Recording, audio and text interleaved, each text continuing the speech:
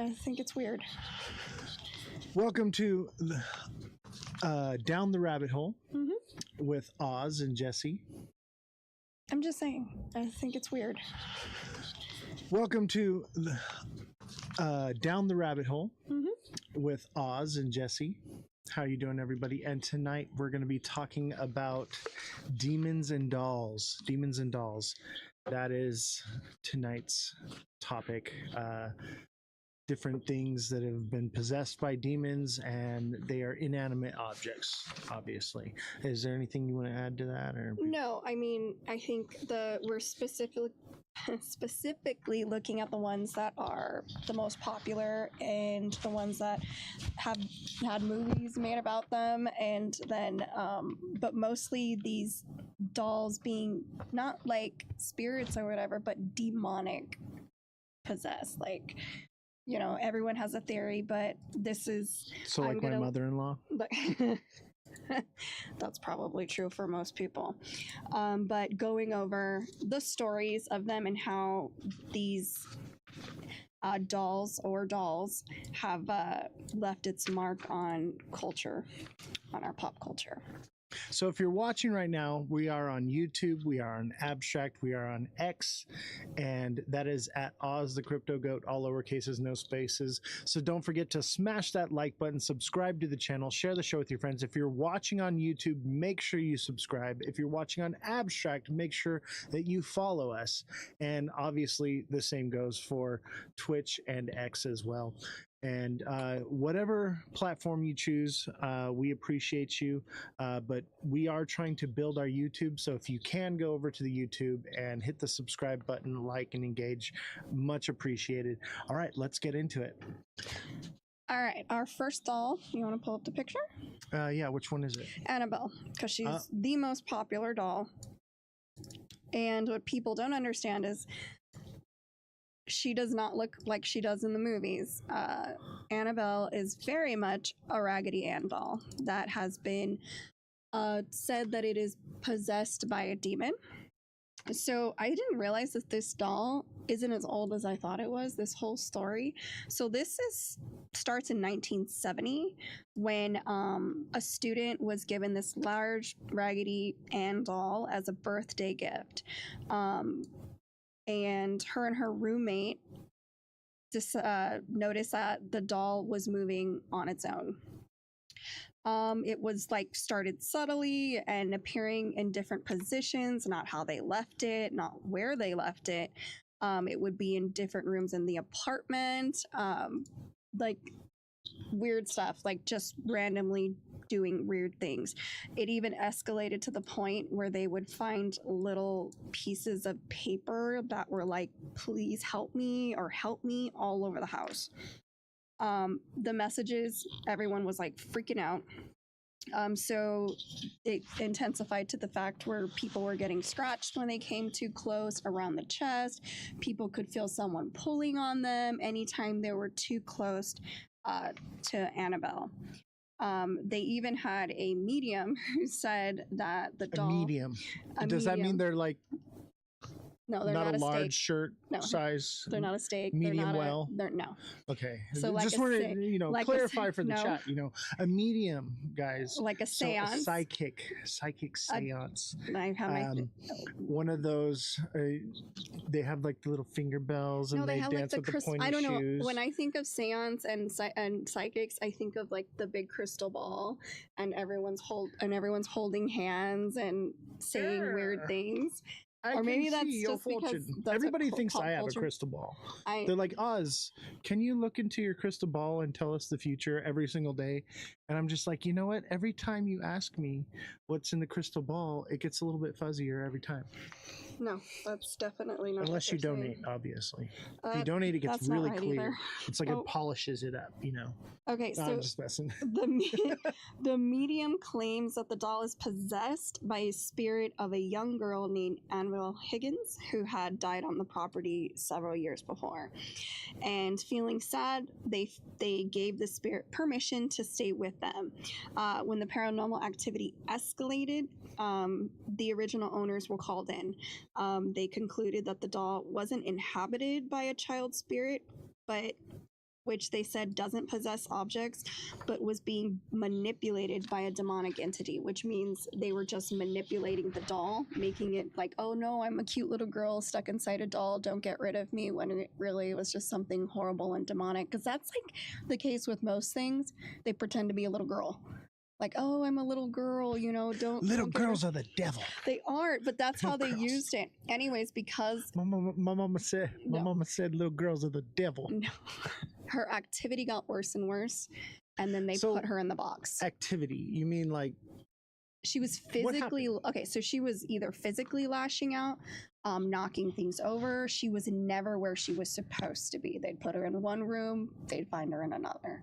you know, there's this story I have, and we had this like tiki face thing, and me and my friends like growing up, and there were a couple of girls that were in the house, you know, my friends' girlfriends at the time, and we were pretending that this thing was alive and it was doing things, and it would move, and we would turn it upside down and put it in different places. They'd wake up in the morning and be like right next to them on the pillow. It was so messed up. so like I could imagine that there could be some human interaction with this, like Everyone just messing with each other. yeah, like I mean it's all fun and games, like it's kind of normal for people to play tricks on each other, so like Absolutely. I give that a little bit of validity here. I mean, but I could see where you're going with that, but according to these people who experienced it, from visitors and everything, the scratching, the feeling like they're overheating to where they're gonna pass out. Like, I mean, that's like moving something. What do you want? Like moving something, that kind of stuff, that's a whole different ball game. Like scratching people, these people really believe these things happen. So is it in their head? I mean, how do you fake some scratch marks on your back? So here's the thing. Okay. This is what makes it valid for me. Okay. Ed and Lorraine Warren. Okay. They work with the Catholic Church. They were ordained ministers with the church.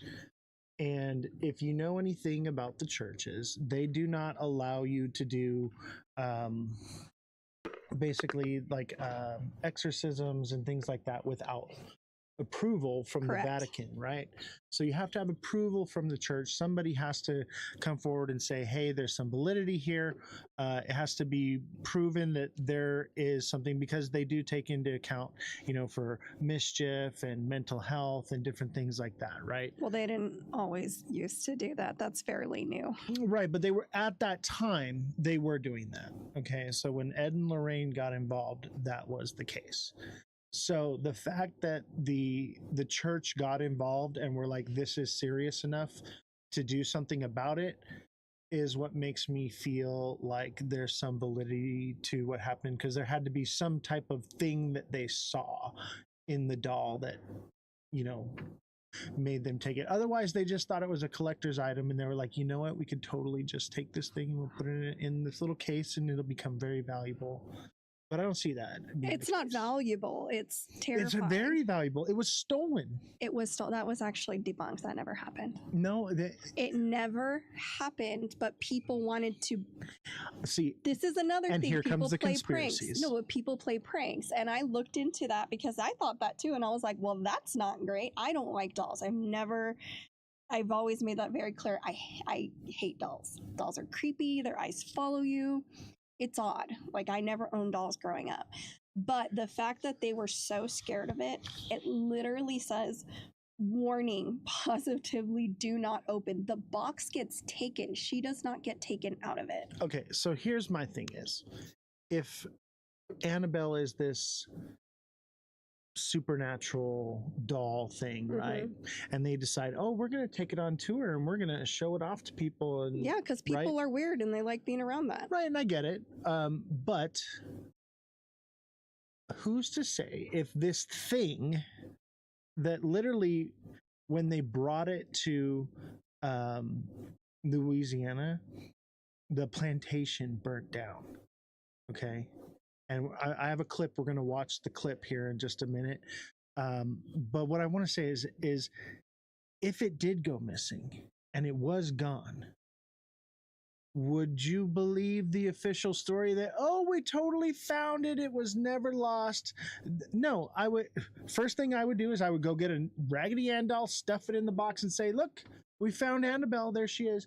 For all we know, Annabelle is lurking in the shadows behind your bed, in your closet right now, prying from around the corner, looking to menace society right now, for all we know. As far as I'm concerned, I do not trust the official story. I think she could potentially be out there like Chucky, roaming around, doing little things and whatnot. I refuse to believe the idea that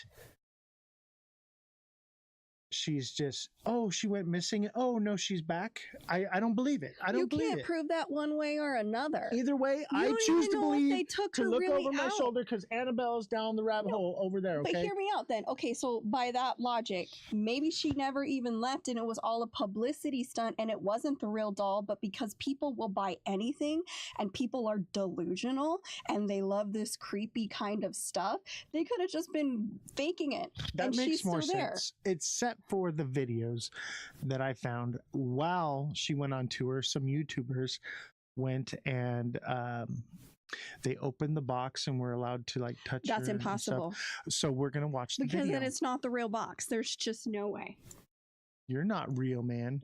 None of us are real, technically. All right, so let's start with this, okay? Let's give this a little gander here.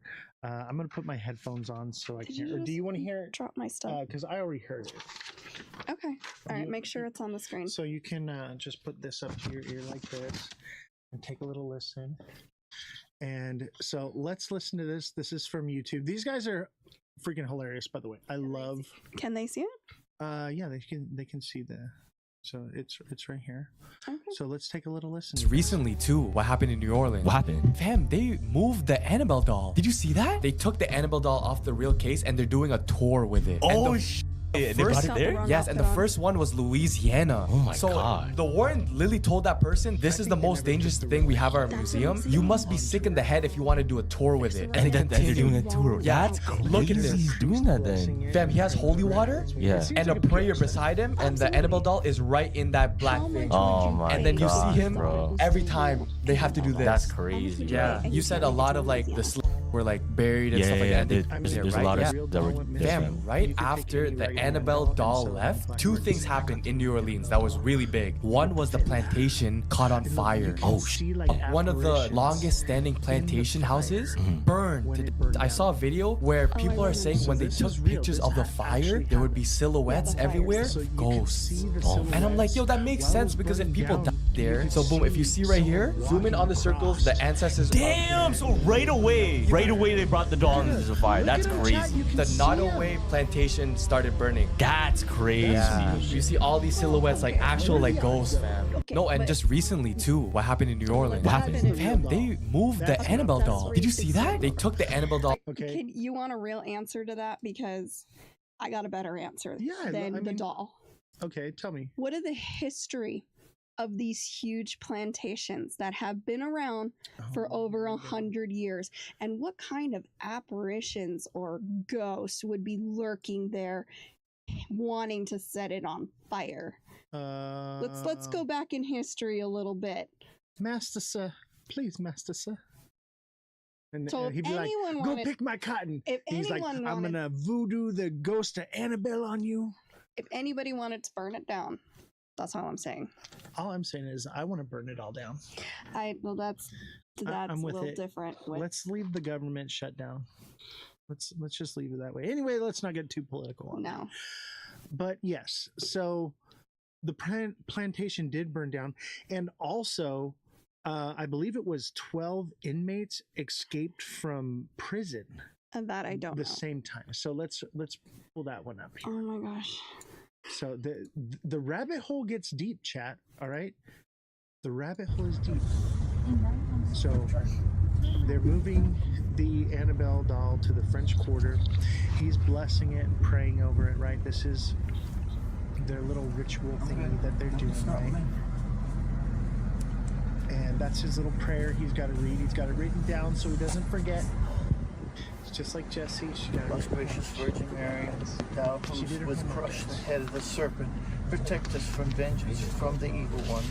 We offer prayers, supplications, sufferings, and good works to thee, so that thou may purify them, sanctify them, and present them to thy Son. I'm gonna open up the case. So, You're gonna quickly, Dan.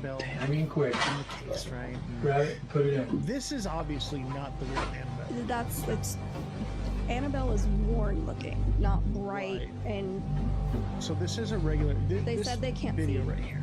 You guys can't. Close it Oh, up fast. sorry. Let's go back Close it up to. quick. So look, he's blessing it. We saw him blessing it, right? And then this is the Annabelle doll. They're supposedly are moving. That is not the real Annabelle. it's not. It's that red. 100% That hair is too red. Yeah, and they move it into this other box. This is, I don't know what this is. Maybe it's a haunted house or something. That's all right. That's not the real doll. There In the name of in the Father, the Son, other and Holy video we Ghost. just watched. Hail Mary, that full of was grace, the actual Lord is with picture. thee.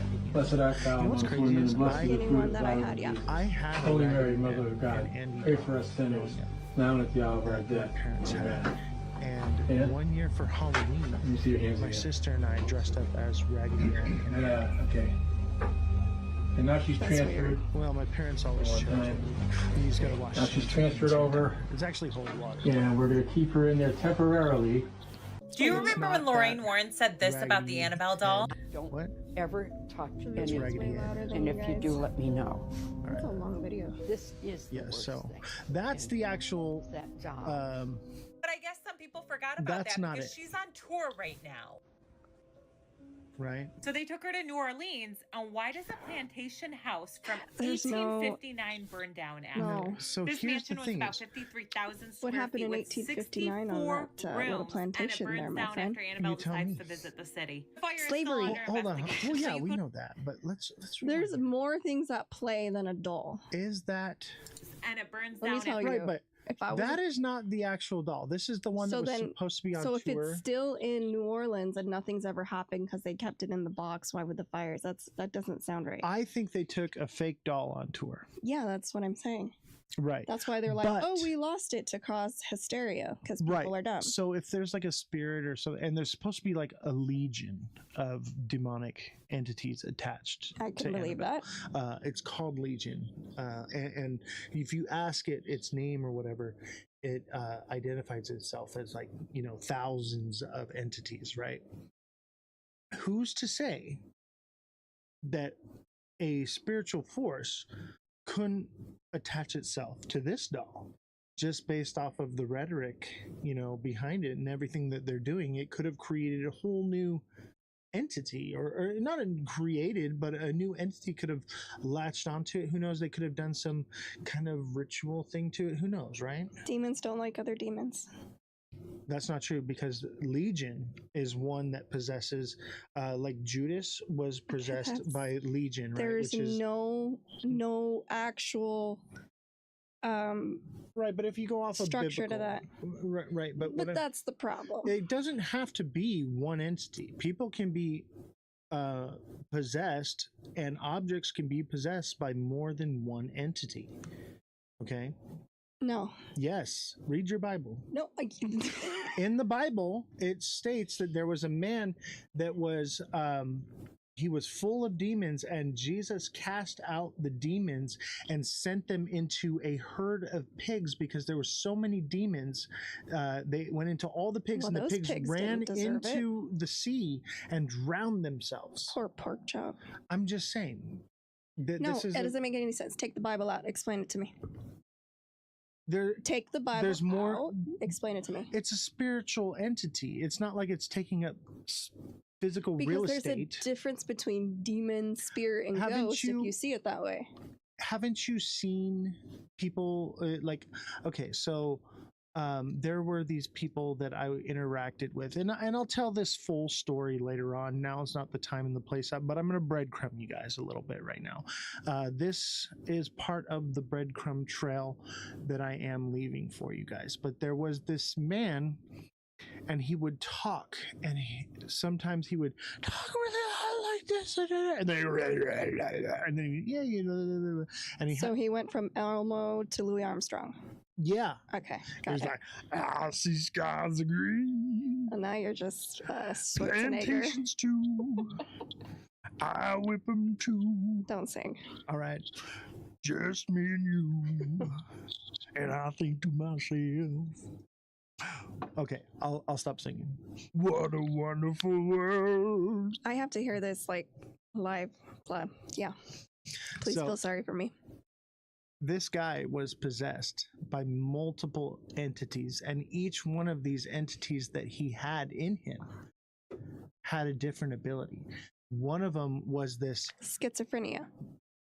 I mean, if that's what you want to scientifically call it, but I seen it in a way where God showed me through my path and my walk and my journey that there was something more than that. Take the Bible out of it. And then there's no argument anymore.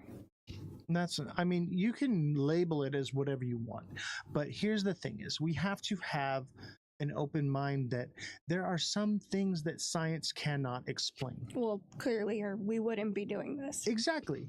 So tell me when I can unmute. What do you mean unmute? So Unmute what? Are we muted? I don't know. But basically the Oh, he's talking about your horrible singing. Now I know what he's talking oh about. my God. You are correct. You're not allowed to mute say me. that. Okay. You I have get to it. watch I the can't whole mute, show. but you mute for me. Okay, so we have to understand that yes, we can put a scientific explanation on everything, okay, and we can look at it from a logical perspective, but we have to, especially with these things that we're talking about, that we're looking into, we need to have an open mind, and we need to start, in my personal opinion, I think we should blend science with spirituality. I think that they go hand in hand. Because we have the separation of church and state and all these things, right? That's a no-no, right?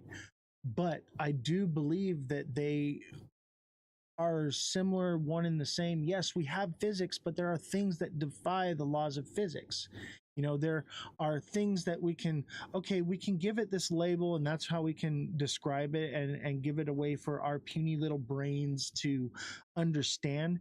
But there are just some things out there that we cannot explain.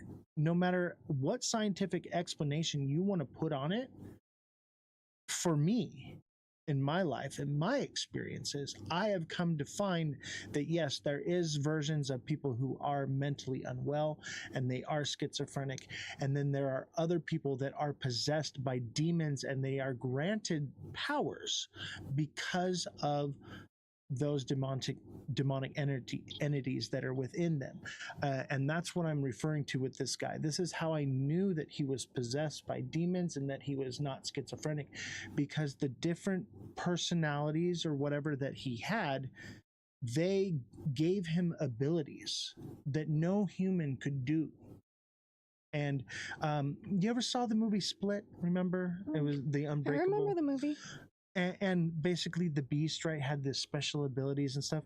I believe that those are demonic forces that actually possess people, that give them abilities. And then I believe there are people that are just unwell and they have split personalities. But I believe that the difference is that when you are given the ability to speak perfect Latin and you never spoke Latin before in your life, that is one thing that the Catholic Church uses to determine whether or not something is just a person with mental illness or someone that's actually possessed by a demon. Okay. Or maybe someone has access to more of their brain than we do. I mean, that's possible. Because you could remember, like, they've even said we could have memories of a past life, hence why we don't get the full access to our brain, because we're not allowed to have it. Our brain can only function at 20 to 30% at max. That's if you're super, super smart. Gen X says Mark 5'9". You wanna look that one up? Should we? I don't have the computer. Let me see here. Let me see if I can pull that one up right now. Mark 5:9. I believe that is the demons in the man.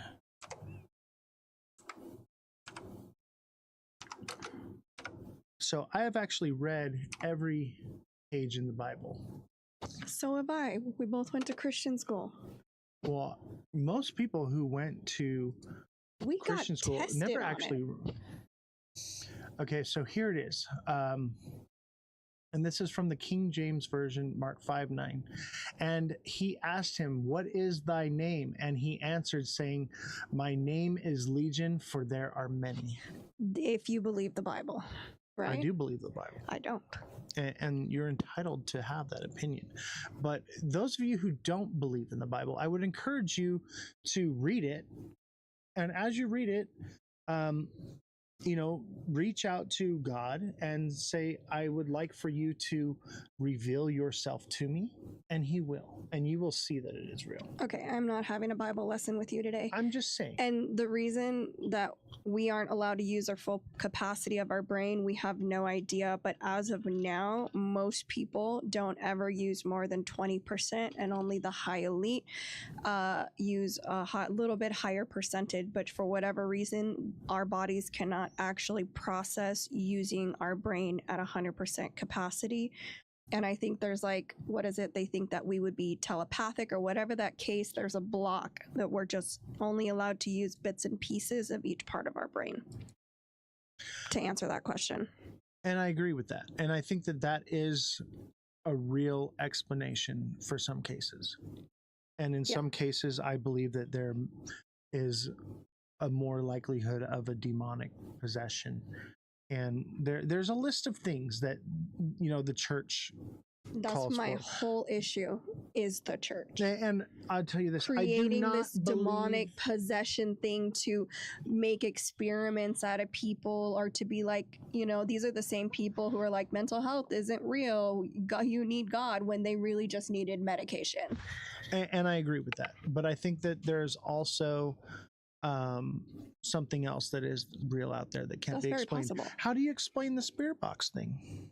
I believe that ghosts are real. Right. And I believe that I don't believe that all of them are ghosts. I think that some of them are demons, which are basically the fallen angels, and whatever you want to call it. Like in any religion, right? First of all, I'm not religious. Okay. I just understand that there's something bigger out there that we can't begin to understand. I do not believe in church as a religion. I think that most churches and the people that are in churches are very hypocritical and are probably some of the worst people, and I do not find myself equally yoked with them because they have these righteous blinders on, and they refuse to see the truth because they think they're holier than thou.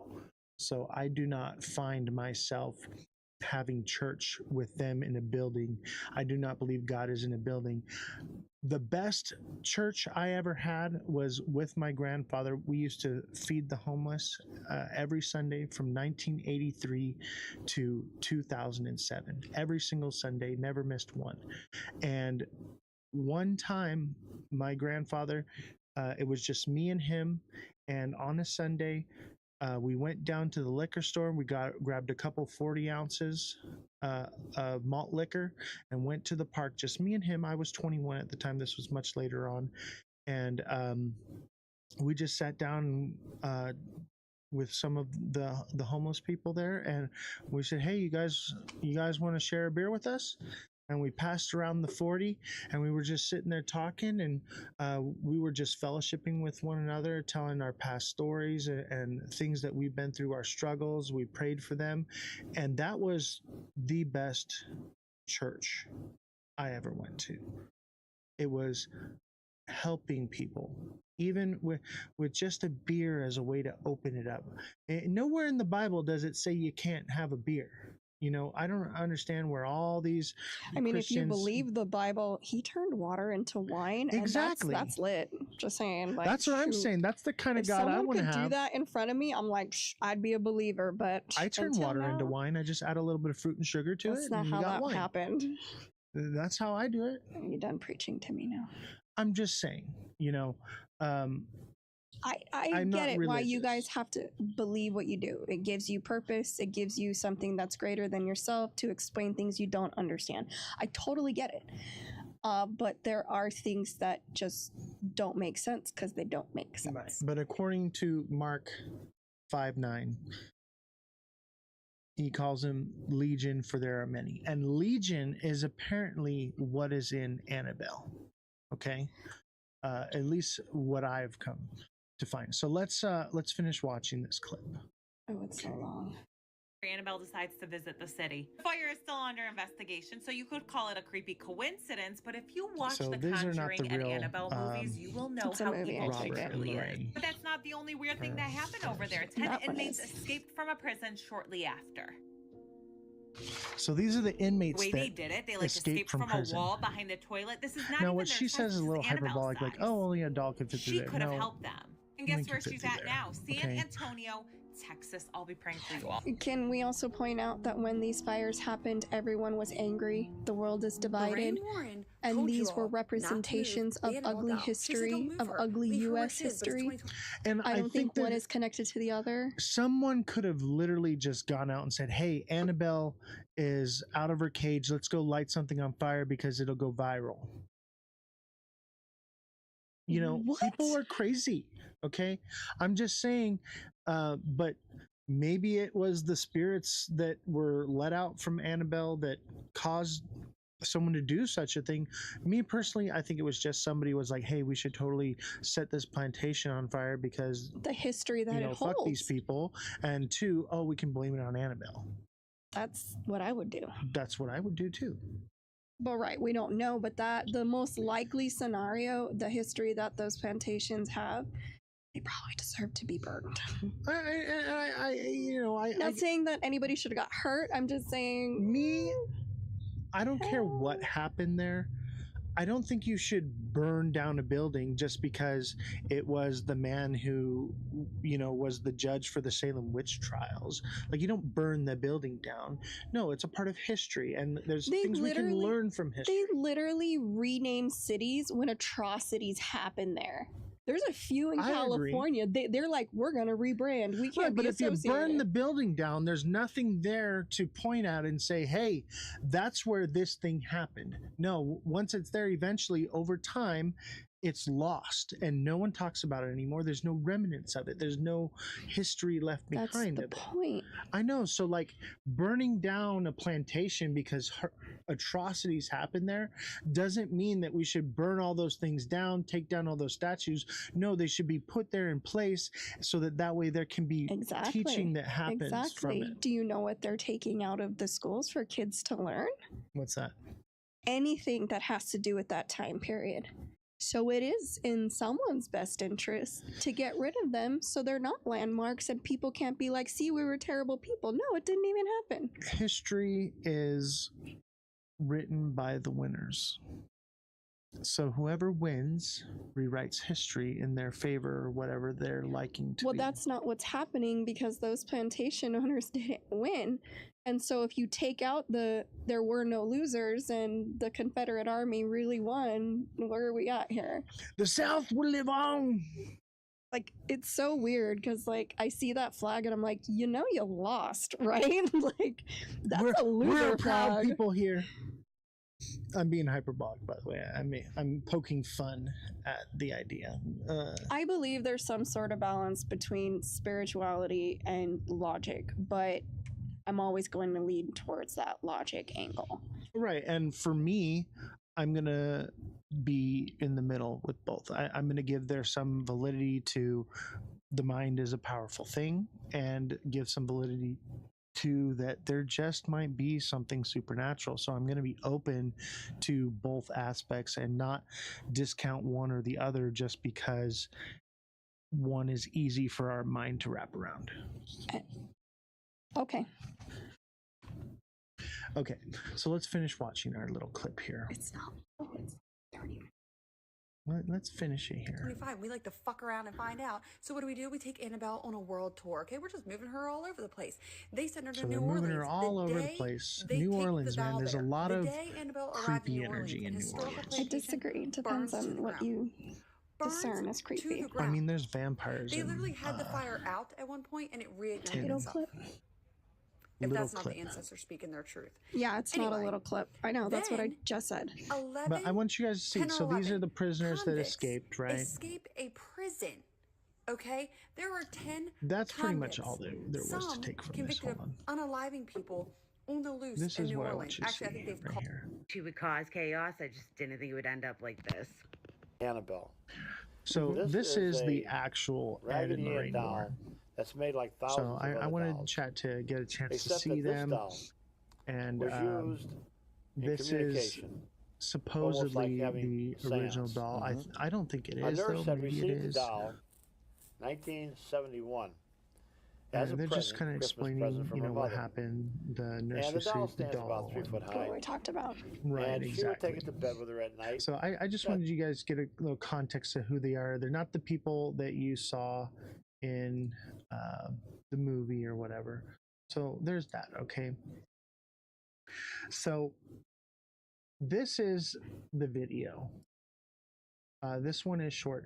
So there were some YouTubers that while it was on display, and this is what makes me believe that it was the real people. Oh, did we lose it? They've opened Annabelle's box to investigate whether she's actually haunted or not, these and they YouTubers found right out here, something terrifying. Owner of the museum they let were them given open the an case for only 5 experience minutes with to the make this doll, meeting with it relatively open, safe. And they even and asked a watch priest and to see say what a prayer. happens. So after opening the case, there was no coming back. We didn't want to waste any time that we had to be able to do this. And you feel threatened or anything like that, you know, don't hesitate to leave the museum for a little bit. They used the Estes method to communicate with the doll. It's the same one they used to talk to Peggy. Watch what happened. Annabelle, or any spirits here, you can speak through Colby to tell us a message or to talk with us. Is there anybody here in the museum with us? 200,000? What? Are you connected in any other way to other haunted dolls? Everybody against you. Meeting with the doll showed immediate results because after getting into the car, they had a serious argument and finished recording. You always believed. I mean, these guys were seriously traumatized from this. They've opened Annabelle's seems box pretty real and legitimate to me. This is why I believe that they had the real doll on tour. This, I think, is the real doll right here. I thought it wasn't. There was another image, though, that looked more like it. Maybe that was the wrong image. I'm not completely sure. But I do know that this image is from Ed and Lorraine's basement, where they have all these different artifacts and things that they've gathered over the years. Maybe they're just pack rats and they saw cool things and they're like, oh, it's got a demon, we better take it with us and add it to our little collection. I think that's plausible. Maybe not. I mean, my dad's a pack rat. Okay, my dad wants, if you've got something that he doesn't have, he's got to have it, and he would blame it on the devil to get it away from you. I'm just saying, it is plausible, right? I think you're way out there with this one. Why not? Because, like you said, they were religious people. It's the devil. Give me your action figures. You know how I feel about hiding behind God for your bad actions. Own them. Don't say, oh, I did this bad thing because the devil made me do it. I know, but that's what I'm saying. That's maybe what they were doing. Like, for instance, I have this. Those of you who have been around for the show for a long time, on my desk I have the baseball here, right? Signed by Mike Trout. Now, if I had this and you were a preacher and you were like, oh, the devil lives in that ball, I better take it with me. I better take that ball from you. People use God to do terrible things. You're proving my point. And I believe that that is a possibility. Like, I'm not taking that off the table. I'm open to the fact that there are some things that we can explain and we can wrap our head around, and there are some things that we can't. And just because something happened doesn't mean that we just jump straight to ghosts, right? Right. We should look at the logical explanation. Why would they have this whole pack rat, display of things? Have you seen New Orleans? They just do stuff like that. Well, this isn't New Orleans. This is Ed and Lorraine's basement. All these little artifacts are supposedly. I got that picture from New Orleans. Oh, this is from New Orleans? That's New Orleans. Okay, well, there is a place, and it's Ed and Lorraine's basement, and we can maybe post a They clip moved of it it, later. though. That was the whole thing. They gave it to this place, and they kept it in that box and gave them the box so that people in New Orleans could go see. You can go see it today. They got older, and they were like, you know what? We need to make some money off of this stuff Yeah, now. they're not around anymore. We've been pack ratting this stuff for umpteen years. It's time to cash in on our Don't investment. you think it would be weird if you were religious and you want to have all this negativity in your basement? Don't you find that odd? That's why I'm leaning towards the idea of maybe they're just hoarders, and they were like, oh, that looks really cool. I want that. It has the devil in it. Let us take it off your hands. Free of charge. Sure. It seems plausible. No, it doesn't. All right, next doll. Okay. All right. So, yeah, I know. Here's my thing: is I don't think that the real Annabelle went on tour. Whether you believe it or not, do you believe the stories about the doll? That's what it's about. Whether it went wherever, wherever it came from. Do you believe that this doll had a demon in it that was literally just harassing and terrorizing people? I do, based off of the video of the YouTubers. Because the YouTubers, this is where we are. I mean, but there's history. I'm not saying that it's wrong, but what I'm saying, there's a lot of history of people like, oh, we visited in the doll. Well, you know what I mean? Like, right. So there's a long track record of things happening. Obviously, YouTubers can be YouTubers, right? We're YouTubers, you know. Right. I make up things on the fly all the time just for show value, right? That's fun. It is what it is. But, you know, let's not... You know, because when you bring religion into anything, you make it a touchy subject. I understand that. I just think that not just for me, I don't care. There's some validity that don't want to hear that. There's some validity in the fact that it may have been the real Annabelle doll that went on tour. There's some validity in the fact that it possibly does have demon possession because of what happened with the YouTuber. And there is some validity to the fact that it may or may not have gone missing and is still out there lurking in the shadows underneath your bed, waiting, watching. In this world, all of those are very, that could happen. I don't know. Yeah, and that's the main thing here. It's like, let's think about it. Let's have an open mind, chat. Like, let's, you know, explore every possibility that it possibly could be, because we don't know. We have no hard facts here. No. That's the fact of the matter, is there is no hard facts. Everything we talk about, there's no hard facts, whether it's alien, ghosts, whatever conspiracy theories that we are jumping down, there are no hard facts. Well, the moon landing is a hard fact. That's okay. We definitely have the video footage of something happened. So millions of people saw it. So what I'm saying is it's all speculation, and we all have to come to our own logical. Right. And the idea is for you as the viewer to decide for yourself. We're not here to tell you what to think. We just decide what we think and our opinions, and everyone has their own. You know what I think? Little girls are the devil. That might be true. The devil is in the doll. I'm raising psychological warfare. All right, bring up Robert the doll. All right, Robert the doll.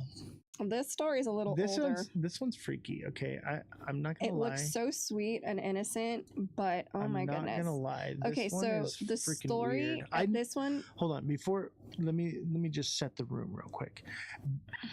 I had never heard this story. I did. Until you told me about it. And then I started deep diving into it for the show. And I got a little freaked out. Okay. Yeah. This is crazy, chat. If you haven't heard Robert of is Robert something the else. Doll. Robert the Doll. So tell us, who is Robert the Doll? I'm sure most of you haven't heard of Robert the Doll. I would say Robert the Doll is creepier than Annabelle. Oh yeah, and not only that, Robert's been around for a very long time. Right. So tell us about Robert the Doll. Who is he? What does he do? So Robert the Doll, this toy was given to a little boy in 1904. 1904. He was originally given to Robert Eugene Otto, a young boy from the Key West. So that's 120 years ago. Yeah. Yeah, 121 years ago. Dang. The doll was manufactured in Germany and was brought to Otto's grandfather during a trip abroad. They speculated that the doll may have originally intended for a window display, and it was not to be for sale, but the grandfather convinced them to sell it to him. A variation of the origin story claims that a Bohemian servant, like somebody off the street, is the one who sold it to him, or practiced voodoo, cursed the doll, you know, the same old rhetoric. Voodoo. Right. It comes Voodoo, back voodoo, to that. voodoo. That kind of rhetoric. Young Robert Eugene Otto became so attached to the doll that he gave it its own name and instead on being called Jean. So this boy goes, okay, this doll is named Robert and my name's Jean now because I love this doll so much. Wait a minute. So let's jump down the rabbit hole a little bit here before we go any deeper. So the little boy's name's Robert. Robert Eugene, yes. Right. And so the boy says, I want the doll's name to be Robert and for me to be Jean. Right. Now that is a sign of demonic possession. Well, that's a sign of some kind of connection where the doll, either the doll's like, I want your name, call your name. Right. Well, or basically he's like, I no longer live in my body. I'm a vessel for this entity to take me over. And now I reside in the doll and it has possession over me. So that is, it is odd. Sign number one. It is odd for the little for a little child to be like, I'm Jean now. The doll is Robert. Like I don't know if my 5-year-old came up and said that to me. I'm like, oh, okay, that's a little weird, but sure, son. Like, I don't know how I would react to that. Every time you say Jean, I think of Jean from Bob's Burgers going a jiggly, jiggly, jiggly, jiggly. Anyways, as a child, Jean would often blame any mischief or misbehavior on the doll, saying Robert did it when toys were mutilated or objects were overturned in his room. Neighbors, according to legend, neighbors claimed to see the doll moving in the upstairs window when the family wasn't at home. The Ottos and their guests also reported hearing giggling and seeing the doll's face expression change wherever the doll was. Okay.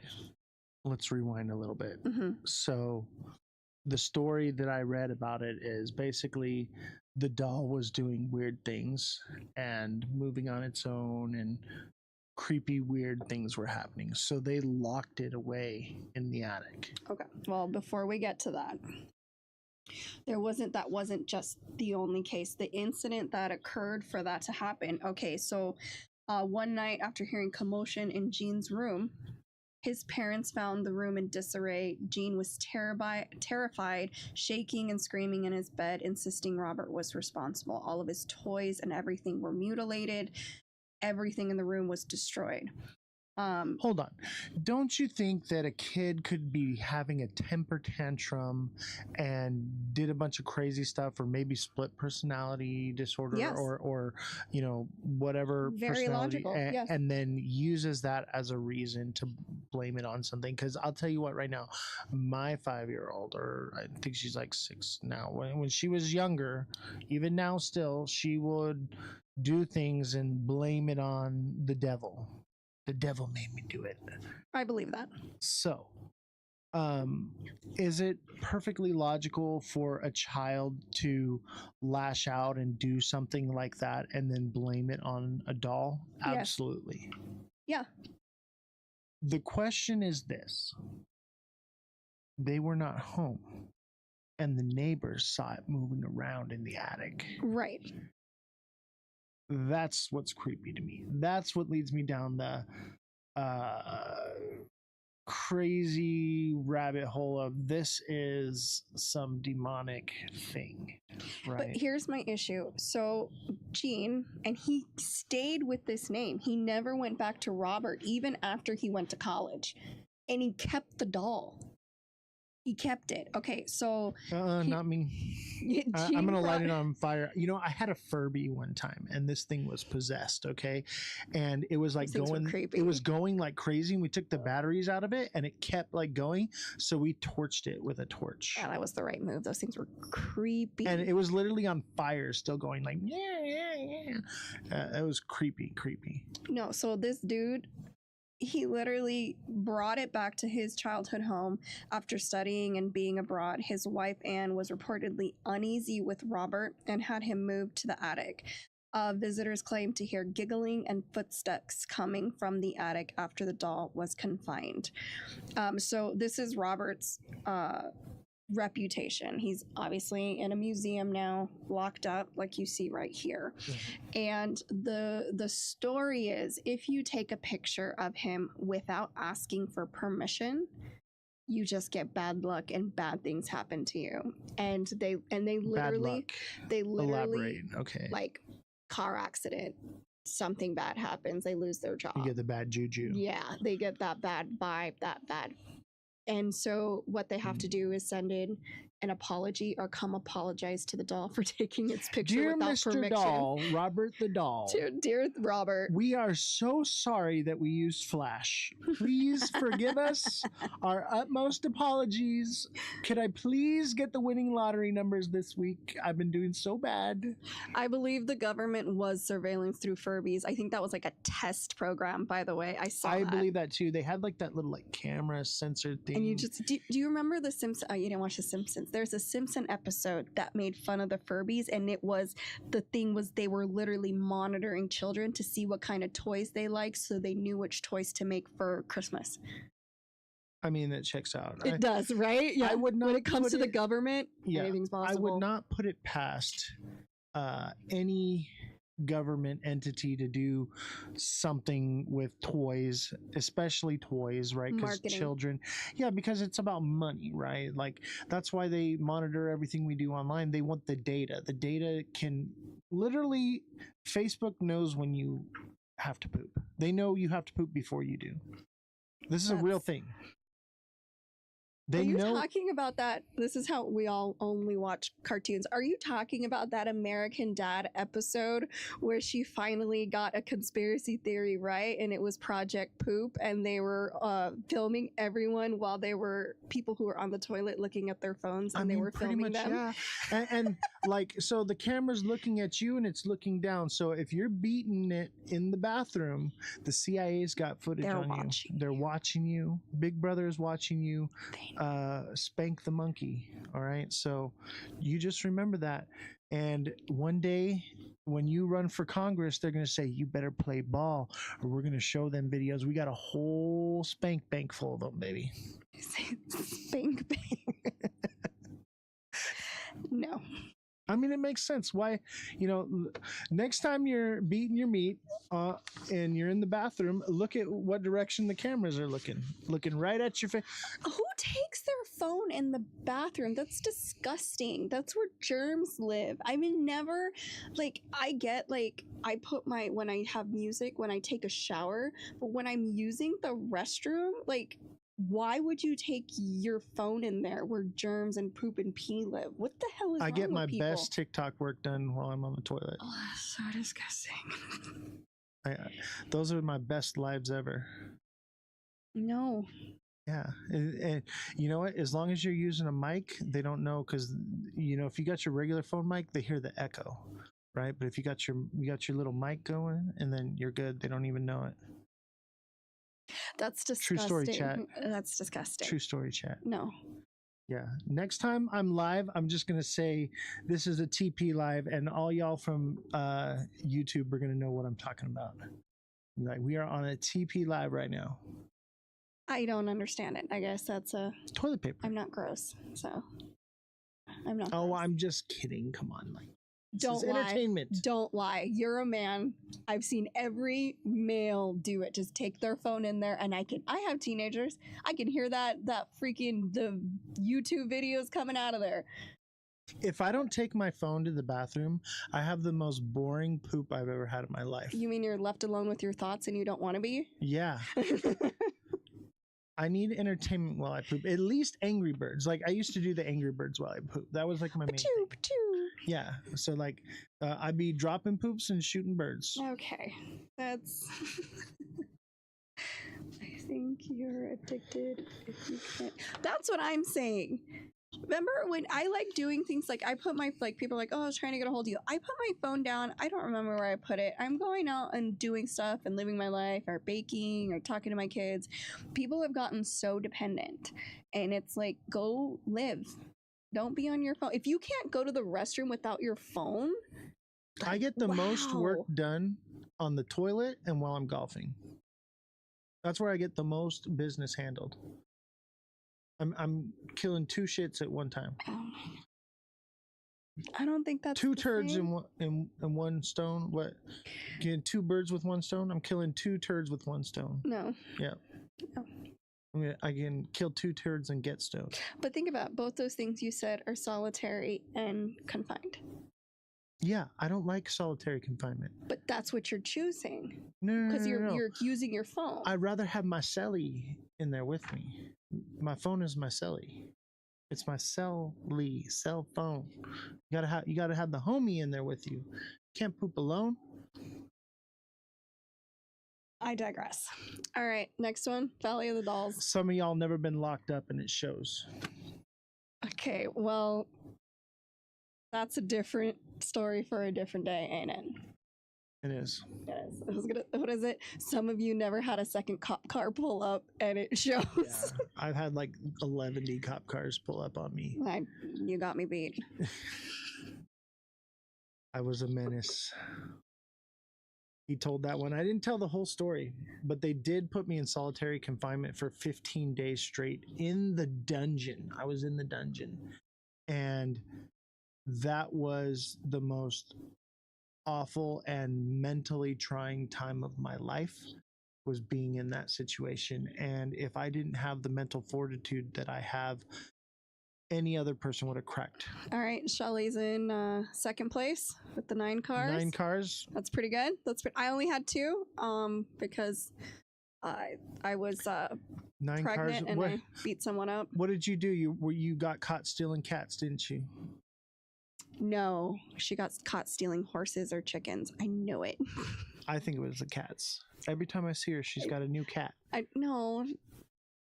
She's just a good person that loves animals. I mean, I do love cats. I do love cats. I would steal some cats. I'd be like, oh, they're sitting on their porch. They need a home. It was horses? I knew it. You're lucky they didn't hang you for it. Hey, that was the old rules. That's what they do. They lynch you. She wouldn't have stole anything bad. It would have been something that was beautiful and she was trying to help. They said, oh, she stole a horse. You're in the bathroom now. See, this is what I'm look at. I'm in the bathroom. This is what I'm talking about. See, what is wrong with y'all? What is wrong with y'all? Hey, make sure you wash your hands, please. It's too late. What is it? Okay, so that's my thing. If you're on, okay, so we really got down a rabbit hole. I know, because didn't we? I mean, we have other stuff to talk about, but okay, I'm visualize. Okay, you're in the bathroom. No. Oh, okay. You're in the bathroom. No, okay. So your phone is in your hand. How do you squiggle out?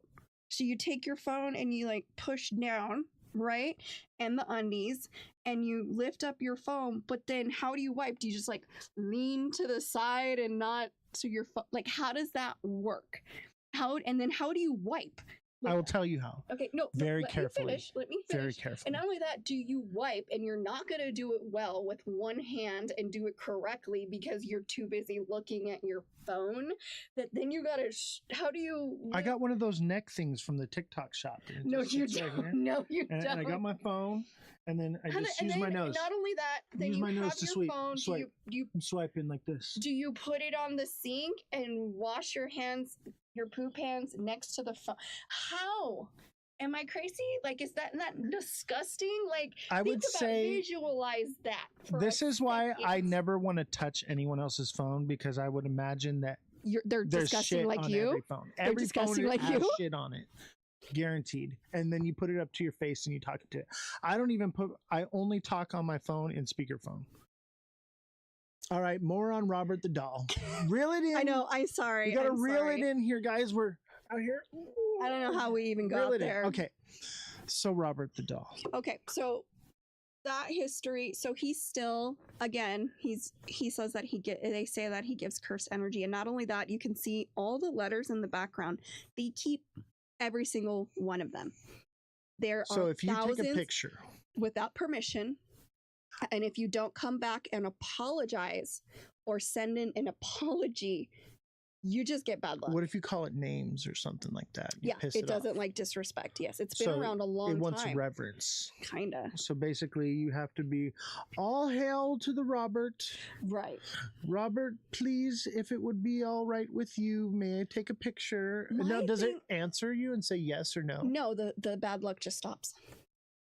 I know, but what if you do want to take a picture and you're like, hey, bro, can I totally take a picture of you? And then nothing happens to them, according to Key West, where he is staying. Yeah, but don't you think that there's a possibility that they made all this up? Absolutely. And that people just get it in their mind. Absolutely. And it's like... they are manifesting it. Yeah, they're manifesting the negativity into their life. Let's see if this is true. And then they manifest it and they're like, oh, my life sucks. Right. And then they start noticing negative things happening in their life because they're dwelling on negative thoughts that this might have happened. Or it's freaking real. This doll, I knew about it because it was connected to other things the stories that we had growing up. So, but this doll has been around, like, look at it. Like, that is 121 years. 121 years in almost beautiful condition, but you can see it's wear and tear. It's the moth eating, like all that kind of stuff because it was left in an attic. But that thing... Was this doll ever cute and loved before? Yes. I would imagine so. Okay, so this doll's name is Robert, right? That was the boy's name. He loved his doll so much. He gave his name Robert to the doll, and he used his middle name as Gene and still went by Gene his whole life, leaving Robert with his own name. But mind you, that 120 years ago, the quality of craftsmanship for dolls wasn't like what we have now. Now we have all these different materials and things. So like, back then, like kids would get a hand carved wooden horse from their dad. And they would, for Christmas. You know what I mean? So it does, this is the quality of what it was. So I don't see it being no idea idea what the quality. Dog's name is. They never mentioned that because it was just an entity of its own. I'm scared of the dog. Like, it's gonna bite my ankles. I hate Chihuahuas. They are the worst dogs ever. Like, I mean, will never hate an animal, okay? But I don't want it around me. I don't want to look at it. I don't want to. They're fierce. It seems like it's an abomination, okay? Dogs were not meant to be that small and that angry. I disagree because I'm Hispanic and I'm small and I'm angry. So let's go down that road. So your new nickname is Chihuahua. Chihuahua. We'll call you Yo Quiero Taco Bell. No, that ain't it. Okay, Valley of the Dolls. All right, so that's it. For this one, yes. So there is a hard to find history on this one, except for people are terrified. So don't piss off Robert, or you're going to have to write a letter. Don't do that. If you don't like homework, don't go visit Robert. And if you're going to go take a picture, please ask for permission.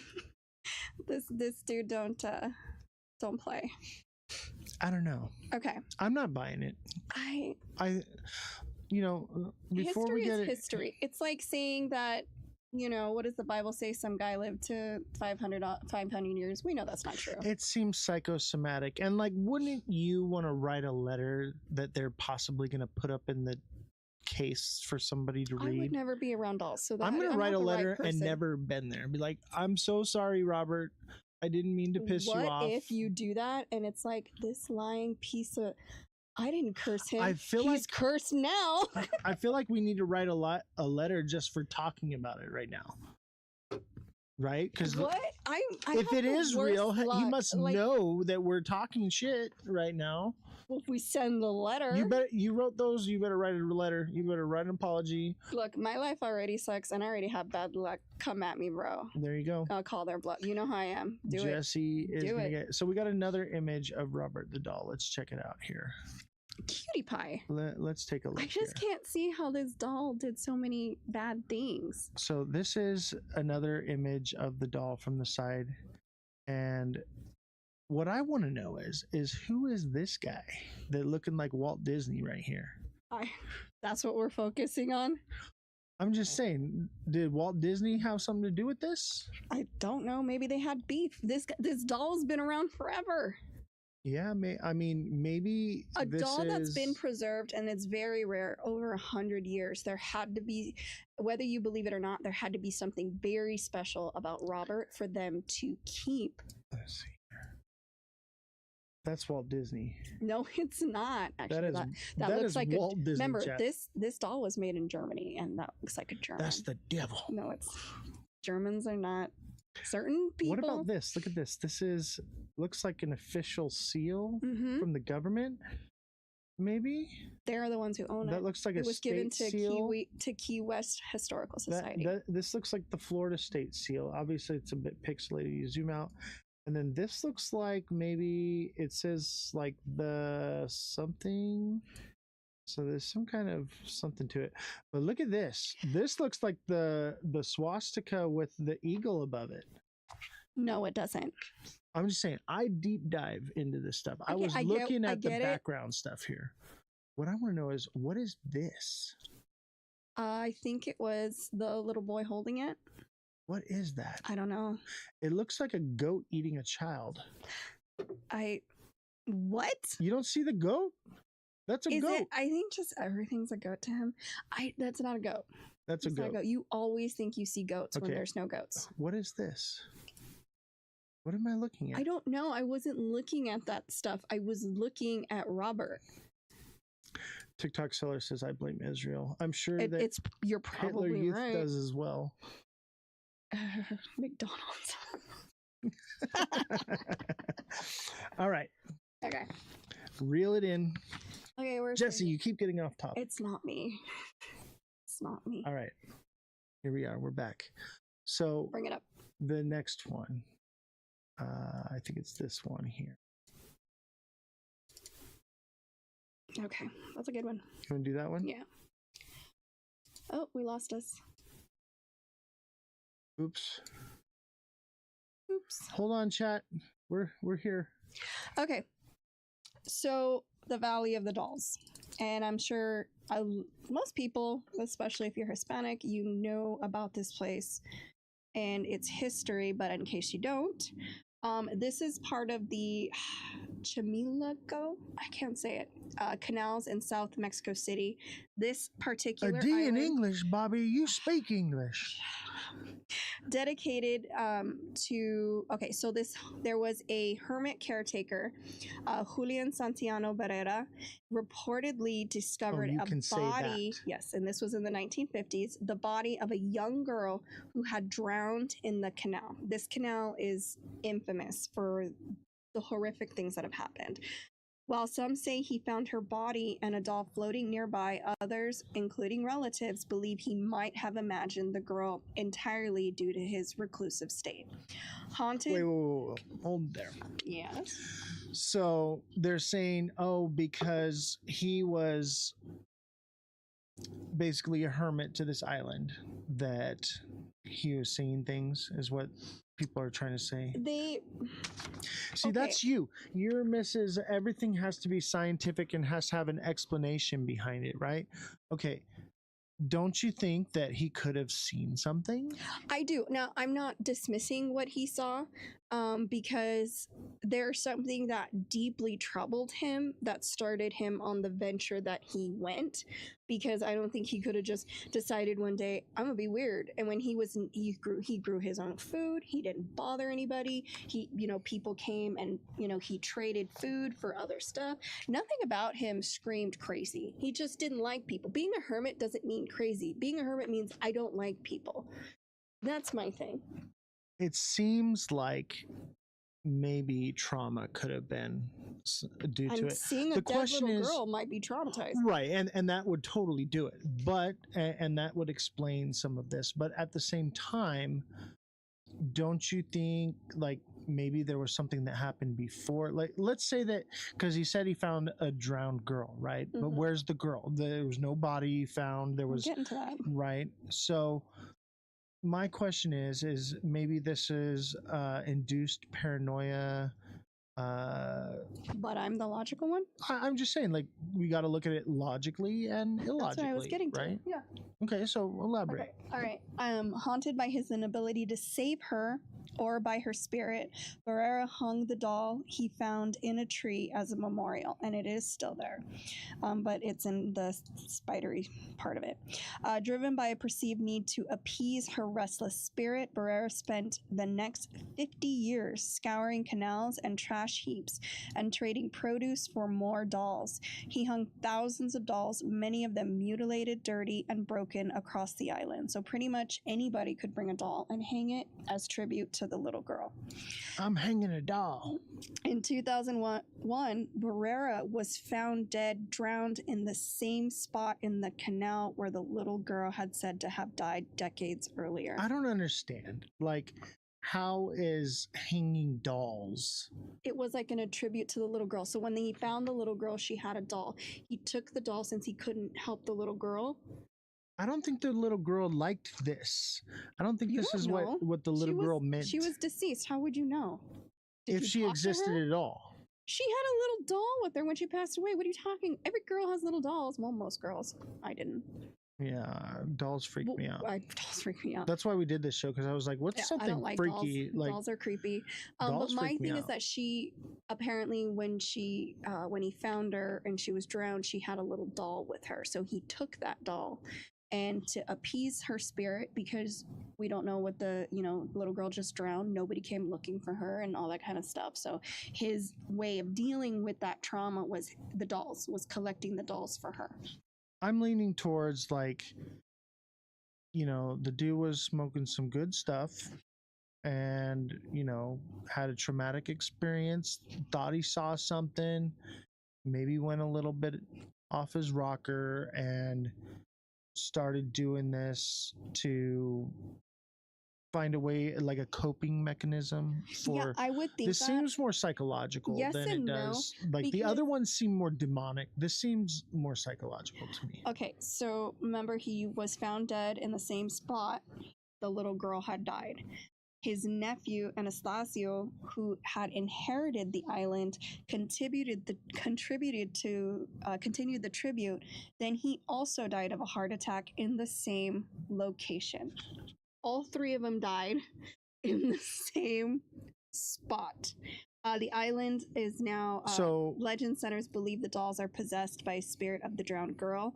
Over time, it included the souls of the other dead children as well as Barrera's own spirit. And there's also the conspiracy that he was killing children, and this is why he put up all the. It depends. Where's the children? Yeah, I mean, you can kill somebody and no body, no case. So that's a lot of kids. But their thing is that it was to appease the spirit from bad things happening. But 3 people dying but here's the thing about this canal, and what people don't really understand. This is the same canal that is connected to a lot of folklore. I can't say this one either. Nojales? No, that is right. Dark spirits that disguise themselves as black-eyed girls or animals like fish and leopards lure victims into the water. This is the same canal. Yes, the canal that is connected to this island. Also, part of this canal is La Llorona, the legend of the weeping woman searching for her children that she drowned. It is also associated with these waterways. The paranormal activity to this canal's dark history, the canals were part of vast Aztec lake system. After Hernan Cortez conquered the region, it is said that more than 30,000 Aztec bodies were dumped there, potentially opening a portal of evil entities. Okay, it's a whole different, because everything connected with this canal is connected with a lot of dark folklore for Mexico City. Okay, so I'm leaning towards supernatural now that we have the full story here. It does seem plausible the dude could have, went off of his rocker on this one. Oh, of course, anybody. But maybe something drove him to that. Maybe some type of spiritual entity. Like, if La Llorona is in my backyard, I'm probably not going to be the sanest person. Well, think about the water. It's all about the water. Like, this is all attributed to this canal and this island that is right next to the canal. Like, well, we do know drowned children and water can store energy. Right, and I don't know how familiar people are with Aztecs, but they were not kind. And if they were leaving this world, they did some horrific things. Child sacrifices. Sacrifice anything that they thought would please the gods, they did it. That's terrifying. And this is why I don't like religion. For that reason right there. I'm not a religious person. I'm a spiritual person. You know, I see it more as like a relationship. But yeah, I think when you get religious and things, it can send you down a very, very dark path. You know, they say the road to hell is paved with good intentions, right? So, you know, these people may have had good intentions. Oh, we're going to make it rain. Let's totally kill our children. That'll do it. Yeah. And a lot of people disappear, then everyone gets gaslighting into believing it never happened. And that's like what you're trying to, oh, nope, that didn't happen. There was no drowned little girl or the La Llorona. Nope, there's no dead babies. Right. That's a hard one because not only, I guess what bothers me about this one than the other ones is the bodies of the people, the little girl, the owner, and the nephew all died in the same place. In the exact same spot. In the exact same spot. So, hold on. Dude finds a little girl. Correct, with a doll. In the water, drowned, yes. Right? And then he dies there at the water in the same spot. Drowns. And then his nephew dies at the water. Heart attack, drowns. And then someone else? No, nobody else. Nobody So wanted to be on the island everyone's anymore. Like, I ain't going over that spot. No, they do allow people to visit during the day. They do not suggest you be there at night. It is very horrifying and terrifying. Bad things happen. I feel like we should go at night. Oh, yeah, not that one. I don't like dolls. I know the history. I've been to Mexico City. You stay away from that. Canal is a huge tourist spot.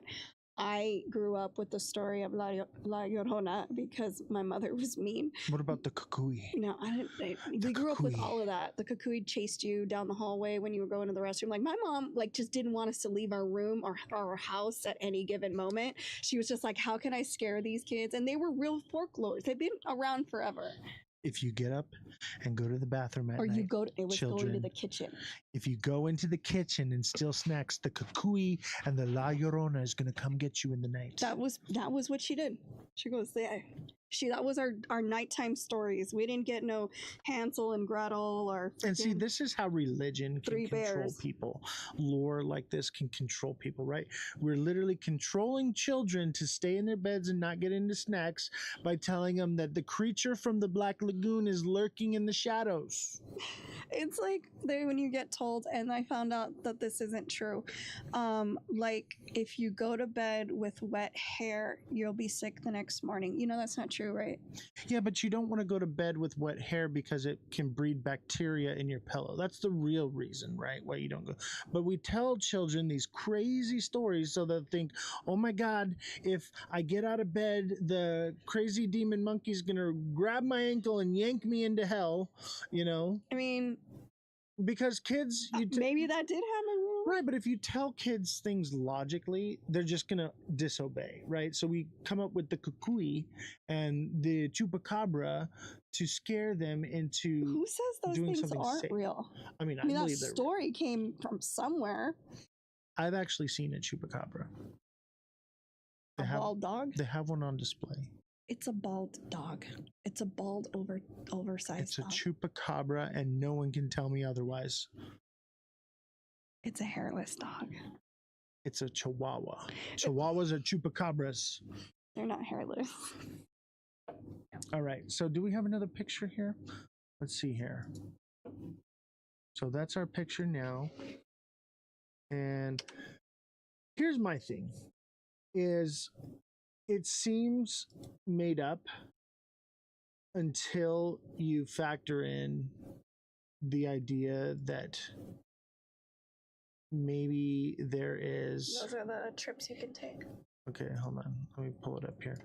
So because people all died in the same spot, that's where I'm like, okay, maybe this is something... the only story I give any weight to.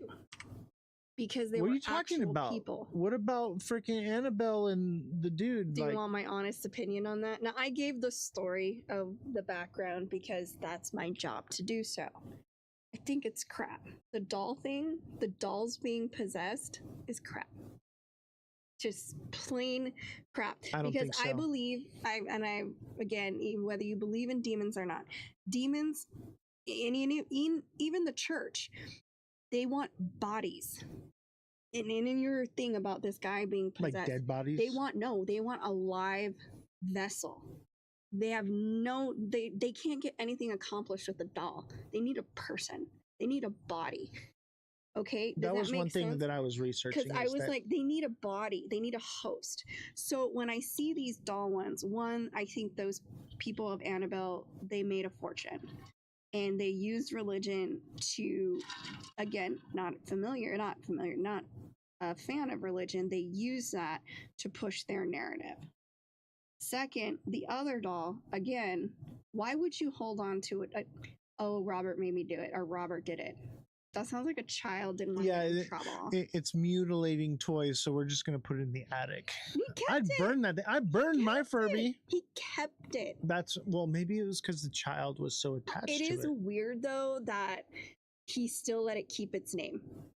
Like, that's still trippy. Like, he must have believed it so much. Now, again, I could be wrong. These things could be totally real. But in my brain, the two dolls are complete bullshit. To me, it's crap.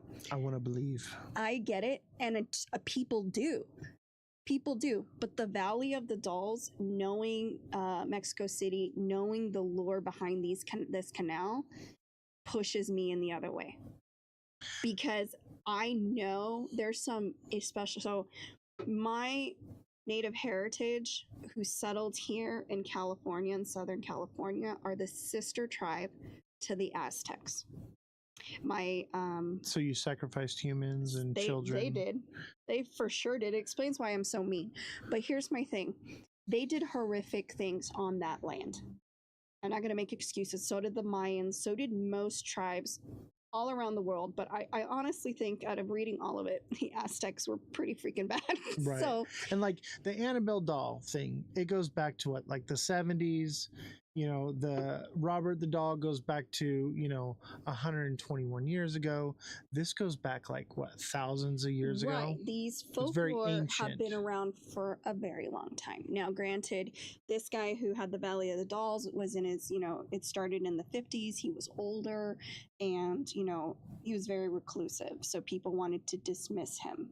And he literally traded like fruits and vegetables for dolls to keep her happy, to keep her spirit alive. I saw that he was literally farming to basically survive and to buy dolls and to get the dolls for the little girl. What would he wasn't asking for money. Well, I will tell you this. He wasn't asking for anything. He just wanted to appease this little girl that he couldn't help, and he felt so devastated he couldn't help her. After he passed, and then his nephew took over and he passed, there wasn't as many dolls as there is today. Nope, the reason it's so much is because people go and visit and they bring a doll. And we're talking about thousands and thousands of people probably every year that are bringing dolls. So now it's more overridden, and it's become more of a tourist attraction. But as long as they keep bringing the dolls, the spirits are happy. Maybe there was a couple dozen, maybe a few hundred to begin with. Now we're talking about thousands. So it's a whole island of the dolls. It's become this lure over time. I wouldn't put it past Mexico to do something like this to bring in tourist attraction and American US dollars. That's true.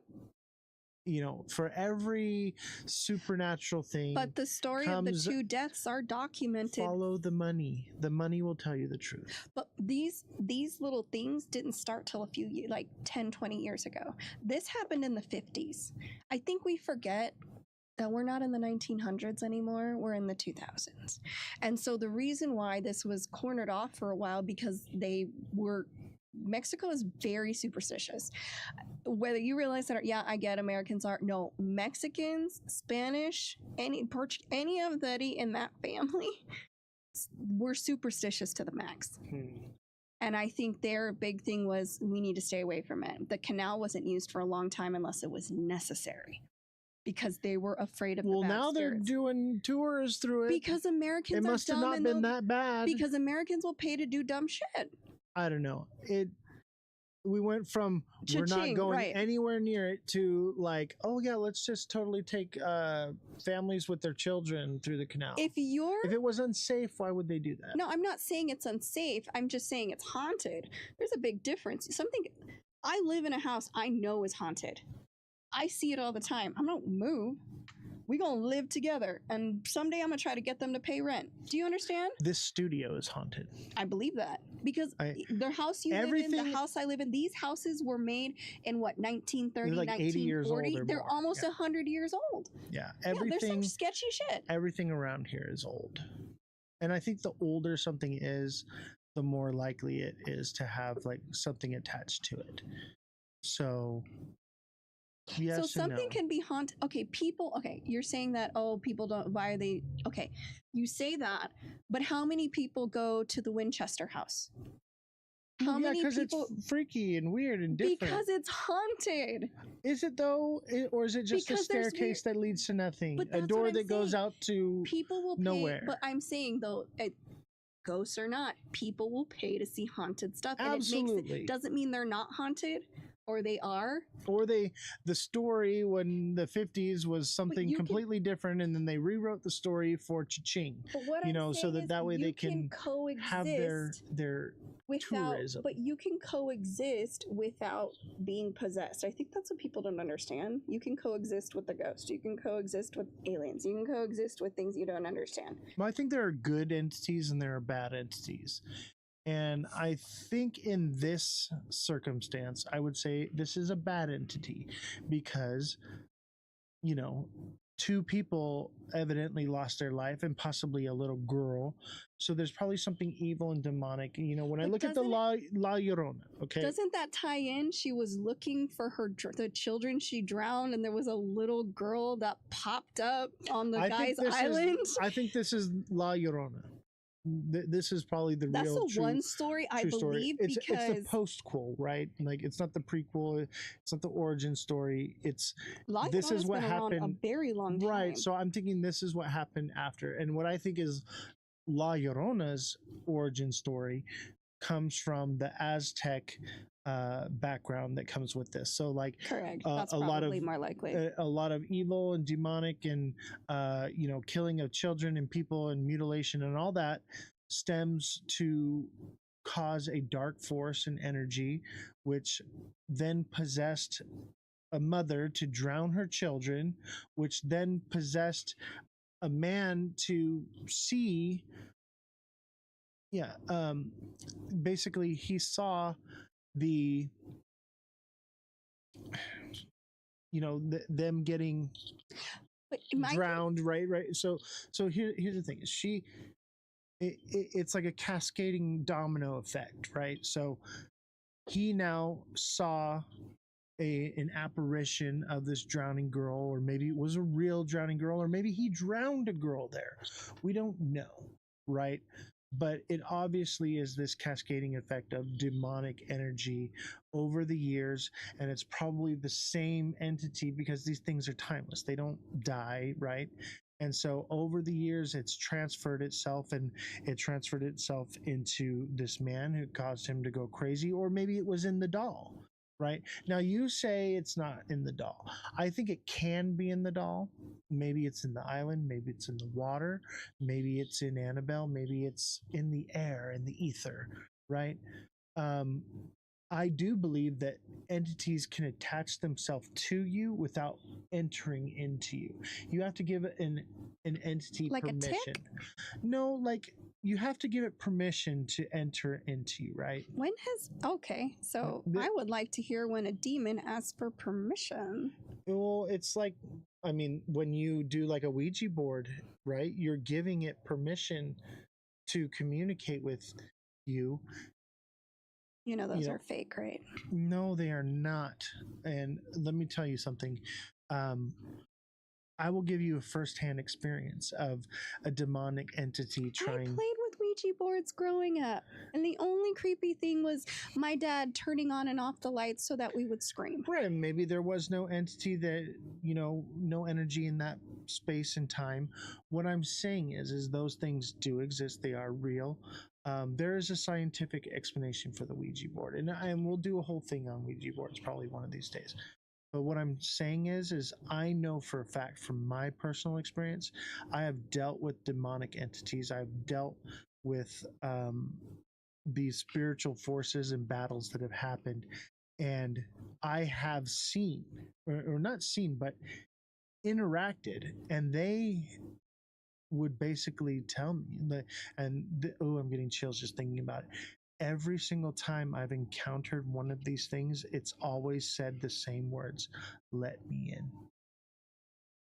Let me in." And I always am like, "You can get off, but you can't come in. Bye. Get out of here." Okay, so so you've experienced that. Yes. Okay. So then you should believe all the other stuff, right? You weren't I there. do believe it. We were talking about, I'm saying, like, we need to have an open mind to scientific reasoning and to supernatural. I just can't buy the supernatural part on this one. The only one I can, and it's not so much the Valley of the Dolls. I believe he saw what he saw. I believe that he believed what he believed. But I also know with the folklore that I was raised with, the reason she drowned her kids was, you were correct, the Aztec Indians were going to sacrifice them, and the better way so that they weren't mutilated and slit their throats, she drowned them. And then she cried because that was her way of saving her own children from a horrible fate. They do say that drowning is one of the most peaceful deaths. I mean, I don't really want to try it, but I know the most peaceful death is actually freezing to death. Yeah, but I mean also drowning, though, because really? you go into a dream state. You obviously there's some panic behind it. Yes, if you're panicking. That sounds horrifying. But like, there are people who have drowned, died, and then were resuscitated, and their experiences, what they talk about is that it's not a painful death. It's not, basically you go into like a dreamlike state of hallucination and you're just gone. According to science, it's better to die from freezing to death because your sensors just start shutting off. I don't know, man. I feel like being cold, shivering. You stop shivering at some point. Yeah, but it seems like that would be long and drug out, Whereas drowning, it's a few minutes. But at least you can still breathe.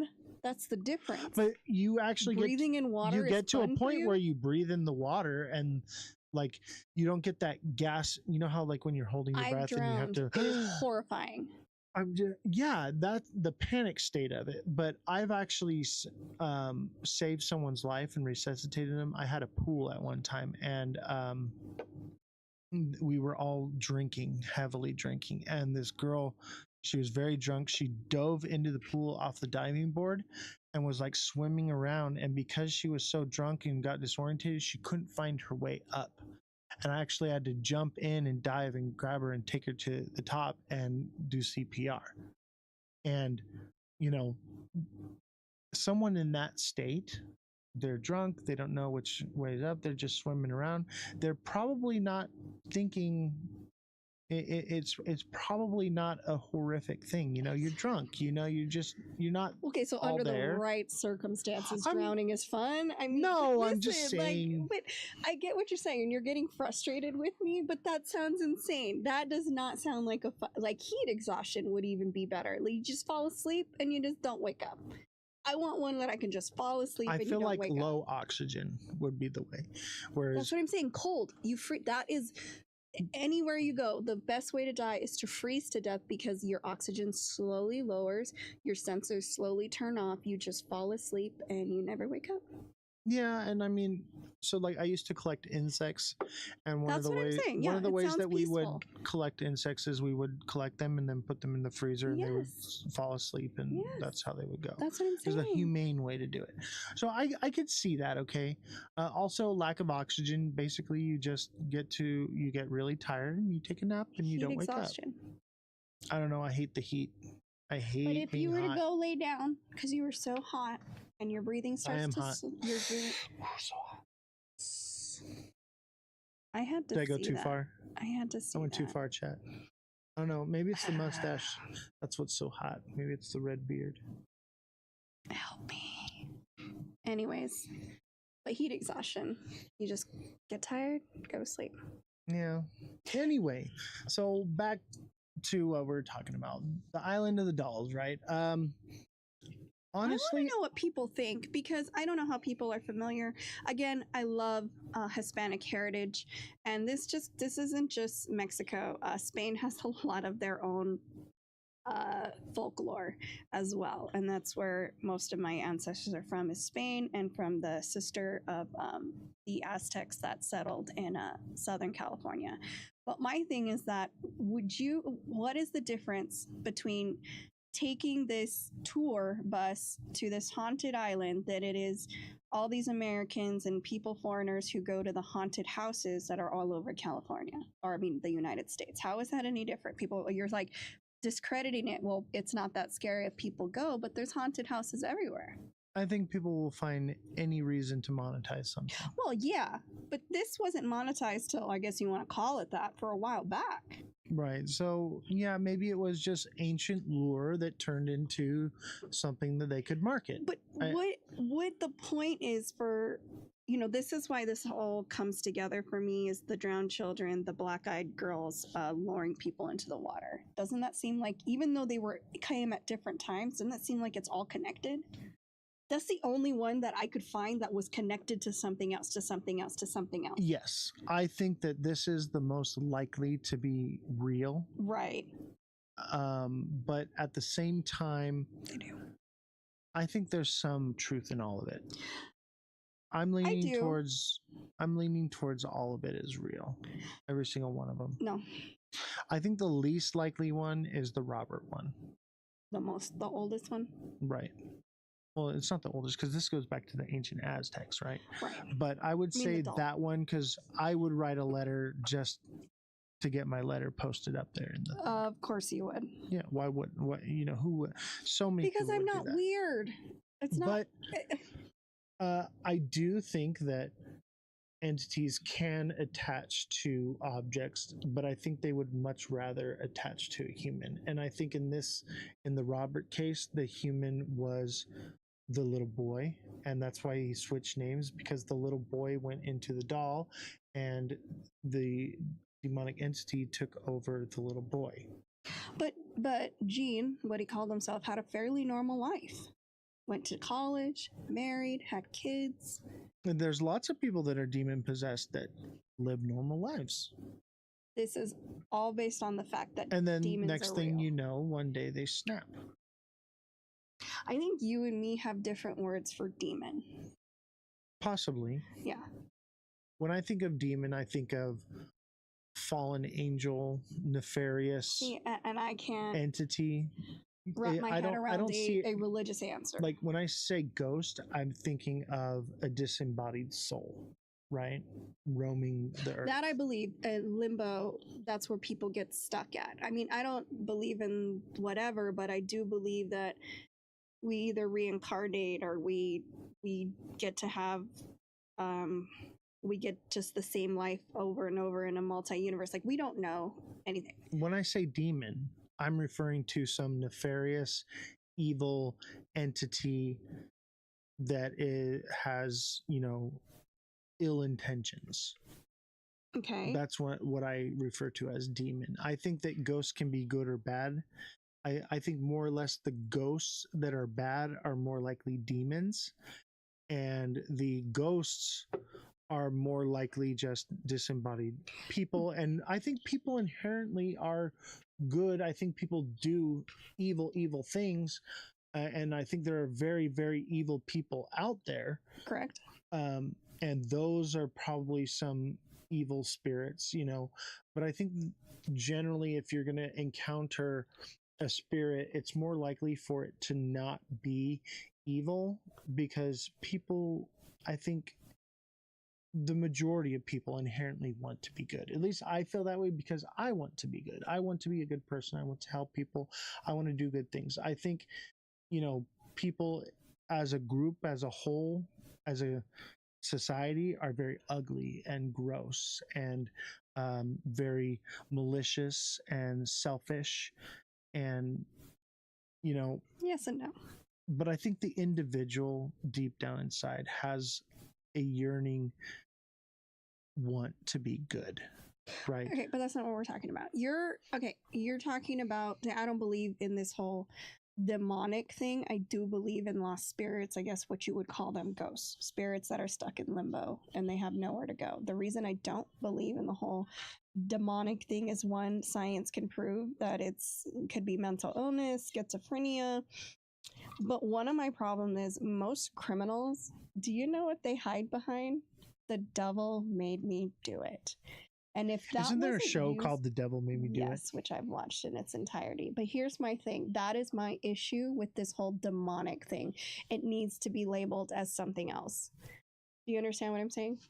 I get it. It's a That's why cop-out. it's a religious. That's why I have my whole thing with people who are like, oh, you have to one, I don't forgive and I don't forget, but one, oh, you have to forgive them, the devil made me do it. First of all, that is not an excuse. Do you know right from wrong? Great. Now people who don't know right from wrong, who suffer from psychopathy, that's different. They don't know right from wrong. They think what they're doing is okay.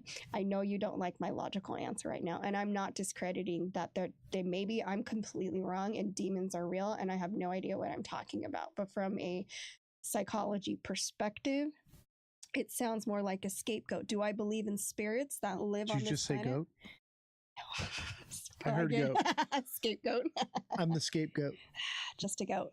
But I do believe in spirits being lost, because whatever happened that led them to that limbo. Fate. Yeah, limbo. I've always believed in limbo, and until they find peace, they can't leave to wherever you believe you go after this life. I believe in that. But demons is very specific.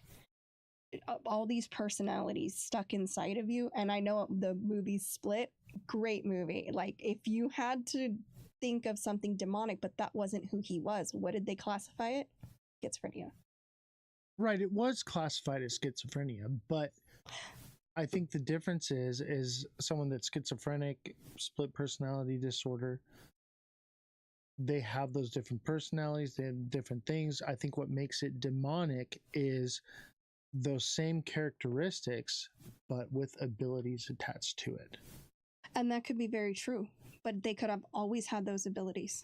No, like there was one I was seeing, and the girl took an apple and I know what you're talking about. We're going to cover that story. Yeah, and so like it's like that's a supernatural ability. Or okay, so here's my thing. You can't just do that. You just, I'm sorry, not with these arms, but I mean, if I pump some, metal, I would challenge like a really ripped. We'll get John Cena, because you can't see him. We can't see him. We're just going to see an apple explode. Just see an apple, right? Okay. And I think that even someone like John Cena would struggle with doing something like that, because it's just not human nature. And an average person being able to do something like that, that's a supernatural ability, right? Like almost like a superhero type ability that they don't normally have that ability. And then in that moment of possession, they are granted, call them gifts or abilities to do things that defy the laws of physics, defy, everything that we know that science tells us to be true. Okay. So that's the difference. No. So do the demons, do they know that the demons live in them? I think some people don't. I think some people are full of demons and don't even know it. I mean, that is, if that's what you call it, that's very probable. But my thing is like, okay, people aren't going to like this one, but, Hitler could have been like at the end, demons maybe do it. I'm not actually crazy. I'm not saying that blaming it on a demon, it's not a reason for but that's why it gets to absolve you. But that's why it gets discredited, and that's agree. What my issue is with it. Now, if you were telling me this back, and this is even back in the 60s with killers and people creating atrocities, and that was their thing. I was, demon had me, or the devil made me do it, and that maybe that's what bothers me so much. But and then it makes it so like it's not real. It's a cop-out, but I don't think that just because something possessed you to do it doesn't mean that you get a free pass. Exactly. I think you still have the consequences. I believe that if you are possessed by a demon, you have to give it the ability to do so, and basically have to grant it permission. Therefore, you I don't think you just said it doesn't need permission, though. It just jumped into little Robert. No, I think that children are easily manipulated, so it's easier for entities to go after children because they can manipulate those children into doing different things. That's why, children are not allowed to have consent, because their brains are not mature enough to understand the ramifications of the decisions that they're making. That's one thing about when you read up on demons and stuff, they always look like children because you feel bad for children. Right. Like, if that's real, and I could be wrong, if that's real, that is genius, because I would help a little girl. I would help a little boy if they needed my help. And you wouldn't think twice. They'd be like, oh my God, be there and crying, and you'd go hug them, and then they're like, thanks, bitch. Yeah, I think that, and these entities are nefarious, and they will do whatever it takes to manipulate people, or to get their end result, right? Why did it in my head went to a Dave Chappelle, gotcha bitch, like gotcha bitch, gotcha bitch, like that is what it feels like if there's a little, because I'm a sucker. If it's a child, like I'm gonna want to help, and I'm like thinking now, I'm like, if that's true, oh man, so quickly I would have a demon so fast, because they'd be like, oh, help me, and I'm like, oh my gosh, come in. I think that's why they choose to use the form of children. I think that's why they go after children. One, because children are easily manipulated, and to be in the form of a child is because it's easy to manipulate someone else to help a child. Just like the guy at the Valley of the Dolls, right? He wanted to help the child, and therefore it drew him to the water, and it evidently entered into him and attached itself to him. I do think that the entities can not enter in you and possess you, but can latch onto you and follow you, like drain you, right? So like, you don't necessarily have to be possessed by the entity. You can just be what is the word, like it can follow you, and it can wreak havoc on you. These dolls, and they're like, oh, they're demonic. My thing is, things that are really demonic just drain you of everything. The worst that most of these dolls, right, like they're just but these dolls were just jerks. They're freaking assholes, throwing shit, jumping everywhere, scratching people. Like, they were just jerks. Like, even if that's the case, and they were somehow, these dolls were just jerks. I think they feed off of fear, because fear is a form of energy.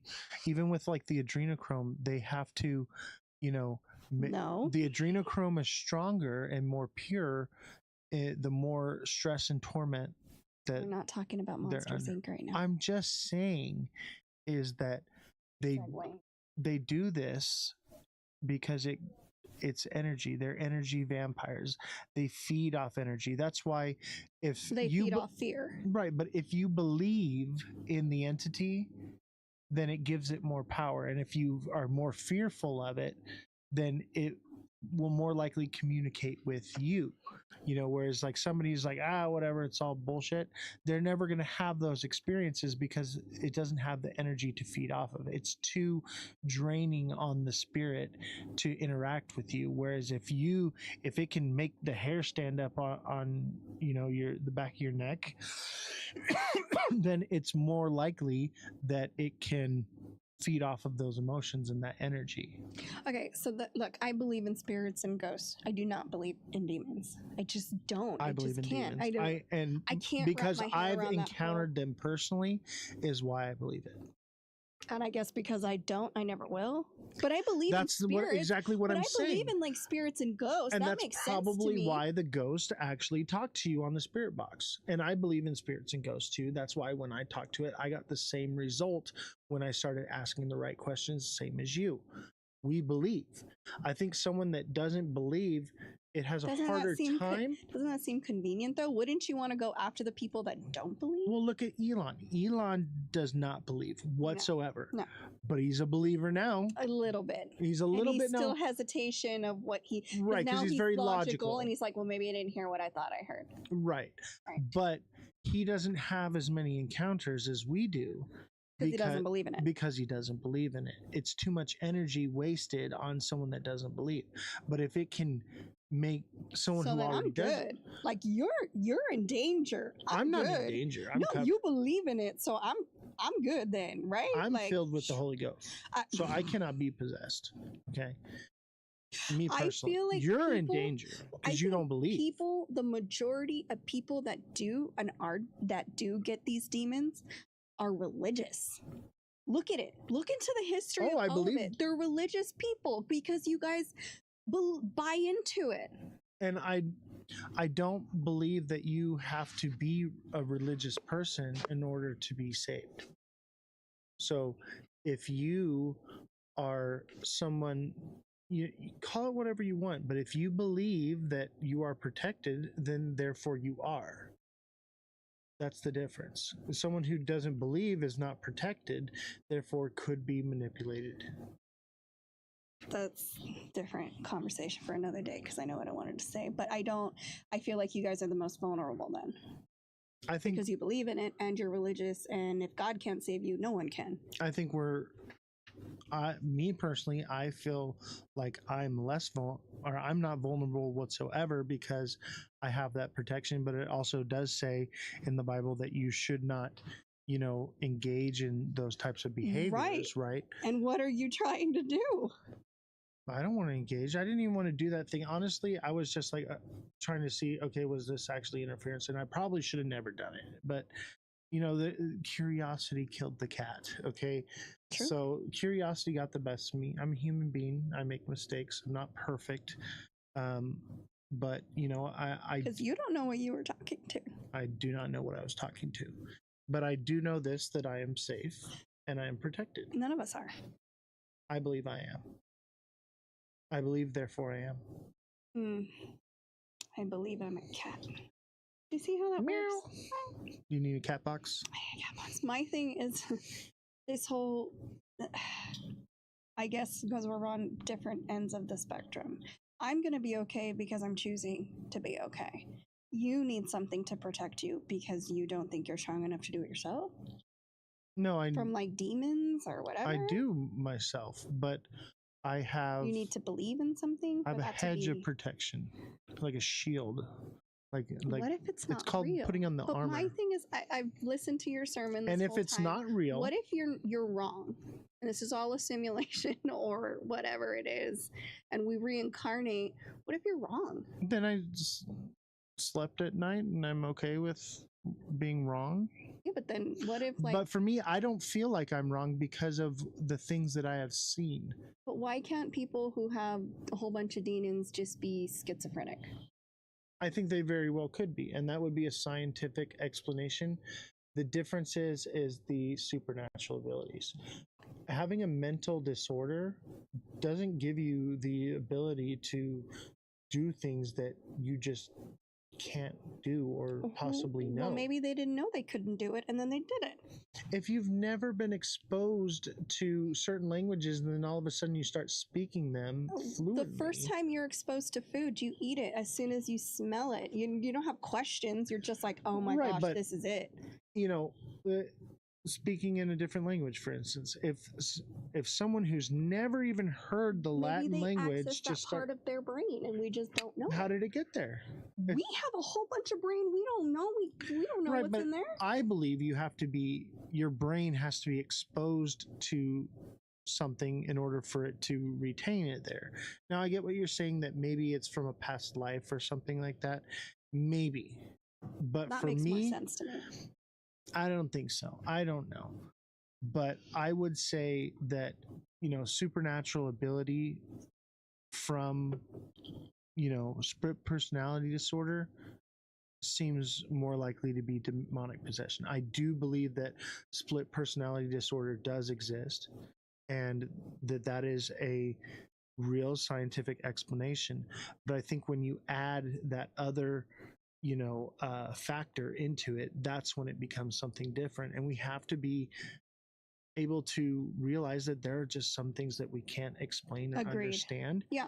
And that we have to be open to the possibility that maybe there's something just completely that defies the law of physics, defies the laws of science, defies everything that we know, because it's something that we can't comprehend.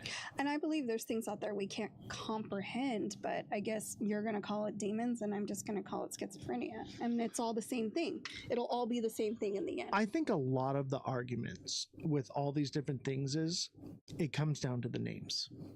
I agree. I think that's what I'm saying. Like, you call it this, I call it that, but it's the same thing. Right. We're arguing over semantics of the identity of the word that we've created for something. And that's what people don't understand. It's all the same thing. We're all talking about the same thing. We're just giving it different names. Even in the world now, like, we are all talking about the same thing. We're just using different words to say right. it. And the problem is we're not moving forward with understanding what is actually happening because we're too busy arguing over the semantics of the words. Now, with that being said, I would still want to help, even if they were schizophrenic or demonic possessed. I would still want to help. Does that make sense? Like, I don't have to believe in it to want to help somebody be okay. And that's where we all fall on. Like, okay, how do we help this person with whatever is wrong with them? But and I think, help can come in different forms. I think some people find help from medication. Some people get help from prayer and from religion. Exactly. And prayer doesn't necessarily have to be religion, like I said, I don't believe in religion. Okay, well, I mean in God in But general. that's us arguing over the semantic of the word. The semantic of what you call exactly. it. That's right. a perfect example of that.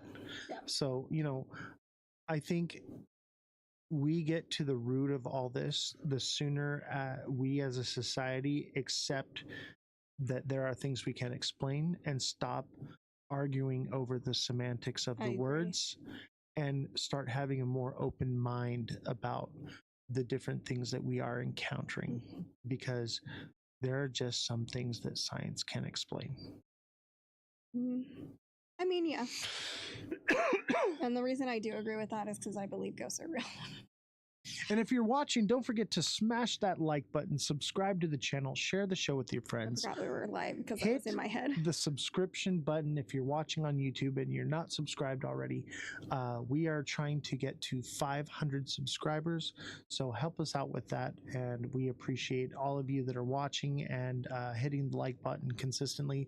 We are live on YouTube, Twitch, X, and Abstract at Ozthecryptogoat. So come check us out. If you're watching on TikTok, you're not watching on TikTok because we're not live on TikTok anymore. I'm done with TikTok. We can't say what we want to say. And that's the beauty of the show, is we get to openly talk with free speech and expression. While we still can. And that's why I pushed so hard to start this show now, because my intention was to do this much later on.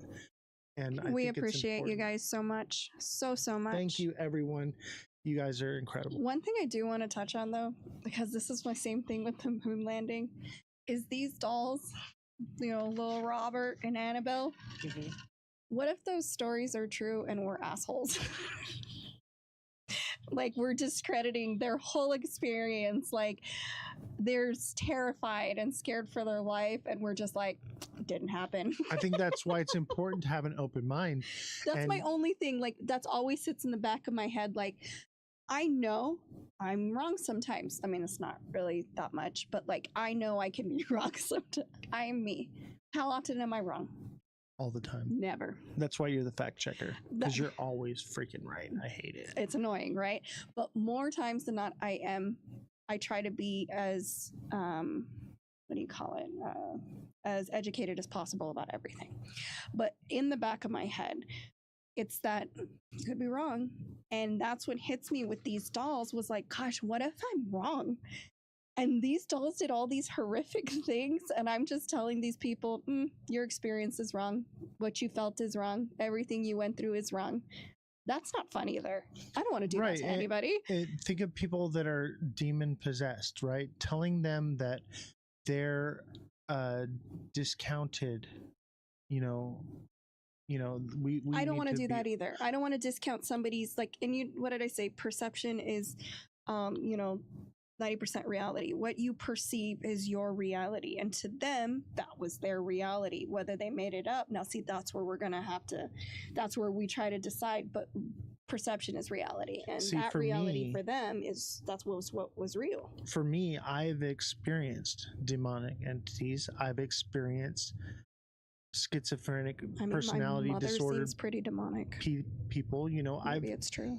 I've experienced both, probably, and there's a fine line where you can use discernment to identify the difference between each, because I believe both do exist. I do. But again, the back of my head, it's could be wrong, but the reality is I'm too logical to think anything else. But again, I don't want to discredit someone's perception. That just seems mean.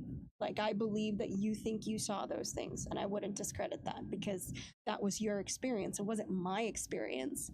So only you would know that experience. Does that make sense?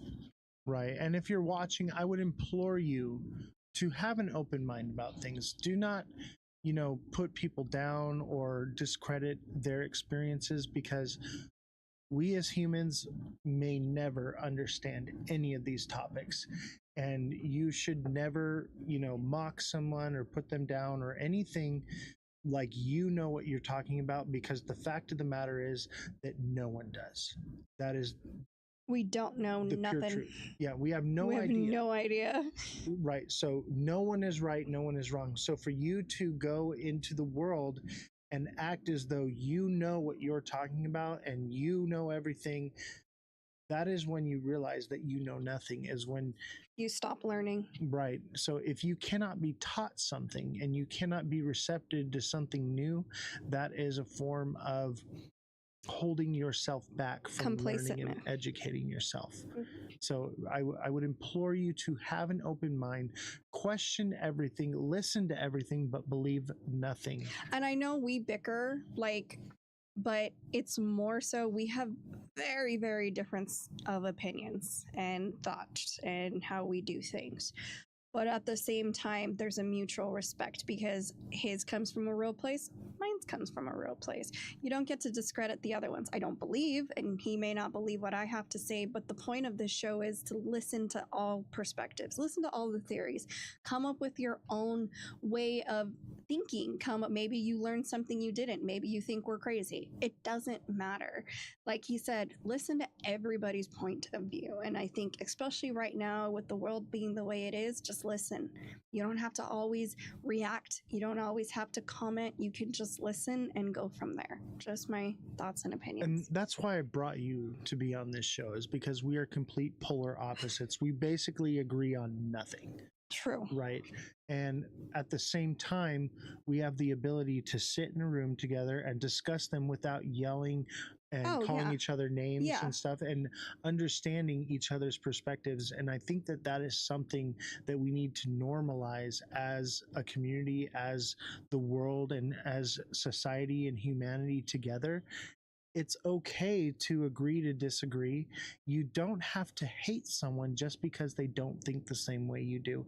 And unfortunately, we've lost that somewhere along the way. We should stop being human beings.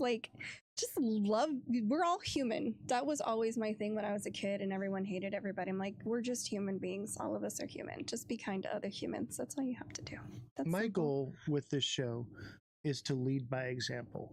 Show people in the world that we do not have to hate each other because we disagree.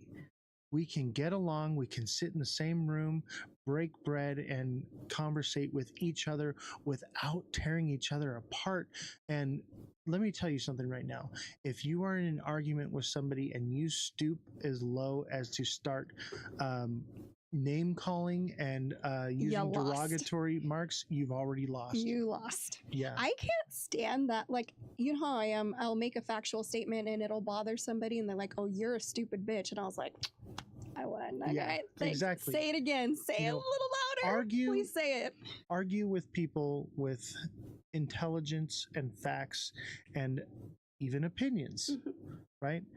That's how you win an argument. When you stoop down to hateful rhetoric and violence, then you've basically lost. You've already lost because you could not come together and put down a complete thought. And the moment you realized that you lost, you decided to lash out. And that's how you know. Like a tantrum, like a child. Like That's a what it bothers me. Even my kids have better composure than most adults these days. And it's like, just, they're all listening to each other. They're all joking. Nobody you know what I mean? Like there's camaraderie, and we no longer have that.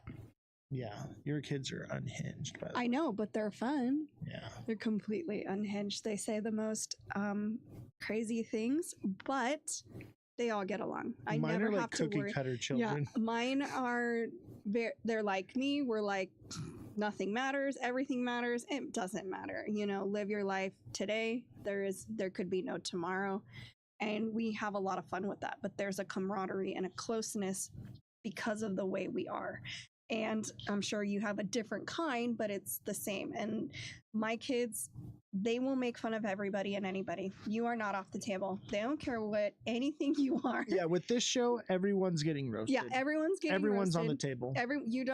What is it? I used to tell my it's mom. All or nothing. My mom would say, "Oh, that's racist," and I'm like, it can't be racist if I hate everyone equally.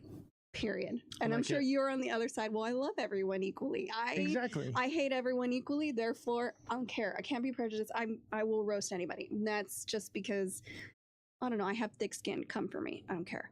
The most hateful, evil people in my life, I still have love and compassion for them because I feel like something must have happened to them to bring them to that place of such hate and anger. And I feel that maybe with compassion and love, there is a way that something good can come from it. Horribly disagree. I think you get out of this world what you put into it. So if you put in good things will come out of it. I believe that, which is why I try to be the best kind of parent I can be. But there's a parent in my life who made the choices they made, and they deserve what they get. There's no forgiveness. There's no, oh, I feel sorry for them because of their upbringing. I had a horrible upbringing, which made me change it, change the direction than being brought up the way I was. I don't have that love.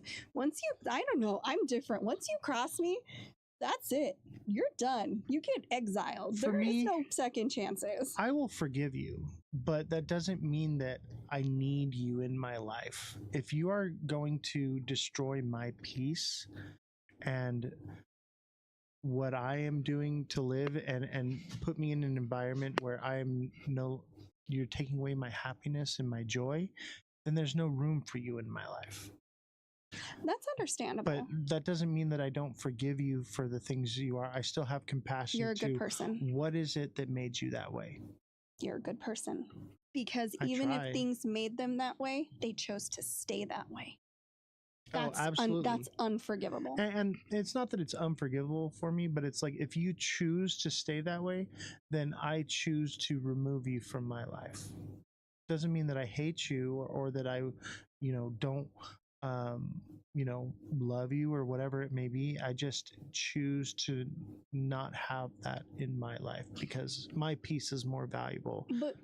And I get that. Like I said, you're a good person. I clearly took a different direction because I cannot forgive. I don't forgive and I don't forget, but I also don't dwell on it. That's what people are like, oh, it's going to eat you up. It doesn't. I live my life perfectly fine. And I dismiss and disregard. That's just who I am. That's just this particular person did that to themselves. And I had to break generational curses that she had every opportunity to do, but she didn't. Yeah. And that's what we're doing here. We're breaking generational curses by coming together and listening and understanding and having an open mind. Because, like I said, so different, but yet I respect you and what you are trying to do here. I want to save the world. We can't save the world. We might be able to save one person. And that's probably all that's going to happen. If we save one person, it was all worth it. I guess. But right now, we're going to need a lot more than one. I agree with that 100%. We're building an army, chat. I know. I hope everyone's getting ready for whatever might happen, just because I am terrified. Not because, not for myself, but for other people. I'm not terrified. I'm prepared. I've been preparing myself for what is to come for a very long time. No, that's what I'm saying. Like, I'm not scared for myself. I am ruthless. But I'll do anything for my family. But what I'm worried about is other people that think that, oh, this is going to get better, or, oh, it's not. The theater is on fire.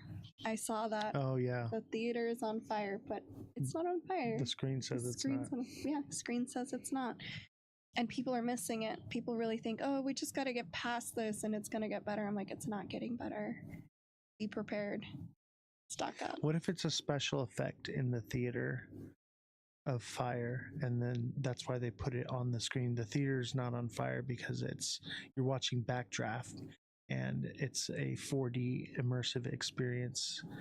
And that's a good lie, if that's what you mean. I'm just saying. But it's true. And people don't want to see, like, both sides, man. They're both freaking nuts. They're freaking crazy. Yeah. And I'm like, and the more people... Reel it in, baby. Yeah. Reel it in. Come back to earth. This ain't happening. Like, it's... You think my kids are unhinged? The world is unhinged. Oh, absolutely. My kids a little bit more, though. I think your kids are unhinged in a good way. Yeah. They question everything. Oh, yeah. They don't believe nothing anybody tells them. They believe everything you tell them. You tell them that XRP is made of cheese, they're going to believe you. Every show, you go and bring in just a little sprinkle of your damn crypto. Hey, I am the crypto goat. Just because your mustache, Frito Bandito, does not make you a goat. Although it kind of does look like horns. Demonic. Are you demonic? Oh, that's why you're...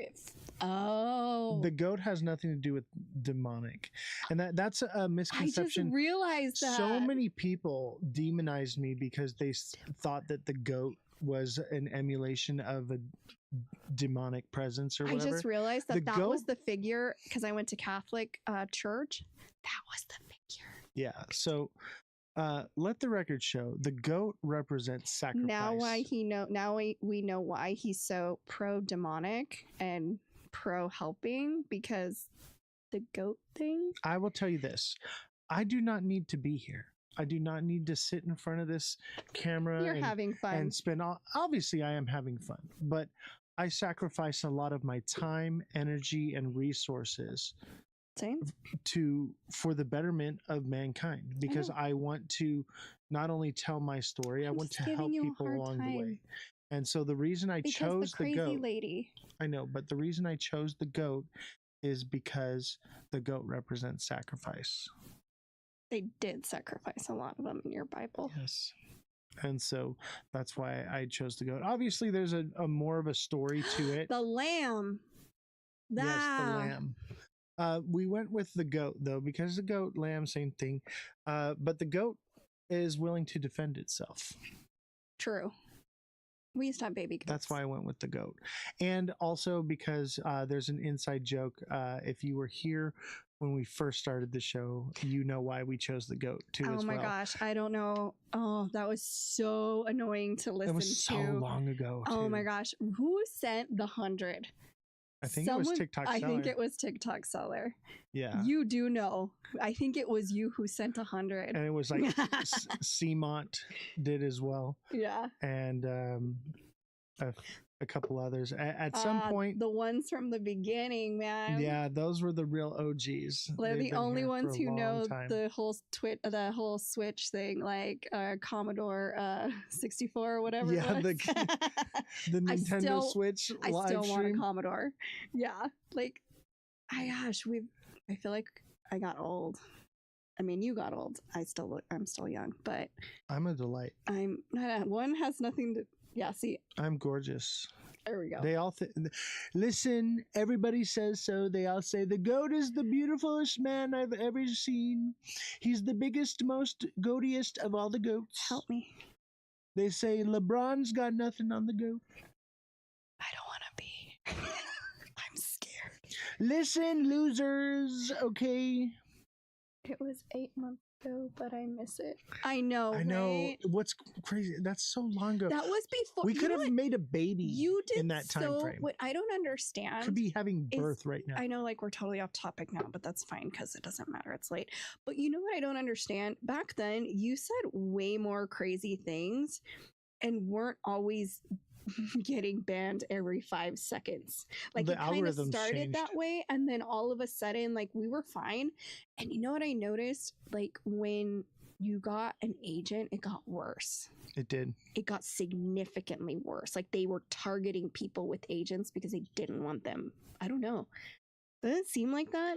I think more or less what happened was, well, I don't want to say it on camera. No, I know. But well, I'll say it. The other people are fucking assholes. Yeah, there's just some bad characters. Those creators are assholes talking shit in the same network as you, and it was being allowed. I'll say it. That's fine. And stealing my ideas. And then there would we would say it one day, and the next day they're saying it, and then they're like, "Oh, they're copying us, bitch! Go back, go watch the video. It's on YouTube. We know where you got it from." Is you can gaslight the people, and the people will always listen to their creator and listen to whatever they say. But I was doing what they were doing, watching in the background, and not actually clicking on the video and listening to them talk shit.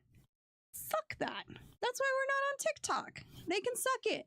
You know, I said it. You know, TikTok is the only platform where you can actually be attacked by someone that is trolling your show. Oh, and that psycho crazy bitch.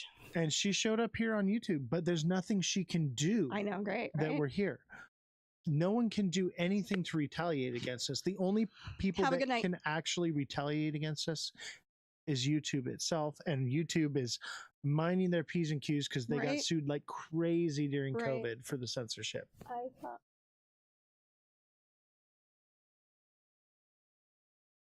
The love letter. He's talking about from Crazy Bitch Lady. Yeah, they do copy, and that's he can be nice as he want, and he's a better person than I am. I'm not a good person, but I sat back and I listened to the things they said. I was even in their chats while they were talking shit. And it's the big ones that you can think of. The girl and the boy that worked together, the other one with the weird, hair on his face as his emblem.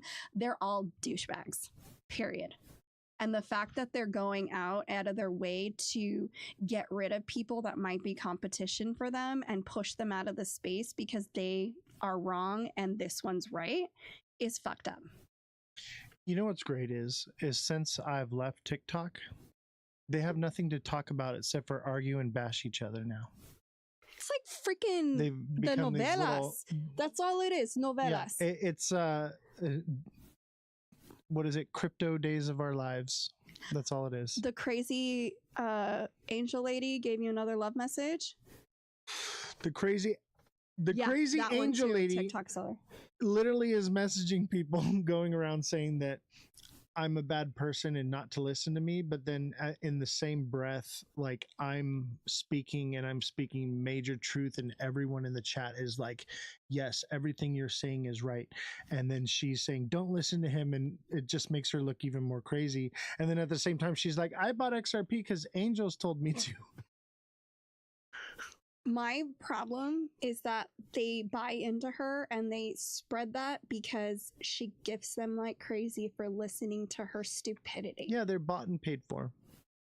Dude, that's another thing. I want people to go look at people's chats when there's like 200 people in it and there's only like 4 people commenting. Why is that? Just take a good look. Yeah. Why would that massive crazy numbers, yet no one engaging? Yeah, crypto days of our lives. That's pretty much what it is. And my thing is like 200 people, only 4 people commenting. And it's the moderators. Bought and paid for, but what do I know? That's why I call TikTok LARPing.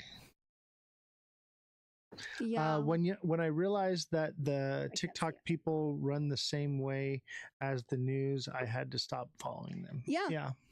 You know what's crazy is now that I'm not doing crypto content, they have nothing to talk about. I'm not even making it on YouTube. Like the only Alexa place said, it's Days of Our Lives. It's just the freaking novellas talking. They're all talking. The only place you can get TA from me or any crypto knowledge is through my Discord. And so if you are watching and you're not a part of the Discord, join the Discord and I would be more than happy to help you. I have not left crypto. I am still doing crypto. We're still doing the TA class. We're still, trading and doing all that. I've taken a bit of a step back from crypto, but if you need help, I'm here to help you. You have a class tomorrow, right? Yes, I do have a class tomorrow. Good. Okay. 2 p.m. tomorrow, Pacific Standard Time. We have a special guest. The CEO of Wi-Fi is coming into the class to help teach some of his strategies. Also, for people in the Discord, if you are not in the class, you will be taken out of certain chats. It's for the class only, because I'm going to say it. So. Yes. So if you are not in the class, you will be removed from the moonshot.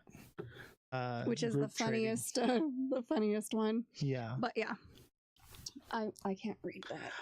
I'm just holding some right now because I'm afraid news will rug everything. So, and it's going to. Oh yeah. Please be careful with the news right now. It is so misleading. Oh my gosh. Like moon cycle. We had the full moon. Now it's time to come back down to earth. The world is on fire. Theater's on fire. The world is on fire right now. The theater is not on fire. But the screen said so. No. But everything's on fire right now. The markets are bad. The food prices are out of control. Gas prices are out of control. All of that is out of control. Yeah, people think that things are going. Who has money crazy. To invest right now? Yeah, I'm on YouTube. The liquidity is more spread out than it's ever been, and people don't have money to invest. And what are they going to do? If you can't afford food, you're going to start pulling out investments. Exactly. Because you need food. So people are like, oh my God, the market is dropping. Yeah, of course it is. Dude, I can't. Did you see the shit show at the airports today? I did not. Oh, are you talking about in California? Because they took out the people that are needed for the landing, and they had to delay flights and there we go, 30 of them, because they cut. Remember, he did a huge cut, and I guess something happened. There was chaos. Well, they shut down the government, so there's the 30 traffic control. So what happened? There's no TSA, but there's ATC. Yeah, traffic control went bye-bye, and they had to either cancel or delay flights. And now, what is it? They don't want you to leave. They want you to stay, pay the prices. They don't want you to leave. Prison nation, martial law. We're already there. They've occupied Chicago. And the thing is, all the Supreme Court says can't do it. They're doing it anyway. I feel like we should do a prison nation show for the rabbit hole. You said you wanted to do spooky. I do want to stick with the spooky weird stuff, but if there's real life things going on right now. If it keeps going, we'll probably take a tangent day. California and Illinois. Yeah. Literally occupying them, which isn't, what is it? It's not the Third Amendment, or what is it? The Third Amendment? Fifth Amendment. Fifth Amendment. Yeah. We don't have to. It's occupying soldiers in your home, though. That's pretty much what it is. They went into an apartment building. I know we're off topic, and it doesn't matter because they went into an apartment building and ripped out people, and these children were like naked. You can watch the video online. I believe There's a couple of them. I believe it. That's occupying an apartment. Why don't we do another live in a couple days, and we can cover that one. Then we'll go back to spooky stuff. Oh, you want me to go on Hinge, don't you? I do. Yeah. What do you guys think, chat? Should we do more of these lives more often? Because I was thinking like a couple times a week. But I saw that, and it was U-Haul cars too. They threw them into U-Haul trucks. That one that I'm talking about, they ran into the apartment and ripped all those people. Let's save it for the show. Let's do a whole show on it.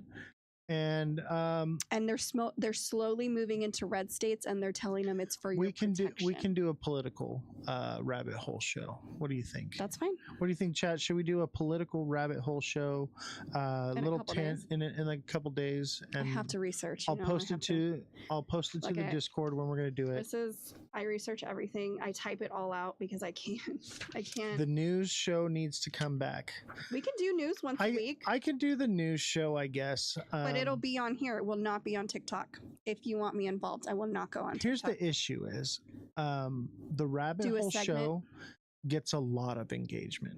And well, she's every time Shelly's right, we can just do a little segment here and there. Well, here's the issue is the rabbit hole show gets a lot of engagement and has really boosted our algorithm in YouTube.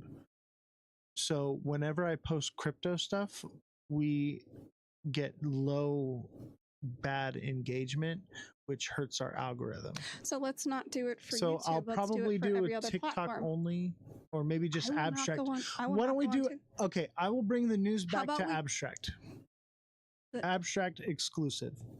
Okay, but I will not go. One, I will not go on TikTok. But two, why can't we just do the other platforms then? Why not? Why can't we just do YouTube?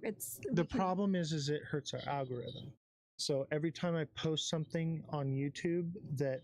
You don't think something political isn't going to push the algorithm? No, I think political would, but we're talking about bringing the news show back, doing the news 5 days a week like I used to. I'm not doing 5 days a week. We can do I would do it, but I'll do a shorter show. I won't do 4 hours, and I'll do it 5 days a week. I won't do it if it's on TikTok. No, it would be just me. Okay, that's fine. And that'll be your thing. I can't afford to bring you in at 5 days a week. I'm doing a lot of work already. Yeah, so... We'll do the rabbit hole show. But the thing is you don't need to do 5 days a week of a segment. Jesse, I think we do because that's regular news. 15-minute segment. That's what it said. Jesse, less work, a 15-minute segment.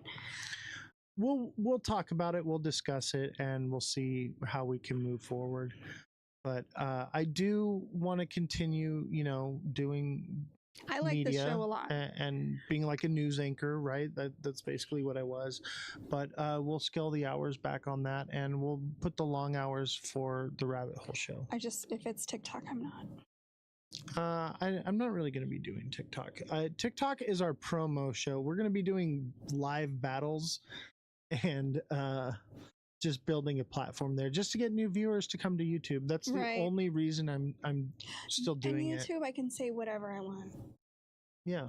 About whoever I want. On abstract, we can really do whatever we want as long as it's not diddling children like Trump. Oh, okay. Diddy? Diddle. Diddly. That's what you said earlier, didn't you? Diddy diddle. Oh my gosh. That's another one. I'm gonna see if I can pardon Maxine Glenn. I can't believe that. He acted like he totally gaslit everyone, like he had no idea who she was. You don't remember the person that sold you children? Yeah, that's crazy. 50 months. All right, if you're watching, don't forget to smash the like button, subscribe to this channel, recommend share it the to show your with friends your friends so that we can all have fun together. We do look at the chat, and I know we get off subject a little bit, but it makes it a lot more entertaining seeing your feedback. And if you like this content, thank you, please, Shelly. And if you like this content, please, I'm trying to do a little promo I'm clip. sorry, I can talk too. Let's be professional for just one moment, just for a nice little clip. If you like this show, please hit the subscribe button if you're watching on YouTube, and don't forget to hit that like button and share this show with your friends. When was the last time you called your mother or your mother-in-law and told them, hey, I saw an amazing show, you gotta check it out. We'll see y'all next time.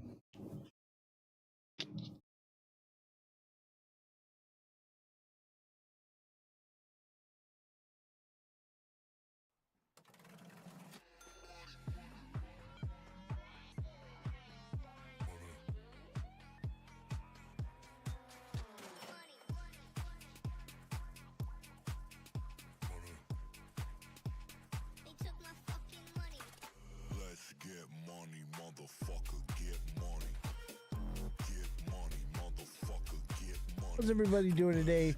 Welcome to the Ledger Lounge. I am Oz the Crypto Goat. Smash that like button, subscribe to the channel, share the show with your friends, and we're about to get going here pretty soon. I'll tell you though, viewership has been way down. Way down! What's going on? I'm in profits. Looking good, baby. Looking good. We're in profits, baby.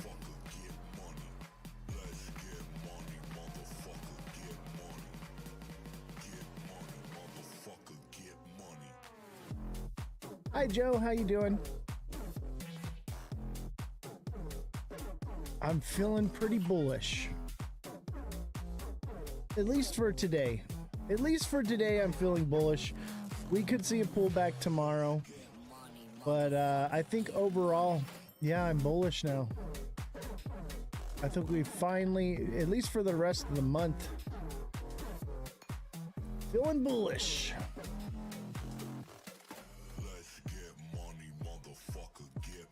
I always got the money face going when we're making money.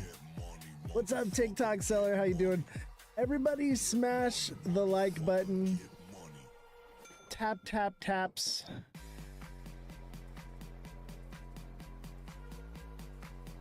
Double tapping.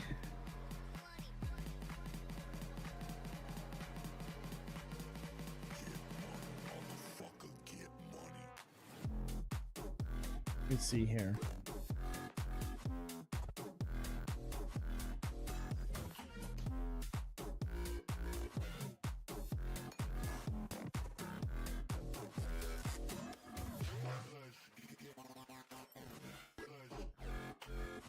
Is it buy time? I mean, we'll probably get a pullback, but yeah, I think it's pretty much buy time, at least till the end of the month. I wouldn't say it's buy time right now, but I have a feeling things are looking pretty bullish for the next couple weeks. Marco, thank you for the heart me. I have the white light on because we don't have confirmation of alt season yet. That's really what we're waiting for, right? Of course, I believe that we're gonna get ups and downs until then, but if you're talking about God candles, we're talking about alt season, right? So I think there's a potential that it may be buy time, or, you know, buy some now and maybe buy some next month. Up like 17%. I know, right? SXT did phenomenal. I'm super excited on the performance that SXT has been doing. Not gonna lie, I bought more. I bought more SXT. I bought more. I'm in a bullish buying mood, and not just because it's going up. This is confirmation that things are turning around, right? Because the news is bad. Okay, the charts were not looking great, and yet we're still going. So that's a good thing. What's up, Crypto Slayer? Thank you for the heart me. Appreciate you, buddy. So yeah, I'm feeling pretty bullish, man. I'm feeling really bullish, actually. Is it confirmation of alt season yet? No, but I'd rather be in it early. So I figured I'd get in a little bit now, and then next month a little bit more, and just kind of start accumulating again, you know? Start accumulating again. It's nice to be back in the market. It's nice to be watching the charts again, because it was unpredictable for a while there. I couldn't even see it anymore, right? I felt like I was losing my edge, and then today happened. I was like, finally, we're turning around. Something's gonna be different. I sold today. Green days like this, I sell. Yeah, that's what I do too. Okay. However, I've been sidelined for a while, so I'm waiting for a little pullback, and then I'll be buying more. But I did buy some SXT late last night. I'm holding on to it. I'm trying to accumulate for alt season, you know, because I'm completely out of the market, so I'm not really day trading so much. I do have, you know, like the moon bags in there, and I'm taking profits from that to pay the staff. But I'm out of the market. I've been out of the market for months, really. So I'm looking for confirmation that we've pretty much hit the bottom, that tariffs and war are no longer affecting the markets, and I think that's where we're at. Because I mean, it's been nothing but bad news, and we're still going up. That's what I've been looking for. I've been waiting for people to be desensitized. You know, so I think we're reaching that point. Either that or it's the bull trap. But I think we're just reaching desensitization. It doesn't hit like it used to. You know what I mean? It was new and fresh in January. Oh, the tariffs and everything. Oh, what was me, right? And then now it's like business as usual. Nothing's really changed because of it, and no one really cares. They're like, you know what? I'm tired of the tariff nonsense ruining my chances in this. I just wanted to pump, and people are just sick of it. They wanted to pump. And I think that's where we're at. I think even big whales are kind of with that. They're just like sick of the tariff thing. It's time to make some money, you know? $1.50 XRP never came. I mean, $1.60 did. $1.60 did. And I'll tell you this right now. After the cycle, you'll see $1. You'll see under $1.50.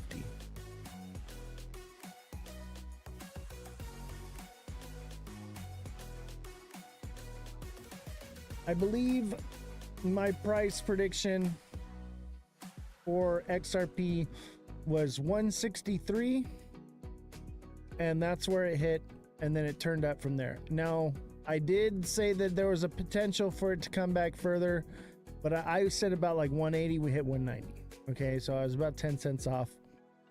I was a little bit more bearish, but it is what it is. You know, you can't catch every prediction to the cent like that crazy move to 163. Francesca, how you doing? By the way, Jesse's not in today. She's taking a little bit of time off. And I'm going on vacation with Big Baller. We're going to Pachanga.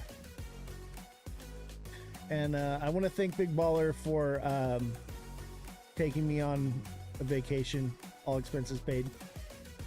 That's awesome. Appreciate that, man. Francesca, thank you for the heart me and the donut. How long will Jessie be gone? I think she'll be back next week. She just needs some time. I'm great. Oh, but hope she enjoyed her time off. Yeah, I hope she's enjoying it too. She's just dealing with some things right now, and we need to be sensitive to that. But she will be back. Okay, I promise she will be back. She'll be back tomorrow. Okay, she promised me she'll be in for when we have the special guest shows. But she's kind of she got some things to deal with. You know, everyone has their personal things they got to deal with. And let's be sensitive to that. I'm trying to be less of a tyrant of a boss. I'm trying to be the cool guy and be like, you know what, take as much time as you need and be cool with it. And also, like, it's money saved when I don't have to spend it, you know, so. But we do need Jessie here, okay? We do need Jessie. So she will be here. I'm hoping next week it'll be every day. She'll be back and back to it as normal, and she'll be starting her new show as well. So just give it some time. She's got to get her affairs in order because she's going to be doing a live show now herself, and we're going to be doing live 7 days a week, basically. Obviously not counting, you know, the Sunday is the TA class, but we're just bear with us, okay? She's not going anywhere. Not going anywhere. Francesca, thank you for the donut. MVP, thank you for the heart me. So we're looking pretty good. We're looking pretty good. Markets. Let's put on my favorite song. This one's my favorite. Can you guess which one?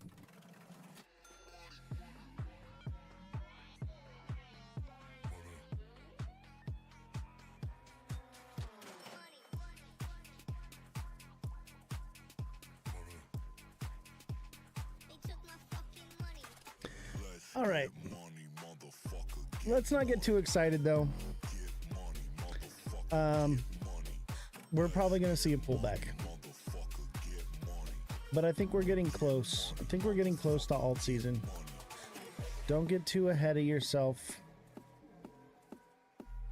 You know, I was thinking hindsight's 2020. Remember Chelsea came on the charts the other night, and late at night, Bullish Babe gets on and she's like, hey, I'm seeing this. And, you know, we're counting on the moon cycle, right? We're counting on the moon cycle. And so I know we're going to be bullish till then. But I noticed she came in and she was like showing me what she's seeing, like the cup and handle and stuff on XRP. And I'm like, okay, like I see that. And that's why everyone's like got these big projected numbers, right? Okay, I get that. But until like I have that confirmation of alt season, we're day trading, right? We're day trading. So I'm not so much focused on what's going to happen over the next 3 months. I'm trying to figure out what's going to happen over the next several days so that way we can trade and grow our bags. And then when it's time, boom, to the moon with a big old bag. What's the confirmation of alt season? That's a great question. Right here. And I'll tell you, we're getting close. You can go to alt season index on Google, and it's at CoinMarketCap. All right. And look at, we just crossed over this line. That's what I've been waiting to see. Let me zoom in here so you guys can see it really good.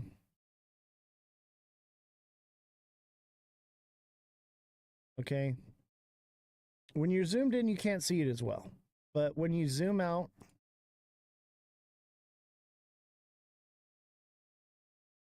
we've crossed over this point right here, right where the cursor's at.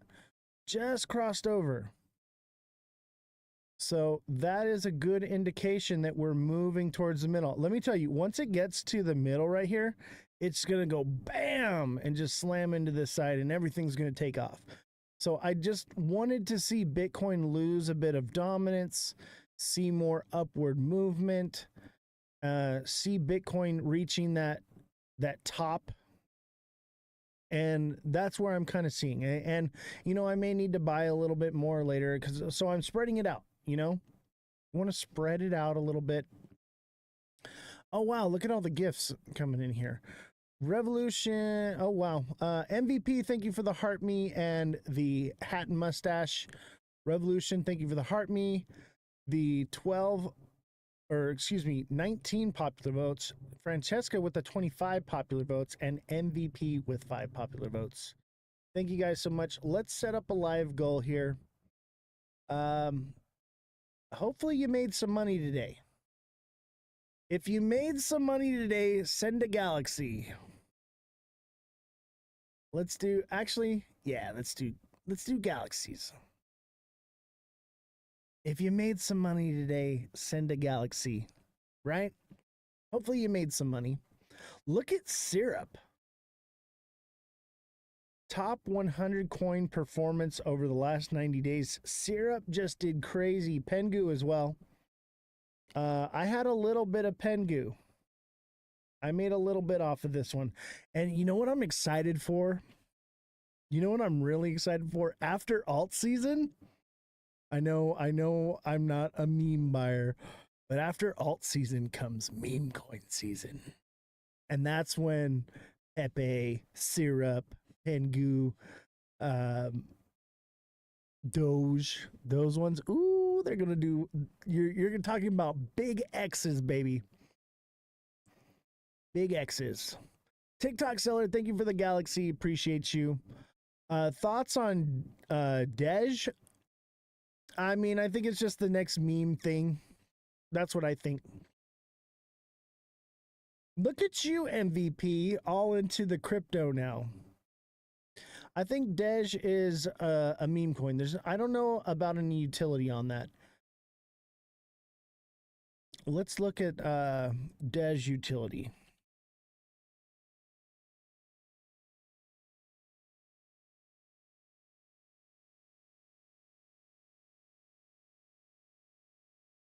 Is it the alt index? What do you mean? I gotta catch up to you guys. You guys are flying with the chat here. DEGE. Crypto coin. Utility.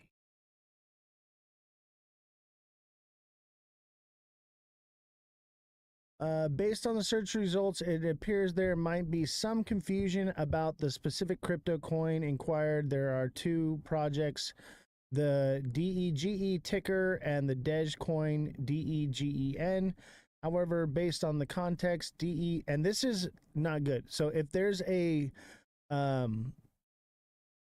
discrepancy of which one's which, it could lower the amount of, because people will buy the wrong thing. So it is a DEGE is a zero utility meme coin. It explicitly states that it has no roadmap, no dApps, no staking mechanics. Its purpose is to go viral rather than to provide any specific utility or real world value. So MVP, there's your answer. It really has no value. It has value because we say it has value. That's pretty much it. It's a meme. Not too much to work with there. So keep that in mind. Trade at your own risk, guys. And that doesn't mean that later on it couldn't get some, but yeah, it's a meme. Doge has more utility than this does. So be careful out there, people. What happened to 160? We hit it. We hit a 160 price for XRP. We did that already. Old news.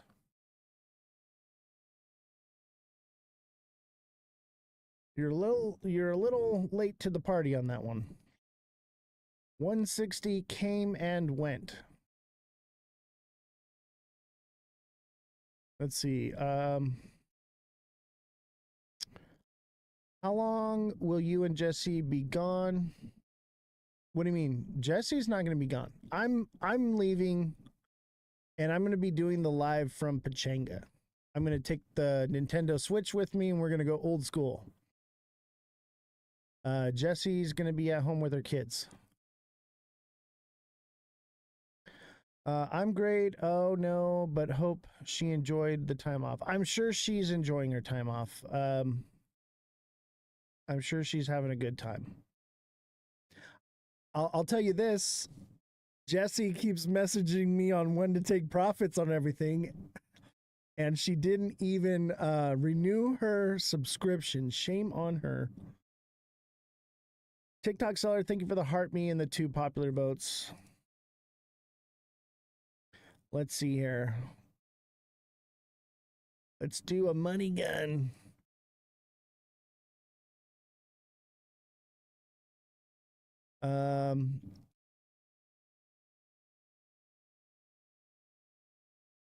Let's see. I finally set a date for Queens, rebranded Queens of the Chain. Nice. Nice. Let me get on that show. I'm a queen. Hey, like, let's go. I'm just kidding. I mean, I'm definitely a degenerate. That's for sure. I would love to watch the show though.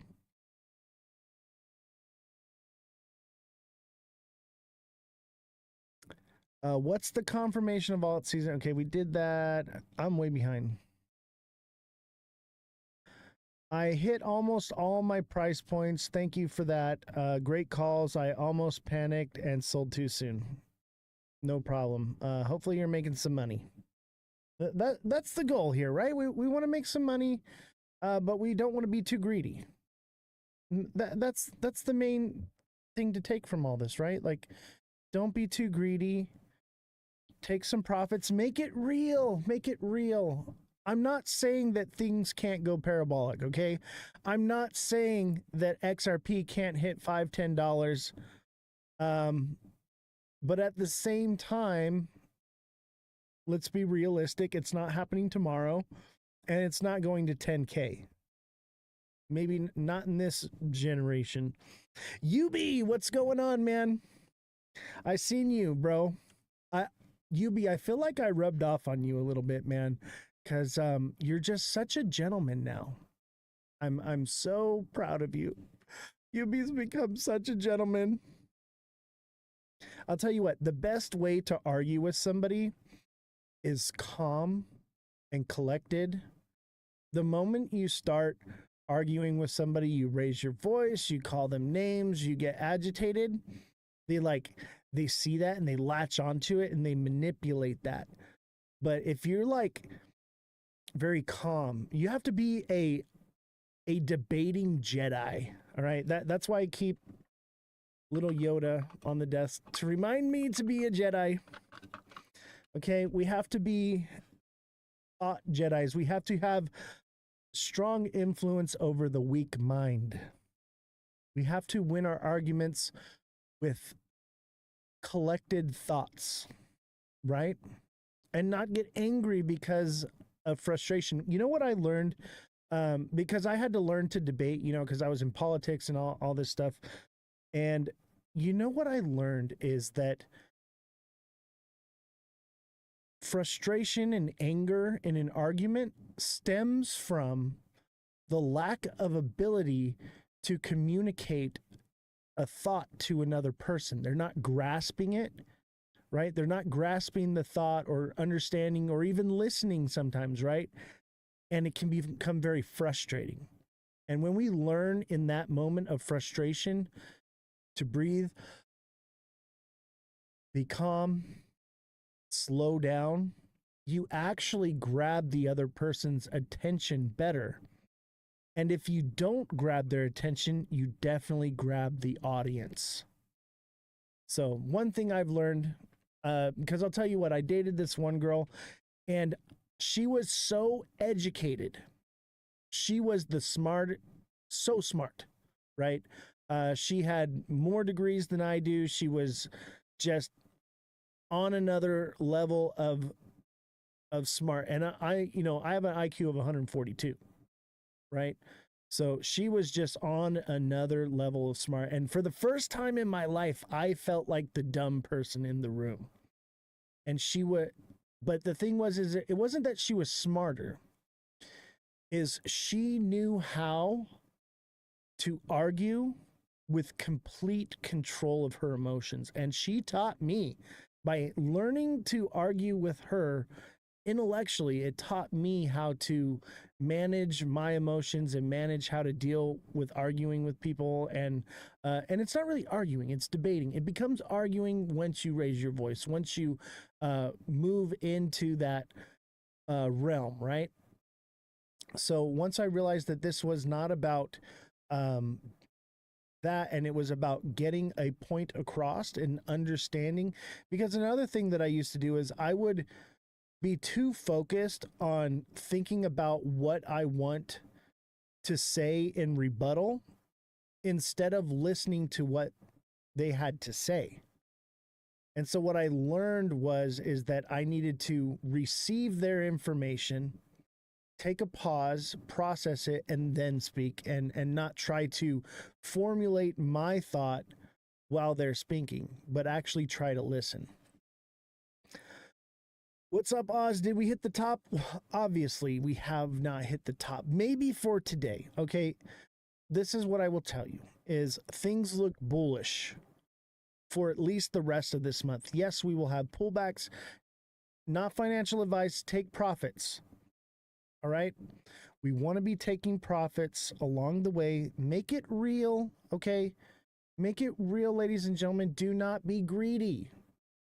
Greed is what will kill you in this market, right?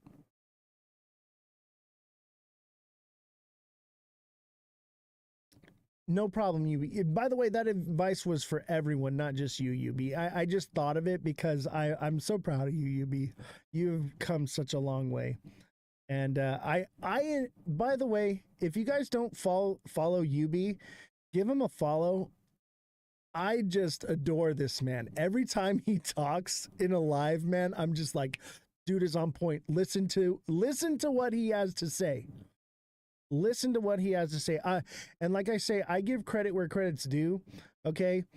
Some of the things that I have regurgitated come from Yubi because I listen to him like daily. Every day he's in there and he's talking to different people and, doing his thing in the panels. And my guy is on point. I kind of morph some of the things he says and I say them in my own way, but we are very aligned in our thinking for sure. I would say that in some aspects he's more educated than I am in the crypto financial world, and in other places I'm more educated. And that's what's great about having this community is everybody has their strengths and their weaknesses. Florian Max says bull run ? We have been in the bull run since July of 2024. We have been in the bull run for a while. And you could even say that alt season started in July of last year.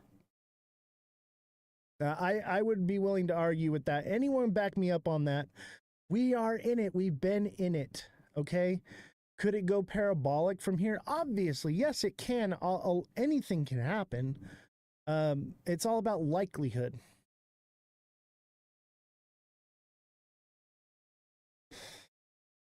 But, I mean, is it likely that XRP is going to see $10,000 this year? Highly unlikely. I would say nearly impossible. Obviously, that some things are speculative. Who knows?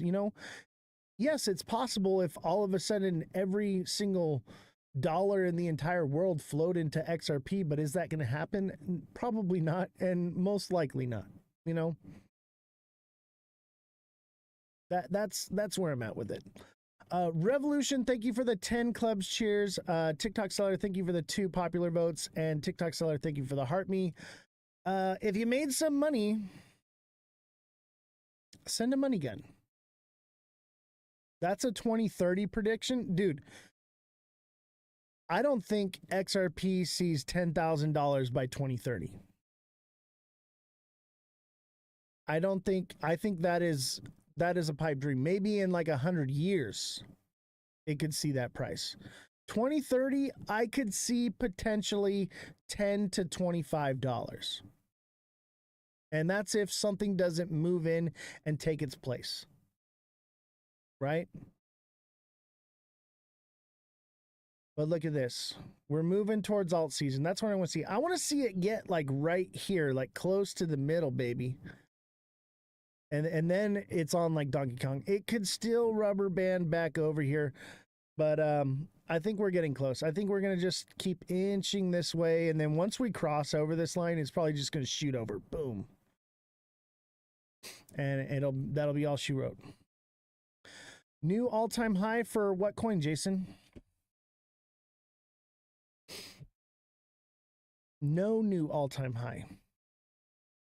For what? I think you'll definitely see some things do all-time highs. But I would say unlikely. And let me tell you why. There is more people into crypto than there was last season, but the liquidity is more spread out over a much broader spectrum of projects. So we need more people in crypto in order for that to happen. And that's pretty much it. We need more liquidity. I just don't. It's more spread out. I just don't see it. I think some will see all-time highs. XRP in particular could potentially, because of the rhetoric around it. But I think more or less, certain ones are and certain ones won't. I think Ethereum could. You know what? I used to be not so much about Ethereum, and I'm starting to lean towards Ethereum again.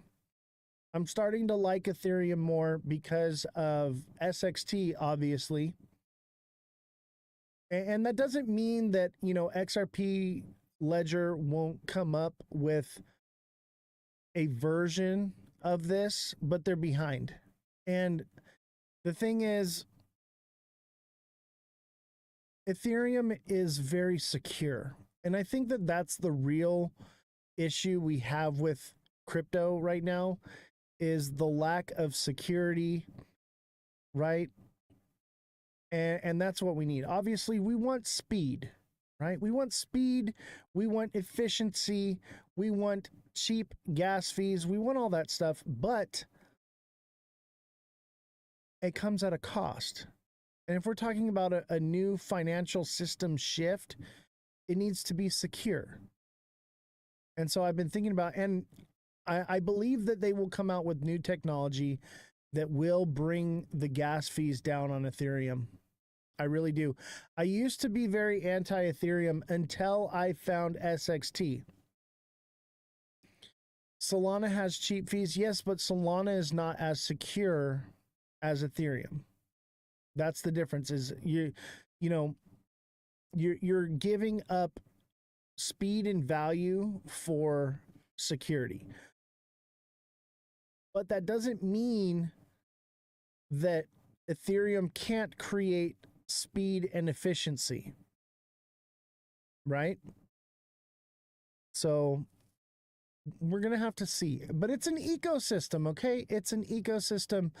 I think many other technologies, blockchains, layer 1s, 2s, 3s, and so on, AI agents, all these different things, they're all going to play a role. A lot of things are going to disappear and fall to the wayside, definitely. But I think many of them will serve a purpose and come together. That's why I like Chainlink so much. Didn't Algo solve the trilemma? Revolution, if you're watching, can you fact check that and put it in the chat? If you're not, no big deal. I did not know that. If they did, that's amazing. I do like Algo, okay? I'm a huge Algo fan. I think Algo is going to reign supreme next bull run. I think it's going to be one of those big movers. It could this run too, you know. I think the potential for it to see new all-time highs is going to be a little sketchy because it's like number 54 on the list. But it's a good project. I really like it. I'll tell you, anything that's RWA, I'm all about it. Here's my thing with Ondo, though. Ondo is a security. Ondo is a security. However, they did file for a license with the SEC to deal with securities. Basically, so that they don't end up in the same hot seat that XRP did. But securities are more heavily regulated than commodities are. But that doesn't mean that it won't reign supreme. I think it's got a leg up on all of that. So I think Ondo is going to do very well.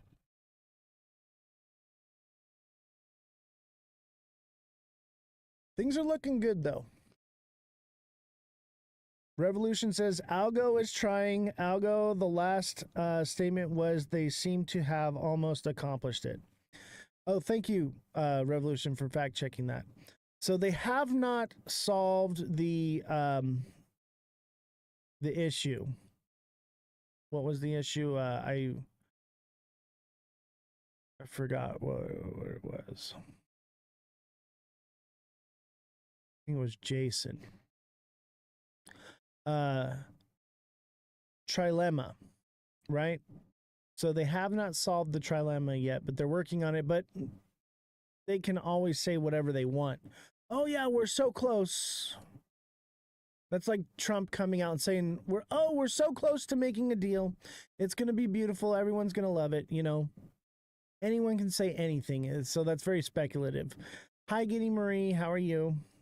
I always get a big smile when Giddy Marie comes in to the live. She tried to run away and not be my friend anymore, but she came back because we love her. Canada, 35%. I know you're busy and you got an early bedtime, but you know what? Revolution, Jesse's show, at Jesse the Fact Checker, her live will be from 3 to 7. So it'll be a little bit earlier. So you will be able to watch her show and get to bed a little bit earlier. So, and that'll be Wednesdays and Saturdays. I know it's a better time for you, but everyone's different. I do this time because it works for me, but also I do it because the show starts at the start of the new day candle.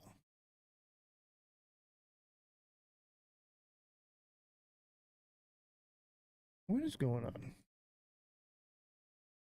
Why didn't SXT get a new day candle? I think it's frozen.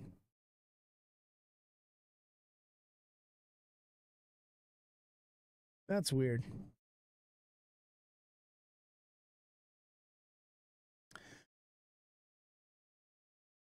SXT did really good today, and I think it will continue. Revolution, thank you for the money gun. Much appreciated. Money guns are cool. I want to do the dragon. Let's do the dragon crown. Dragon crown is probably my favorite one. That and the jellyfish. Geemery, thank you for the heart me. Look at, we got the dragon crown. And here's the thing is, I know Jesse's not in the office today, but she's still in the chat and doing fact checking. Thank you, Jesse, for doing that on your own time. So that should go to show you that Jesse's not going anywhere. She's a part of what we're doing here.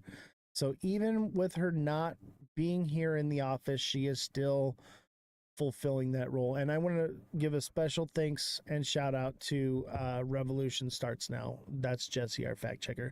Thank you, Jesse. You did not have to do that. And I appreciate you. Appreciate you very much.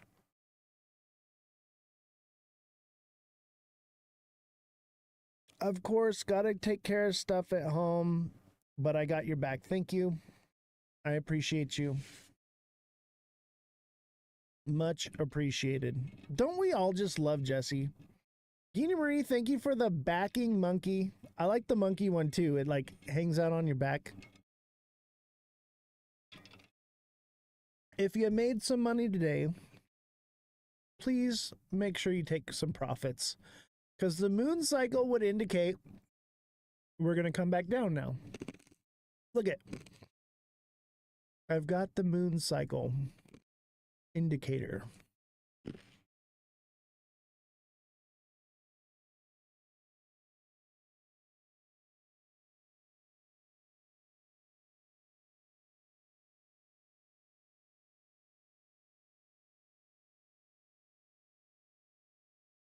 Oh, that's not the right one. So look at, this is cool. It shows us, look at, here it dropped, and then it was opposite, and then it flipped. It flipped around, and this is a bad one to use. I think it's now within the cycle. When they're new, they don't really line up. But let's look at Bitcoin, okay? Bitcoin. And let's put in the moon.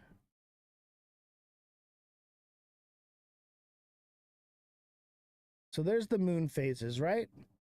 And look at moon phase, it pumped everywhere. It's like right before sometimes. Obviously, the news will turn things around a little bit, but look at this one right here. Pumped to the full moon, and then it even got some more.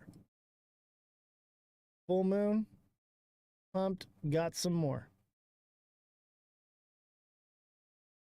The news can obviously disrupt that, but look at Full moon, pump. Full moon, pump. Full moon, pump. Web3 Glossary, how you doing, buddy?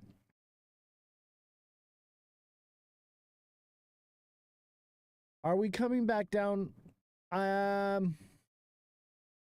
We don't know. Okay. But I think that we're going to be moving upward at least till the end of the month with some pullback. Obviously, it's not going to be straight up. But I think, in my opinion, we're going to keep moving upward. I think Bitcoin does about 120, maybe 125. So is Bitcoin done? I don't think so. But I'll tell you this.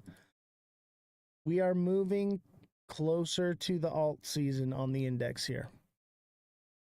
Moving closer. Gold. We do crypto on this show, man. This is a crypto show. I mean, I do look at gold. You guys want to chat? You guys want to look at gold supply shock? Yeah, that's what I'm waiting for. Fingers crossed too. I've been waiting for this to kind of move over this line right here and get to where it's at right now. Now I'm looking to enter back into the market. I've been basically out of the market since January. So a lot of people have done the same thing. You know, there's trillions of dollars sidelined right now, and I think that those trillions are going to start getting into alts, or even Bitcoin, and then alts if the rhetoric starts changing. But I'll tell you this, bad news. We've had war, we've had tariffs, retaliatory tariffs, and nothing happened. We pumped instead. That is the confirmation I've been looking for, that people are desensitized to it enough that they do not care, they're not scared anymore, and they're ready to put their money in the market. And now that I see that, I'm like, okay, now end of the month, that rhetoric could change with the tariffs actually coming in on the 1st, but that deadline could get pushed back again. I think people are just, they don't care anymore. 95 billion flowed into Bitcoin today. Ooh, and you know what? When Bitcoin loses its dominance, where do you think that money's going to go? Alts. I'm feeling the alts. Web3, thank you for the heart, me. Appreciate you, buddy. If you guys don't follow Web3 Glossary, make sure you give him a follow. Great creator.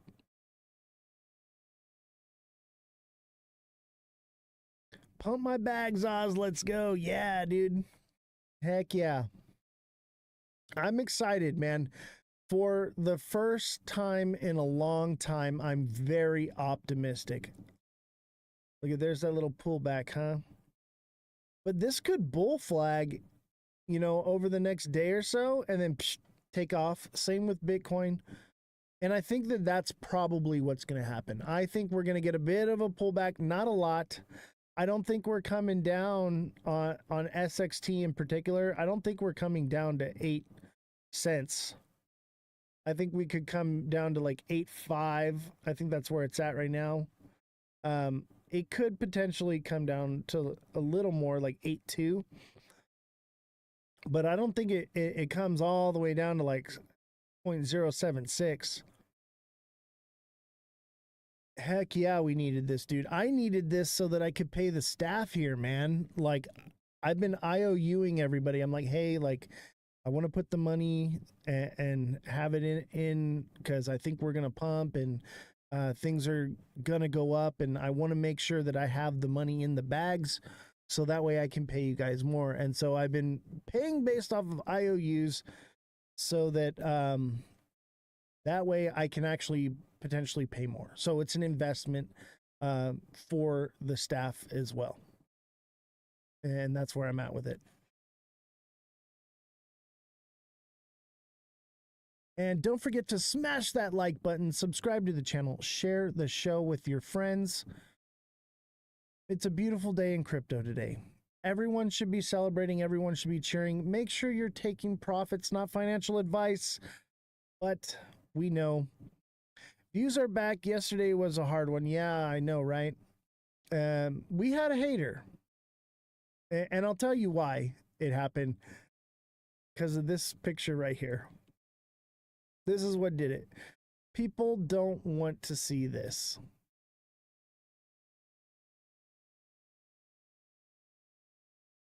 People don't like that picture. It's rage bait, okay? It's a bit of rage bait. I love XRP, okay? But it gets people talking. What alts am I buying?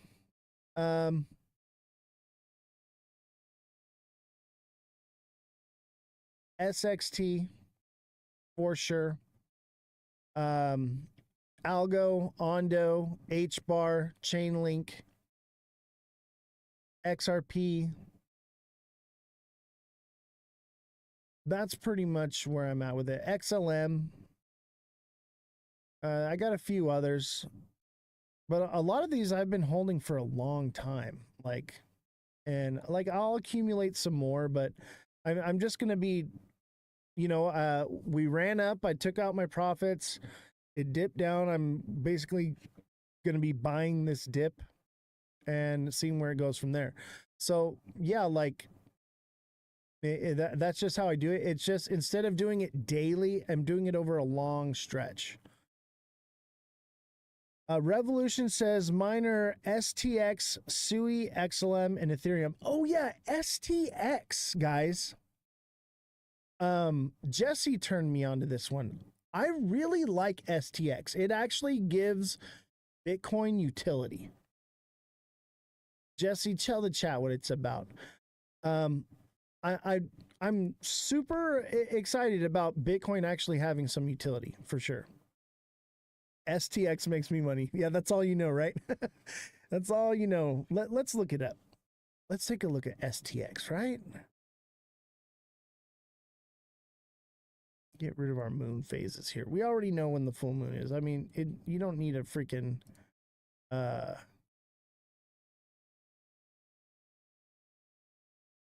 you can literally Google that. All right. I'll look at the wick on the bottom of this one. That's a good sign. That's a good sign.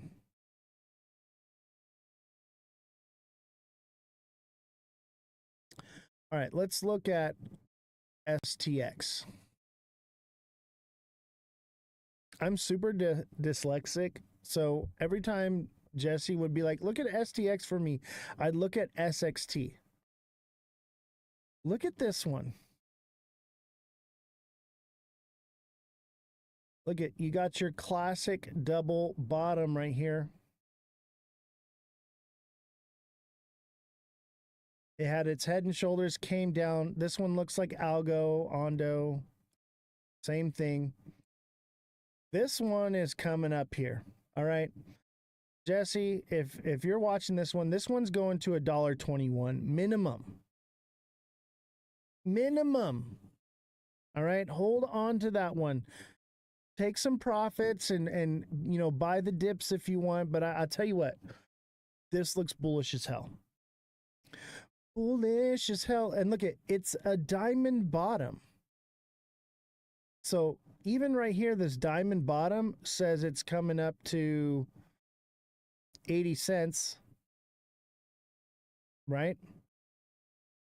You got it set at 120. I would adjust that. I'd adjust it. And you want to put it just to make sure it hits 116. Sui the Queen. Yeah, Sui's a cool one. That one did pretty well. Yeah.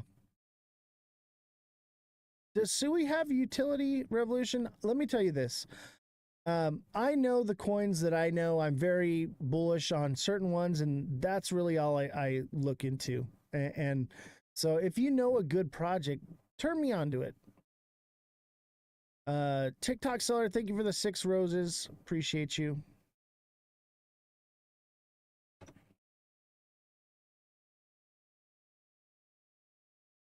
You good, bro? IT guy just showed up.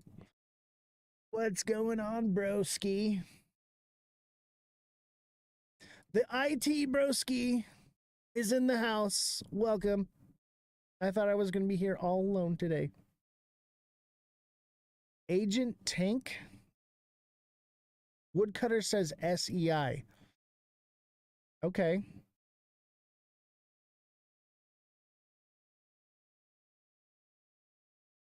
Yeah, by the way, if the live is glitching and you're having issues with the audio or the video or anything like that on TikTok, you can always come watch it on Twitch.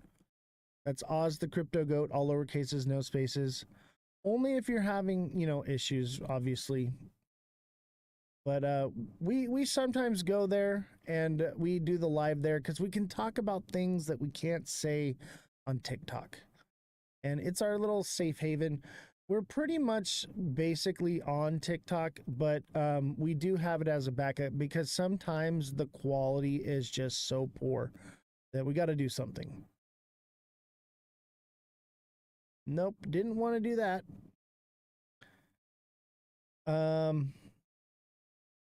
So Woodcutter says SEI. Woodcutter is a subscriber, so I'll do Woodcutters. I fixed my TikTok issue by going to the App Store and updating it manually, and it actually worked. Interesting. Maybe I need to do, well, it's on my PC.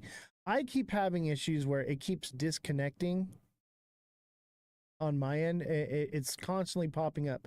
It seems like there's problems with your live quality. See how you can improve it. And it basically says, do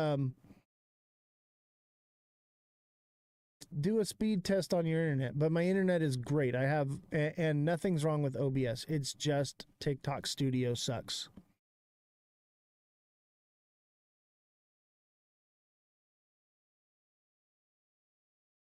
Let me see here. So SEI for Woodcutter.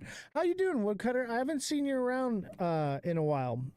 I see you in other people's lives, but I haven't seen you here. Glad to have you back. Always appreciate you.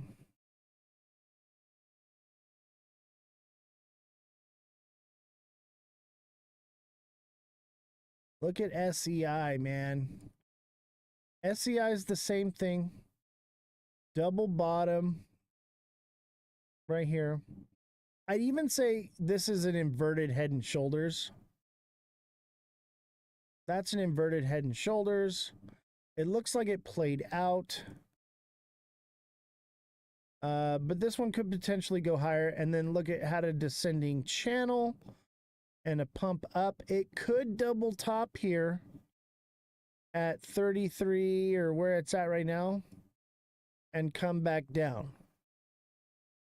All right. But if it does, like, maybe anywhere between, I would say probably like 21 cents to 19 cents. Yeah, it's been a minute, Woodcutter. I'm glad to have you back. Much appreciate you.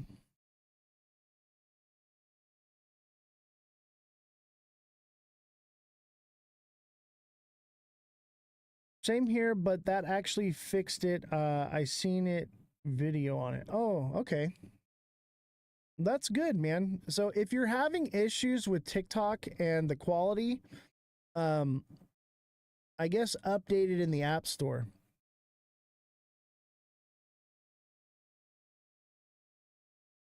I'll tell you this, viewership is up, and why? Because the markets are up. Isn't it a beautiful thing? Here's the thing. I have the white light on because this is what I've decided, okay? With the light in the back. I'm going to use that to indicate whether or not we're going up or down, obviously.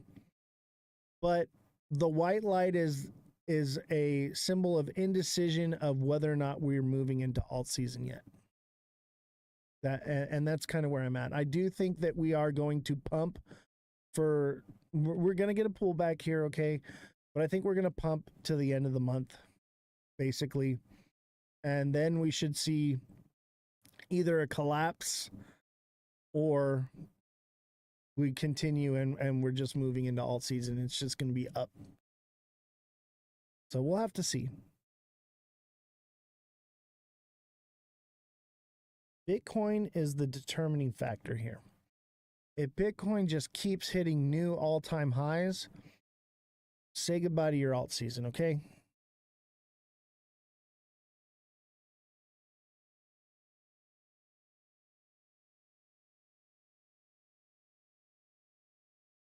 Arrest before November adoption. Okay, there is no adoption in November, Woodcutter. Okay? ISO 222 is adopted globally, but that's just ISO 222. Yes, there will be a speculative pump because of it, but that does not mean that crypto is being adopted. It means that ISO is being adopted, and there are some cryptos that are ISO compliant. Yeah, I'll look at virtual for you. So understand that, Woodcutter, that ISO 222 actually has nothing to do with crypto. It's not the switch getting flipped.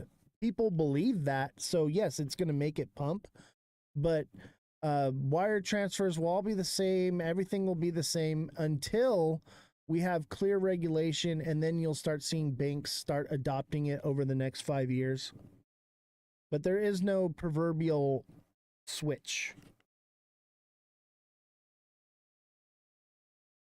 Woodcutter, thank you for the rose. Neo, thank you for the 5 popular votes and the heart me. Much appreciated.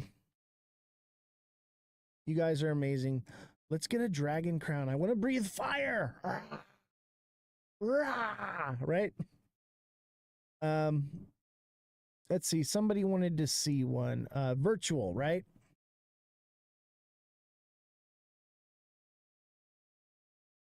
Oh, I missed it. Woodcutter, thank you for the dragon. Appreciate you. That's my favorite one, by the way. That one and the jellyfish. So let me set up a new live goal here. And then we shall do the virtual. Let's do a fun one.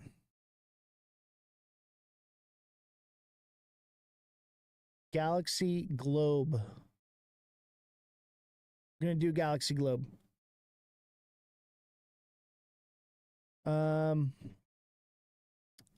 Lil Pepe right now pumping. Bruh, not this guy not seeing my comments. I literally just read them. Okay. You're not a subscriber, so you don't have priority in the chat. Okay.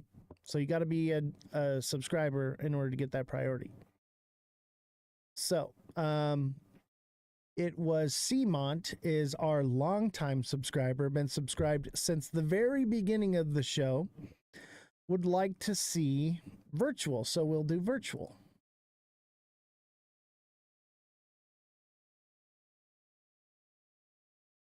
Virtual.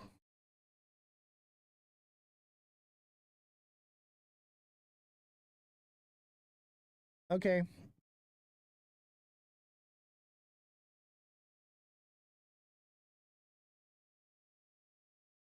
Looks like it had like a double bottom here. It pumped up.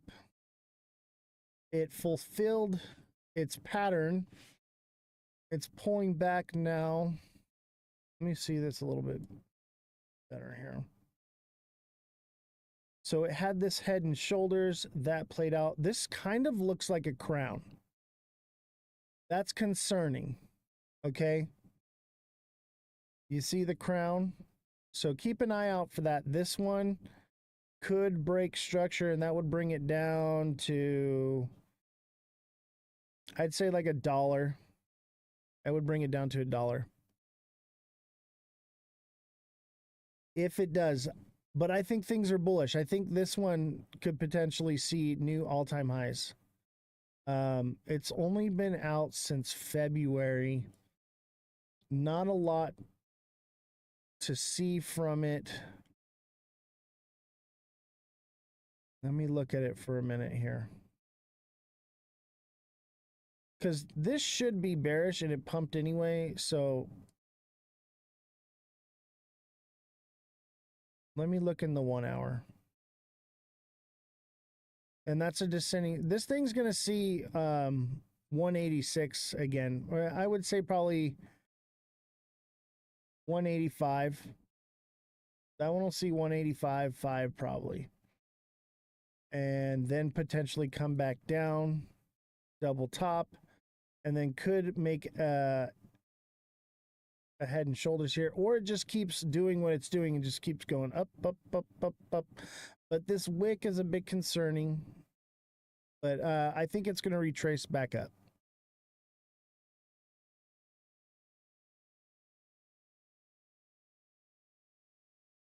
Is that Bitcoin you're talking about? We'll definitely buy for $1. No, we're talking about virtual, Alan. Not Bitcoin. This is virtual.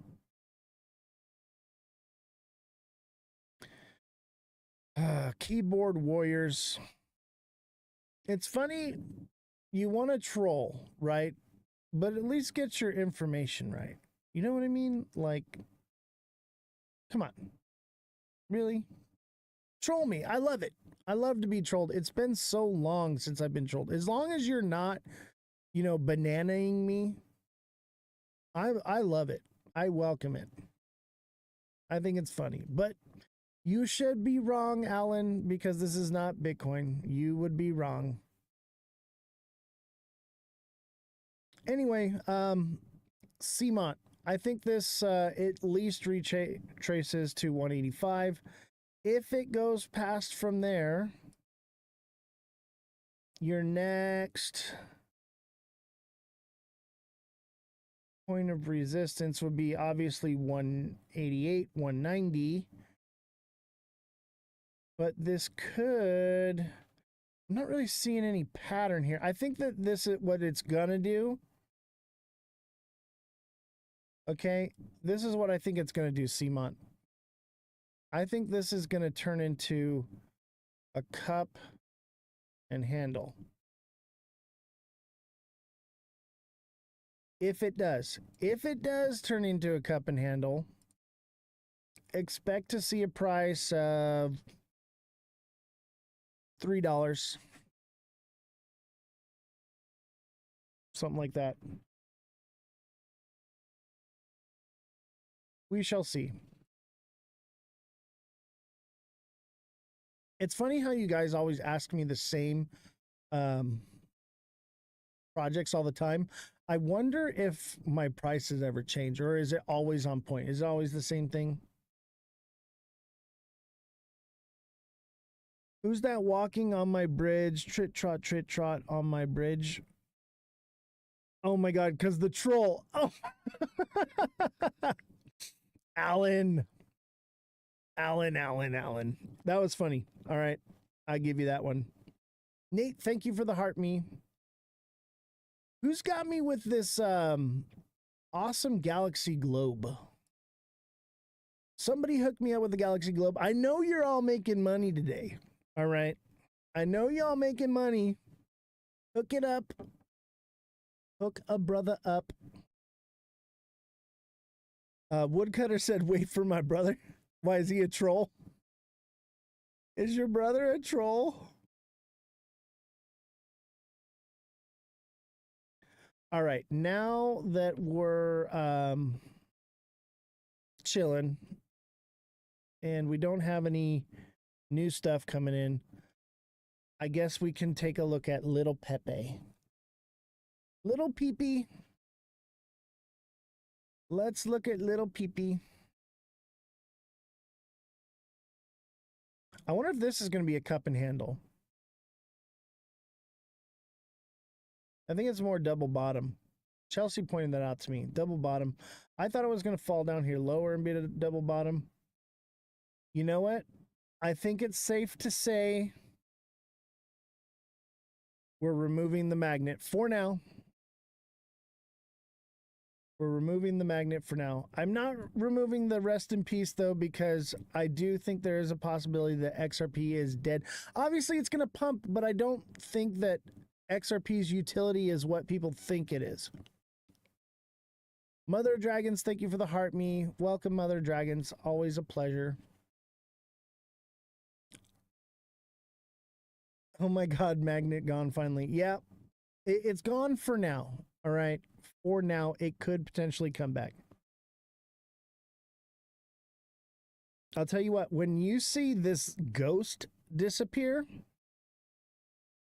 it's on like Donkey Kong. All right. When you see that ghost, actually the ghost will stay, but this guy will be over his face. When you see this, then you'll know.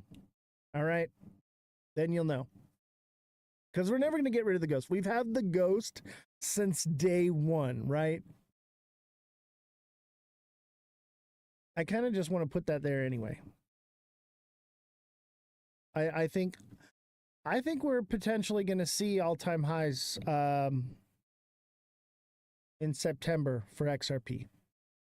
September, maybe October, November. It continues from there.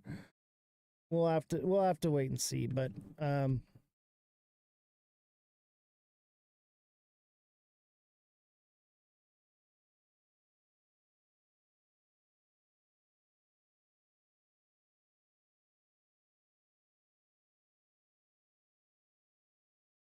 there we go.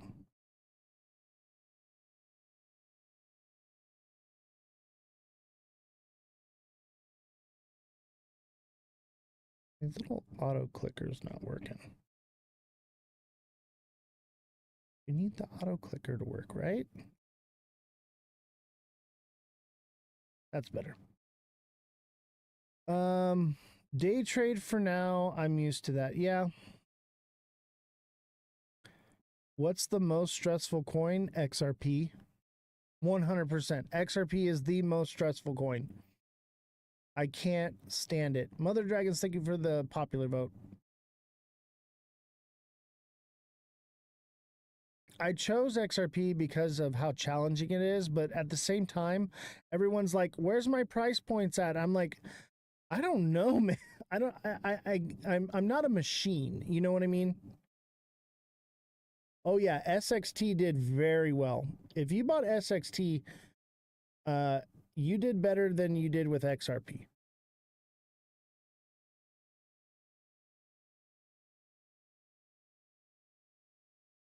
Let me see here. What's going on with this stupid thing? Mother Dragons, did you get SXT?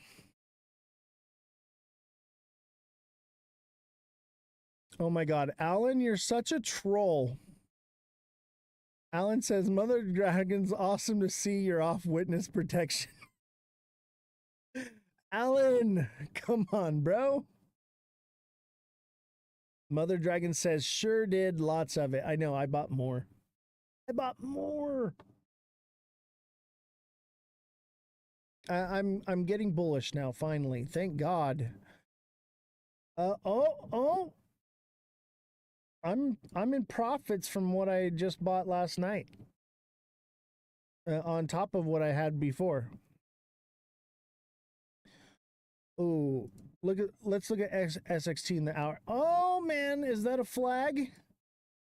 Kind of a flag. This is a good sign. This is probably going to break upward. It'll at least see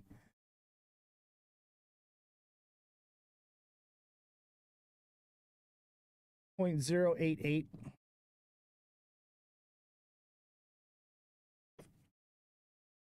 Nat, you got to become a subscriber if you want priority, man.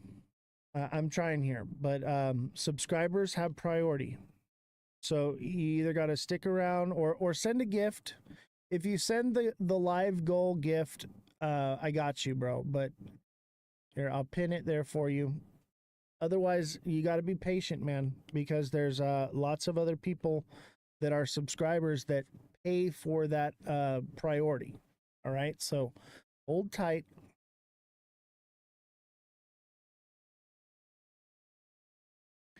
All right. What was the one I was supposed to look at?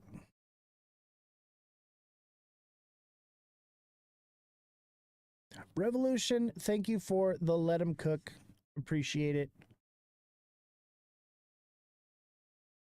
All right, Nat, I got you with the FET. All right? All right, are you going to stop yelling at me now?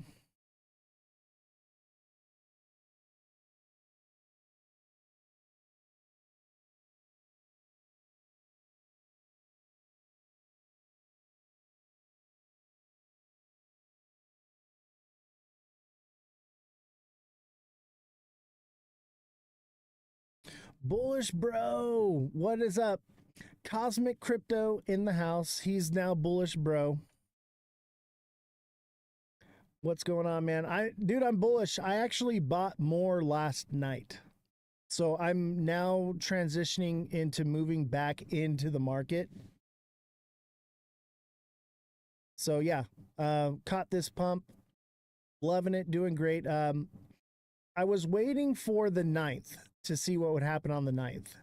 And so with the whole tariff thing, tariffs got postponed again. I'm bullish at least till the end of the month. But I think overall, as you can see, I've got the altcoin season index pulled up here. We're starting to creep over to where I want to be. Right? So I am on the bullish train now. All right. I think at least for now until August 1st, I'm bullish. ISO and all that stuff coming into play is going to cause a pump. I do think we get some bit of a pullback after that. I'll take profits, buy the dip again, but I'm pretty much bullish till September. Really, if we're going into alt season, especially, we could potentially be bullish to November.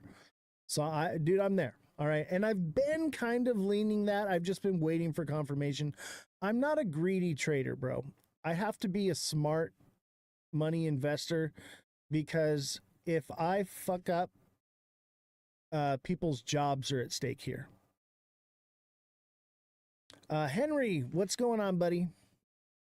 How you doing? I'm wondering where Big Baller's at.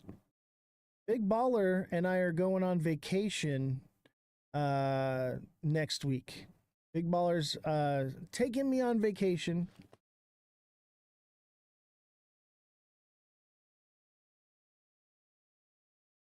It's more of like a business meeting, but it's also a vacation. Like he's meeting me there. We're gonna do whatever, and then he just blessed me with a whole vacation for the week and stuff. So, but we're gonna be working on Beer Gator.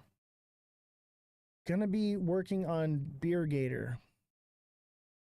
Come on, Oz. Time to wake up from hibernation. I know, right? The bear has left the building. You have the most patience with crypto. I know, right? It takes time. You will learn it. You got to understand, I've been in crypto for a very long time. I think the only person that's a creator on here that I know of that's been in crypto almost as long as me is Brooke Odyssey. And Brooke Odyssey will be on the show tomorrow.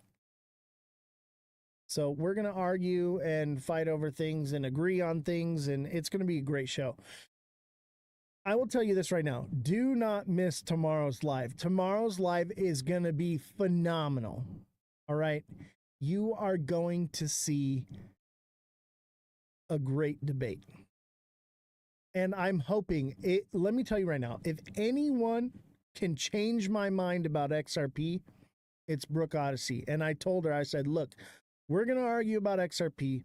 Change my mind. And she's like, challenge accepted. I was like, please, like, I want to believe. I'm not over here that like trying to be Mr. Pessimistic about everything. I want to believe, but I'm just not seeing it. Woodcutter says Brooke is one of the strongest minds in crypto and finance. Yeah, she's up there. In my opinion, I do think she's a little spoon-fed with the moon cheese. However, if she can give me the facts and turn me onto it, I will take down the tombstone on XRP.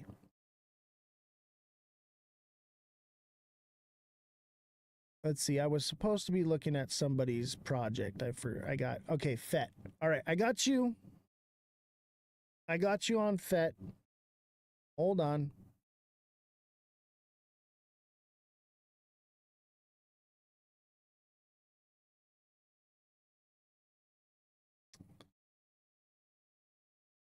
FET's coming down, bro. This is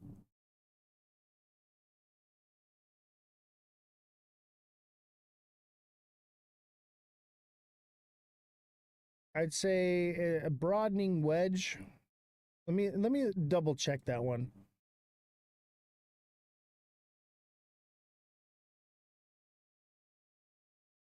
Let me double check, because that could be one of the bullish ones.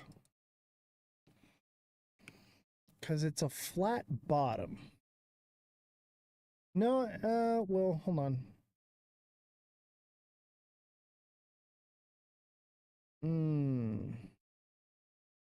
It's a drop in. Technically, it's a pump into it. So it's a pump into a broadening wedge. But technically, it's down into a flat bottom. It could either be this, or it could be this. I think it's this right here. There's your pattern right here. All right?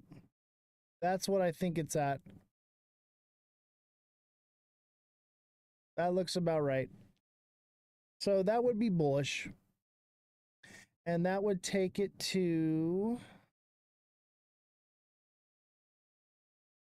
That's a pretty good size pattern. I would say...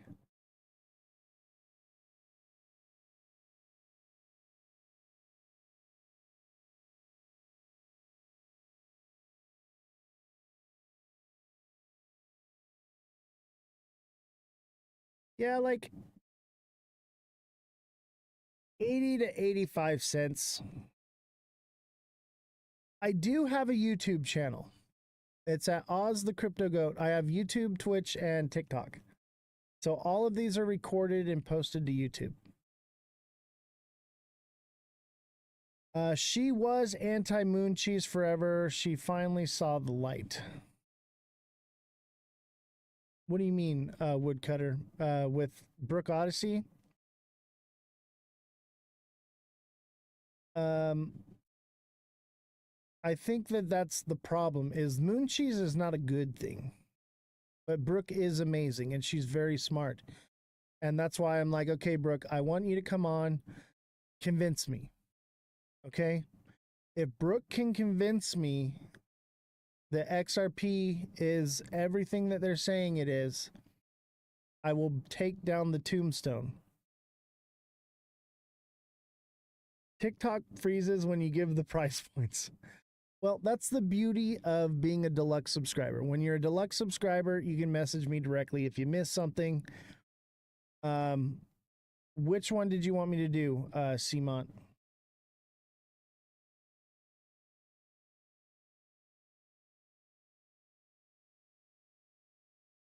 She was not about the big price point. Then she put the pieces together. Well, I'm excited to talk about that tomorrow. And I'll tell you this. If she can convince me, I will take down the tombstone. However, I'm not completely convinced. I hope she can convince me, because I want to buy and hold XRP. I own a lot of it, right? I want to hold it and not sell it too low. I want to be a billionaire, of course. Who doesn't, right? You missed the price for FET. I think it's going to be 80 to 85 cents minimum. And that's like minimum, okay? 84, probably like 84, 85 cents, maybe 80. But this is kind of a difficult pattern, because is it falling into this pattern, or is it pumping into it? That's the question. And this is a downward trend here, but this is an up pump. So it's kind of, it could go either way. I'll tell you what the downside is on this one though. If it does drop down, it's coming down to like 57. Maybe it comes to like 60. Right? It could 60 to 57 cents.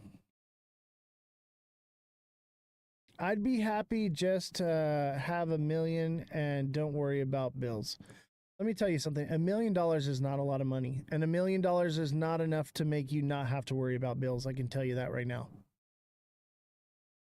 And the only reason why in my situation it's a little bit different for me. I don't need as much to be in that situation because everything I own.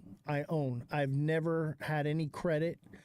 So I have no bills, no nothing. Like I pay for Hulu, the internet, and the electricity, and I'm soon to not have to pay the electricity anymore. So, and I grow a lot of my own food here. I get my water out of the ground. You know, I got to pay for trash disposal, stuff like that. But my house is paid off. My cars are all paid off. All my toys are paid off. Everything I have is paid off. So, yeah, $1 million is a lot of money if that's the situation you're in. But if you're in debt and you want to have expensive toys and all these things, $1 million ain't gonna cut it for you. You need at least like 5 or 10. Yeah, Kodak says one medical bill could be $250K intensive care. Exactly. So true, Kodak. You said it better than I could have.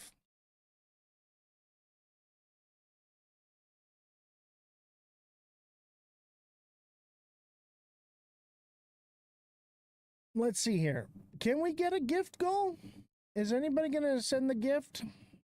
Is it too much? Is it too outlandish? Me too, don't have money till alt season, but we don't owe anyone anything. That's where I'm at, Alan. I don't own anything, but I also have no money till alt season. I'm moving all my money back into the market. I've been out basically since January. So now I really don't have any money. Mother Dragons, thank you for the perfume. Do I stink? Is that why I got perfume? Because I'm a stinky one? Mother Dragons, thank you for the hand heart. Revolution, thank you for the 10. You're awesomes. Revolution thinks not Revolution. Mother Dragons thinks I stink. Hopefully I stink good, not bad. I'm just messing with you, Mother Dragons. When are we going to have another chat on Francesca's Live, Mother Dragons, and drink wine and laugh all night? That was so much fun. I had a great time. So much fun.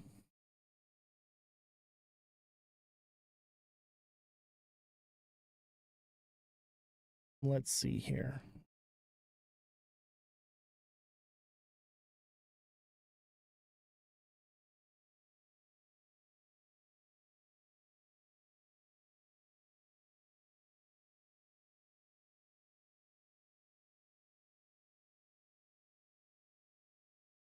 Seamont, thank you for the Galaxy Globe. Appreciate you. Woodcutter said, oh, really? Why y'all did what? Where? What are you talking about, Woodcutter?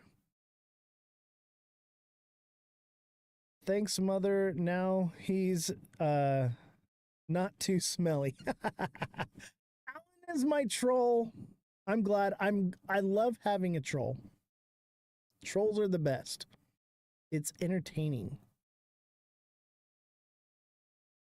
All right, let me set a new goal and then I'll do XRP for user.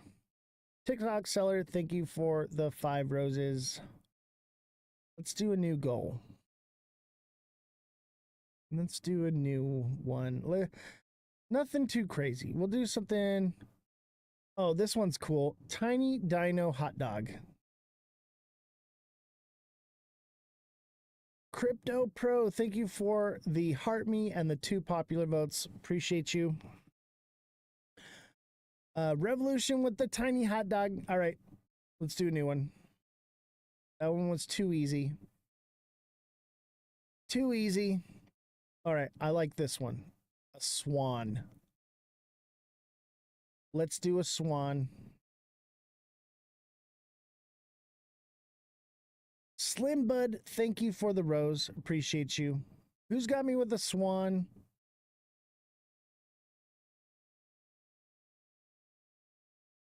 I thought I heard some crazy stories about my friend. Oh. You've been in Fran After Dark, Woody. Yep. Francesca's After Dark show is just on another level. Kodak, thank you for the heart me, the dolphin, the chili pepper, and the tiny dino. We have a good time in Francesca's life, and that's the place. Okay, I get to be more myself, right? So when I'm on this live, I'm very professional. Yeah, we joke around or whatever, but I'm a little bit different in real life. And when I'm on Francesca's live, I get to be my actual crazy self, and I can say some pretty outlandish things. You know, this show is, I try to be professional and, you know, whatnot, but there I have a chance for people to actually get to know me, or for who I actually really am, my actual personality. I'll do the swan for under 5-star pick. What do you mean?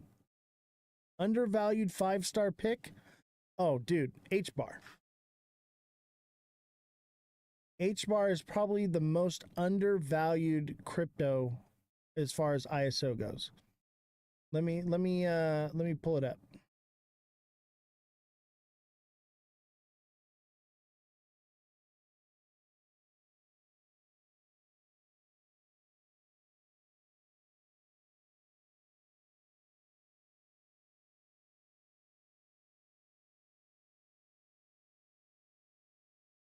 If you want something that's going to pump like crazy, that's super undervalued, obviously SXT. SXT is going to perform phenomenal, right? But I think as far as top 5, top 10 ISO projects undervalued, H-bar. And look, it's a textbook double bottom. It's going anywhere from 26 to 28 cents, but this one could possibly do all-time highs. And look, this one got a cup and handle, pumped, it ran down, double bottom. We'll see what else it does. H-bar just reversed, I know, right?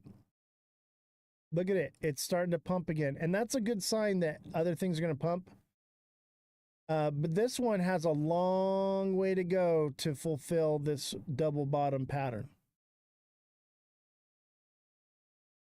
It's funny, I just mentioned something and it pumps like that. That's the influence I have, ladies and gentlemen. There are some big whales watching this show. Pi network to the moon, over 70 million active miners. Yeah, Pi's cool. It's about to have a big candle. That's a possibility for sure. Obviously, it's not going to be straight up, okay? But give this one time. End of July, July 30th, 26 to like 20. Let's go with, I think 26 is probably it, but it could maybe 28, but and it could just stop at the psychological 30 cents, right? But I don't see it. I think it would stop here at 29.5. Dude, everything looks good, man. Chainlink is another good one though. Chainlink is awesome.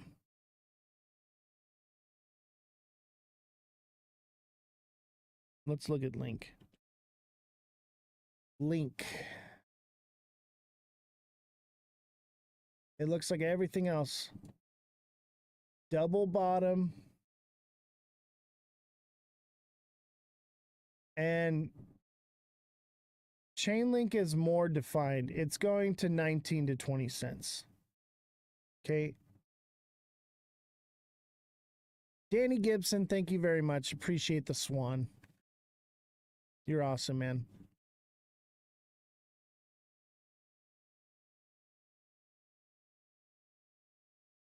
Risky Sneak says, much respect to you, my bro. Thank you. I appreciate that. I'll tell you what, some days I'm just like, man, like, what am I doing? And it's comments like that that really just, thank you. It keeps me going. Let me see here. Let's find a new goal. I don't want to do something too crazy, but I want to get something like new, and I want to try to meet TikTok's expectations. Here, let's do the live ranking crown. There. Let's do that one.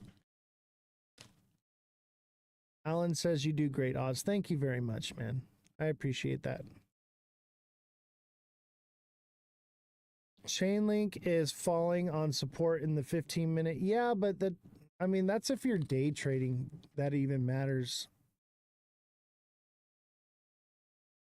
Get off the lower time frame, man. I'll tell you that right now. Crypto Pro, unless you're day trading, like you're trading multiple times a day, you shouldn't even be that low of a time frame.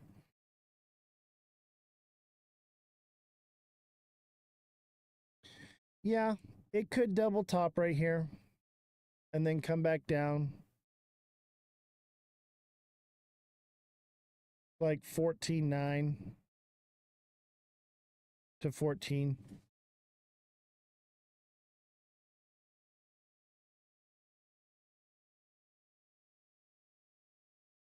Set the pars, push the limits, break it. Exactly. I'm at work, lying tiles and tapping. Thank you. Thank you, Butchie Boy. Appreciate it. Risky Sneaks, thank you for the crown. Appreciate it.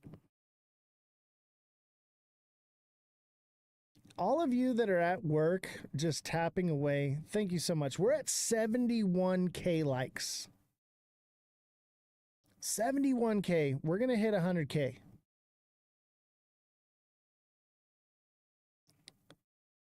I'll tell you, crypto's booming, the viewership is up.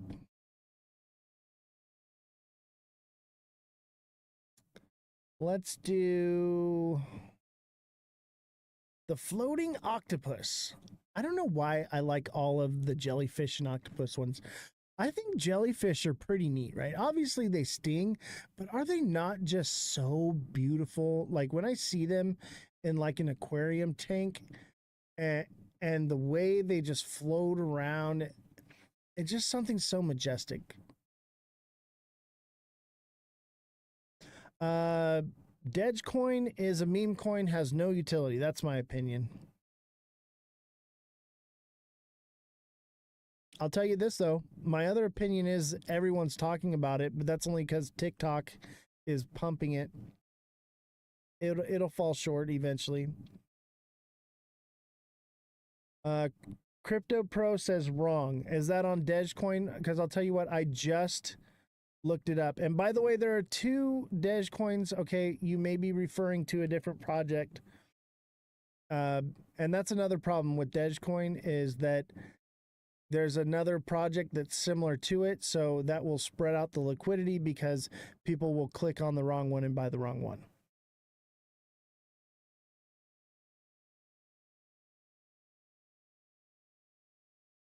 What are they going to do with it, mate? What do you mean, Dogecoin? It's a meme coin. I literally fact checked this and did this earlier. Okay, I'll tell you what. If you subscribe, I'll get into all of it with you. But I already did this, man. No utility.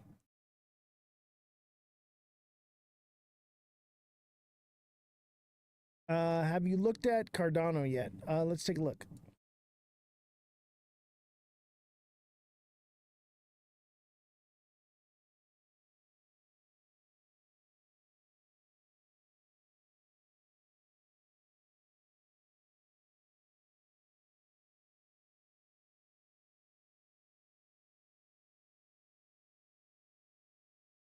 Cardano looks good. Same thing. Double bottom here. You could even argue it's a triple bottom, but it's a double bottom. And that's going to take it up to 98 cents to $1 for this pattern. It could potentially go higher. What's going on, random guy on the internet? What's up, viewer description? How you doing? Mother Dragons, thank you for the floating octopus.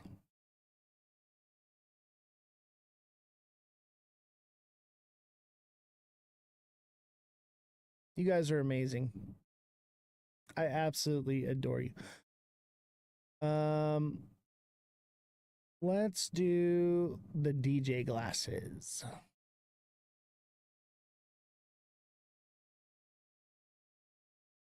DJ glasses. Right? DJ glasses. What's going on, viewer description, my random friend on the internet? Cheers to you.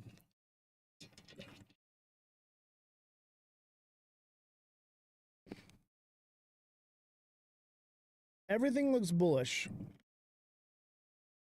Everything looks bullish. And I think that no one cares about tariffs anymore. Desensitized. Everyone is desensitized to the tariffs. They're, yes, this is Cardano. Everyone's desensitized to the war and everything. They don't care anymore. Which is, I mean, is it good? It's good for the market. Green screen? What do you mean green screen? Should I put the green light on, you mean? I guess I should. I do think that there's a potential for things to crash on August 1st. That's why I have the white. Okay. But yeah, and there's a potential for things to pull back right now. So I'm going to turn the green light on when have confirmation that alt season is happening. That's what I'm going to do.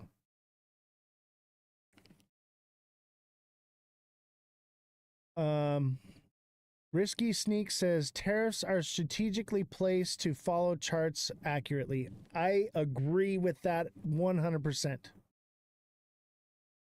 They allow it to pump and then they allow it to happen just enough to bring it back down that it doesn't crash the market. That's why I think we're going to pump until the end of the month.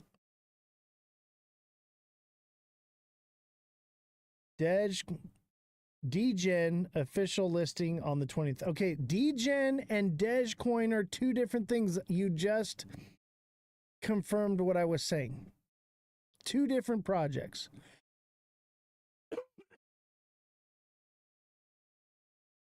Degen and Dogecoin are two different things.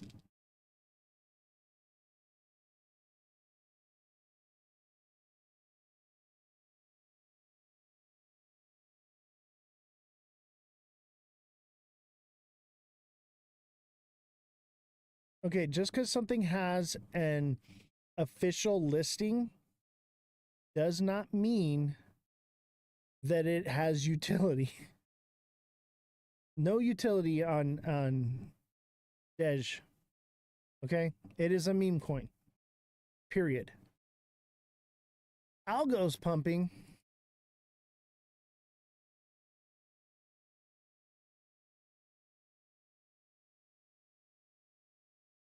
Algo. Oh yeah.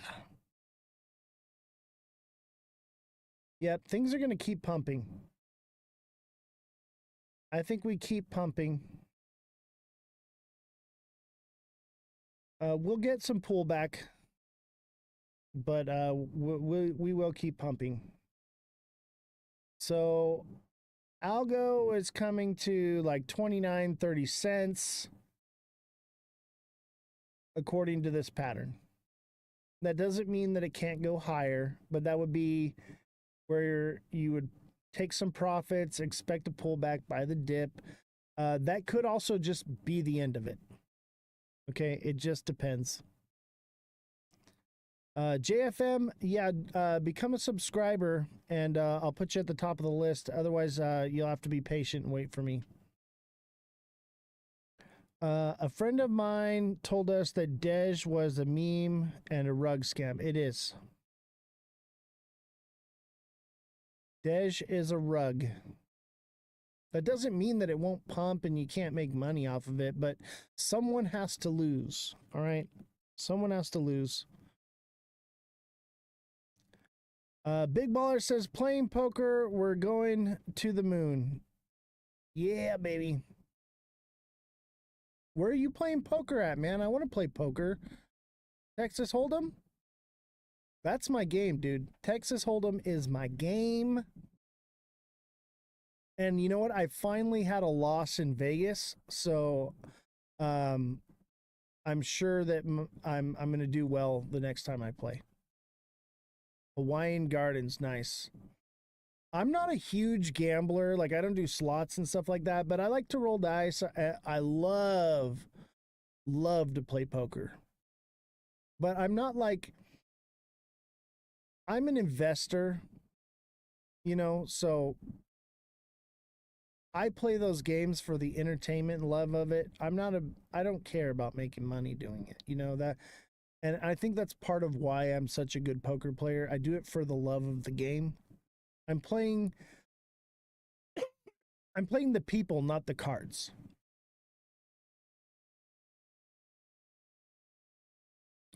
Where do I see XRP going?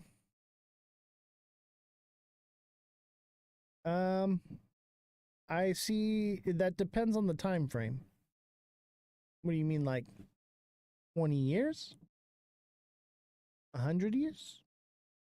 5 years? 5 days?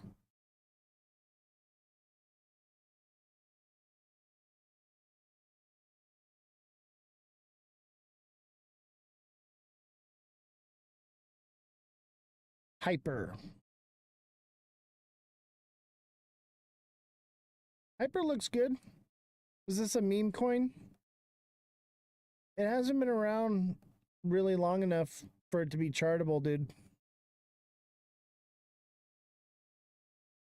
Unchartable.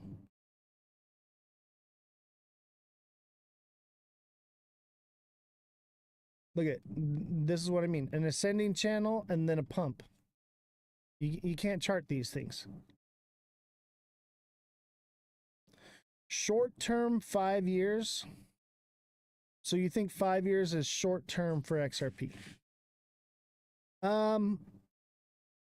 I think in 5 years XRP could be $10 to $25. Unless Brooke changes my mind and is like, gets me to eat the moon cheese.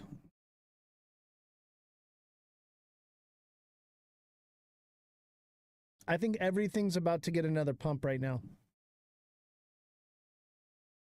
Let me tell you this. If there's gonna be a sell-off in crypto, it's gonna happen at 3 a.m. Pacific Standard Time. All right?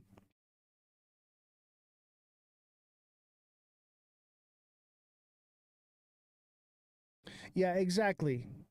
Alan, and let me tell you this. I want to be schooled, okay? Because I know a lot about XRP.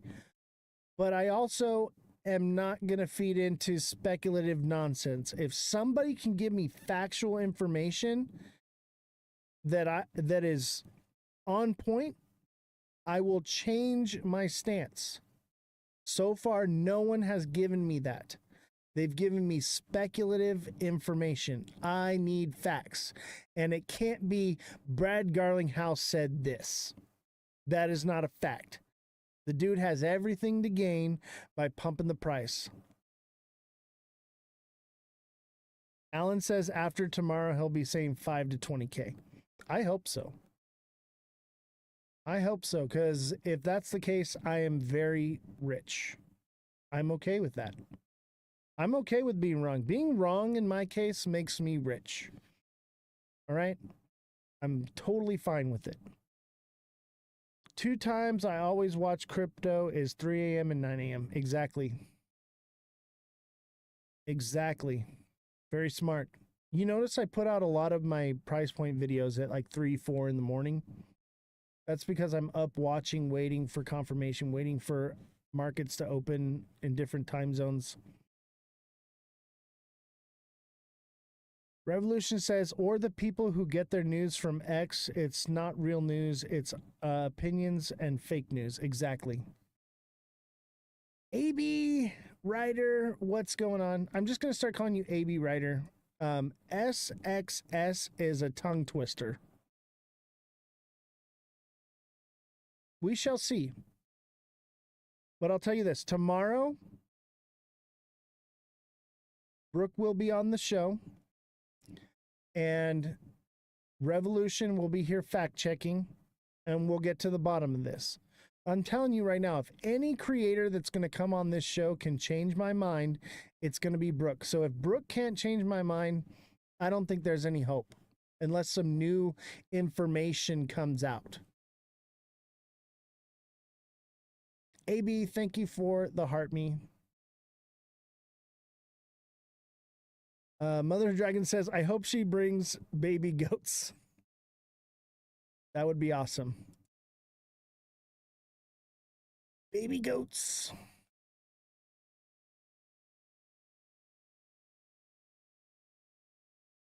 I'm getting some feedback. There we go. Can you guys hear the feedback click, click, click, click in the audio? Or is it just in my headphones? Rydog says Brooke is going to blow my mind. I'll tell you what, I have been sitting in the lives. I've been watching her show. So far, nothing has been said. I haven't been there to argue the things yet. Nothing has been said to change my mind yet. But I want to believe. I tell Mega Crypto this all the time. I tell all the creators.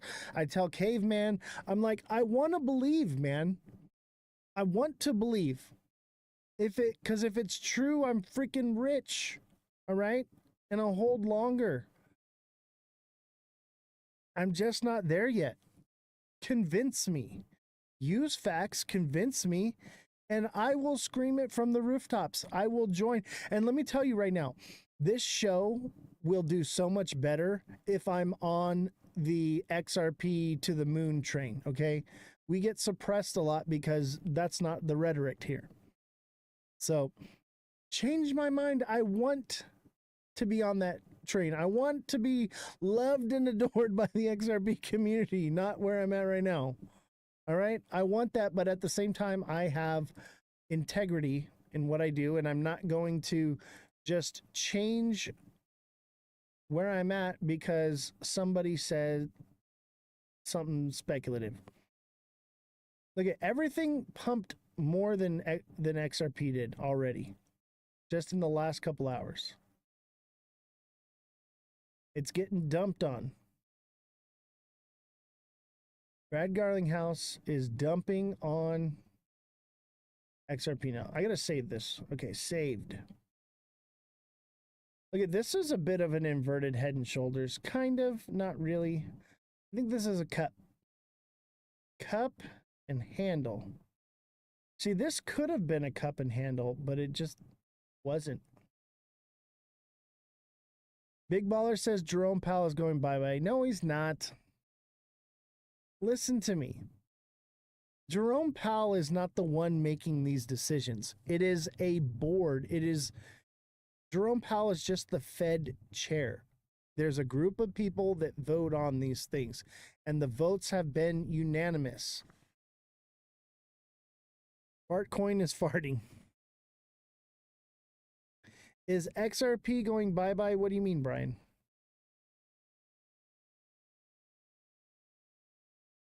What do you mean XRP going bye-bye? I don't think that XRP has the use case that everyone says it does.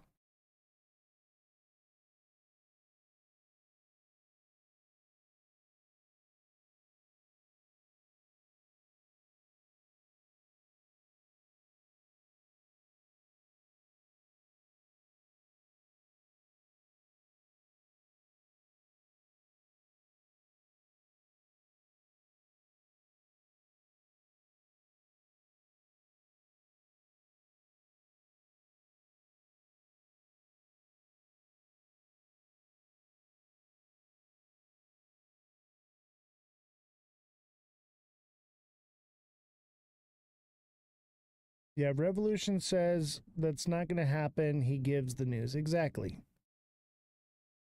I think that their figures that they use to get their whatever is skewed. But legitimately, I think that it's a board. It's a group of people. It's not just one guy.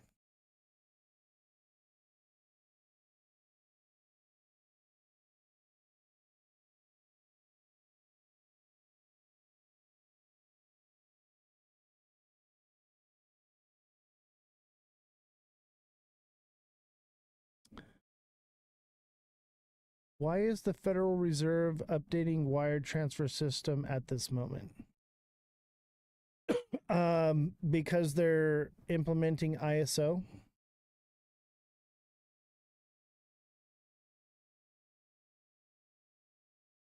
They're going digital. That has nothing to do with XRP, though, or crypto.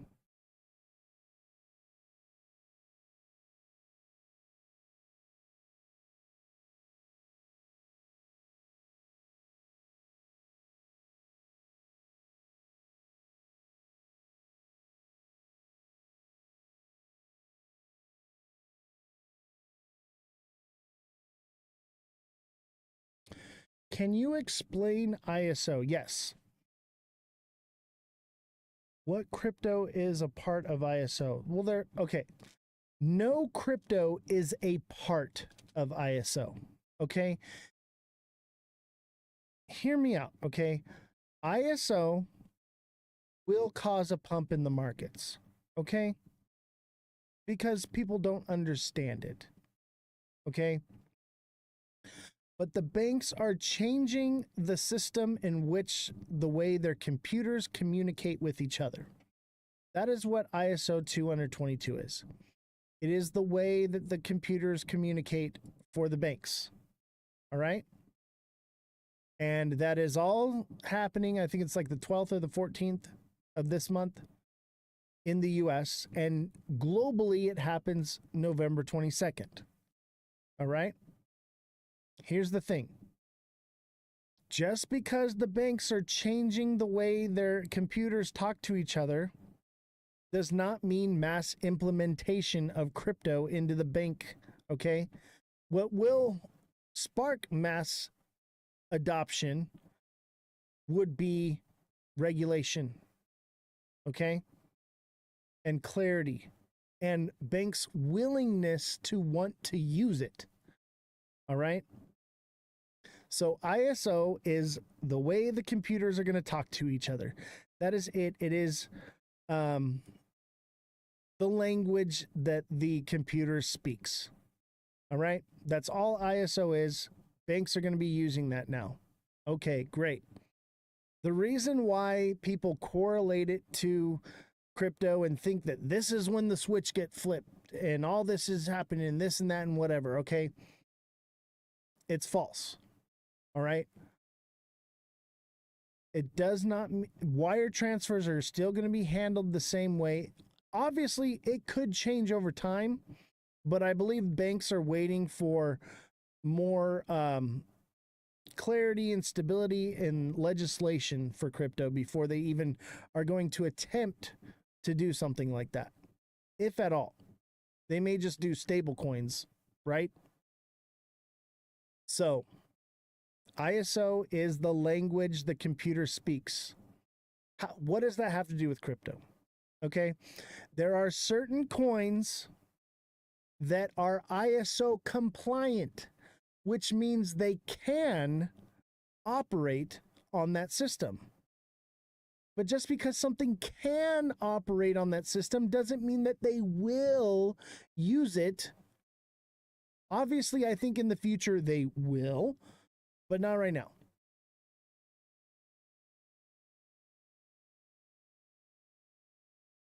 I'm rooting for XRP. It's used by an American company. That's where you're wrong, Ryan. It's not used at all.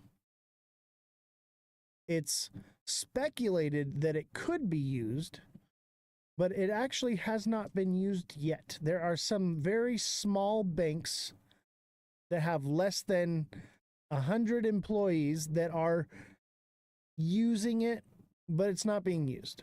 Okay? But yeah, an American company, great. I love that idea, right? But Circle can do all the same things now. XRP may not even have the utility that it has anymore because of RLUSD. It'll have some utility, but it won't skyrocket the value because XRP will not be the placeholder, I guess, is the best way to say it. But just because ISO is being implemented does not mean that crypto is being adopted. All right? Wake up and smell the moon cheese.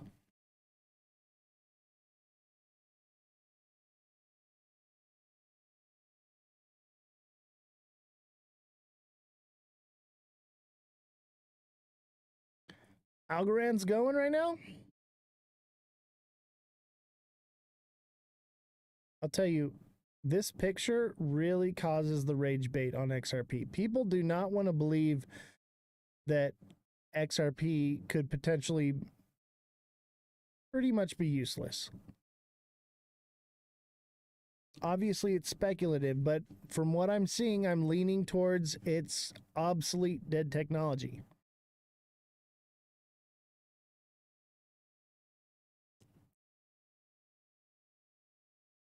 There's no real use case for XRP now because we have RLUSD.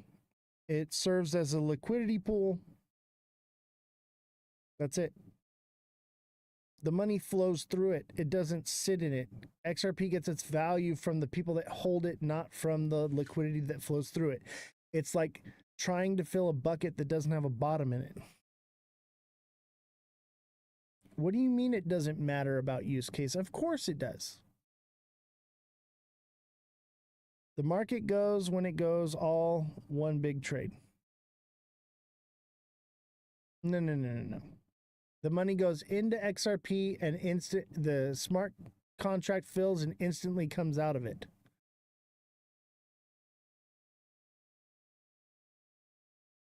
I'm not telling you to sell your XRP. Listen to me. XRP will do phenomenal things because the moon cheese is real, the rhetoric is real, the narrative is there. Okay? But when it comes to mass adoption and all of that, I don't believe it actually sees a $10,000 price point, okay? It could see $20 maybe years and years from now. SA702, if you need help, I recommend becoming a deluxe subscriber and I can coach you one-on-one. Okay, you can message me directly and we can come up with a strategy catered to your specific needs. Everyone bought at a different time. Everyone owns a different amount. Everyone is different. So there's not a blanket that you can throw over something and then that's what's going to happen. Okay, so if you're struggling with that and you need help, I would recommend become a deluxe subscriber and we'll find out what works best for you. XRP will not get to 10,000. I need only to get to 8 or 10 to be a millionaire. Okay. It could potentially go to 8 or 10. Potentially. I'm leaning more towards 5 to 8. But make sure you take profits, okay? Make sure you take profits. I don't have anything to start, sadly. Okay, if you don't have money to pay for a $10 subscription, you don't have money to invest into XRP. And people have messaged me. They're like, hey, can you just help me for free? I need to know. And I'm just like, if you don't have money to invest, what good is the information? And I'm wasting my time.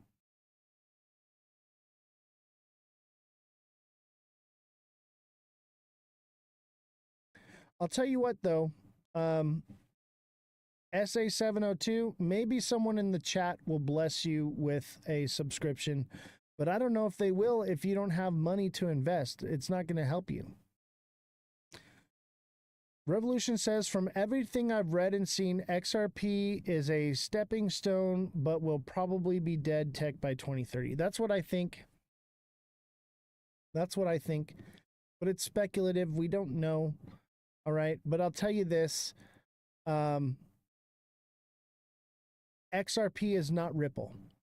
They're two different things. And I'll tell you what, if Ripple goes public, I will buy Ripple. All right. But XRP is not Ripple. It is different.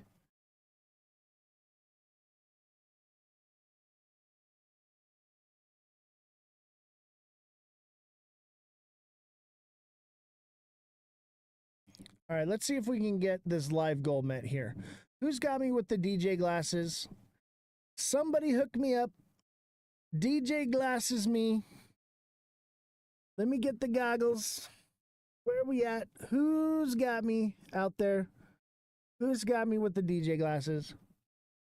What coin should I go for? Portfield. Best I can say is become a deluxe subscriber. All right.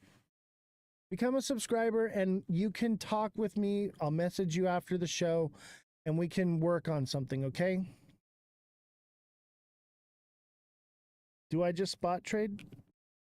No, I'm a smart money investor.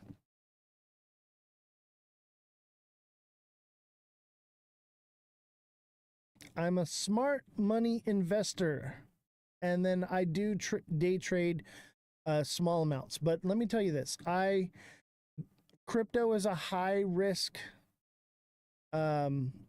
asset, okay? High risk.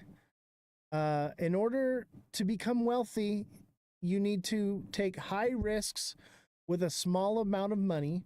And then when you become wealthy, you want to take low risks with a large amount of money. That's why I'm not really super into crypto right now, because it's very high risk. And once I feel like it's not very high risk and that there's confirmation of alt season, yes, I will part a large portion in there. But most of my money is going to be in defense contracts.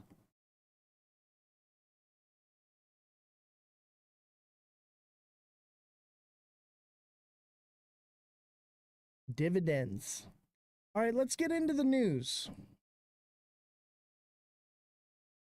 Take a look at SXT real quick. I'm in profits. I'll tell you though, this is concerning. Looks like we got an ascending channel here. I think that this will retrace up here. Will it go all the way up? Probably not.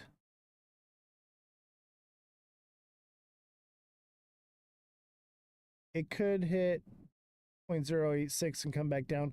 I think it goes to 0.08775, but it could continue just on from there.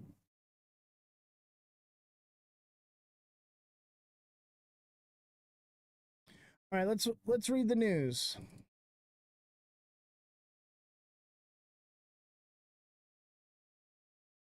All right. I'm not saying I believe what this guy says, okay? Chat, hear me out. I'm not saying I agree with him. However, these are things that you need to understand and you need to consider when you're in crypto, especially if you're already very wealthy. Daniel, thank you for the heart me. Stablecoin work that is being done in Congress, I think few understand the way that it could start to shift the winds of American finance. What worries you? What worries me is that the Genius Act, or any other act in this space that's being pushed by the very deeply pocketed and influential crypto lobby, creates a kind of imprimatur, a kind of government stamp of approval for a set of assets that are highly risky. Of course, crypto is an extremely volatile piece of work, and stablecoins, on the other hand, are allegedly tethered to the dollar, connected to the value of the dollar. But the fact is we already have a dollar, and I just don't see, and this was another point of the article you just mentioned, I just see zero use case with really very high risks. We are, in my view, once again, entertaining deeply risky finance without the kind of guardrails that it requires. Let's talk about stablecoins, because that's probably the safest of the group given the association with U.S. Treasuries. If you're the administration, there's a sense here that the stablecoin industry could fill in where others might be stepping back. For example, if you're worried about foreign buyers of treasuries, then stablecoins can be bigger and bigger holders in the future instead. Is that a safer or less safe financial system? Much less safe, a much less safe financial system. And here's why I think that. First of all, let's recognize that a few times in pretty recent history, stablecoins have traded well below $1.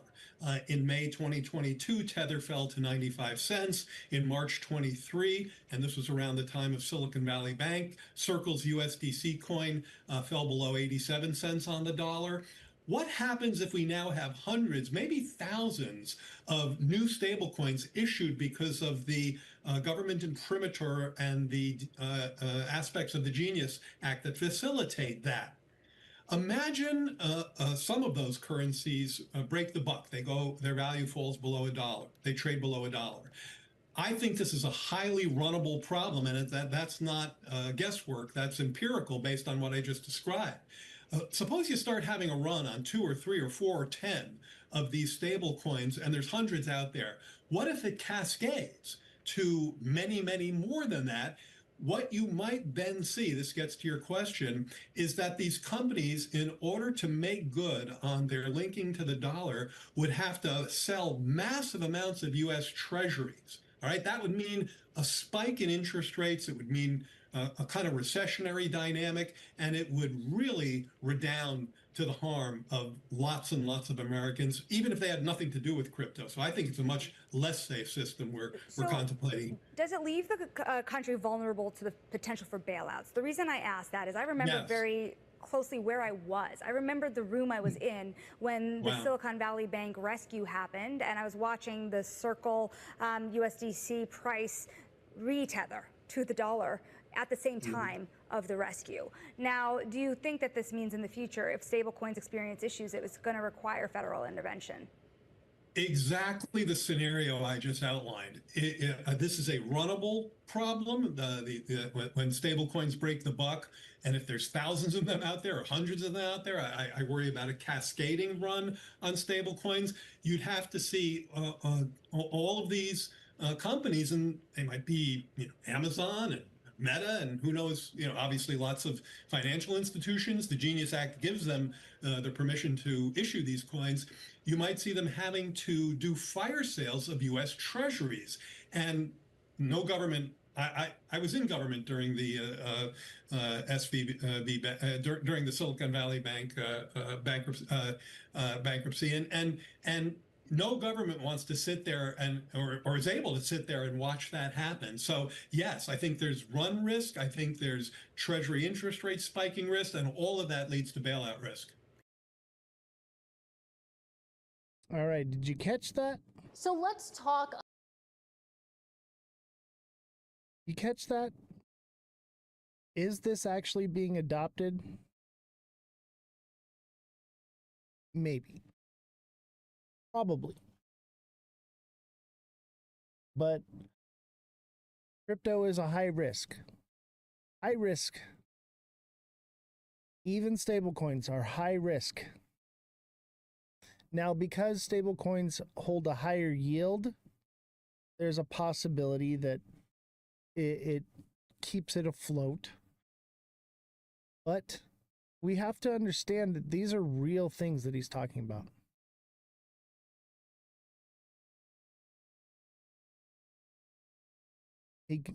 Revolution says he could be right or horrifically wrong. Okay? I think that the move that they're going towards is digital currency. I do believe that. But you need to understand that crypto is very high risk. It is a pyramid scheme. In order for you to make money, somebody has to lose money. Okay? And it generally ends up being retail. All right? Keep that in mind. Understand the risks that are involved with crypto. Does it mean that you can't make money? Obviously not. Cooper says CBDC is the end game. I agree 100% with that. Satoshi says just buy Bitcoin. What if Bitcoin crashes? Which it will.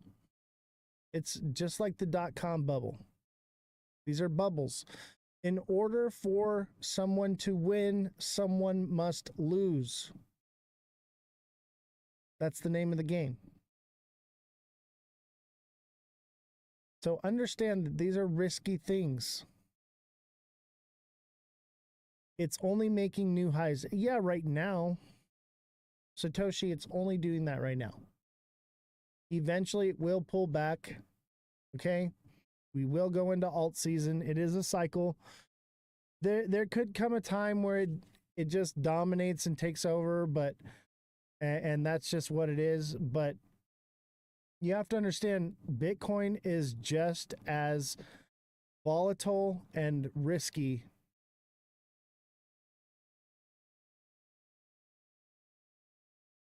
DCA over the long term. I will never condone that. Maybe with Bitcoin, but when Bitcoin loses dominance, Bitcoin is coming down. It's coming down hard. Satoshi, if your name is Satoshi Nakamoto, right?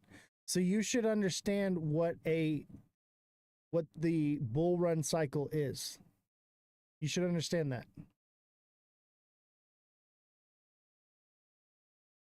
You should understand that these things will come down. I get what you're saying over the long term. But a lot of people don't understand what it is they're holding. They don't understand crypto. Some of us do. Yes, the 4-year cycle is fueled by the Bitcoin halving. I get it, right? And that makes it more valuable.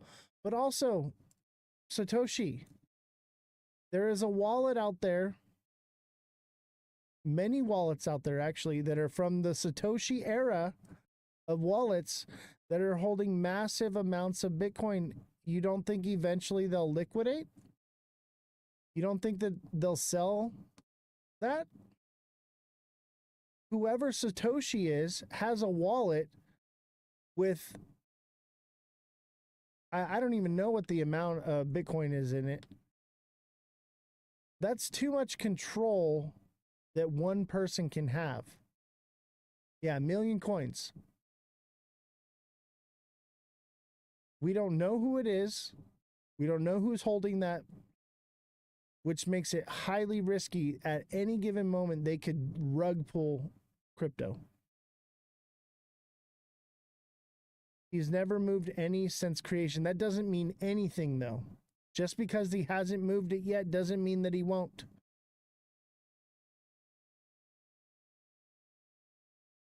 They moved BTC recently. Okay, that's not true. The Satoshi wallet has not moved any yet, but there is a Satoshi Arrow wallet that has recently moved to the exchange.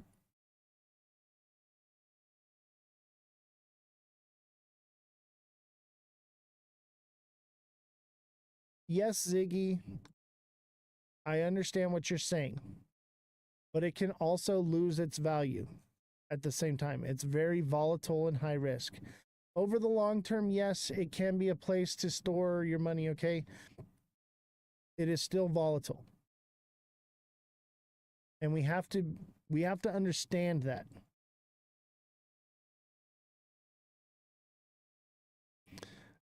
Crypto Pro says FUD BTC is crazy, bro, on the same day of new high and alts. I'm just saying, I don't know about Mega Cycle. I don't know about that. It could. What's up, Josh? Hey, Josh, you want to come on the show? Let's talk, buddy. I'm just saying that we need to understand that as of right now, it is a pyramid scheme. Okay? Everyone's situation is different. All right, Josh, just hit me up. I got to get through the news too, though. It's still pretty early, so I'll get through the news. I'm just saying, okay? Everyone is preaching Bitcoin, crypto, whatever, XRP to the moon, right? Revolution, Bernie Madoff, exactly. Okay? Just understand that these are volatile, high-risk investments, which is great. If you don't have a lot of money, this is an opportunity. But everyone's situation is different. And just don't listen to everything, believe nothing, okay? Do your own research, but understand how these things work. And a lot of you crypto maxis, okay, you understand how this works. Somebody has to lose in order for you to win. Cooper says it's like buying a lottery ticket if you don't know what you're doing. Exactly. And this message is for those people that do not know what they're doing. A lot of people in the chat today are just like, I don't know what I should do. I don't know what I should buy. Especially because things are pumping right now. The FOMO is real out there. So if you are not understanding this system, if you don't know what you're doing, you're new to crypto, I recommend become a deluxe subscriber. Let me coach you one-on-one. There is money to be made here. Even on the way down, there is money to be made, okay? But especially if you're new, you're going to need help. And I've been doing crypto since 2016. I'm 37 years old and I'm retired because of crypto. There is money to be made, but I'm telling you, a lot of people lost a lot of money because of me. Okay? Because I bought early and I sold. They bought the top. Cooper says, exactly. You have to go with the trend. Exactly. You have to know what's going on. So if you are new to crypto or you're new to trading or you're just confused on something, become a deluxe subscriber. Let me help you out. Because there is money to be made here, okay? And I'm not fudding it, okay? I'll tell you right now, you know what my last name is? I'm doxing myself. My last name is Fudder, all right? I'm living up to my potential, but I'm just being realistic, okay? And there are too many people that are unrealistic in this space, and it's designed that way on purpose because it is a pyramid scheme. They need to convince you to hold forever.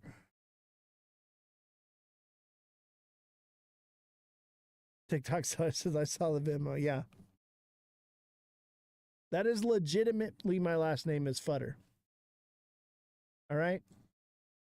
Understand that this is a volatile space and you need to know what you're doing. It's a constant pump and dump. That's how they make their money. Exactly. Do not become somebody's exit liquidity. All right? Let me help you. Because there is money to be made here. I'm not fudding this and saying that things aren't going to do different things, but just going off of the rhetoric will burn you. All right? We need to learn to become smart money investors, not buy the tops of these things.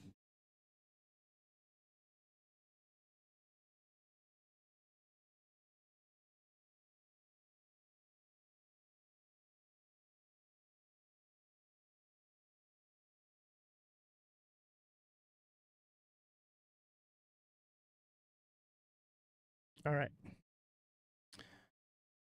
More news.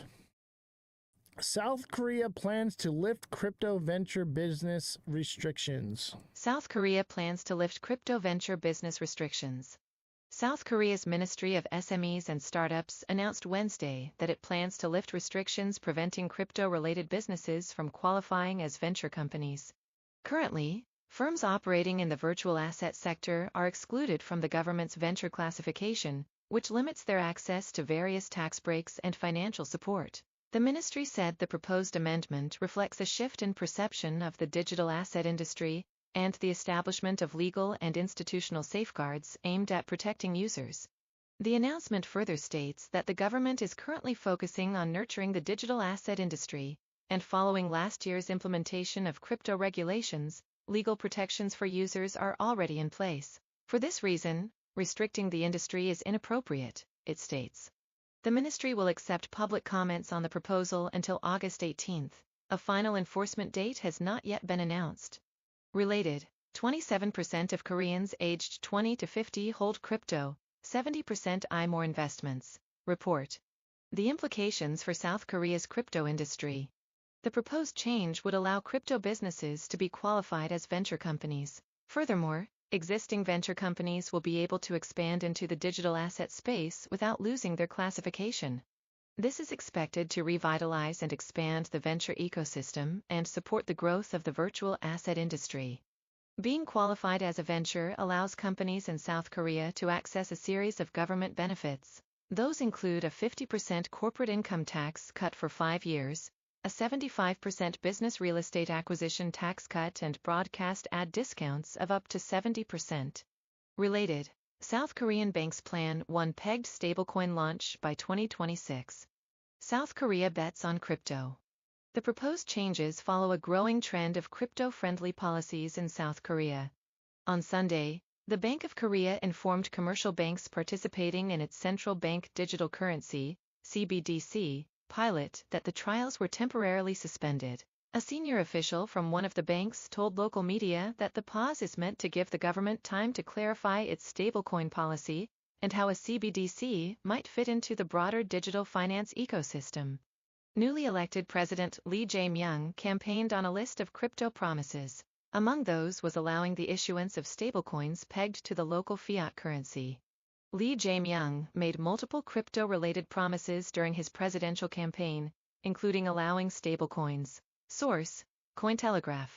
On Tuesday, Cointelegraph reported that shares of Kakao Bank, Kookmin Bank, and the Industrial Bank of Korea rose by 10% to 19%, following stablecoin trademark applications, signaling growing investor confidence in the country's crypto direction.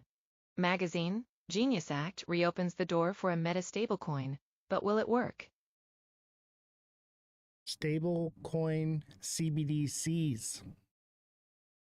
That's the end game here. That's the end game. All your crypto coins that you're holding right now eventually will go away. That is the end game. For now, there's money to be made. This bull run, next bull run, may be your last opportunities to make money here.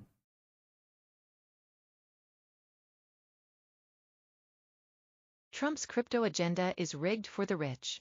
Opinion by Pauline Shangat, Chief Strategy Officer at Change Now.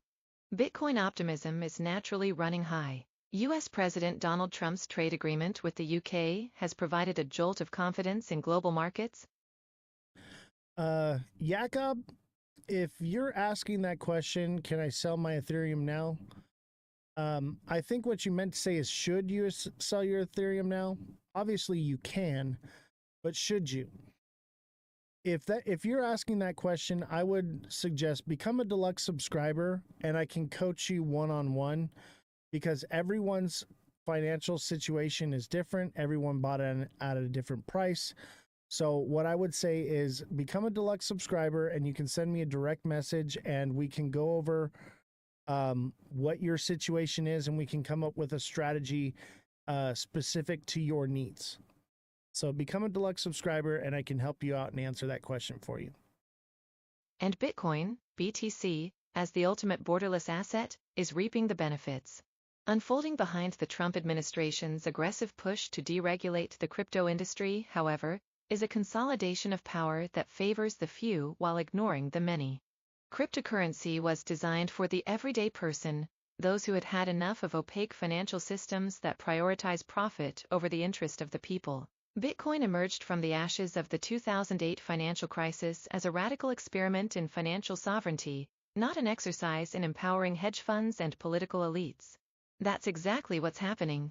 Trump's administration has taken steps to rapidly deregulate the industry behind a crypto-friendly agenda. His family's crypto venture, World Liberty Financial, is a clear example. With direct ties to Trump's sons, WLF launched its own stablecoin and digital tokens just as the administration began loosening oversight. At the same time, the Department of Justice disbanded its National Cryptocurrency Enforcement Team, scrapping investigations that once targeted money laundering and fraud. From financial freedom to political favoritism, watchdogs and critics are raising alarms about conflicts of interest. Trump's public enthusiasm for digital currencies is a business strategy. His administration's aggressive deregulation benefits WLF and others like it, insulating them from scrutiny while they expand their financial reach. What's worse is the politicization of crypto itself. Coins linked to political figures, like Trump, are flooding the market. The rally around these so-called politico coins concerns loyalty and influence. There's growing concern that political actors leverage crypto to build new forms of centralized influence. Related, Trump family's company cuts stake in World Liberty Financial by 20%, report. Trump's administration has painted itself as the great liberator of blockchain, but the final result looks more like capitalism, with the promise of financial empowerment being overshadowed by speculative gains. World Liberty Financial, flush with new capital, charges ahead while everyday investors are left navigating a landscape designed to keep them at a disadvantage. Everyone is receiving the message that financial freedom is for sale, but only if you're in the right circle. The unbanked deserve better than this. This isn't the financial revolution crypto promised. It's a rerun of the same old game. The powerful get richer, the regulators turn a blind eye, and the rest of us are left holding the bag. It's time for the unbanked, the underrepresented, and those who have been failed by traditional finance to get their voice heard. We must strip away the political branding and return to the core mission of providing real financial access to those most in need. That means showing people how crypto can help them in their daily lives instead of only talking about it conceptually as an investment. It looks like sending money home to family without losing 20% to remittance fees or saving in stable digital dollars when your local currency is crashing. Trump's take on crypto talks a big game about freedom, but underneath it, you'll find the same old power structures at play. If crypto is ever going to live up to its potential, the community has to get back to what it set out to do in the first place: break the mold, not reinforce it. Opinion by Pauline Shanget, Chief Strategy Officer of Change Now. This article is for general information purposes and is not intended to be and should not be taken as legal or investment advice. Boom. So understand the rhetoric here. Do you guys understand that this is a Ponzi scheme? Okay? Someone has to lose. That's why the narrative is XRP is going to 10K. That gets normal people to buy and hold without selling or taking profits. Justin Kelly, you missed a lot of good stuff. But I'll tell you what, tomorrow's live is going to be epic. Do not miss tomorrow's live. Brook Odyssey will be special guest on the live. Do not miss it. But Justin Kelly, also, if you missed the live, everything is recorded and posted to YouTube, so you can go and watch it later on if you miss a live. So everything is there and available.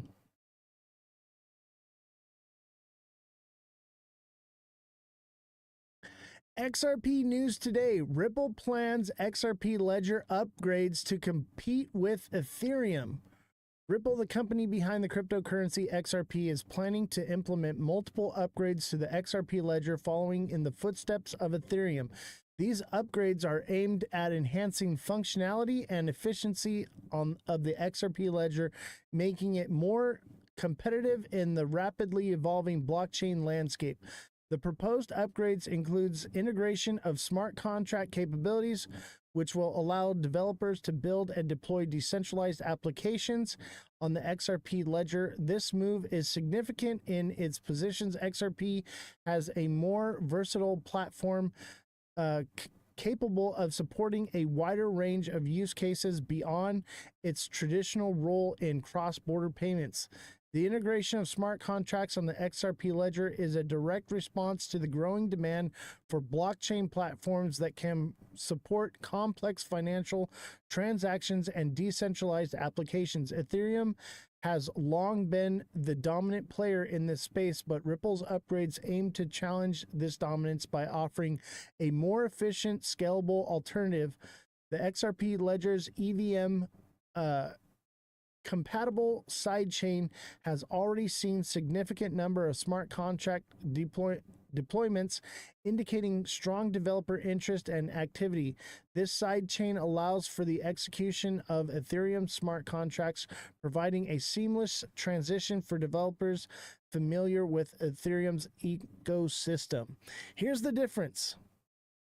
Have you taken profits? Oh yeah, I took profits, but I also I've been re-entering. I'm re-entering the market. Who is Brook Odyssey? Oh, Brook Odyssey is another creator on the space here. Very knowledgeable.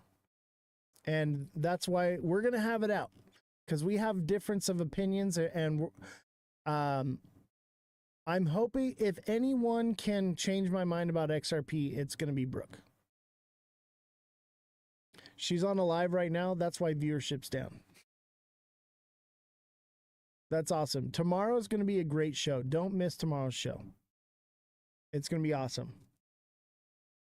She's a tough cookie for sure.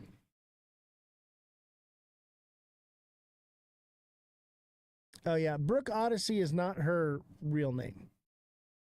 I know her real name, but yeah. That's her creator name. But yeah, she's smart, okay? And if she can give me something factual to change my mind, I will take down the tombstone on the XRP. All right, Josh, I'll bring you up right now.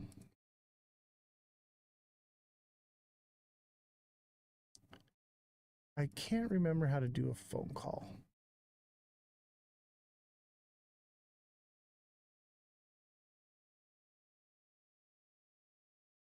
There it is.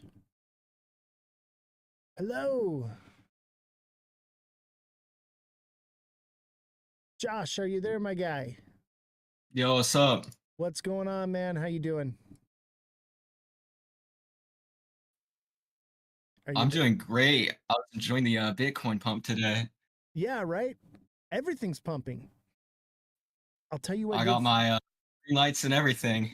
You got your green light on? I still have the white light on because, I mean, I think that we pump until the end of the month and then we see what happens with tariffs. I'm going to bring you on so people can see your young face. I think like even like long term, this, massive green candles that we've had, I'm looking for another entry spot. So I'm a little, I'm thinking they're probably going to try and take out that last high, but I think that there's going to be I think there's going to be another entry zone. I don't know by how much, but that'll probably be a good time to get in. I agree. Is what I'm trying to figure out. Hey, remember when we were talking about the moon cycle? Yeah, yeah. Dude, I found this. Check it out. It's an indicator that indicates the moon cycle. This just adds more validity to it, if you ask me. They have it on TradingView? Yeah. That's crazy. So look at the full moon. You have your crescent, new moon. Look at new moon, dump, full moon, pump. That's crazy. Right? Okay. So it's a real thing. It gives it some validity, right? So here's my thing is I think we pump possibly. So this moon, this full moon that we're having is called the buck moon. And we all know what bulls do, right? They buck, right? Bucking bull. So I'm wondering how long it's going to continue to push like this. I'm in massive profits on SXT right now. But generally, after the full moon, you get that pullback, and it's all downhill from there until the new moon, right? Yeah. So, I mean, it doesn't have to mean like all the way back down to where it started, but I'm thinking more like traditional, like maybe halfway, possibly. Yeah, and that's a normal correction. Like Yeah. with SXT, for instance, it'll come back down to 0.085. Right? I'm definitely going to be looking to buy more at that price for sure. I agree. And here's, oh wow, yeah, I just checked it today. It's up like 44%. Dude, you had a great call with that. I'm not gonna lie. Yeah, much better than XRP, right? Yeah, those returns are good. Yeah. And that's the rhetoric that I'm trying to say is like the market cap is so high on XRP, like it just takes a lot. And then with Ripple dumping on XRP constantly, it makes it very hard for it to move up. And that's the whole purpose of Ripple holding 44% of the supply is to keep it less volatile. So yeah, that's where I'm at with it. Okay. But this is very low market cap. It's very low supply. It's brand new. It just hit a nice bottom. Boom. And we bought it and we're looking good on it, right? Beautiful returns. Can't complain, right? Yeah. Here's the thing is, one of two things is going to happen here. And I think the latter is what's going to happen. Either we're going to start pulling back tonight because of the full moon cycle and we get that retracement back, that healthy correction, or we continue pumping. I think we do get some correction, but I think it's going to be more of consolidation than correction. And if that, and I'll tell you why. And dude, I'm leaning towards alt season, bro. I'm leaning towards it. And I mean, that's a good thing and a bad thing, right? Because we talked about the scenario of the mega cycle that alt season would potentially need to be pushed off for a while and basically not happen this year. Yeah. Which is speculative. We don't really know. But I'm leaning towards, we're moving towards alt season. Let me pull this up real quick. So look at the alt season index. You see it right here? We have moved over this line. We were like right here. We've come this far over. And that's what I've been waiting to see is for it to come over here and be right about there. Because once it gets to like the middle, it's just going to slam over into this side like really quickly. So I want to see this hold here. But I'm starting to accumulate. I'm starting to accumulate again. I'm getting there. But here's the thing is ISO has nothing to do with crypto, but nobody really knows that. So I think it's more people are just gonna flood into it on the 14th is what I think is gonna happen. But like in terms it's like it's just an update, but that doesn't mean they need to switch to these coins on the 14th.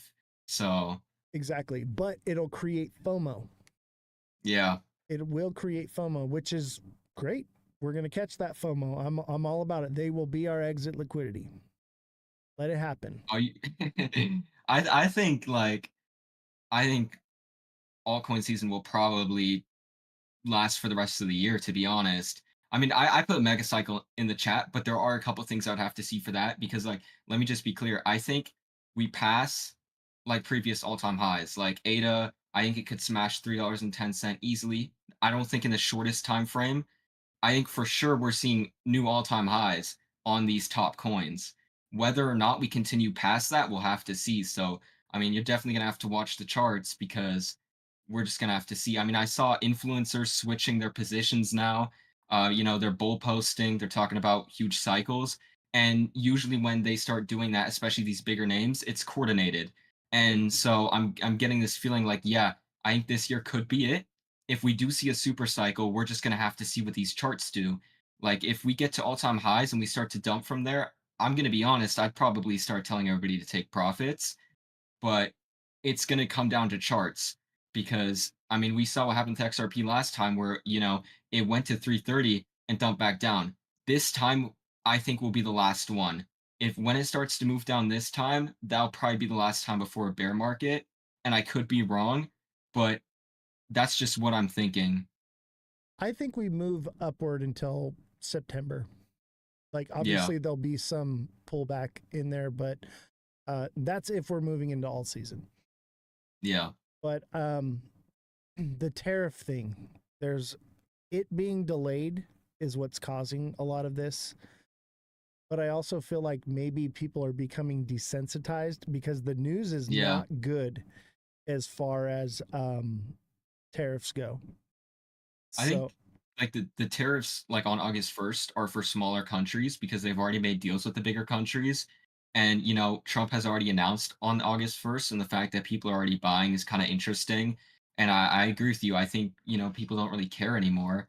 And I honestly wouldn't be surprised if come August 1st, people still don't care. So or that's a real possibility. Or it's the bull trap.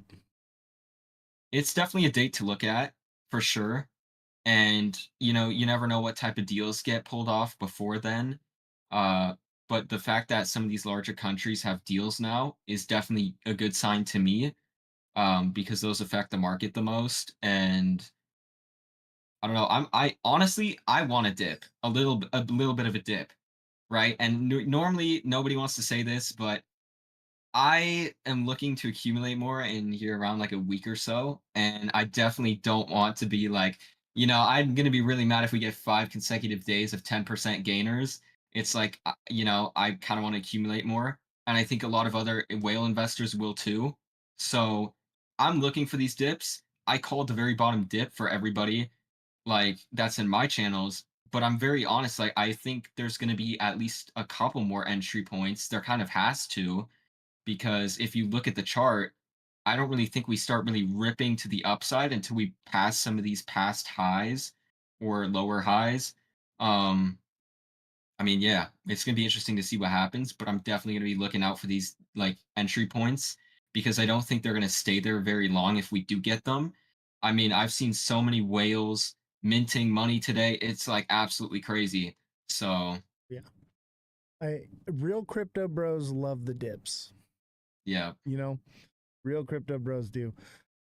But I think with ISO and it's just been good crypto news and then bad tariff news not affecting the market and crypto week coming up at the end of the month here and then legislation coming in and getting passed. It's what's driving this, right? And obviously the moon cycle too. But it's like a perfect storm. Everything just lined up perfectly, which was great. It fell right within my timeline. I think I said I was like, I'm going to buy on the 9th and see what happens with tariffs. I bought on the 9th last night. We caught the pump. It lined up perfectly. It's kind of crazy how perfectly it lined up. Yeah. But I am still giving some validity to August 1st being a bit of a pullback. They tend to, when a big dip is about to come, allow things to run like this to get retail to FOMO in, so that when they pull, the whales pull out, they can pull out of the market at a much higher price. So I am expecting that pullback to happen, but I think overall we're probably pumping at least till September. And rate cuts, that's another big thing here is I think we get rate cuts in September, and that's probably what's going to fuel the God candles. Maybe we get them here in July, but I'm not really convinced. We shall see. What do you think? I think July is still accumulation, just because we still have to break the last high of XRP, which is 330, right? I mean, ADA needs to go back. Bitcoin is in free zone, but you know, Bitcoin is Bitcoin. So I think overall, you know, even if we dip come August 1st, I'm gonna buy that dip for sure. Like any dips we get now, I'm buying every single dip. Agreed. And I think this is what I've been saying could probably happen, and now it's happening. But at the same time, I was posting like, and this is a good example. I posted in my group and on my Snapchat story and everywhere the last red candle that you can see on your screen right there, kind of at the bottom of the moon. I told everybody to get in right there, and nobody did. Okay, few people did, but everybody waited, right? And then I posted today about the absolute candles we got, and everybody was asking me about is now a good time to get in. And I don't want people to buy the tops because you need to buy the reds. When you buy the greens, you get terrible entries, and then like there's for sure going to be more entry zones. I would be honestly shocked if there's not going to be more entry zones because, you know, it has to follow pattern charts. So I think July, at least like the first couple weeks, is going to be accumulation. I think it's going to be a big accumulation though. And I'm also interested to see how everything plays out regulation wise because, you know, I was very biased when I said that we were going to get regulation sooner than later. And I think we will. Based off what I'm seeing, I wasn't expecting Brad Garlinghouse to talk in front of the US Senate. I think that went well. I mean, just seeing the senators kind of argue and most of these crypto CEOs being professional, I think that put a pretty bad light on the senators on that note.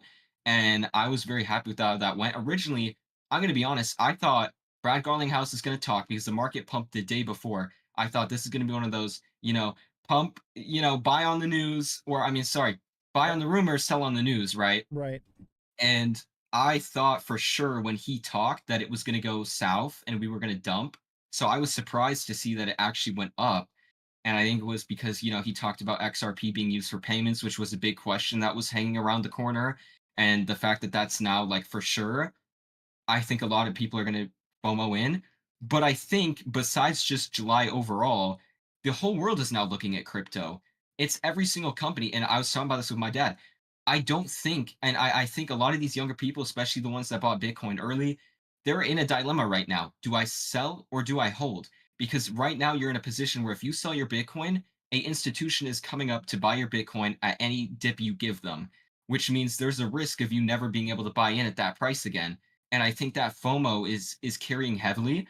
And I think that a lot of these countries are now FOMOing in because you see day after day companies announcing they're going to buy Bitcoin with their treasuries, and it's causing huge FOMO.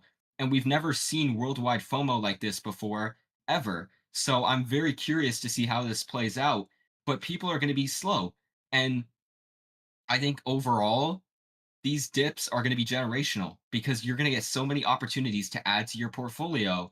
And as long as you're paying attention, you're signed up for the subscription that you have, you'll know when it's time to sell and you'll know when it's time to buy, and there's a lot of money to be made, and especially on the way back down. I mean, I can't even get into that right now because the higher we go, the easier it will be to make money on the way down. That's something else to think about, because if we go super super high and we break new all-time highs, that'll be the easiest shorts of a lifetime right there. Yep. But if you're not paying attention, you're not going to catch those. And I'm honestly, I hate to say this, but I'm more excited to short the market at the end of this bull run than I am on the way up. Yes, and sir. I have this weird feeling that I'm going to make more money on the way down than I will on the way up because of how easy it is going to be to short. it's so much easier to know when we're about to dip. So much easier because you'll get like that double top like we saw last time. And I think there's going to be a couple fake outs. I think there's going to be a couple times where we get double tops and then break higher, but you're going to be able to know for sure. And the sentiment is going to change and you're going to tell. I would also say track the big whale wallets too, because whatever they do is a pretty strong indication. I wouldn't wait for retail. Right. Waiting for retail is a bad idea. You want to watch and dude, they're free. There's you can track wallets. You can even track when people open long positions, all of it. So pay attention. Whalewatcher.com. Yep. Yep. I think it's going to be easy money. I wouldn't say easy money, but it's definitely easy money. And I think for right now, as long as everybody's paying attention, this is definitely going to be probably, I would say, and again, I could be a little bit biased, but I think we could see one of the largest runs we've had before, just because everybody's FOMOing, everybody's talking about Bitcoin, banks are talking about Bitcoin. I mean, they were talking trash about it not even 3 months ago. So, that's what I mean, has which me kind of worried. also, yeah. That's what has me worried, man, because I'm like, you know, the reverse psychology in it. When the institutions are telling you something, they're doing the opposite. So, and they're doing it for profit too. Yeah, totally. I mean, they would never touch Bitcoin within a million years, you know, if they didn't know for sure retail was going to flood in. So, I mean, it's legislation. I mean, you even saw, you know, Warren was talking about we need to ban politicians from trading crypto.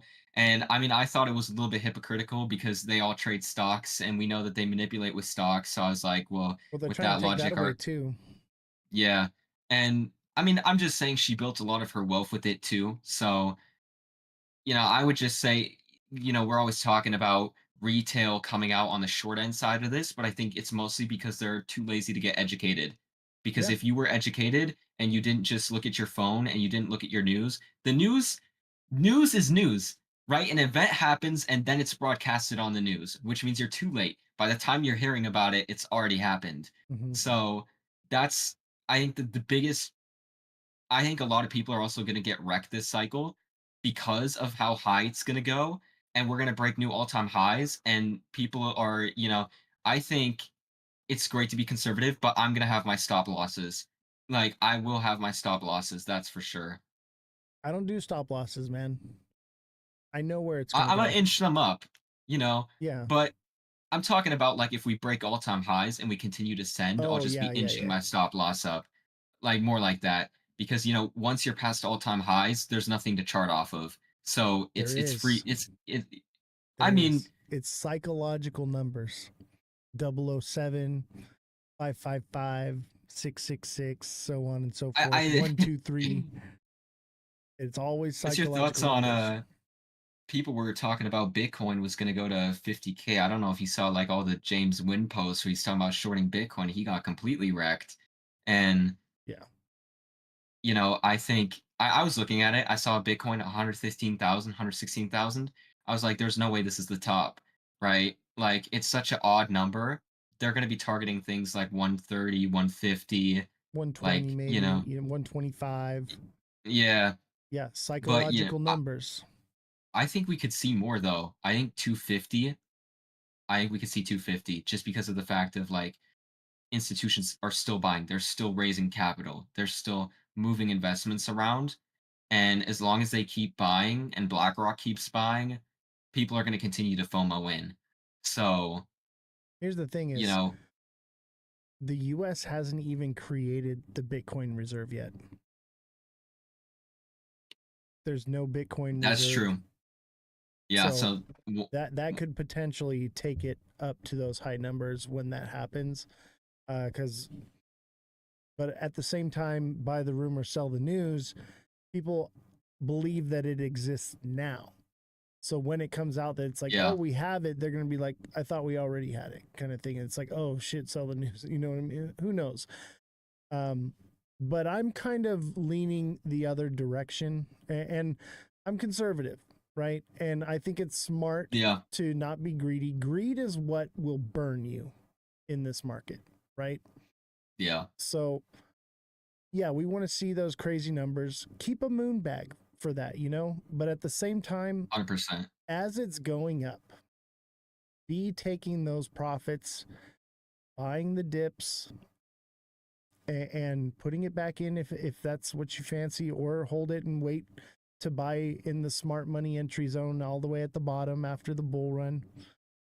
But if you're greedy, you're going to get burned. And I'm worried, like we talked about, that one, either Bitcoin just doesn't really lose dominance, and this is the simul cycle, the unicycle, and everything will move with it, but we don't actually get that alt season. And which at that, and then the other thing is like you said, the all-time highs, everything hitting all-time highs. I don't know. I do know that there is trillions sidelined right now, and of those trillions, I think they're starting to move back in. I think what it was like 9 billion or 900 billion. Somebody said in the chat earlier, went into Bitcoin alone today. Yeah. So that's a lot. That's a lot of money. And that's an indication that money is starting to unsideline, which is great. Yeah. But the all-time highs, I'm worried that we don't actually see that because the liquidity is more spread out. If we don't lose Bitcoin dominance, then most of it stays in Bitcoin and doesn't disperse. And if it does, there's more projects than there's ever been. So it's going to be spread out more vastly. Yeah. So do we see those all-time highs? Because there is more people into crypto, and I seen an article that there's like so many thousands of new wallets that have been created, but how many of those wallets are just other, crypto bros that just opened another wallet, right? Yeah. And the percentage of people in crypto is not much more than what it was last cycle. And this cycle, we didn't get a stimulus check handed out to everybody. So I'm worried that we don't see those all-time highs, and that everyone's going to be expecting that much bigger pump. And I believe that is the rhetoric that's being fed on purpose to keep people from selling too early, because somebody has to lose. So that's why I'm like, take profits, make it real. Otherwise it isn't. And if it keeps going from there, you'll have your moon bag and you'll continue to make money. And, no one's ever going to be able to call the exact top, right? One's, and once we get into those all-time highs, nobody's going to know where that new top is at. We're literally doing that with Bitcoin right now. We don't know where it's going to be. So unless you're taking profits, you're going to get burned, because when it does, all these things break, they drop very quickly. It's almost instantaneous. So be careful.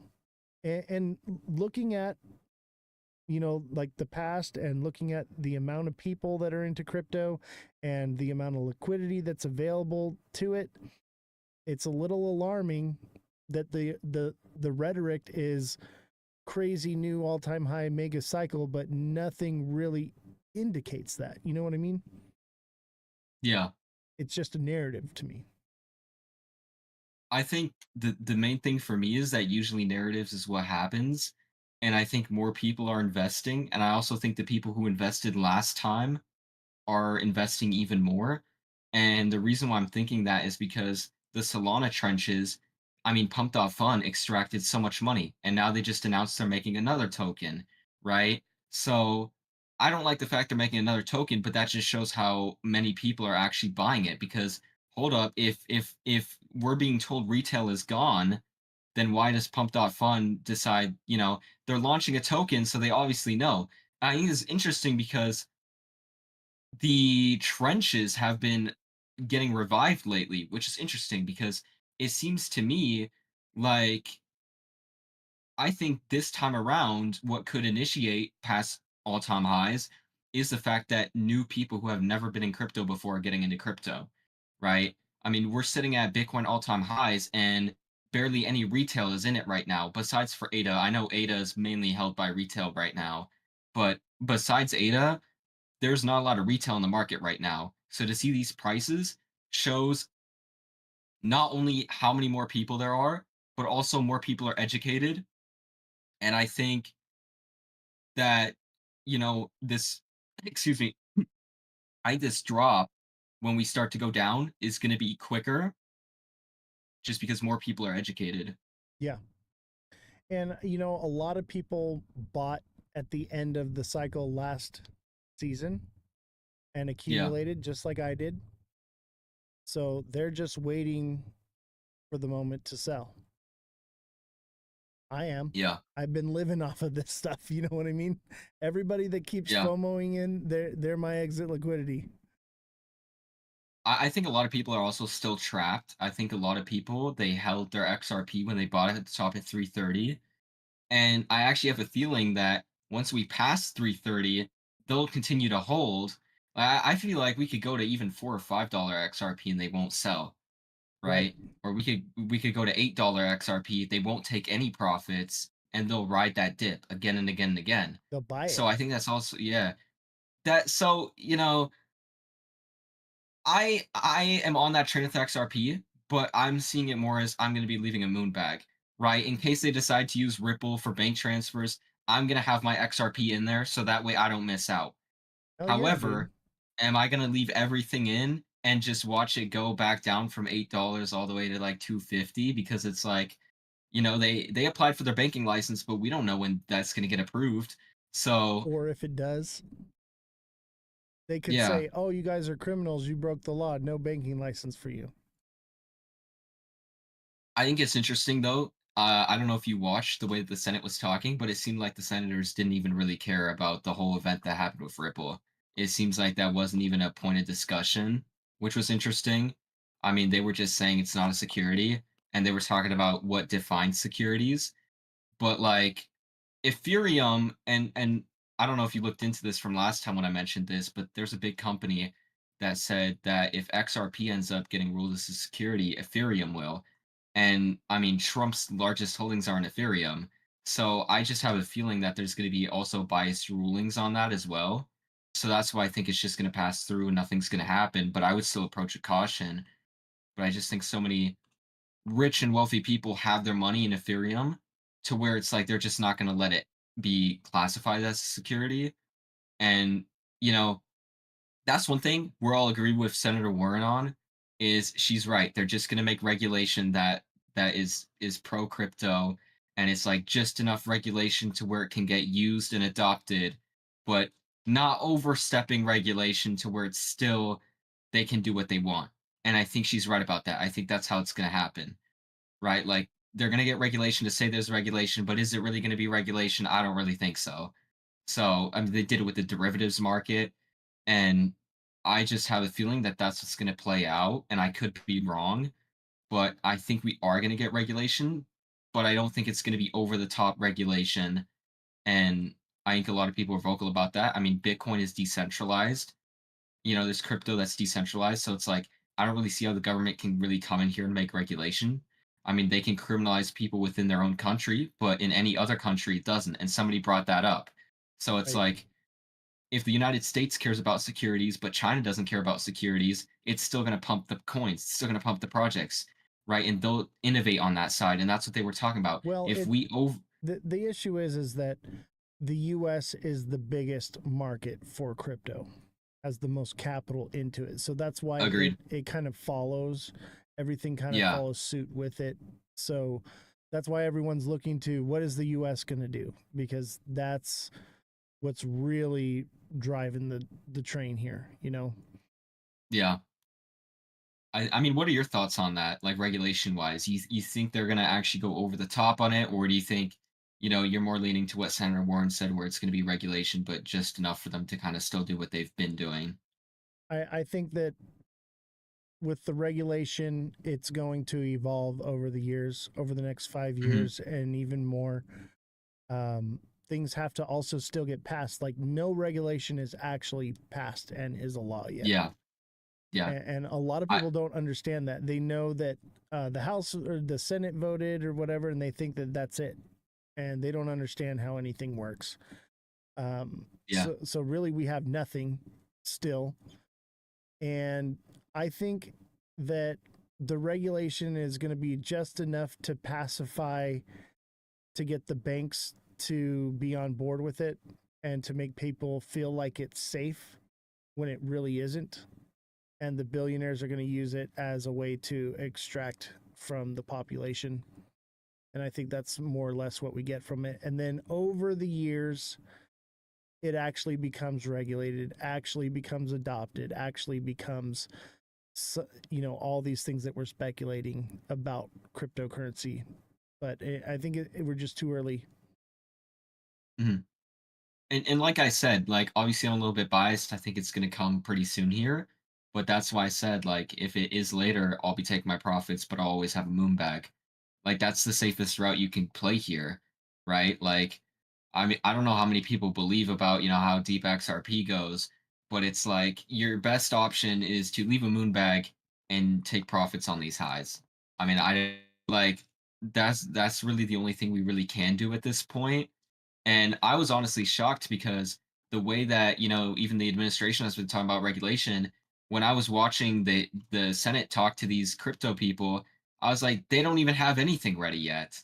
Like they were arguing the whole time. And I feel like the other thing is I feel like they're going to use it to pump the market as well. Because I honestly think the rumor or the speculation of regulation is honestly a greater pump to the market than regulation actually being passed.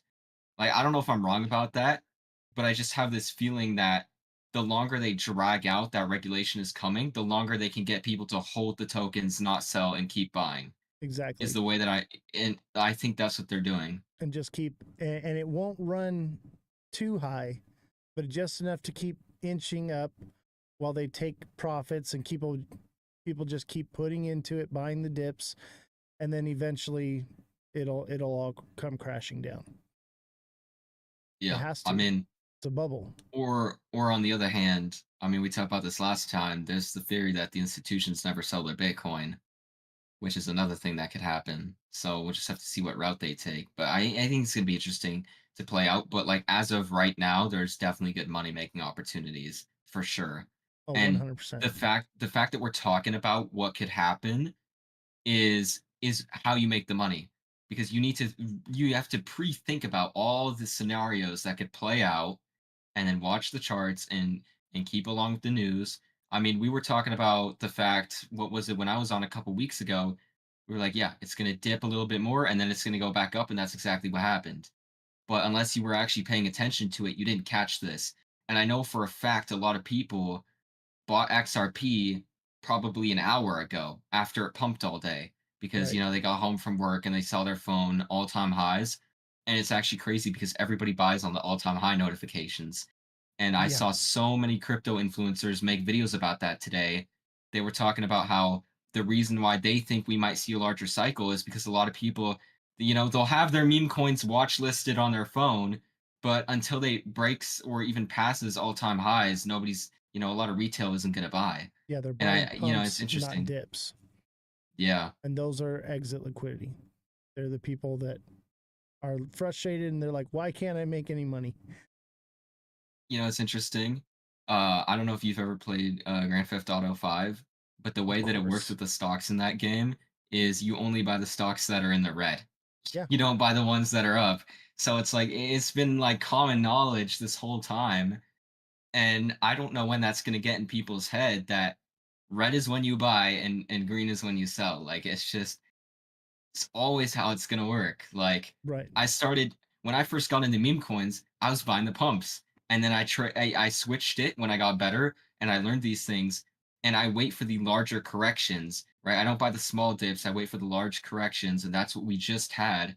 And this is why more education needs to be put out. And I kind of like the what Brad Garlinghouse is doing with the education that they're like pushing forward. He's very heavy on that. So I think he's trying to get on the good side, which he kind of has to, obviously, if he wants like his, if he wants Ripple to be adopted. and he's kind of playing this game with senators where it's like, yeah, we want regulation. But I was watching it, and a lot of these companies don't really care. Like, let's be honest. Somebody was, I forget what company it was called, but they were talking about how they help law enforcement catch, illegal activities over the crypto network. All these people, they have their bags packed. That is for sure.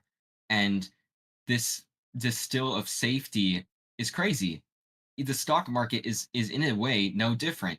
They tell everybody to buy their 401ks, and they get millions and millions of Americans to purchase into their 401ks year and year on end, and then they tell them to exit, on their, when they retire. But every single year, these people are buying into the S&P 500, and the wealthy extract and sell the S&P 500 on all the highs, and then all these people who are working are gradually creating, like, they're pumping the S&P 500. It's getting pumped gradually over time, and everybody who's working is pumping it.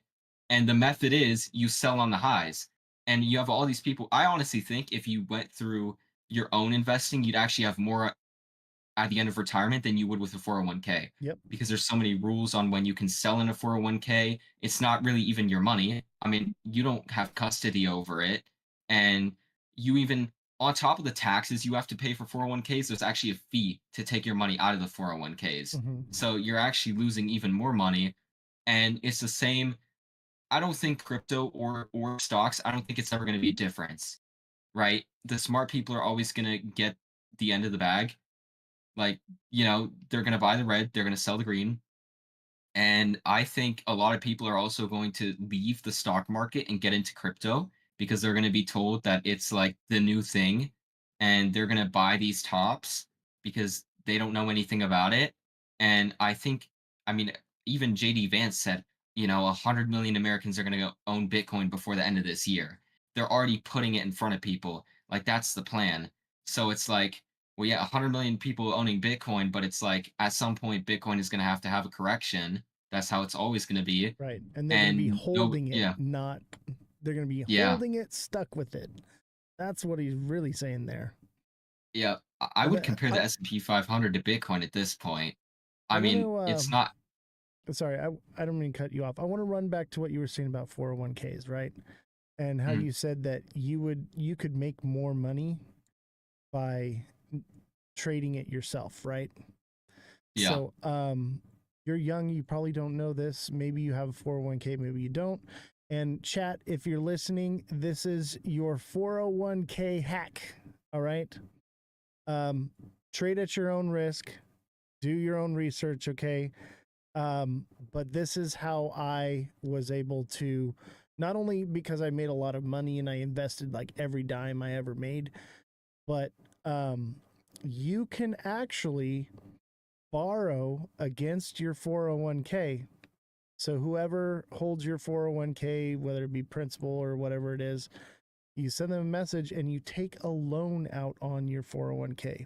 And it's not taxable because it is debt, right? You take that loan out, okay, and you can trade with that loan. And I believe you can borrow up to like 50% or more of your 401k and use it to trade. And you can actually default on that loan. Now, if you do, you will have to pay taxes on that amount and it'll be liquidated from your 401k. But if you make the payments through trading, you can take that money and leverage trade with it, even if it's just, 2x, 5x, 10x. I mean, be careful, but you can 100x trade that thing if you're good with it, and you could make ridiculous amounts of money. This is how I was able to retire at age 37. Now, obviously, also because I bought smart and I bought, crypto, which is a high risk, but I understood how the cycle worked and I knew what I was doing. So it wasn't really high risk for me. Buying right now is high risk. And I wouldn't even say right now so much. It just depends on what you're buying. Buying something like XRP is high risk right now because it's above $2. It's above $1, which makes it high risk. But looking at SXT, look at how low risk it is. It's done nothing but dropped. So even with this pump right now, let's say you bought the green candle today with SXT and you're one of those green candle buyers and it does pull back. Eventually it's done nothing but a downtrend. It's ready for an upward movement. It's going to go up. I'm thinking at least 10, 11 cents it's going to hit. You know, so even if you bought right now at 8 cents, you're going to make it to 10. And I think if we go into alt season on this thing, we could see dollars, like literally dollars. So this is one of those instances where you could buy the green candle because the green candle is confirmation that it's broken out of its downward trend in the more long-term scale. So, yeah. But yeah, you want to buy red candles. But I was just clarifying that because everyone's situation is different, right? But I would say with SXT, if you really look at it here, it's kind of a double or a triple bottom. It's a double bottom right here, right? It's a double bottom. And what you do with that is you buy it after it breaks the neckline, which it did last night or right before. And then that's confirmation that it's going to play out. And it did. So you can buy green candles and still make money. It's just you might have to hold a little longer. We got to be careful what we're telling people because there is different strategies for sure. I just want to clarify on that. And if you're, I mean, I was talking more about like what we've seen like last 3 weeks. Obviously now it's different, but right. So we're getting a turnaround in the market. So things are starting to turn around, which is great. That's what we've been looking for. I've been waiting to find the bottom on SXT, for instance, but look at the percentage returns on SXT compared to XRP. You know, that's the rhetoric I'm trying to teach people is that yes, XRP has the narrative behind it. It has the FOMO behind it. It will do things, but this is going to outperform it every time. And it has better utility and it doesn't have Ripple holding a massive amount of the supply dumping on you every month. Just saying. Do I think XRP can do all the things that they say it's going to do and be mass adopted? It could, but I think you have a better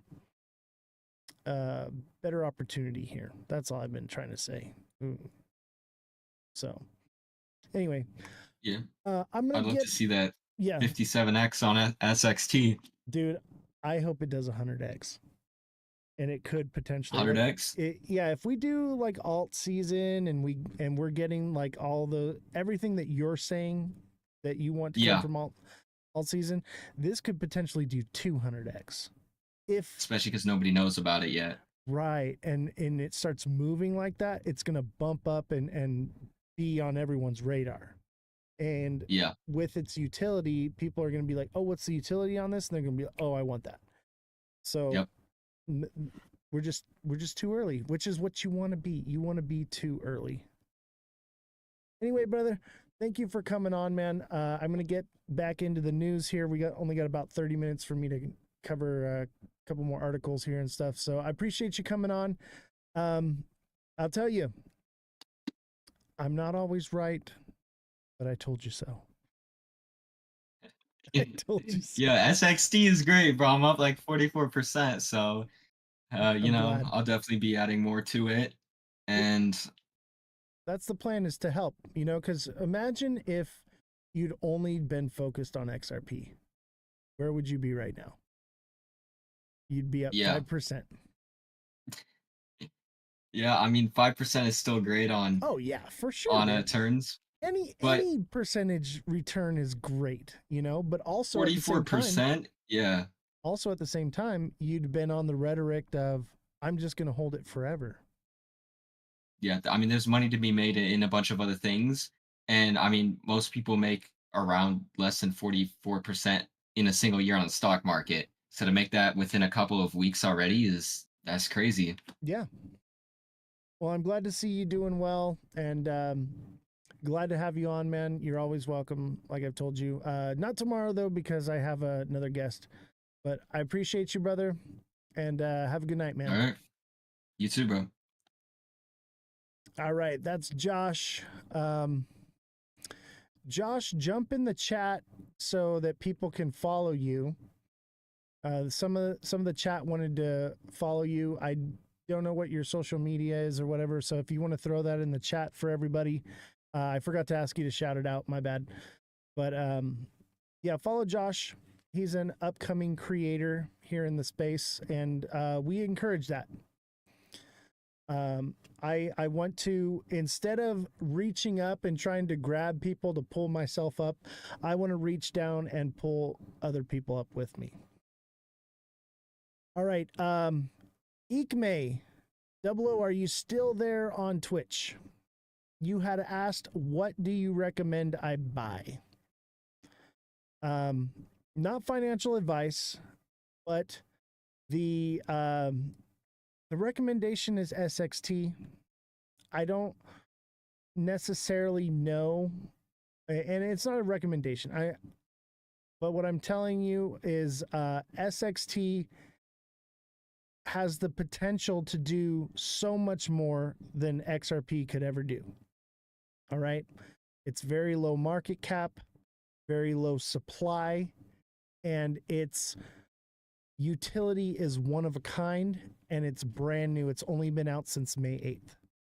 These are the kind of projects you want to look for. Okay.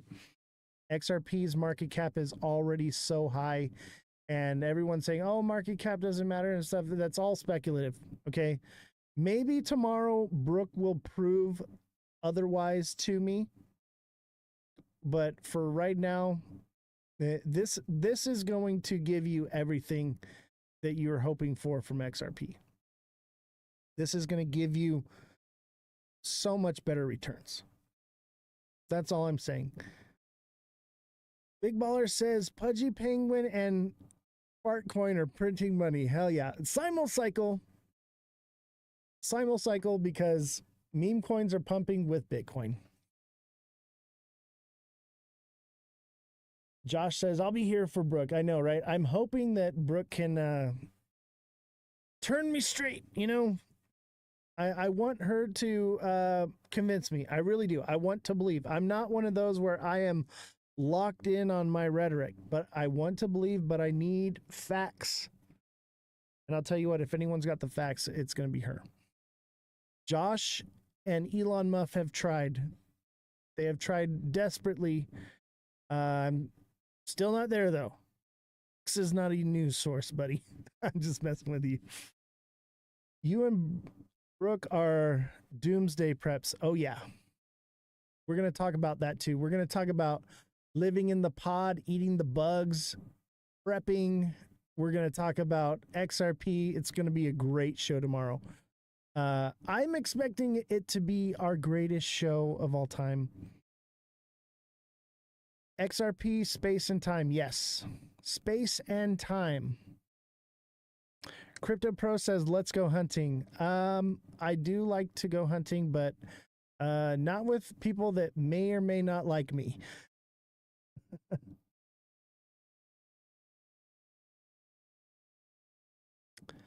Big Baller says he's warming up people. Good news. Yeah.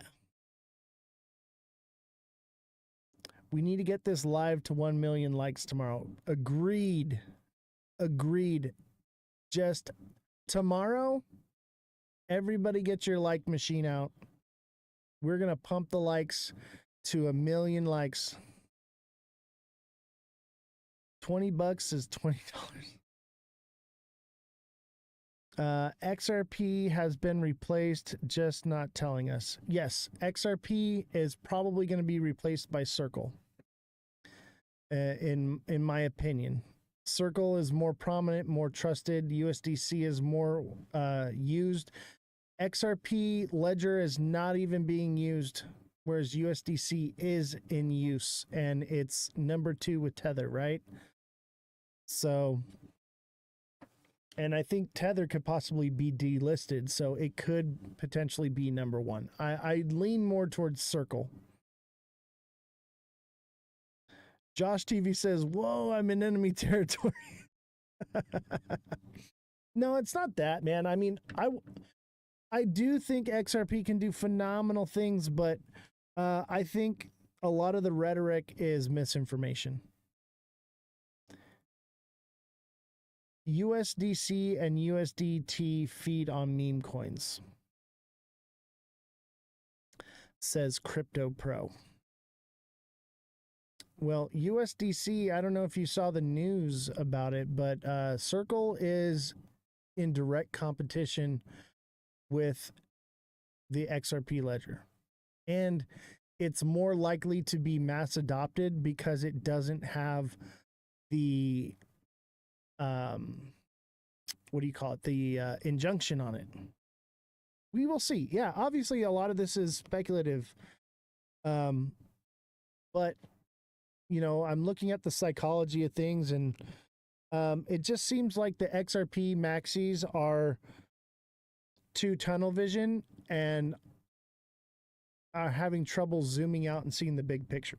It's an ecosystem. David Schwartz at the convention himself said it out of his own mouth that XRP was not this end all be all one currency, and that's what it's going to be, that it is an ecosystem. And I do believe that Ripple will hold its place, but XRP is not Ripple. And I believe XRP will hold its place as well, but I think that the projection and the placeholder that everyone has set for it, the bar is a little bit high. I think it's a lot high, actually. And Crypto Pro says, but the banks will just make stable coins. They already are. Exactly. Let me tell you this. Stable coin transfer fees are going to be the new overdraft fee. That's where we're headed. TikTok seller, thank you for the 8 roses. Big Baller, thank you for the club cheers. Revolution, thank you for the donut. Mar Lopez, thank you for the heart me. Mother Dragons, thank you for the flex heart. And Mother Dragons, thank you for the hand heart. Daniel, thank you for the heart me as well. Let's get a... There's 200 stable coins. I agree. And there's more to come. More to come. Jesus, thank you for the heart me and the heart flex. Appreciate you. All right, let's get into the news. We've got a little bit of time. We'll probably run over a little bit today. So yeah, this is new ledger upgrades. So the ledger is looking to do smart contracts like Ethereum, which is great. This is a great thing right here. Love it. All right, and we'll see. XRP is adopting, well, not adopting. Ripple is adapting, but XRP and Ripple are not the same thing. Jesus, thank you for the star goggles. Appreciate you so much, man. I will see you in class on Sunday. Don't forget, we have one more spot for the TA class if you're interested in signing up. There are a couple of people on that list that have, they're like, oh yeah, I'm going to sign up, but nobody has confirmed that spot yet. So if you want to get into the TA class, there's one spot left. And if you missed the first class, no big deal. They're recorded. If you get into the class, I will send you the recording. Okay? All right. Is privacy crypto's last stand? Industry experts on the legal battles ahead. With financial surveillance expanding and global regulators eyeing stricter controls, crypto advocates are warning that the fight for digital privacy is entering a critical phase. On the latest episode of the Clear Crypto podcast, Peter Van Valkenburg, executive director of Coin Center, described the current moment as a tipping point. Crypto and politics. The stakes have just gotten higher in DC, not necessarily uniformly better, he said, pointing to a political climate where crypto has become both more mainstream and more polarizing. You've got maybe more partisan discussions, more boosters for the tech that are sometimes maybe foolishly boosting things that they shouldn't be boosting, and more detractors from the tech who think that it's nothing but scams and corruption, and therefore needs to be outlawed. Founded in 2014, Coin Center has long served as an independent voice in crypto policy circles. At that time, lawmakers were beginning to have questions about Bitcoin. There's no corporation you can call up that is Bitcoin that can explain the good answers to you that are unbiased and untarnished. So Coin Center was stood up for the purpose of being a trusted voice to explain this to members of Congress who are thinking about making laws. Regulation limitations. He emphasized the organization's narrow mission, defending the rights of developers and users to publish code and run decentralized networks. You should regulate people who are trusted in this space, but you should also not overregulate people who are just developing the technology and allowing people to make peer-to-peer transactions. Those transactions, he warned, are increasingly at risk from global financial surveillance regimes. When the U.S. Treasury says you need to collect all this information about your customers, it will often also go to an international organization like the Financial Action Task Force and say every other country needs to collect all this private information, he said. Related, U.S. Clarity Bill could allow Tesla and Meta to evade SEC rules, Senator Warren. Van Valkenburg also highlighted the importance of privacy-enhancing technologies like zero-knowledge proofs. We have to build them with zero knowledge built in, he said, warning that without change, identity will become useless, because we'll never know if we're dealing with a real person or a bot who just purchased your driver's license on a dark market. For Van Valkenburg, privacy is more than a technical challenge, it's a cultural one. Crypto is our best hope of building a new internet and a new way of interacting online that's more personal and less depersonalized. To hear the complete conversation on the Clear Crypto podcast, listen to the full episode on Cointelegraph's podcasts page, Apple Podcasts or Spotify. And don't forget to check out Cointelegraph's full lineup of other shows. Magazine, U.S. Risks Being Front-Run on Bitcoin Reserve by Other Nations, Samson Moe. Jesus, thank you for the Sparks level up. Appreciate you, buddy. Let's see if we can get the bounce speakers. Who's got me with the bounce speakers?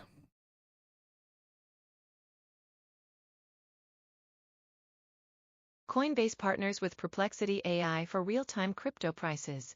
On Thursday, the CEO of Coinbase Global, NASDAQ, Coin, Brian Armstrong, announced a partnership with Perplexity, an AI-powered search engine that answers users' questions with cited, real-time data pulled from the web.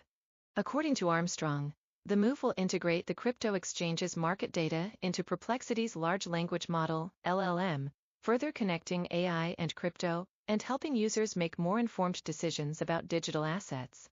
Source: Brian Armstrong. The partnership is being rolled out in 2 stages. Starting Thursday, Perplexity will pull market data from Coinbase, including from its Coin50 index, to power market analysis in Perplexity's new Comet browser. The next step, which is expected soon, will see responses to user queries linked to Coinbase market data, providing a direct connection between Perplexity's interface and Coinbase. AI bots could execute trades and manage portfolios.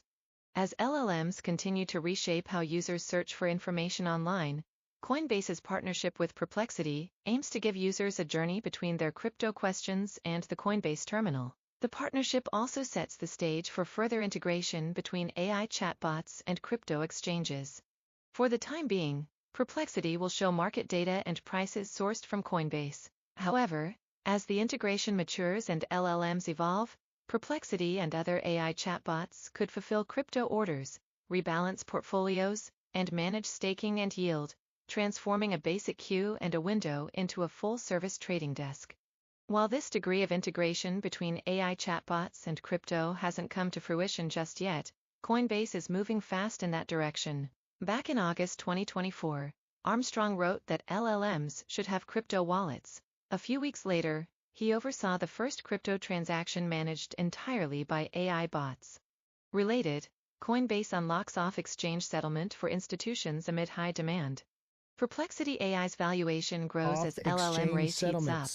Perplexity was founded in San Francisco in August 2022 by Auraveen Srinivas, a former researcher at OpenAI, and quickly gained a large following from users who appreciated the chatbot's focus on pulling real-time information. While Perplexity's current user count is unknown, In an interview in January 2024 with Bloomberg Technology, Srinivas said the platform had more than 10 million users. In contrast, OpenAI's ChatGPT has more than 800 million active weekly users, according to industry data. Since its founding, the company has raised more than $900 million in funding, including a Series B round backed by NVIDIA, Databricks, and NEA. At the end of 2024, Perplexity was valued at about $9 billion. News of the partnership with Coinbase comes just a day after Perplexity released Comet, a web browser with agentic AI tools that aims to compete with Google. In January of this year, Perplexity submitted a bid to merge with TikTok US. Magazine, Vitalik on AI Apocalypse, LA Times Both Sides KKK, LLM Grooming, AII. All right. Coinbase. I know we don't like Coinbase, but what we just heard right now, that is awesome. Coinbase is going to get a lot better. Coinbase is going to get a lot better. Off-chain verifications. Yeah, Coinbase is going to be massive. Okay, Base, all right? Base and Coin are going to be massive. Coinbase is the on-ramp and off-ramp for crypto. All right? Coinbase is about to get a new face. All right? I am very optimistic on what Coinbase is about to be doing and changing. It's been a bit wonky, but I think it gets better. DMAC, thank you for the heart me. Jesus, thank you for the bouncing speakers. Joe, thank you for the 10 club cheers. I appreciate it, guys. Let's see if we can get a whale. Can we get a whale diving? Who's a whale in here? How's it going, Neil? How you doing? Let's get a whale. Why don't we like Coinbase? Because it has expensive transaction fees, and it will sign you out when the markets are booming or dumping. It will freeze and pause, things like that. But it looks like those things are about to get fixed. What happens to Bitcoin, brah?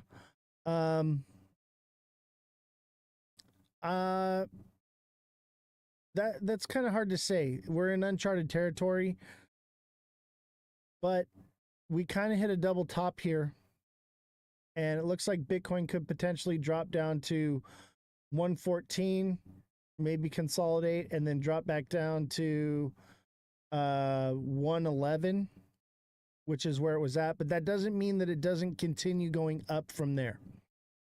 DMAC, thank you for the heart me and the 4 popular votes.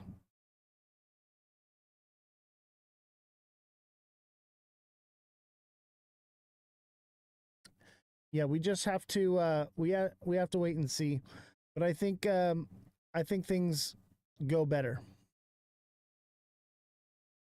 I think things continue to go up on this. What's going on with XRP? What's that showing? Let me take a look. I'll tell you what, SXT, baby. It's going up in 8 hours. Yeah, I think we need some time. XRP has got a doji candle on the 1 day. All right, it's looks like it's hit the top of that candle, 257. It'll probably find support there and continue up from there. It could come crashing down. There is a massive fair value gap at 248, 247. Weekend pullback incoming. That is possible. However, we have we could continue up from there. I think overall we're going to be headed upward. But yeah, we could be looking at a possible reversal. Support is at 248, 248.5. That's where it could potentially fall back to fair value gap right here. So watch out for that. That was resistance, and it blew right past it, which is a good sign. So we hit 259. 260 is a strong resistance zone, and then 265. If it goes past that, it's going to 280. All right, if we get past 265, we are going to 280 on XRP, and I think that that's a possibility. I think we're coming out of this downtrend. Obviously, there will be pullbacks. It's not going to be straight up, but the next couple weeks should be bullish. And that goes for everything. Do you see it dipping? Yes, it will dip somewhat at some point. I think it should. Healthy movement would say that it's coming back to 248. So if you're looking for a buy order, 249. 249, 248, 247, somewhere in there, it should fall back down to, and it could potentially fall further. It could fall to 242. We would hope not, because then it could struggle getting back up and maybe not move as much so. So it looks like the sentiment has changed and we're more optimistic about possible alt season. Yes. Yes, sir. Definitely. At least for the rest of the month, things should be up. But what did I tell you guys? I said somewhere between July 9th and July 12th was going to be the time, right? And look at what happened. We're literally right in there, baby. Also remember, today is a full moon, okay? So we got the moon cycle pump. And if you don't believe me about the moon cycles, go into your trading view, click indicators, and type in moon. There is a moon phase, and it shows you the full moon and the new moon. And it is an indicator that can be used on TradingView. It is a real thing. All right.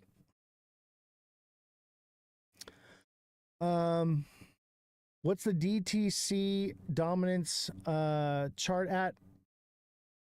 So the altcoin season index, we're just over in starting to head into towards the middle. We just crossed over the threshold. This is what I wanted to see. I wanted to see it cross over here. Now I want to see it hold.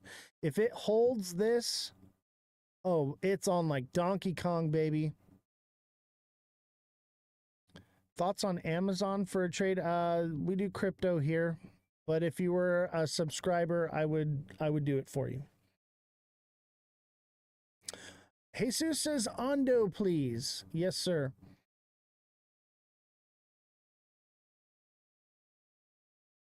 Ondo. Ondo's looking good too. So Ondo is a double bottom here. Boom. See it? So Ondo is coming up to,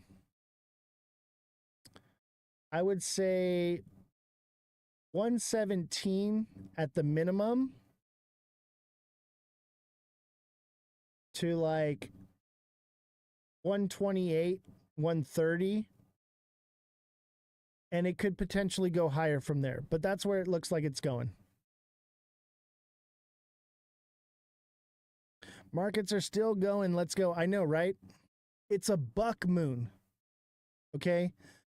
Bulls buck. This is the buck moon. So I have a feeling that it's going to be a little bit more bullish. It may even pump in tomorrow. We shall see. All right. Buck moon. The bulls are bucking right now. Bitcoin hit a double top, but I think it breaks out from there. We shall see. It needs to get up here. Bitcoin needs to break It's all-time high. Okay. Dej is a meme coin. No utility. And what's the possible time frame for that? September. It would be August, or excuse me, for Ondo, potentially by the end of this month, over the next 2 weeks.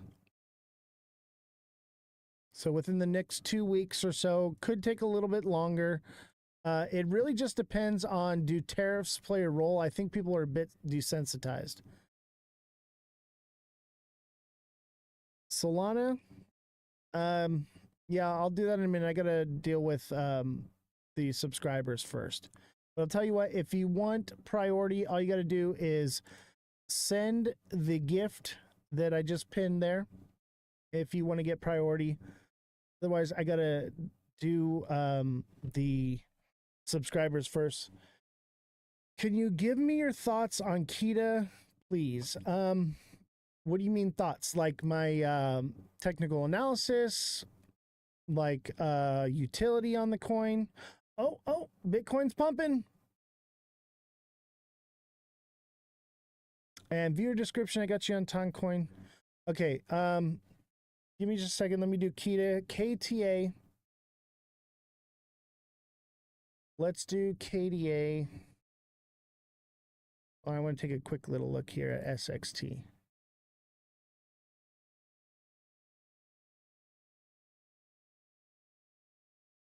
SXT is bouncing back. All right. Here's what's great. SXT is late to the game. So Bitcoin will pump and then this will follow after. So if you see Bitcoin pumping, you know that this one's about to pump too. All right, let me do Kita.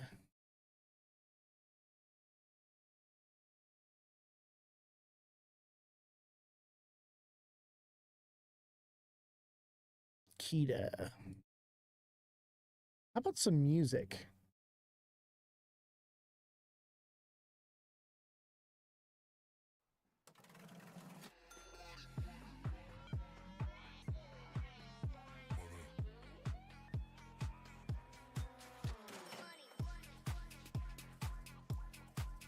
Kita. Kita looks like a double bottom here. I will tell you this, there's not much data, Mother of Dragons. It could potentially be a head and shoulders here and come back down, but I don't think so. I think the double bottom is probably more prevalent. That would send the price up to 92 cents to $1.08, $1.10.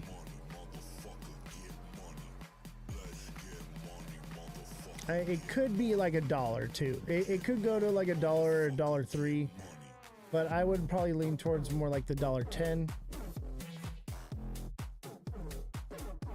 But it'll definitely do at least 89, 90 cents.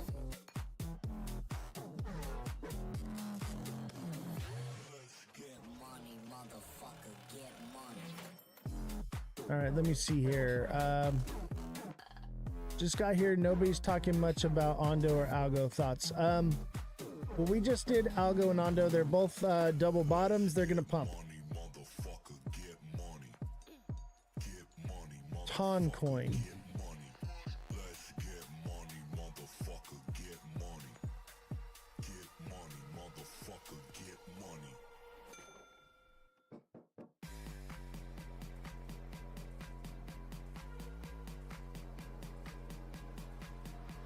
So Toncoin looks like descending channel,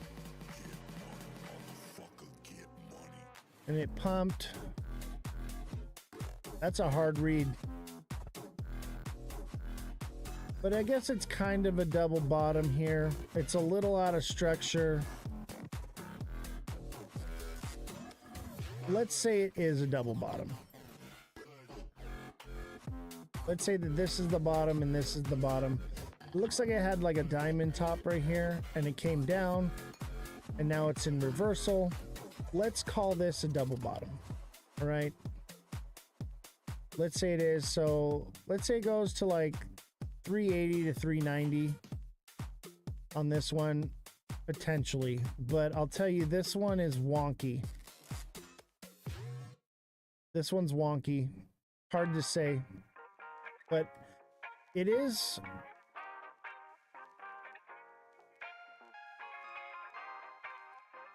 Honestly, this one does not look good at all. I could be wrong because everything's pumping, but it hardly did anything. And it has a bear flag right here. That's a bear flag. That would send it down to $1.90, $1.80, maybe $2. Be careful on this one. This one's giving mixed signals.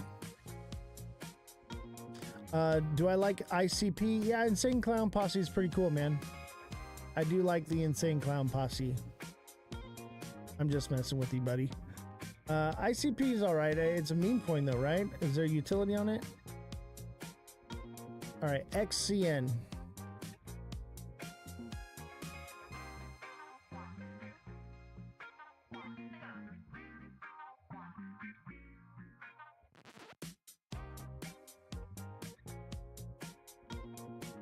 XCN kind of looks like a double bottom here as well. This was really the double bottom and it pumped already. We had a descending channel and it's going up from here. Let's just say this is a double bottom. That would take it to 0.017 to 0.018. And that's just if everything keeps pumping. It could potentially come down. And let's say if it did come down, I could see it going to 0.0105 to 0.011.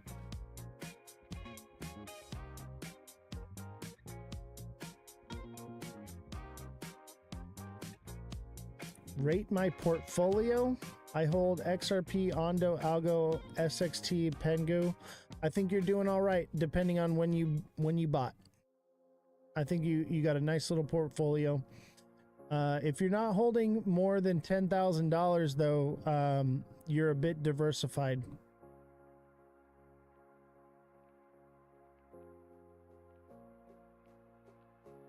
BTC would be more a triple top if it stops right now.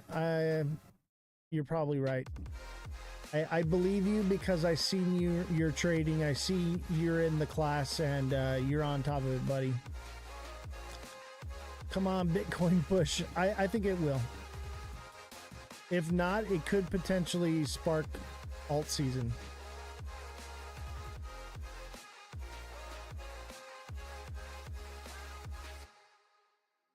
We will break this high. Already had consolidation. I think you're right. I think it breaks. IOs.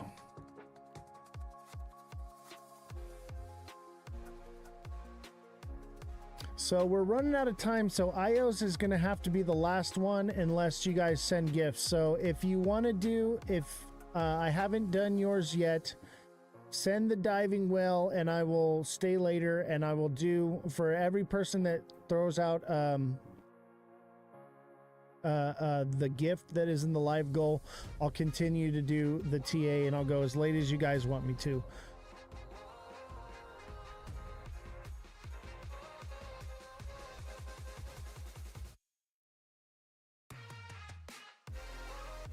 So IOs, man, that one's out of structure for sure. Let's say this is an inverted Head and Shoulders. Man, Danny Gibson, you always give me the hard ones, man.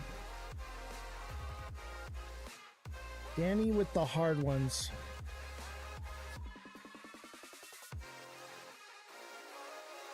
New BTC all-time high right now. Let's call this a double bottom. Because let's say we're calling XRP a double bottom, okay? Same thing. If everything is pumping, I would say 155 to or excuse me, 55 cents to 68 to 70 cents if it's pumping. Not 155. Okay, my bad. That's if it's pumping, which I think it is, because everything else is going to pump, but it really didn't move a lot with the market, which is concerning. Okay, that is concerning, the lack of movement it had. It does have a red doji candle. It double topped. I would say short term it's coming down to 0.03 or 0.335.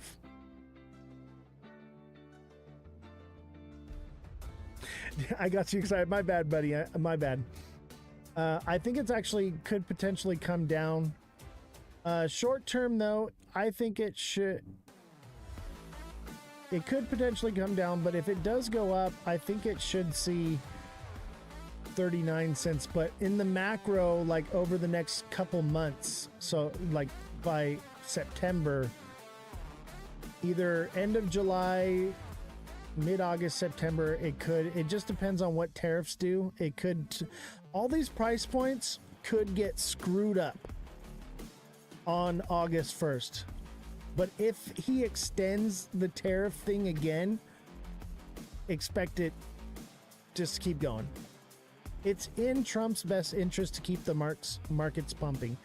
But this could be the pump right before the dump to keep it at least level, you know?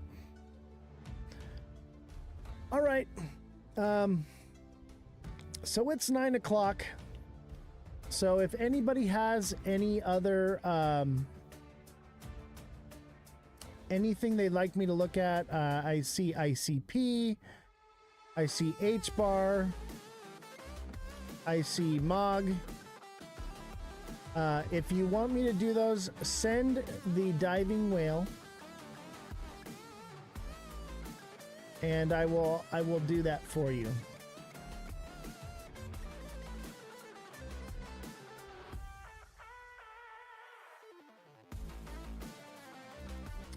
Mar Lopez, if you want me to do Solana, send the diving whale, or you can subscribe. But pretty much the show is over, but I will continue to go late. I'll give you guys a couple minutes and to send in the diving whale or a galaxy or something like that, and I'll continue to stay on.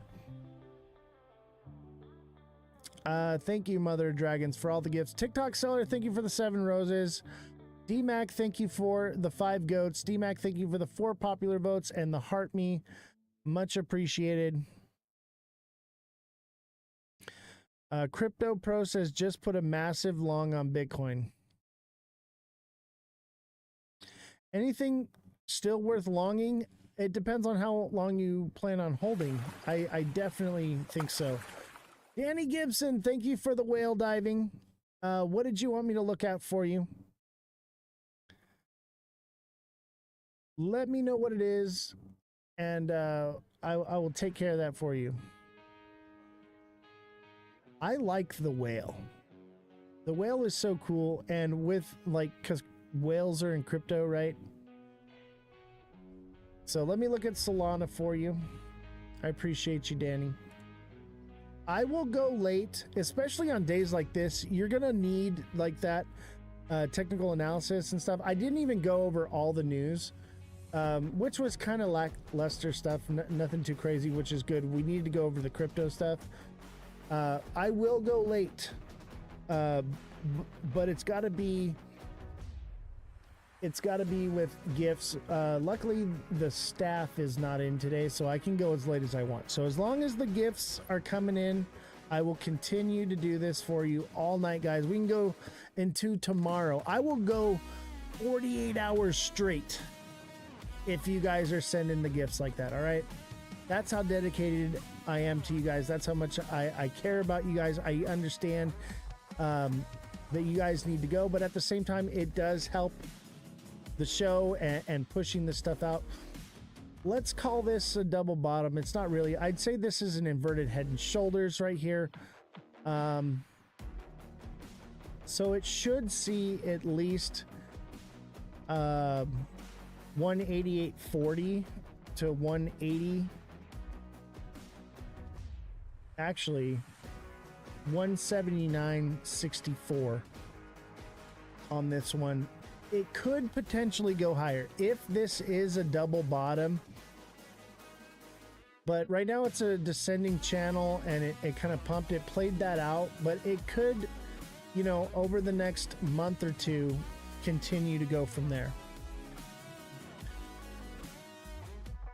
How much time you got per whale? One project per whale. I'll tell you what, guys. If you send a whale, I'll do 2 projects. If you send a galaxy, I'll do 1. How about that?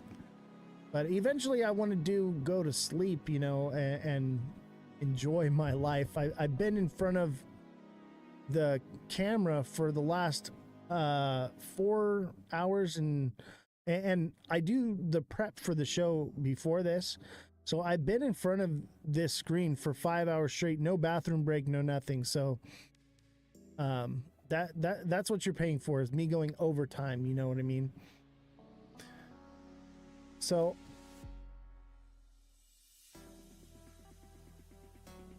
this could see 200. Solana could see $200, and because it's Solana, I think it does at least 220.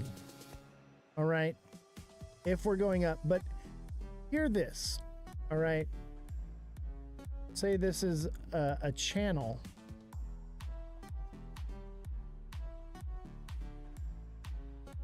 Right? So it would hit there at like $2 or 200 to 210, right? Probably like 210, somewhere in there, and then come back down, and then could potentially go again. I think it does like 200 to 210. You see it? Boom, boom. And it could do another one, but I don't think so. It'll probably come down after that. And that would put us in October, November for that downward movement. Lines up with alt season. But it could do all-time high. It could do way more, but this is just based off the chart. This is where you would be taking profits at. Obviously, keep a moon bag.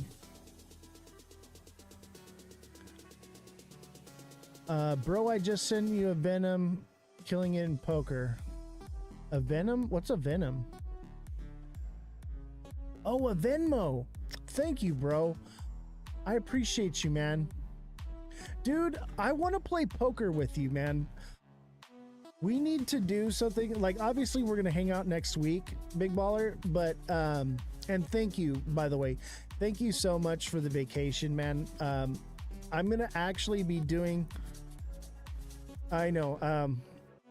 By the way, 50% of all donations sent for the entirety of this month through Cash App, Venmo, or PayPal will go to helping stop essaying and trafficking of children. So I'm still working on... I'm going to have the... By tonight, tomorrow, I will have it posted what it's going to be, because tomorrow's live is going to be magnificent with Rook Odyssey, and I want to make sure that people know where their money is going. But I always do my research and pick a good charity to give the money to, because I want to make sure that the money actually goes to the children that are being trafficked. Crypto Pro, tell you more, please. I will know tomorrow the name of the charity. I believe it's like the Tim Ballard Foundation. He's the guy that the movie The Sounds of Freedom was made after. But it's whatever his charity is. The Tim Ballard Foundation. Okay, I don't know if that's the name of what it's called. Do I have a mentorship for swing trading? Yes, I do. And what you thank you, Run Up. what you do is send me a direct message, and I have a TA class every Sunday. It's an hour long, so sign up for the TA class. Run Up, thank you for the heart me, and thank you for the popular vote and the 8 You're Awesomes. I appreciate you, buddy. Hey, Run Up, we got to get you scheduled to come on the show. Let me see. I'm booked out on guests till August 22nd, but send me a DM, Run Up, and I want to get you on the show, man.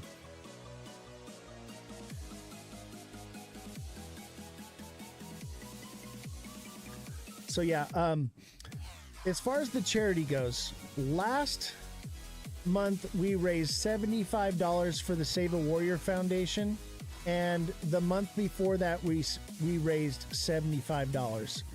So 2 months in a row we raised $75 to give to the Save a Warrior Foundation, and then you're also donating to this show, because this show runs off of your donations. I don't make any money off of TikTok. I average maybe $5 a live. Sometimes I do like $20 in a live. This live, we've got a ridiculous amount of gifts, and we've made $34. Okay, but I'm all about helping people, helping the community, and so we want to, when you guys give on TikTok, TikTok takes 60% of the money, right? When you guys give directly to the Cash App, Venmo, or PayPal, I get 100% of that money, and I give 50% of it away to a charity instead of giving it to TikTok. So that's why we do it that way. It's to encourage getting the money out of TikTok's hands and putting it in a charity or foundation that's actually going to do something to make the world a better place. Thank you, Run Up. Appreciate you. D-Mac, thank you for the 2 goats. D-Mac, thank you for the 2 You're Awesomes. I think we pumped, though. All right, I'm going to call it a night unless somebody wants me to do a TA on their project. Oh, thank you, Mother of Dragons. I appreciate that. So if you want me to do TA for you, no problem. Just send the whale, and I will do it for you. I'll actually do 2 for you for a whale. Otherwise, send me a galaxy. I'll do 1. Purple Pepe, what's going on, buddy? Did you make some money today?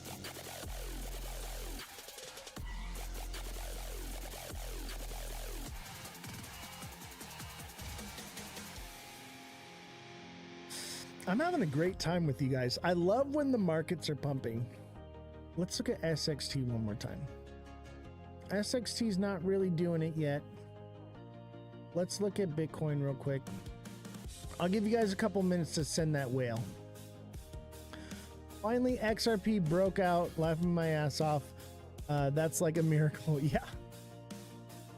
Yeah, I love it when everyone's winning. The unfortunate thing is not everyone can win. This is a pyramid scheme.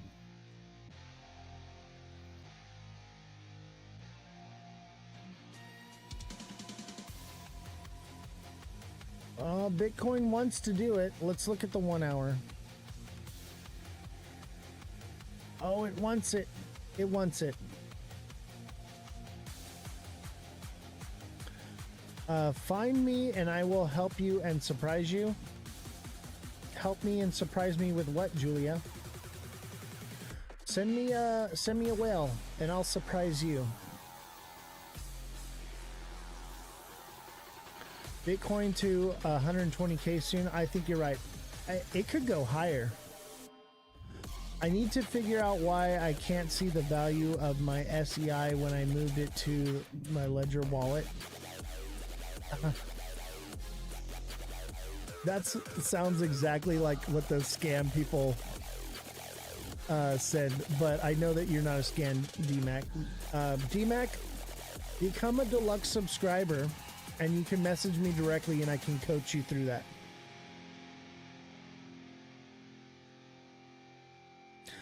I definitely say or I say we definitely see BTC to 120 by next week or sooner. I think you're right. I think we're going to pump over the next couple weeks. Obviously, there's going to be pullback, but we should be moving up over the next couple weeks.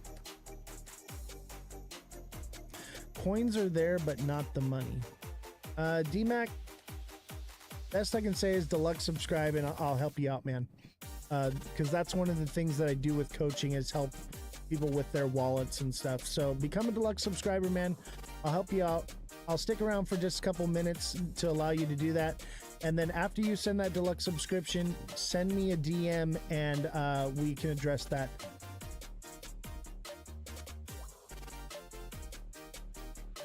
All right, any other projects? Send a whale and I'll do 2 projects, or send it. You know, I'm gonna put the Galaxy up, okay? Let me put the Galaxy up. We'll do Galaxy.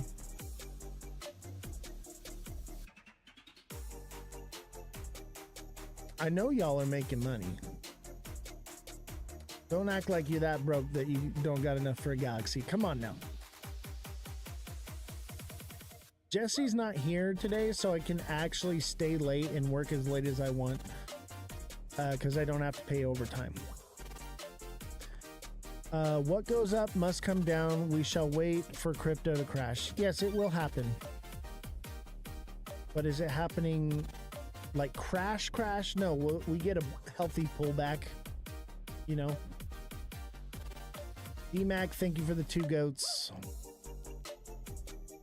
So if you have another project you want TA on, send the Galaxy. I'll give it just 1 more minute. 1 more minute. I will stay late. You talking about a sub on TikTok? Yes. Deluxe subscription on TikTok. And I can help you out with that. So I only answer direct messages to deluxe subscribers. Justin Kelly says, but we have been going down since May, so trends up say we're going up. I agree. Everything looks like a double bottom. Even XRP looks like a double bottom. It's a little wonky, but that's a double bottom. So XRP to 280. 280, maybe $3. 296. I'm leaning towards 280 or like 290. I think 290. DMAC, thank you for the subscription. Appreciate you. Send me a DM and I'll tell me in detail what's going on, and we'll go from there, man. And if I don't get back to you tonight, that's because I passed out after the live. But I will get back to you by tomorrow for sure, okay? But I will try to address the issue tonight. But if I don't, bear with me. It's because after the show, I have to work with the IT guy with uploading everything and getting things going. And don't forget, if you're watching on Twitch, sign up for HelloFresh, use my promo code, and get 10 free meals and an add-on for 1 year. And you can get those meals delivered directly to your front door. And it saves you time, saves you money, saves you energy, makes you healthy. So sign up for HelloFresh today and click my link.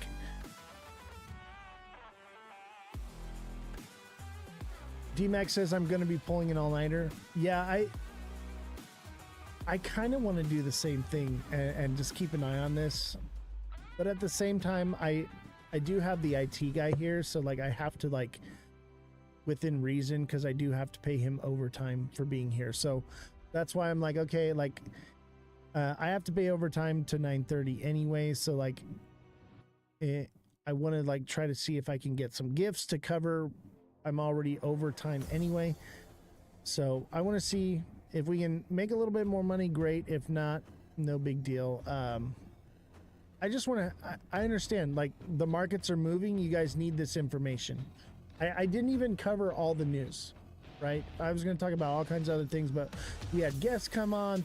Things are booming when the markets are booming. Look at viewership. We have 82 people watching, no promotion. This is great. When the markets are up, viewership's up. I love it. So it is what it is. We're likely seeing strong indication of sustainable trend reversal. I agree. Yes. I think we could be finally turning around and moving upward. Purple Pepe says, we need you. Without Oz, the 2008 recession will happen. You guys are funny. D-Mac, thank you for the confetti. Appreciate you. All right, I think I'm going to end it unless we can get a galaxy. Anybody want to send me a galaxy? Even if you don't want me to TA for you, if you just want to chat and hang out, I will stay. But you got to send a galaxy. Otherwise, I'm going to end the live. I will give you guys 1 minute. Is 9:19. So at 9:20, I will pull the plug and we'll call it a night. Kodak, thank you for the you're awesome. And also, if you don't want to give a galaxy, other gifts are great too, if you just want to support. And remember, you can always send a donation to the Cash App, Venmo, or PayPal. And if you need that information, where the Cash App, Venmo, or PayPal is, send me a DM and I will get you that information. 50% of all donations this month will go to help stop essaying trafficking of children. Okay? So you're not only helping support this cause of this show, but you're also helping support children that are being trafficked.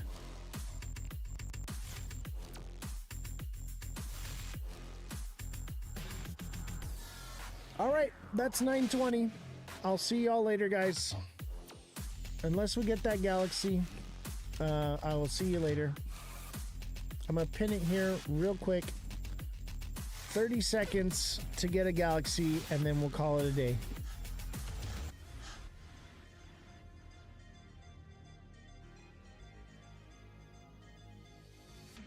How do you guys like having Josh on?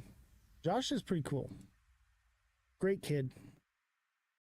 Have a great night. Thank you all. See you, Mother of Dragons. BMAC, I'll message you shortly. Appreciate all you guys' overwhelming love and support. Perfect, DMAC. Glad to have you aboard. And don't forget, DMAC, you can also, with that subscription, message me for coaching, TA on any projects. Just give me a message, let me know. Obviously, I have a life and I have the show and I have things, so it's within reason. Give me a chance to do things. But yeah, I will do that for you. The weekends I take off. Okay, so I don't do it on the weekends, but I understand this is a 24-hour market, so I will still do it on the weekends for donation, but 50% of those donations go to help children.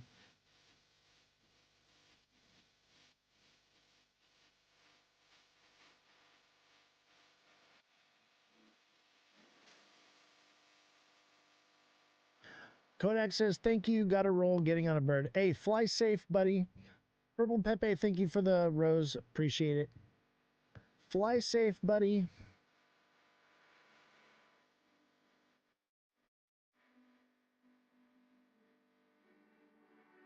Isn't this interesting? The moon cycle is actually an indicator on the charts. Told you it was a real thing. Full moon, and we're pumping. Go outside right now, ladies and gentlemen. If it's nighttime, go outside and look at the moon. It is the full moon, the buck moon.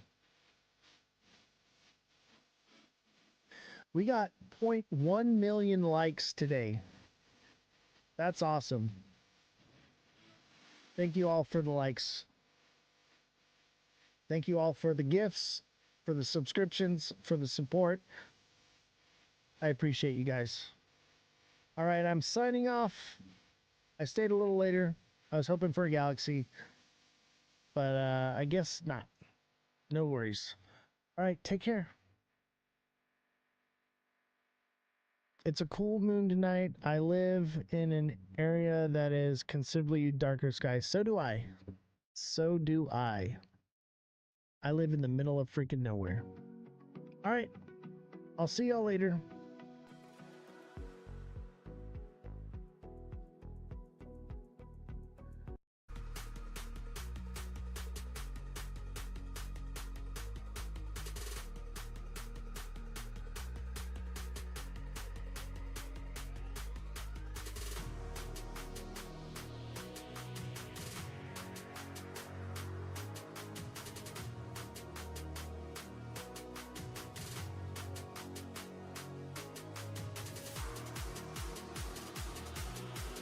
What's going on, everybody? Smash that like button, subscribe to the channel, and share the show with your friends. Smash that like button, subscribe to the channel, share the show with your friends. Thank you, all of you, for who are watching on TikTok. Keep smashing that like button. Up or down? I would say indication says down. Maybe a slight up to 242 to 247-ish. But then back down. X marks the spot. So probably breakthrough right here. This would be May 20th. And that lines up with the previous cycle.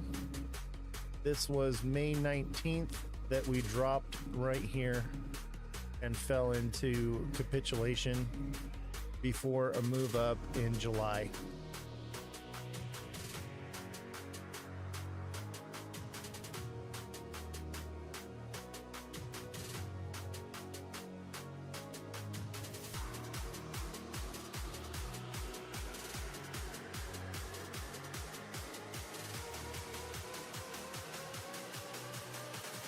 I think this is the bull trap before capitulation.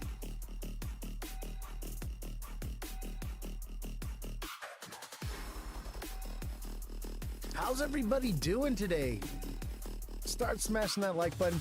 We're actually going to cover some information that you may find very intriguing if you're looking into investing. That is going to help you understand where we are headed as mainly the state of California, but other states as well. What goals and plans they have set forward for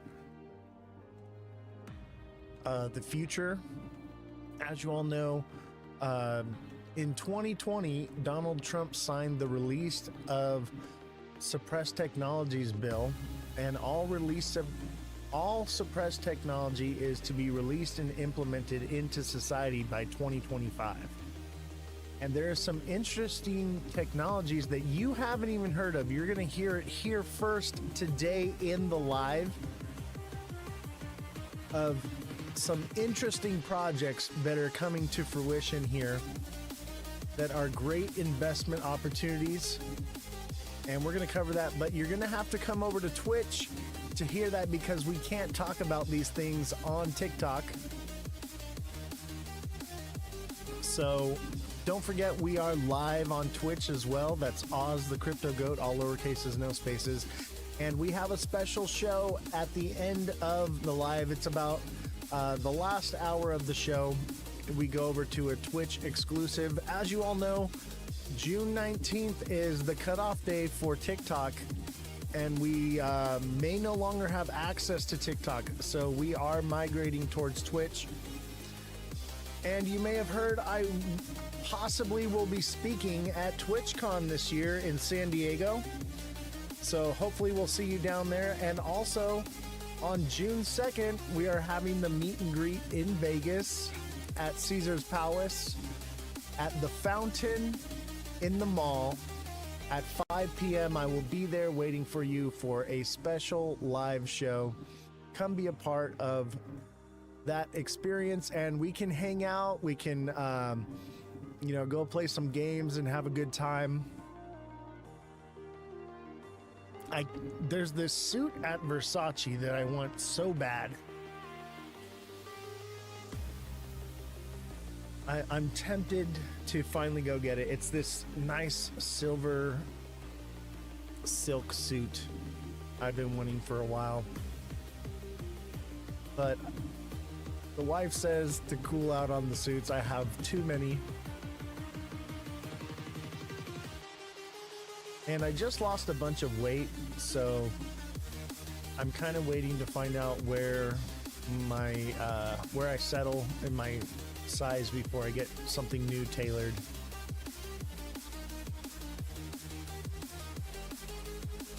I wasn't like seriously overweight ever. Mr. Goat, happy Friday, welcome. Holly boys, how you doing? And don't forget, if you want me to look into any projects you're interested in, all you got to do is come over to Twitch, type it in the chat, and you can get that for free, or you can become a subscriber on TikTok. As a subscriber, I do that on the TikTok side, but you can get that in the meantime for free just by coming over to Twitch, so that you know where we are when the Twitch removal goes into place in the US. We may not be able to access it anymore. So we are migrating. And it's been such a headache, it's been a bit of a headache. So we now have a legal team to handle the legal side of things, because it's been ridiculous with all the appeals we have to handle with TikTok, and basically we get nowhere with them. We don't break any guidelines, yet we get hit with them constantly. And generally, the appeals don't get removed, even though we don't break any guidelines. So we are migrating from TikTok to Twitch. Harley Dan, what's going on? Danny Gibson, how are you doing, brother? Glad to have you in the live.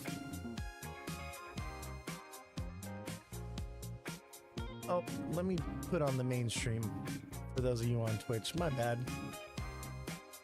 We got a new logo, because we no longer look like a ghost. We look like a bat.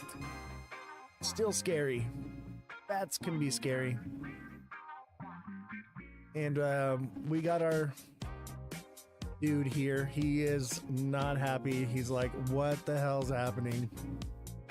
We got ourselves a little magnet, because these blue lines are a magnet for XRP.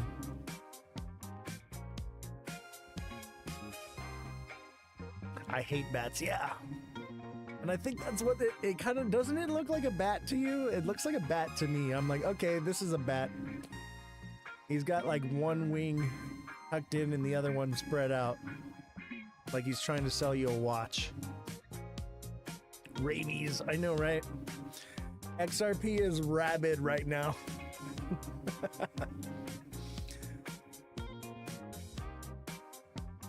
Matt Hendricks says, I see it. I know, right? So I figured a bat. I got a face mask. I don't wear face masks in public except for when I want to be incognito. But I got a face mask, and it's got the spooky ghost on it, and it says the boo on it. And I'm thinking about offering those as something to buy in the shop on Twitch. We're working on merchandise right now. So I'm making hats and t-shirts and stickers, and I want to have like bandanas with the little spooky ghost on it with the boo and things like that. I'm gonna have some funny shirts. I'm thinking about making a shirt that has the image of the guy singing to the goat from the meme, and that's gonna be on the back of the shirt, and the front of it's gonna say the goat's got your back. For that meme. What do you guys think of that? I think that would be just freaking hilarious. I'm working on a few different ideas. I'm looking for somebody to hire right now. If you do any type of digital design like that, creating logos, not AI, like you are an artist and can create things digitally. I'm looking for somebody that is interested in filling that role. If you're interested in doing that, send me a message and we can work out a contract or something for you and figure out how that's going to go. We are expanding here. The staff is ever growing. We have private security. We have IT support. We have fact checking, and we have journalism.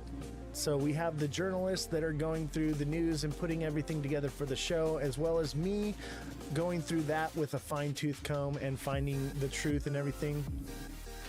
And then also we have the fact-checking team. So during the live, when questions are asked, we can fact check. It's not actually a team. It's a team for the journalists. It's a individual for the fact checking.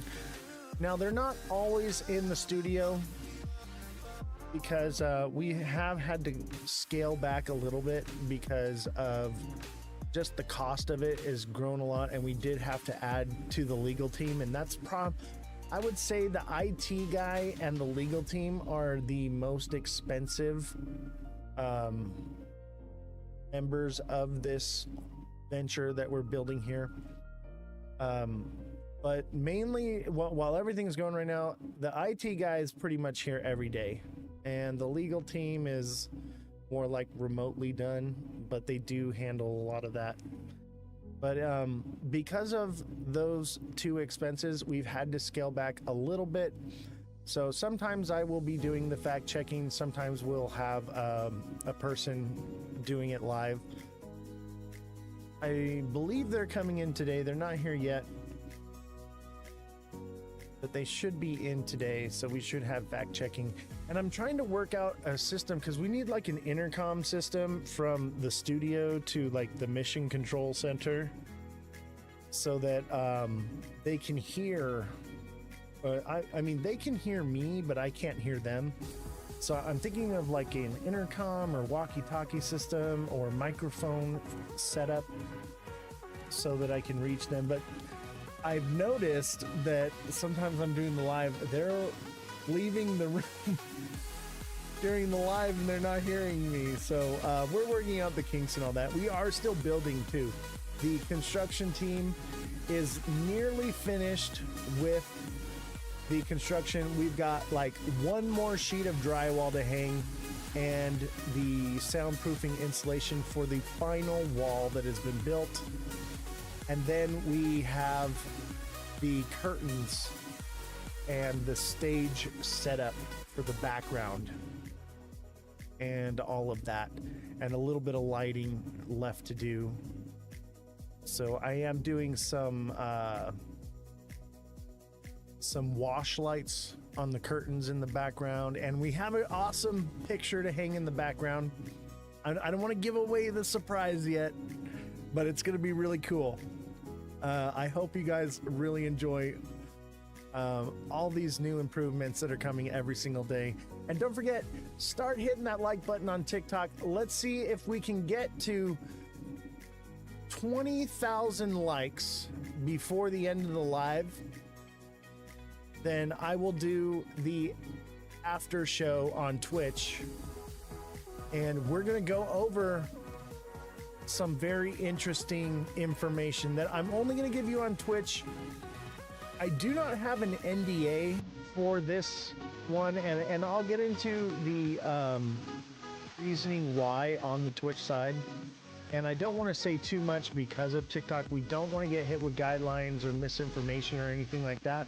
But this is going to be something that hasn't even been developed yet or in the talks of what is going on in the world, that you can actually get information on before it even comes to fruition, to allow you the ability to invest in it when it does hit the market.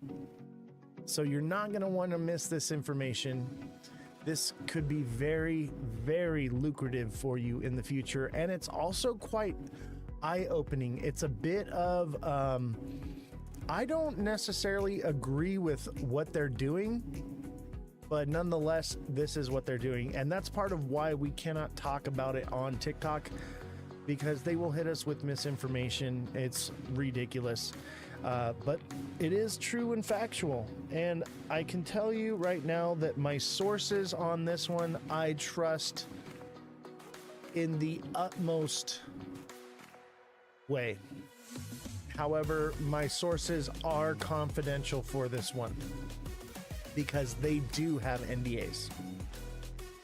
But you're gonna not want to miss this information. Guinea Marie says all crypto is down. Let's take a look at that. We got crypto bubbles, right? Let's look at crypto bubbles. I like crypto bubbles. It's fun. My wife loves it. She grabs the bubbles and moves them around and likes to watch them. And it's fun. It's cute. But as you can see, you're seeing smaller coins pumping instead of others. Look at Pi. Pi is not doing well. I actually like Pi. It's delicious. That was a little dad joke. We looked into Butthole Coin yesterday. I'm definitely buying some Butthole Coin. And Fart Coin. Look at Fart Coin. Fart Coin is down. But where is it over the year? Let's see. Where's Fart Coin now? I don't think it's on for the year, but let's look at the month. Virtual's looking really good. Look at that. This month, Virtual is up 233%.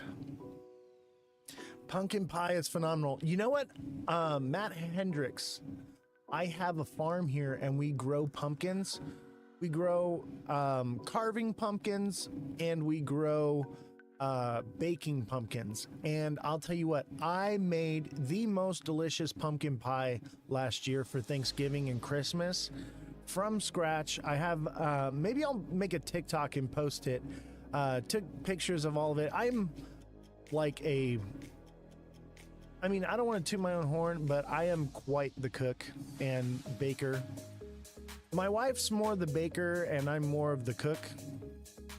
But I make some pretty awesome things. The other night we had lamb.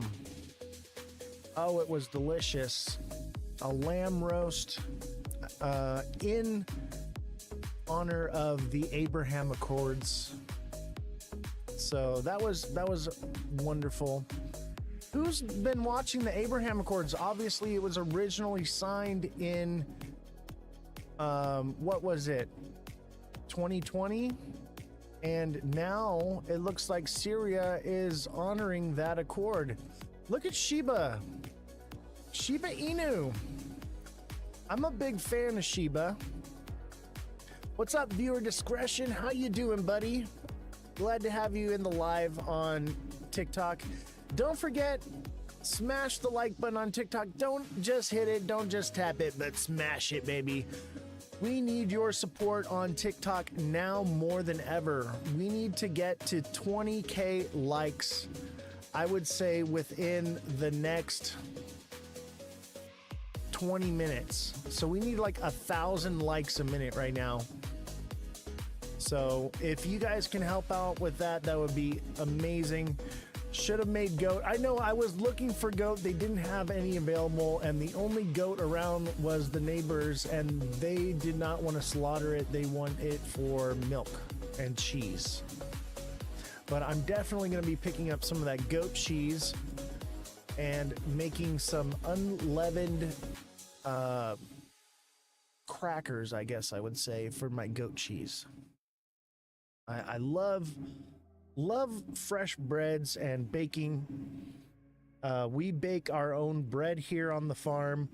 We grow our own corn and pumpkins and so many other things, peppers.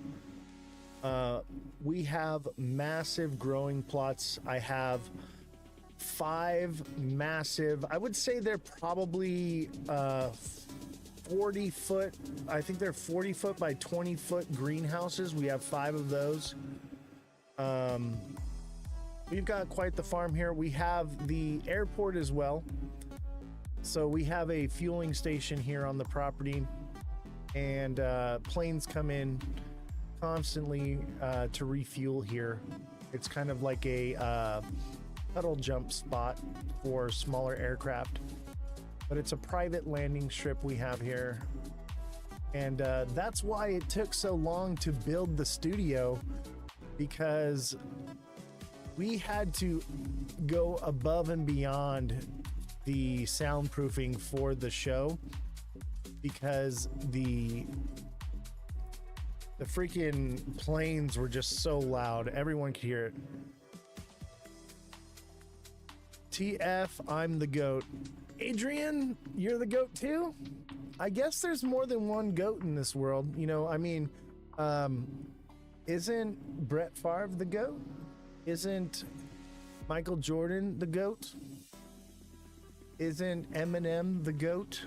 There's a lot of goats. So the question is, Adrian, what are you the goat of?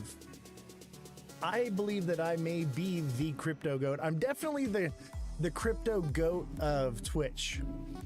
There's only a handful of Twitch channels for crypto, and I would say that it's arguably that ours is the best.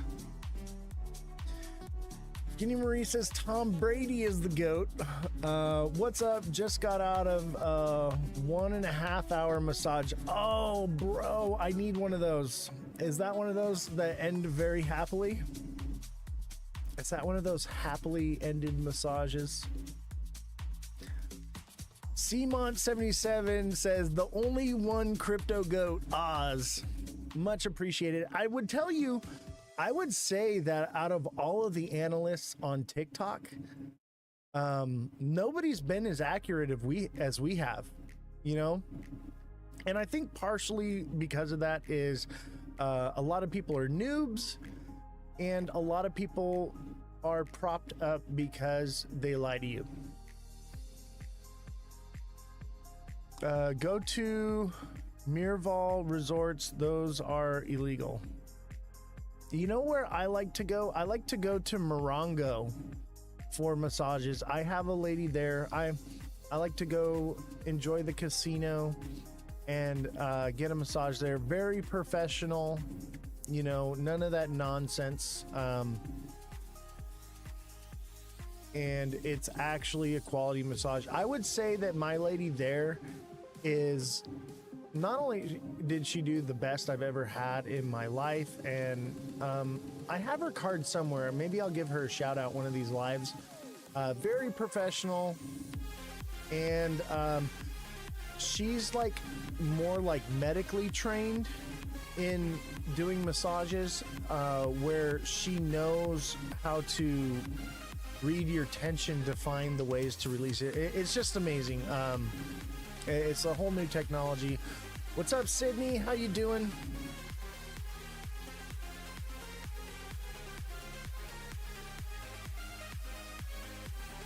The music is too loud. Let me see. I don't get what's going on with TikTok's music. The way it works, I don't have much control over it, whereas we have, you know, on I can't do audio control from my mixer. I have to do it through TikTok. One of the reasons why I'm just so over TikTok.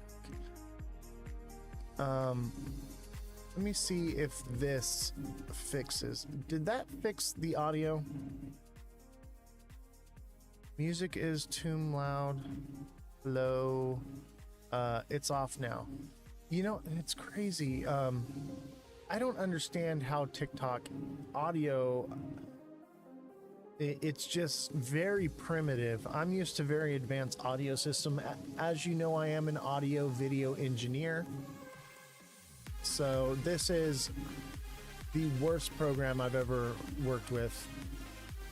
Sounds good on Twitch, but a little loud on TikTok. Yeah, I have no control over TikTok as far as the audio in that direction. It's ridiculous. Let me see here if that... Does that help TikTok? I got a spot in LA. It's $70 for 1.5 hours. Great job. Yes. That's actually good. $70 for an hour and a half is good.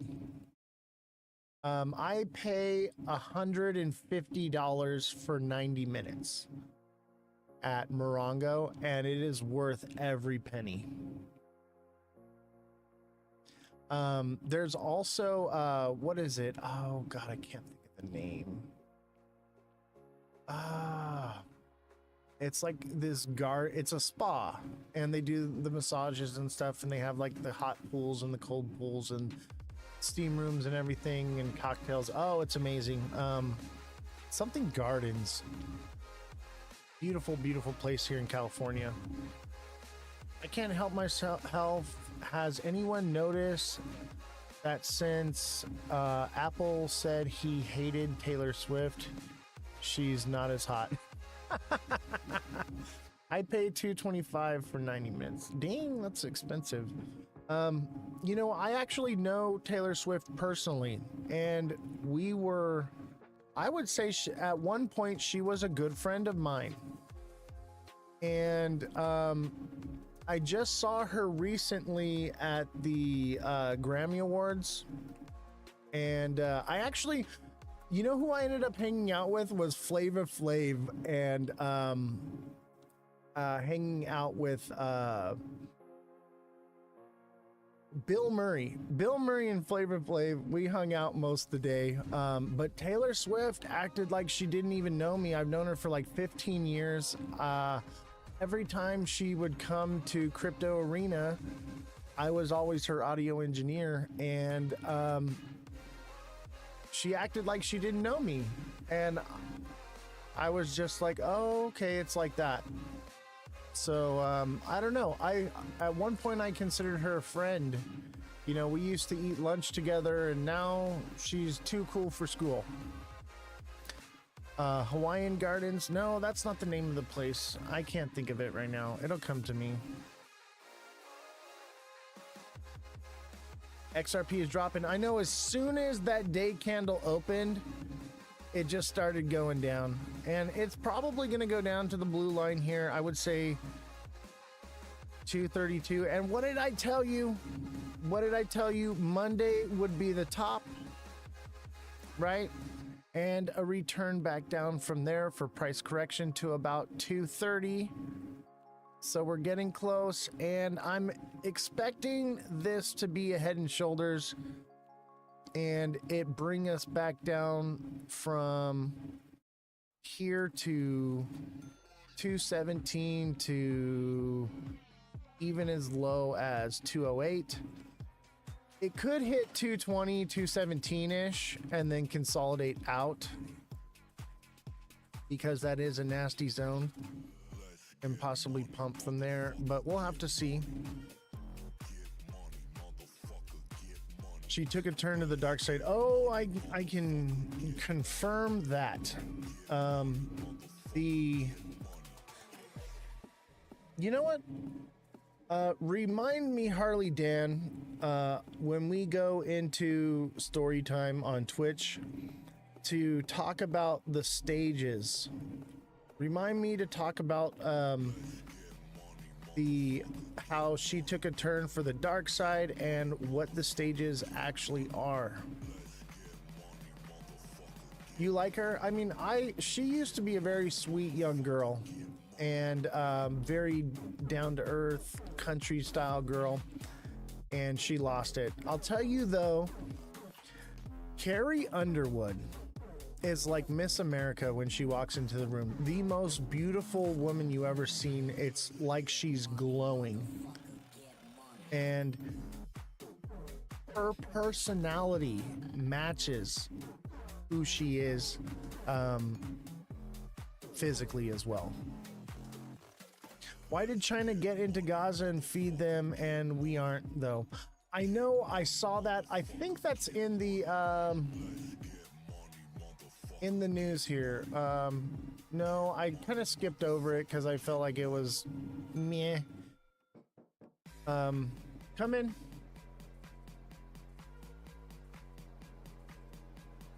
Is that IT? Sorry, bear with me a second, guys. Yeah, Carrie hasn't sold out. There's a few of them that haven't. She has all these young kids dress like her. I saw like a million Swifties. Yep, the Swifties. I'll tell you, you know what's I would say a show that's bigger than Taylor Swift in LA is K-pop. K-pop is huge.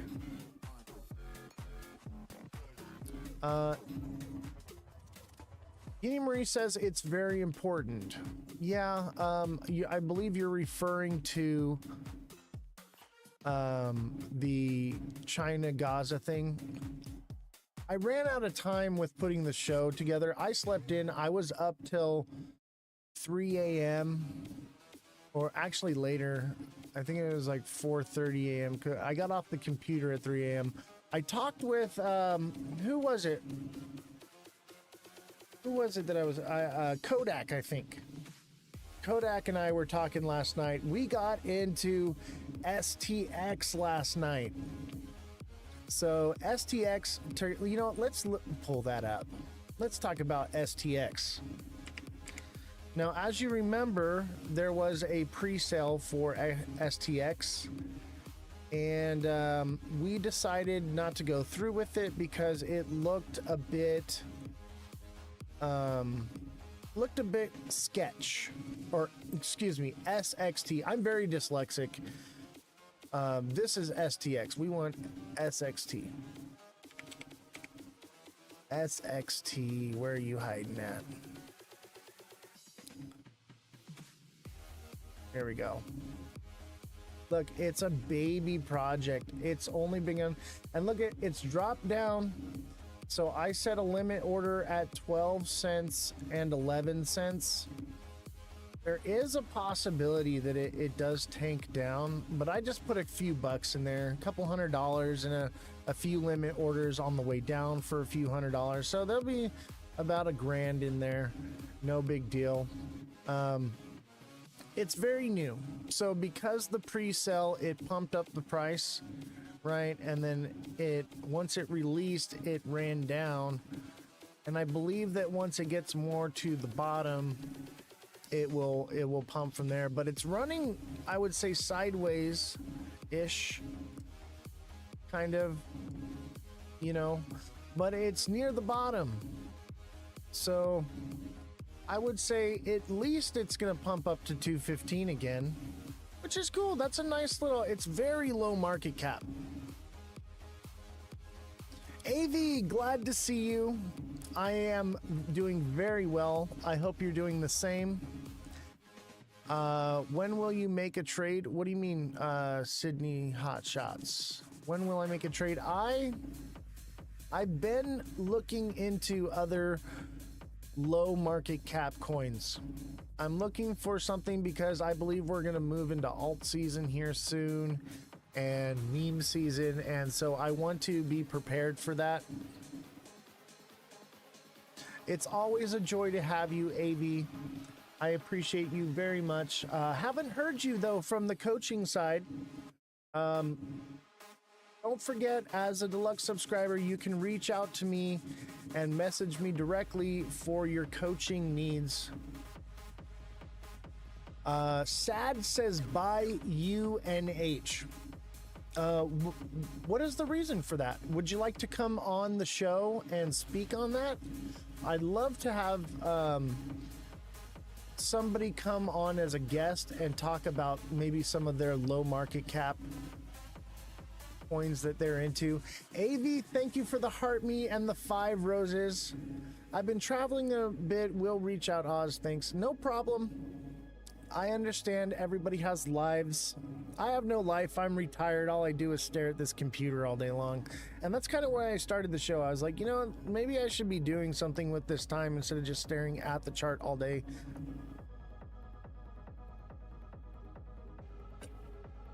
So, we started this out of a whim.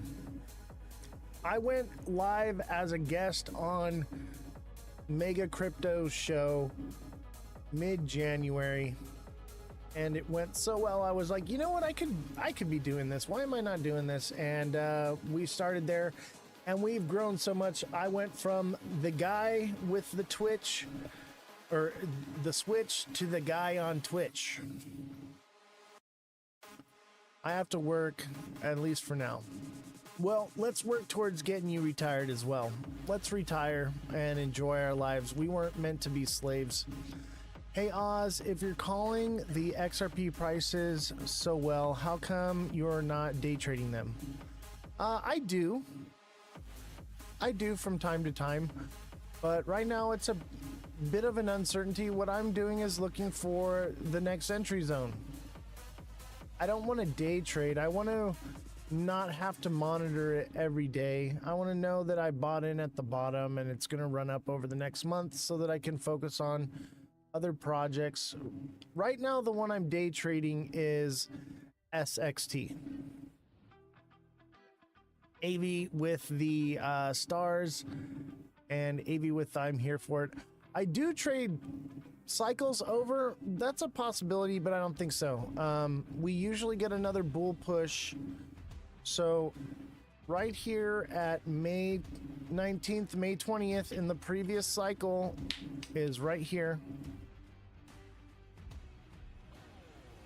Right, that's this big red candle.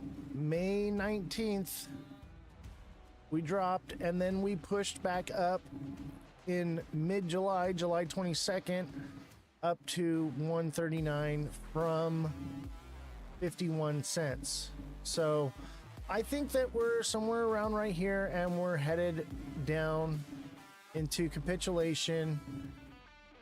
So I think we got another push from August to November, and then I think it'll all be downhill from then.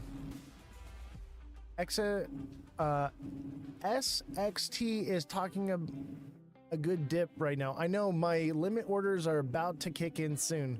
So I have a limit order set at the bottom of this wick on the day at 12 cents and another one set at 10 cents. So if it drops even lower. So we'll see. The lower it drops, the more money's going in. So I bought $100 at like 12, 13-ish, somewhere in the middle, like 12.50-ish, 13, I think. Whatever it was last night, I don't remember. I just bought it at the limit, or at the market price. And then I put limit orders for these two lower wicks. Tops and guys, this relief rally failed. Bitcoin down $800, alts down 30%. It's over. I wouldn't say it's over, but yeah, you know, we're not going to have as big of pushes as we've had in the past because the liquidity is more spread out. All right, we'll see you in a little bit, Guinea Marie, when you get back. Handle what you got to handle. I get it. And remember, if you miss a portion of the live or you miss a live, you can always come and watch the show. They're all recorded and posted to YouTube. So just search Ozthecryptogoat on YouTube and you will find those videos so that you never miss any of the information, because I understand that we can't always be live all the time. And as a deluxe subscriber, you get access to one-on-one coaching with me directly through messaging, and you get access to my daily price point videos that help you day trade, because we're calling it every single day. So if you want to know where the markets are going on a daily basis before it happens, you're going to want to become a subscriber on TikTok. And because those videos are essential to making those trades, a lot of people don't get the notifications. I would say most of the most important ones are posted anywhere between midnight and 3 a.m. Pacific Standard Time. And so most people are asleep. The TikTok alerts don't go off, or they don't even show up in their feed. And people miss out because of it. So we've designed a email alert system. You can sign up for the email newsletter where you can get notifications, so that way you can set them more custom ring, custom chime, make sure that it never goes silent, so you always get that information. Simon says GRT. You want to explain? Let me get rid of the music now. It's time to get rid of the music. GRT. Now, is that a low market cap coin? I'm just starting to get into, I've kind of fallen behind these new projects because I've been so focused on XRP and so focused on building the studio, and I'm like, man, it's time to start looking and branching out. And management also indicated that that was probably a wise decision. I would say it's bottomed out. Let me see here. Let's go way back.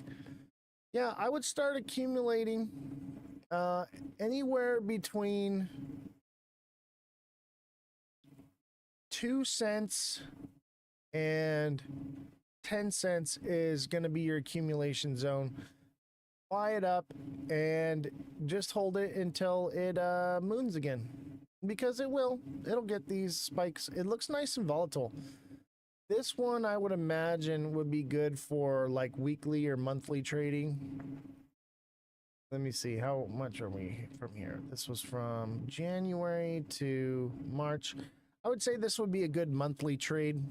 Throw some in, check it every week or so or whatever, you know, keep an eye on it, set some alerts.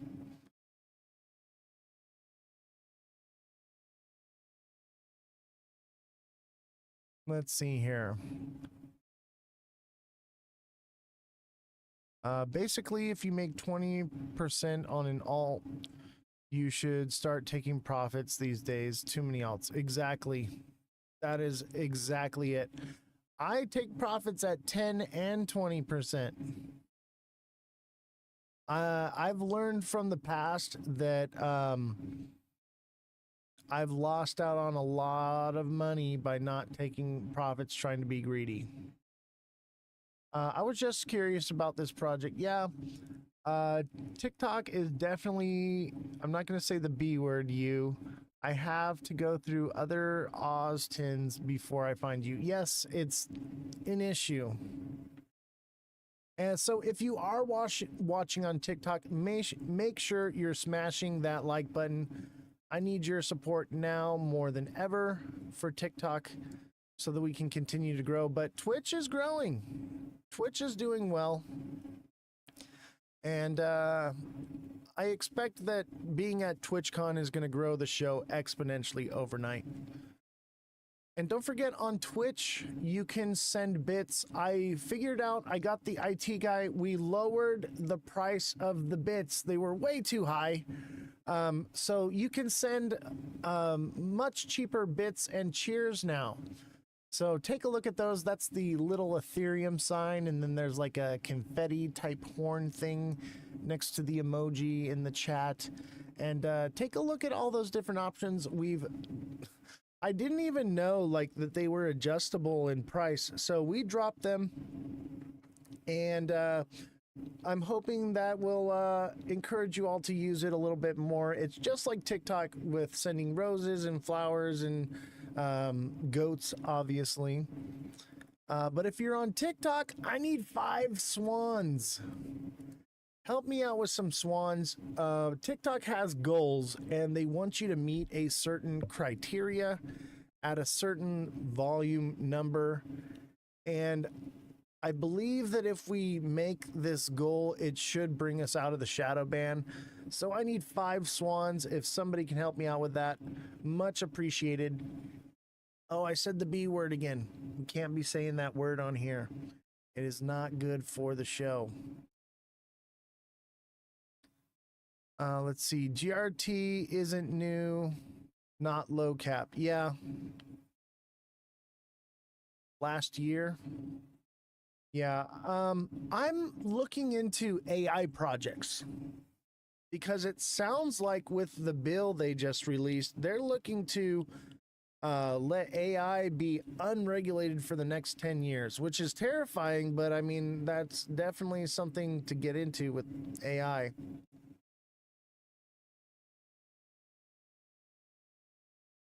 But let's look at XRP for a minute. Obviously, this, I would say it is an XRP show, but it's more of a crypto and news media outlet.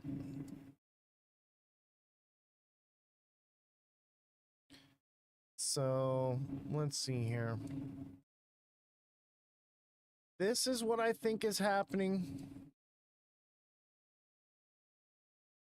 I think we have this head and shoulders forming right here. And that would bring it down to the blue line, somewhere around 208 to 220. Something like that. Can I check BTC? Of course, viewer discretion.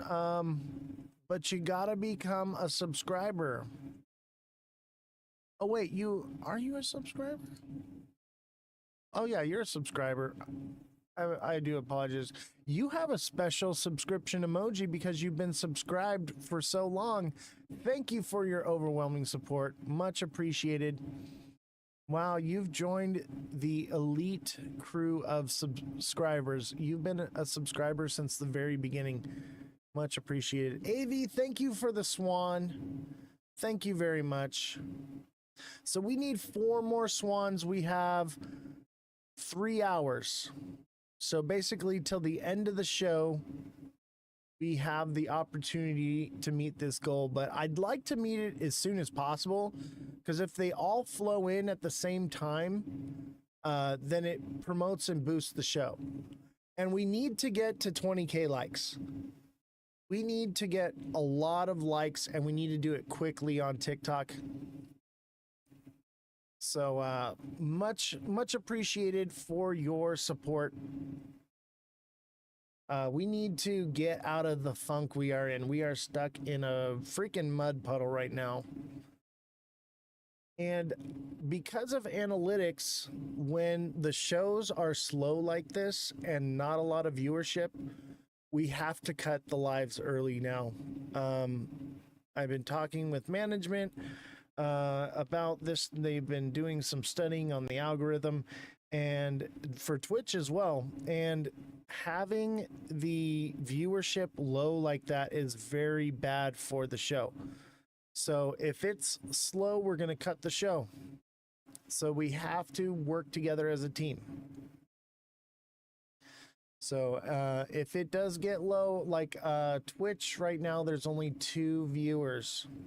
So we need some engagement on Twitch, maybe a bit, maybe a subscription, something like that to help boost that. Otherwise, we'll cut Twitch and just move to TikTok for now, and vice versa. So keep that in mind.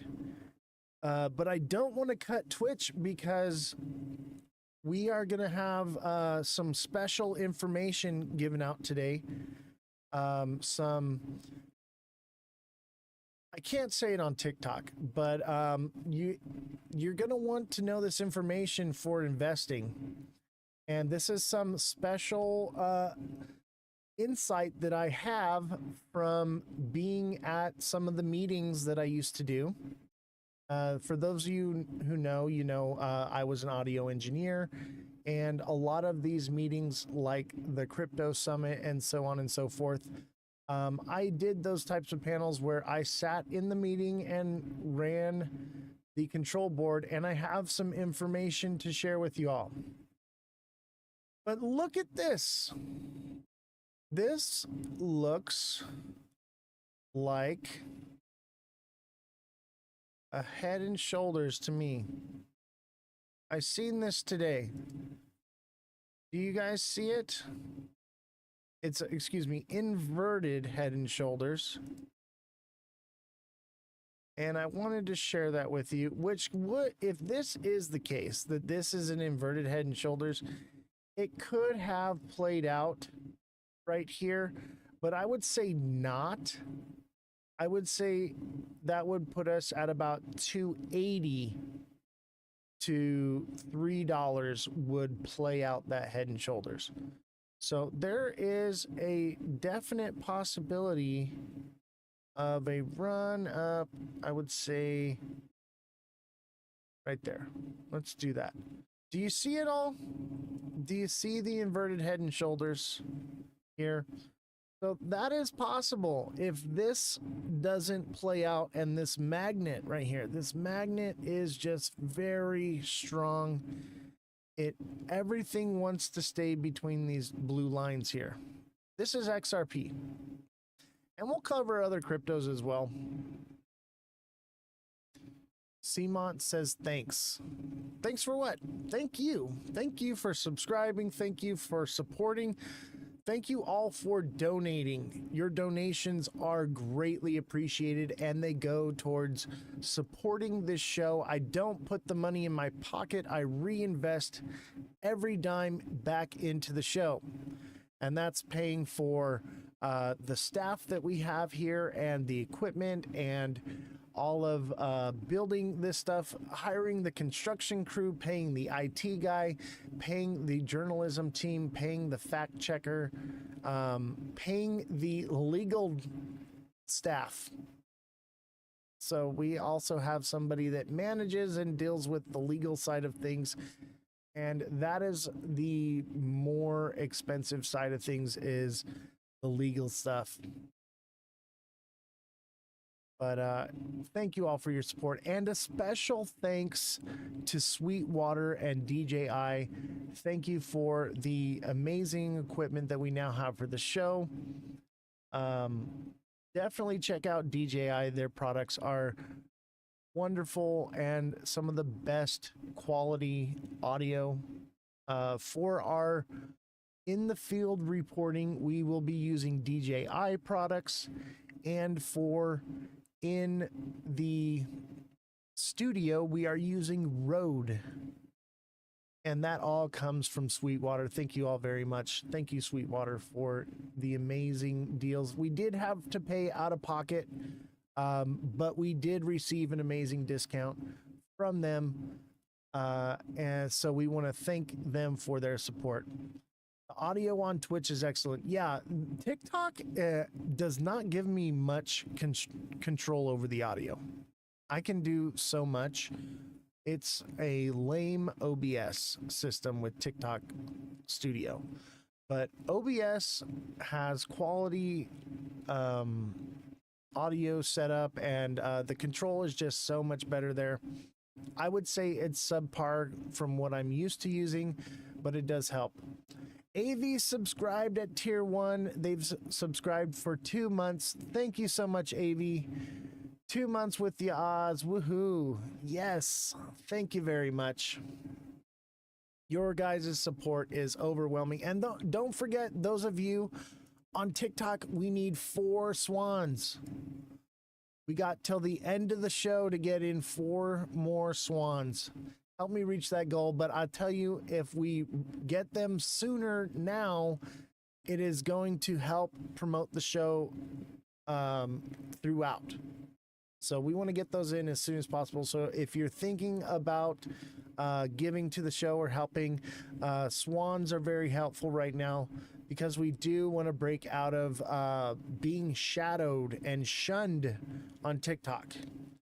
But I'll tell you, it's quite the opposite on Twitch. Twitch, some of the biggest content creators have been lurking, watching the show. Where are the swans?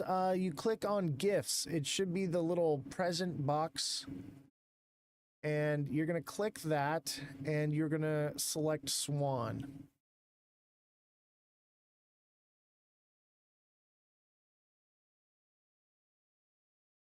You probably got to scroll down.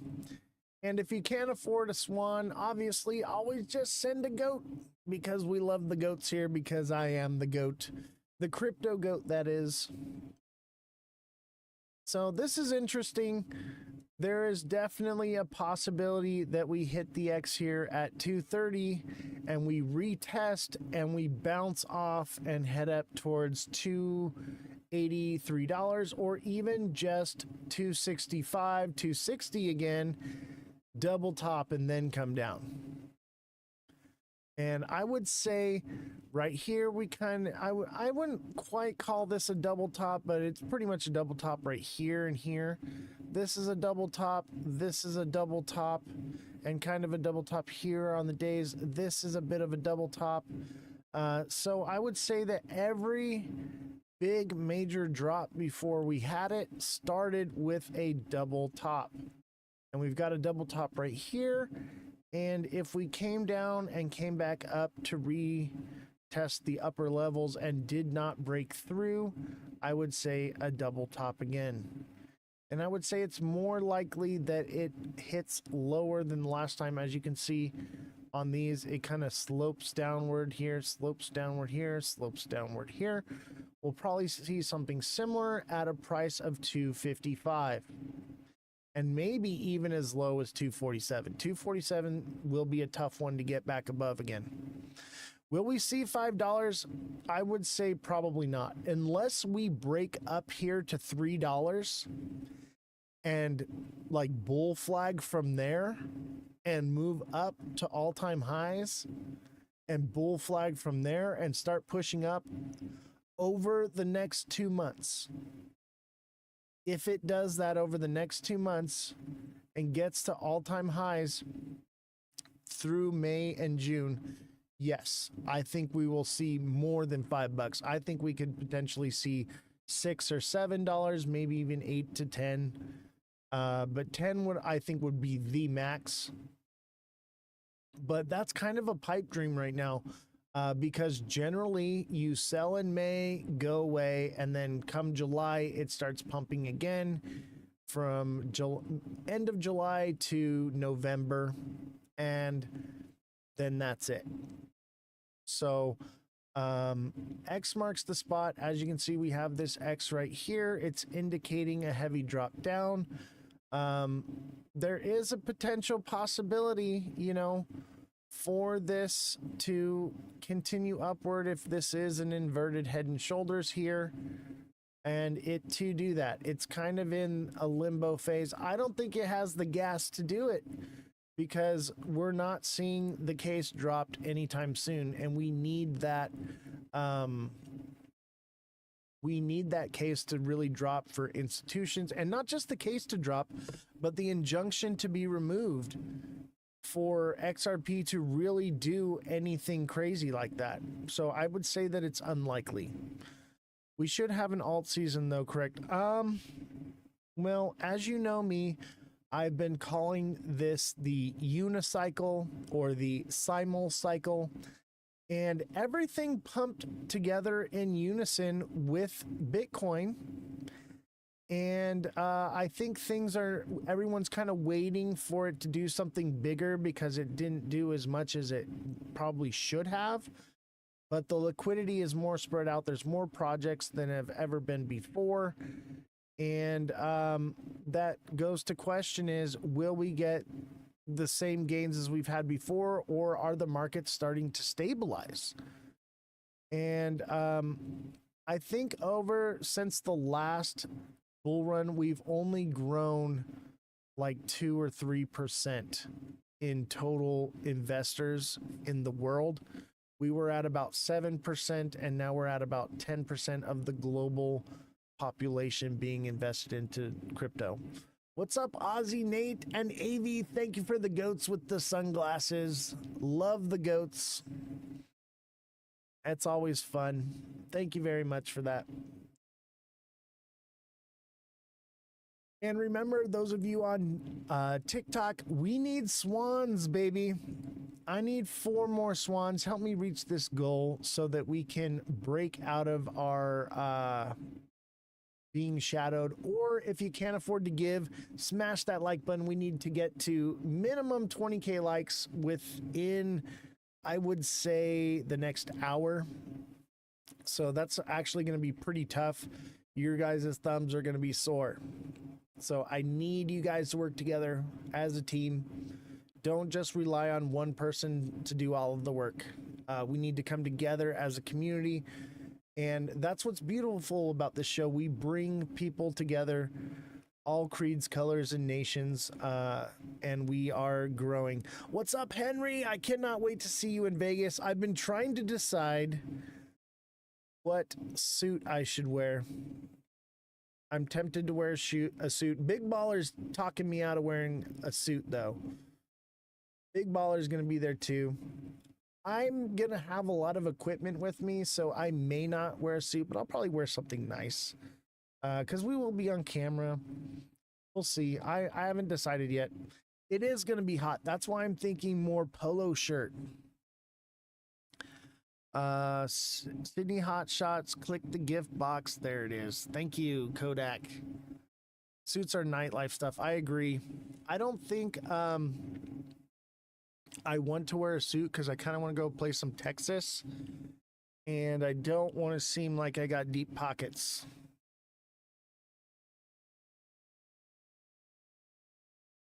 XRP a good buy now?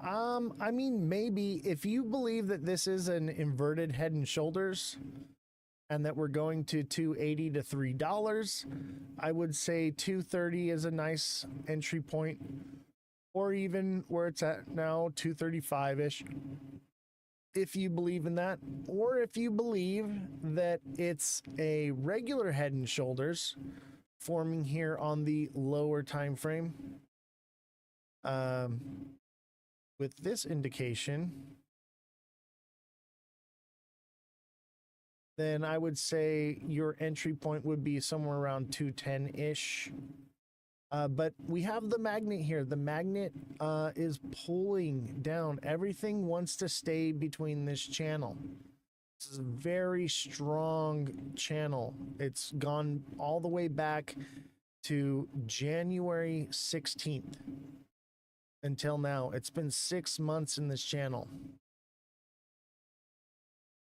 In what time frame? This is the 1 day. So the 1 day is showing, I think this is a bit wonky for a Head and Shoulders, and it may have technically already played out. I would say probably not played out yet. It could rally again, and I'd say like 275-ish to 280. And that would be an indication of hitting that Head and Shoulders to completion, or even as high as $3. But I think it wants to stay in this channel. I think this is more or less the bull trap. And you could adjust this here and say that this is a broadening wedge. This is more bullish, though. A broadening wedge is more bullish, and I would say it's due for a breakout in the upward direction. But also look at this line right here and this line right here from the Head and Shoulders. That would indicate a rising wedge, which is also bearish, which would mean that it would drop out from there and move back down to about 220 or lower.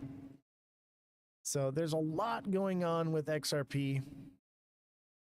Is this Asia market? No, this is XRP. Or is that because the bat? You referring to COVID?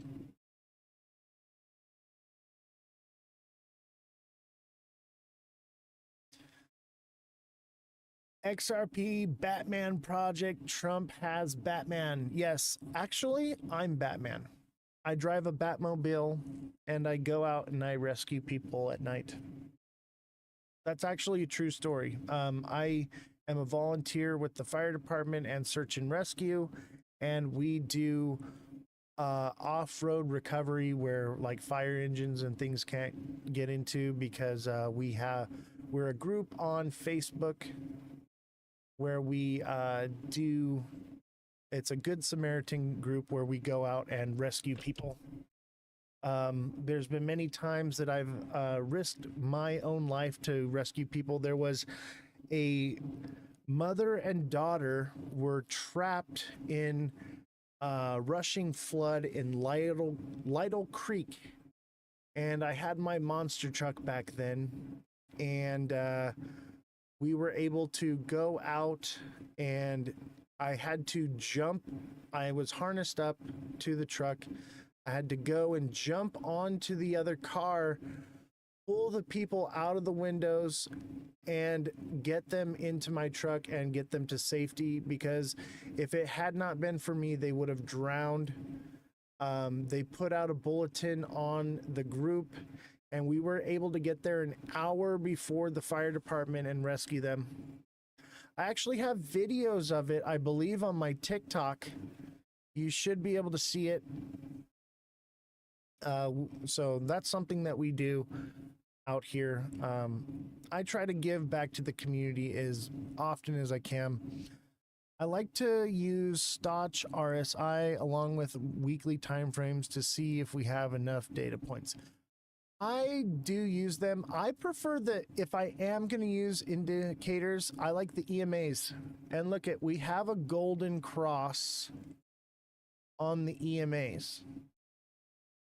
So I believe this is the 50 and the 200 have crossed over into a golden cross, but it may just come back down and cross back over. And that would be a very bearish indication that it's going to drop down to this is the 200 EMA. So the 50 and the 100, excuse me. So, that being said, $2 if this crosses down under. But I don't like to use these as much.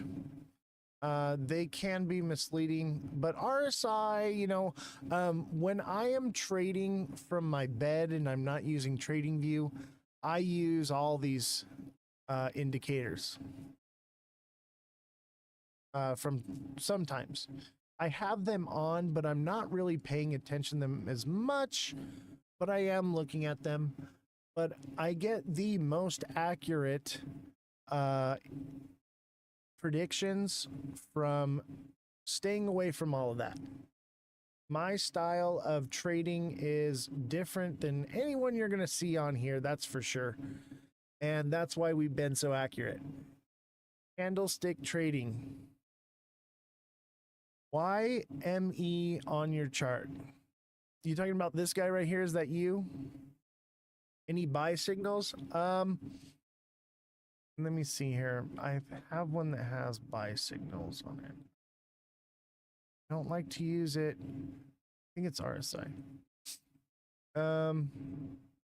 Nothing yet.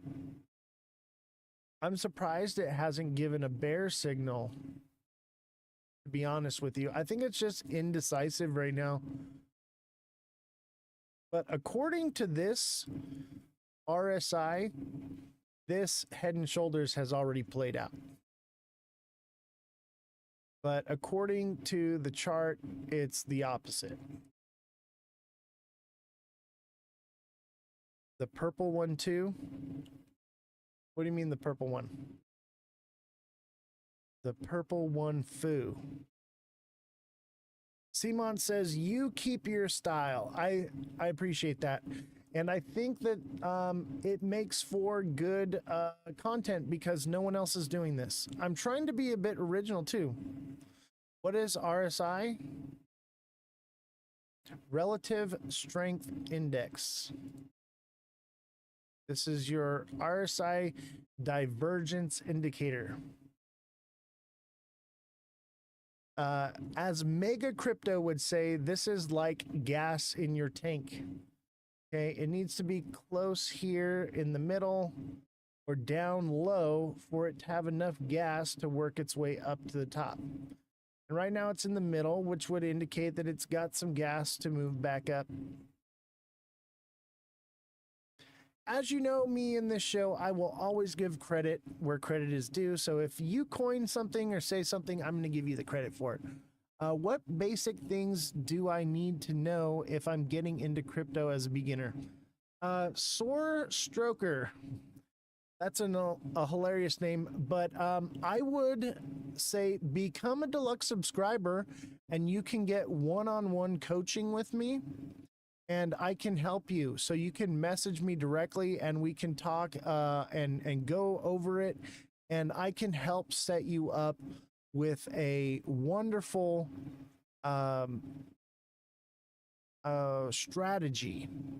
And I'll tell you what, anybody that's a deluxe subscriber in the chat, chime in right now and tell me, has the daily price point videos or the coaching or anything been helpful to you, and has your trading style grown? Obviously, I would say our best people who have grown from that have moved over to Twitch, and so you probably won't see that.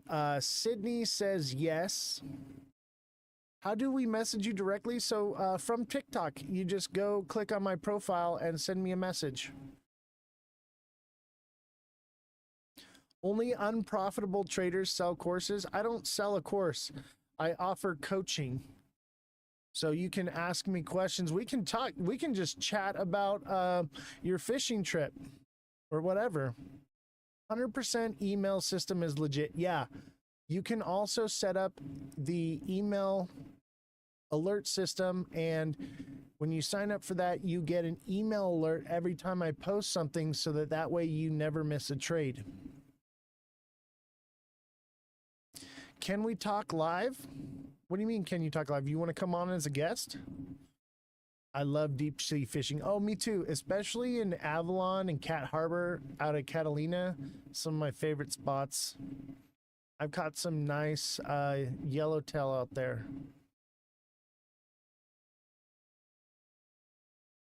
Sydney says, can we talk live? When I'm doing the live, you can't message me directly, but when you message me, I will usually get back to you either right away or within an hour or two. Do prop firms allow crypto trading? I mean, some of them do, like Public, Robinhood, but they own the keys. Why is BTC ending with 104K? You trying to say like 401K? Only see this guy on my For You page when XRP is going down. That's funny because when it's going up, we say it's going up. Who here caught the moon cycle? This crazy pump from here to here. We called it, and I told you how far it was going to go and where it was going to stop and when it was going to turn back around and go back down. Giddy Marie says me. Cod, haddock, and nice. My friend actually owns a fishing charter, and I met the guy, Captain Jack Sparrow. He does a Pirates of the Caribbean fishing tour cruise to Catalina from Long Beach, and he's got like a pirate ship, and he invented the clip-in hair extensions. And his boat is parked right next to my buddy's boat, and we've hung out many times. And he actually helped me start my first business. I did a pirate in Mexico. Like, you did a pirate or you did a pirate cruise in Mexico? Because those are two different things. A pirate show. Oh, I thought you were getting some pirate booty.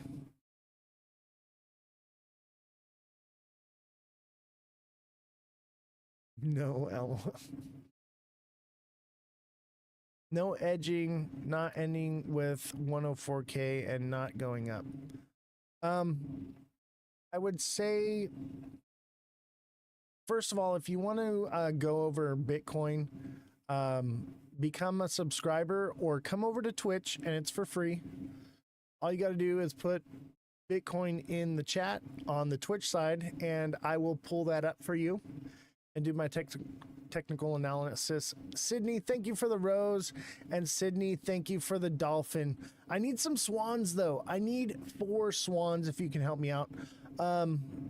Modine, come on over to Twitch. We are leaving TikTok and we will be exclusively on Twitch soon. So by coming over and setting that up and joining, you can get access to that information for free.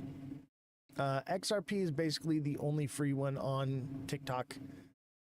So I would love to answer that question because I do have some insight to that. However, we are trying to facilitate the growth of our Twitch account. It's Soar Stroker. What's up, dude? Thank you for coming over to the Twitch side. Welcome, welcome. Glad to have you. Don't forget, we are live on Twitch. That's Ozthecryptogoat on Twitch, all lower cases, no spaces, and you can find the show. And you're going to have a much better viewing experience there. It's just altogether better. Good morning, Oz. Where is XRP headed today? Who pulled the rug? I'd say that Ripple is pulling the rug. They're moving the money out of escrow into private wallets and slowly releasing it. I would say anywhere from 230-ish, 233 to 230. Maybe it's bottomed out right here, and it could potentially pump from there to 243 or 247, and then head and shoulders and break down to as low as 208 or 220. By XRP, I don't know. I'd say it's at a crossroads. I would say that we are probably headed into a nasty drop.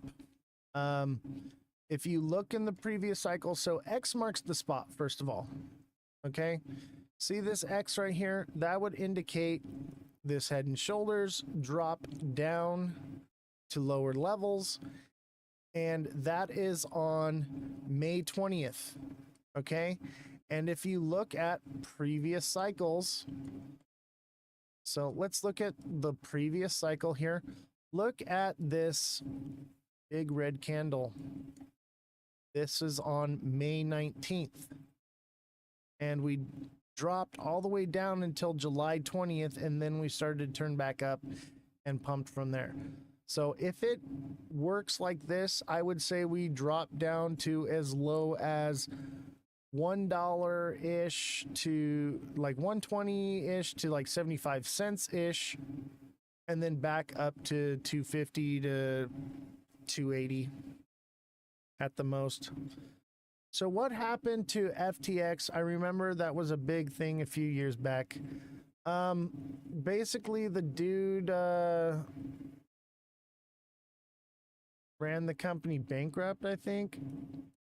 Let me get a fact check on that.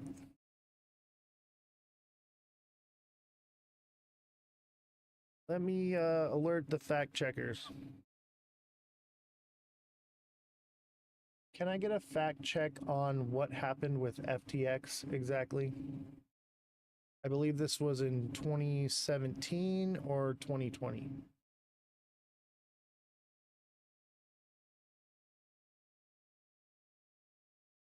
Yeah, I'd say sell or take some profits. You know, if you've been watching this show, you would have known to take profits at about 260, 265, and as it goes up.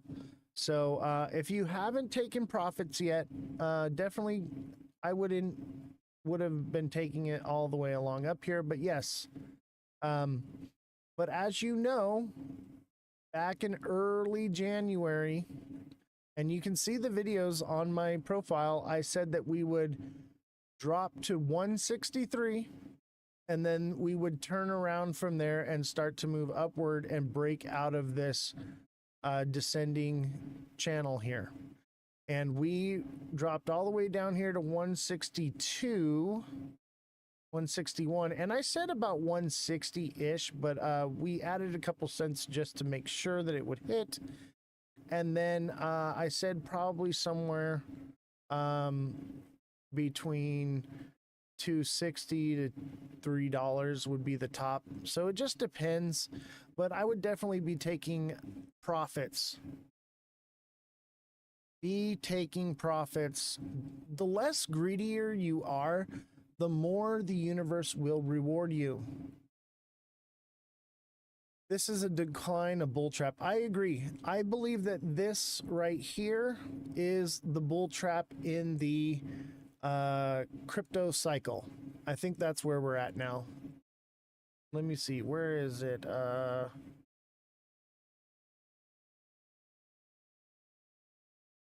Let me see here.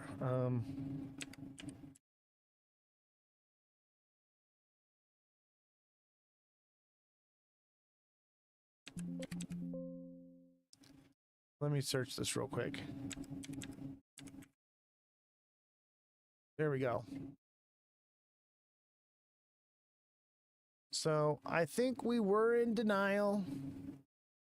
And we are probably at bull trap right now, and you should start being fearful. That's why we have the boo and the bat and the ghost thing going on.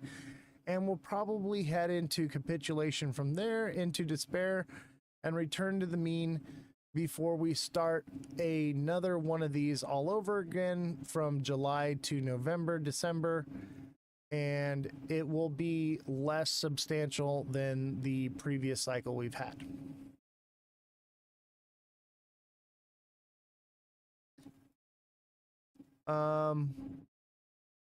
What does that mean? It's going down from here. This magnet is strongly pulling XRP back into this descending channel. And that would mean that we could potentially drop, I would say, I mean, I would even extend this now.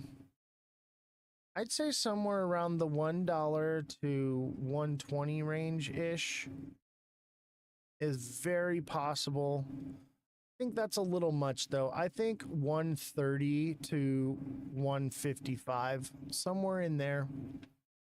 I need more data before I can rule in where I think it's actually going to land and give you that price point.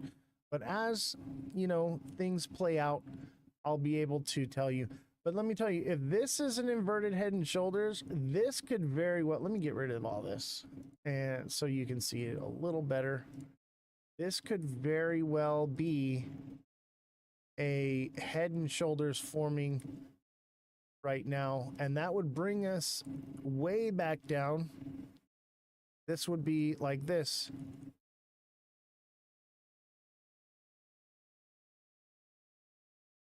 And that would bring us back down to the 160 range, 150-ish.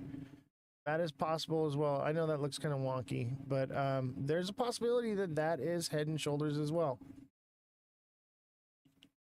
Retest, inverted head and shoulders, maybe even. I think you're right.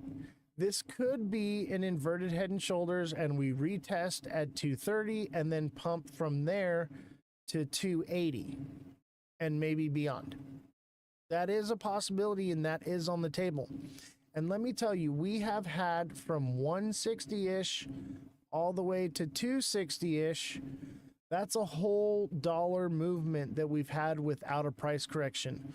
We're due for a price correction back to $2, or at least 220-ish or something like that. You know what I mean? So, there is a possibility that we drop like this and then pump up one more time, and that would bring us to about 280. But this ascending channel, if it does pump up one more time, it would probably break out downward from there, and that would send it down to minimum $2. I would say probably more like 180. 225, then we rip. Looks like Wyckoff to me at the last point.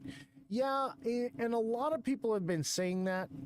However, XRP likes to not follow the rules. Do you believe market is bullish or bearish on the 3-month?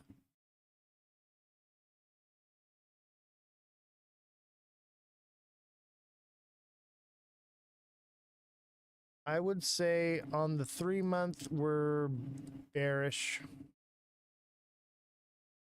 However, this is kind of a spinning top, which means indecision. It could go any direction. This looks bearish to me on the 3-month, personally. Wyckoff is better for traditional finance, but can play out with crypto. I've seen it play out too. However, I have my own style of trading.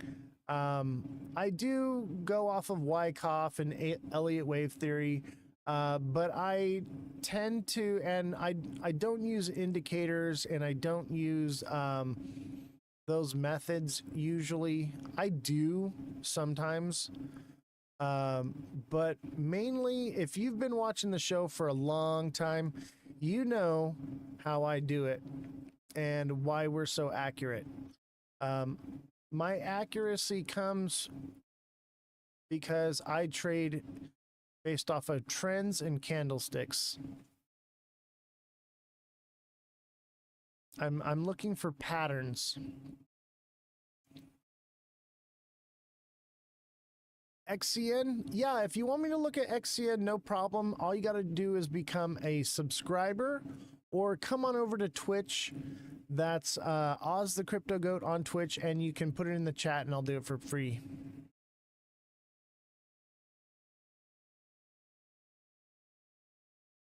No pumping this weekend? It's definitely possible. You talk to the crypto gods. You're funny, man. Still waiting on that fact check, so please bear with me. I big liquid. Still waiting on the fact check. As I told you, the fact checker is not in today, but I did send them a message. They are working remotely, so as soon as they get the message, I will have them look into that. Yeah, I combine a bunch of stuff to have no indicators. It's BS. I agree. And what I've learned is with doing things my way, I've been more accurate. Management for the show was like, hey, like, you need to try to be like this and do these things, and because other people are doing it. And when I started doing that, I became less accurate. And so we started, I was like, you know what, I'm going back to the way I've been doing this, you know, for like 15 years. And this is what I know, and I just do it better. But look at where we're at, 233. This could be where we bounce up from here. Because look at right here, this is a lot of support right here. Going all the way across. However, it could be more on the bottom side of 228-ish. Matt Hodgson says, yeah, I'm the same. I agree. I think too much. First of all, I think these indicators and stuff are something that the big boys use to play against us. And that, you know, I think AI trading bots use to play against us. And what I've noticed is because of AI, pattern trading has become more easy with crypto, whereas it didn't used to be so much. It used to be unchartable, but it's becoming more predictable, I think, because of AI. Yeah, 2 channels could hold that.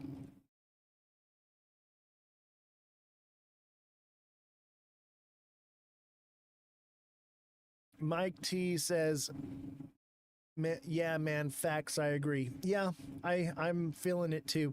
Hey, Mike T, I appreciate having you in the chat, man. Don't forget to hit the like button, subscribe to the channel, share with the show with your friends, and become a subscriber to the channel. Because I do post those daily price point videos, and I offer one-on-one coaching where you can message me directly. And I'd love to have you. You bet will do. And remember, if you can't afford it, no big deal. Just hit the like button. But I'd also encourage you, on June 19th is the end of the 90-day pause for TikTok. And TikTok may be going away in the US. So we are on Twitch. So I would encourage you to reach out on Twitch. That's Ozthecryptogoat on Twitch, and join the show on that side. Lane says, my brother XRP is not going down. I'm curious as to what makes you say that. Would you like to take a guest spot on the show and tell me what your thoughts are?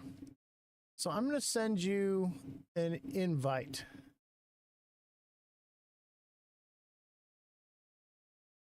Let me see here. Where are you, Lane? I'm inviting you. Come on down to the show, Lane, and let's hear your opinion on what's going on here and why you say that. I would love to have your input.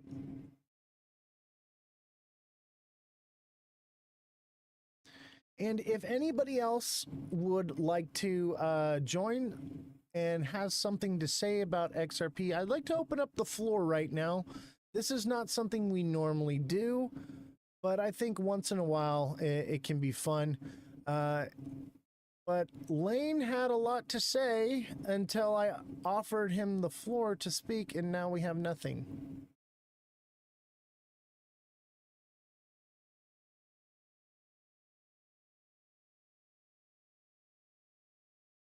So I'm waiting on you, Lane. Whenever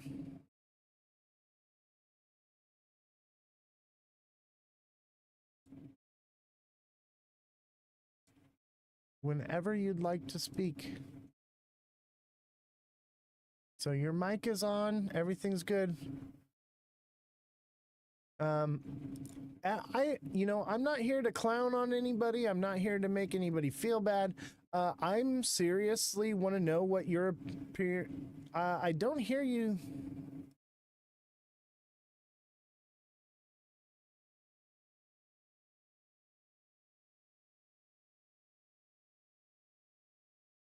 I don't hear you. I hate TikTok. Can't hear nothing.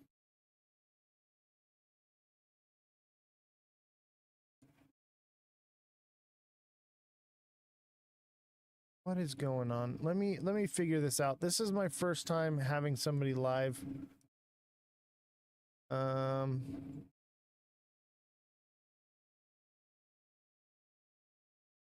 don't know why it's not working. Can you on TikTok hear it?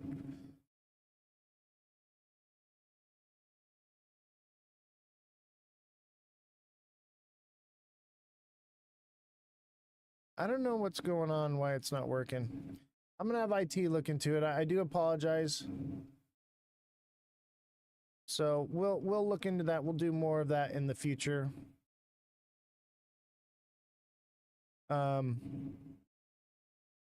So I'll have IT look at that. He doesn't get in here till later. Actually, he might be here. He's supposed to be here at 5. Sometimes he shows up a little late. I do have that fact check on FTX. So that was for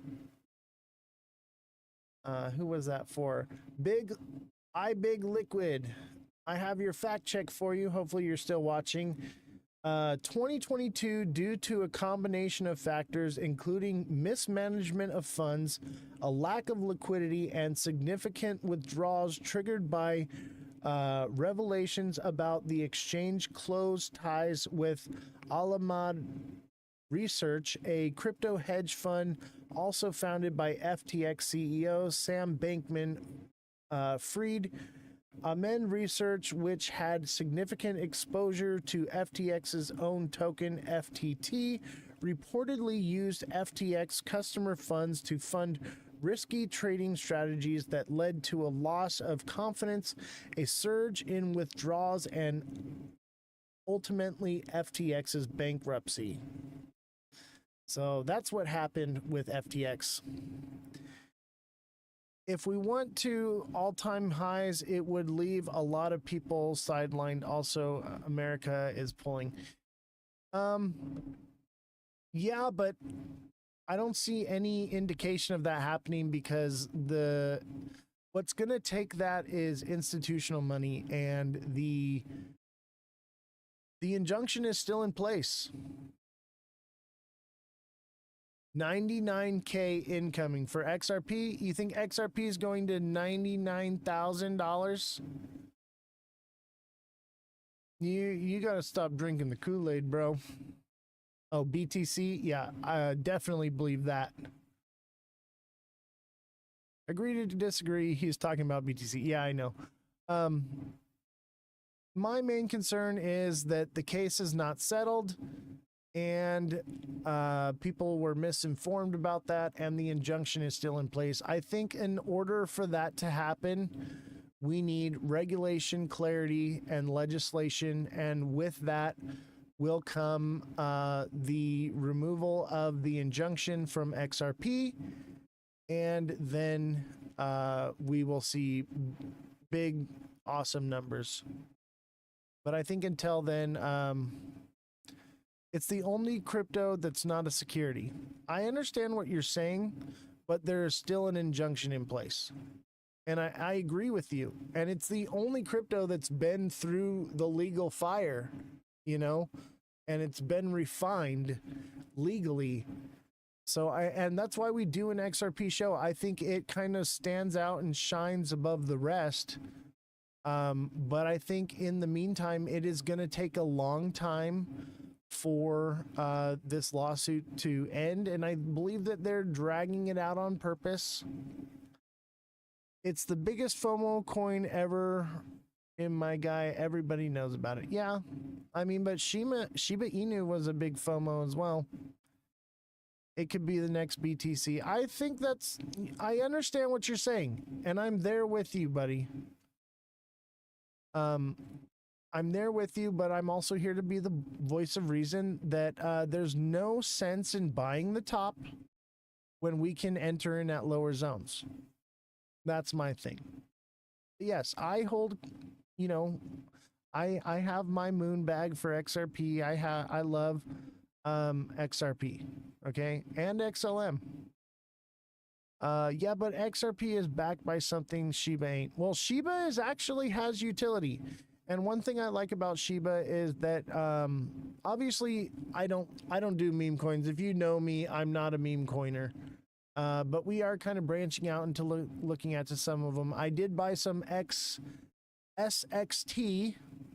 I wonder if my order filled yet. Let's see here. I put in a limit order. No, 10 cents didn't hit.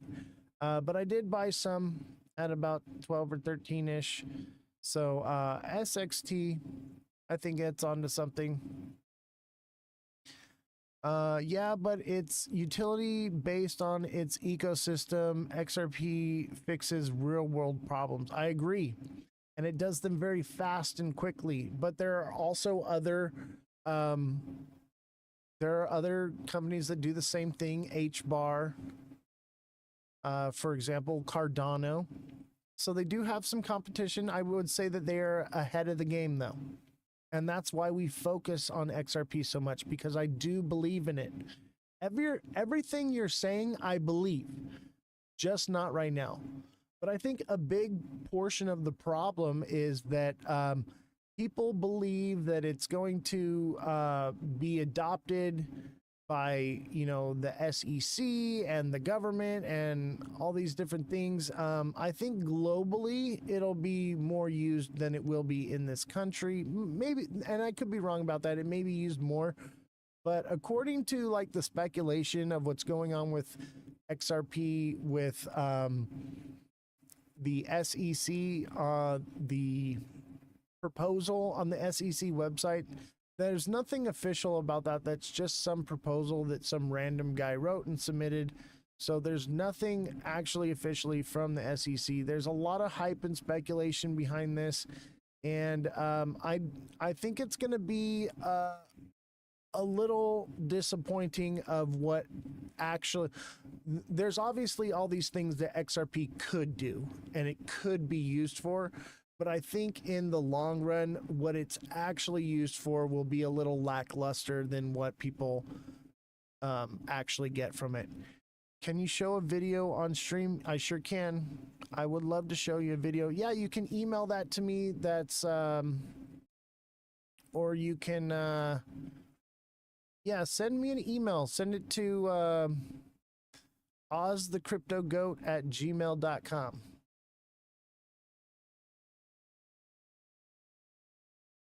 Brief, short, mid, long-term play in your opinion. What do you mean, on XRP? I think there's a possibility that it drops down here to about 230 and either drops way below here down into lower zones around $1.55 to $1, or it pumps up from there and breaks upward on an ascending channel, which is out of what technical analysis would tell us, and it could see $3 again. But if it does break upward from this ascending channel and goes past all-time highs at 340 and like flags right there, I'd say $5 is definitely possible, and maybe even $7 to $10. Okay, but I need to see an indication of that. What's the email? I'll put it in the chat.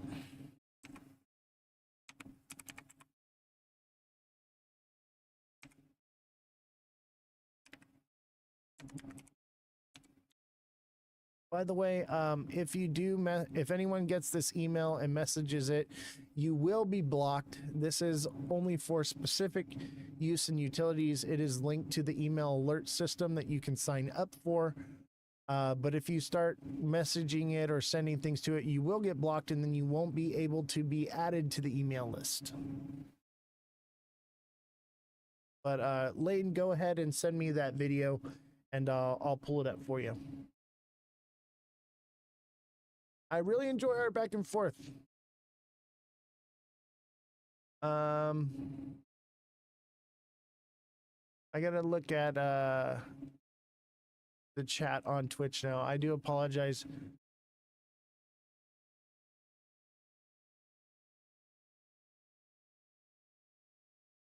Let me look at the, wow, there's a lot.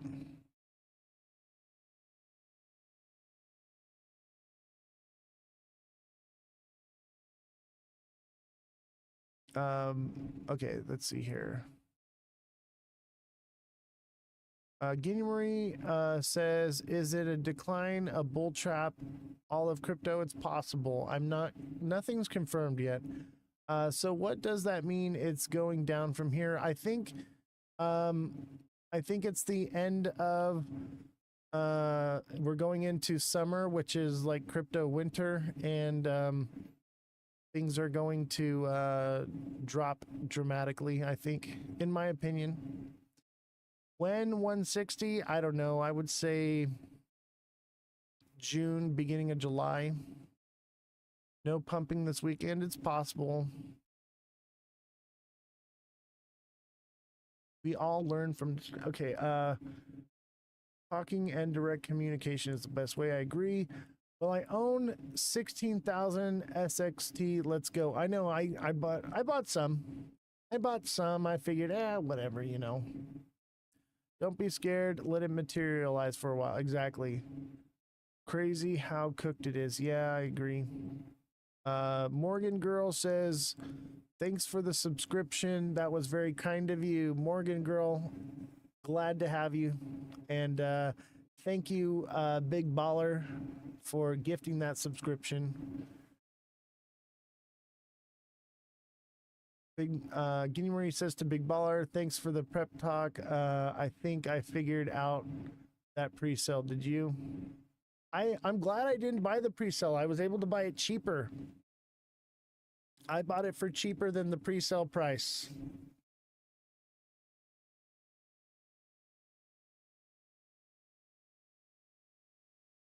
Big baller to Morgan Girl, you're welcome. We need to send more subscriptions to Oz so he can get rocking and rolling on Twitch. I appreciate that. And the more growth we get on Twitch, I would say the more likely that they're going to have me speak at TwitchCon.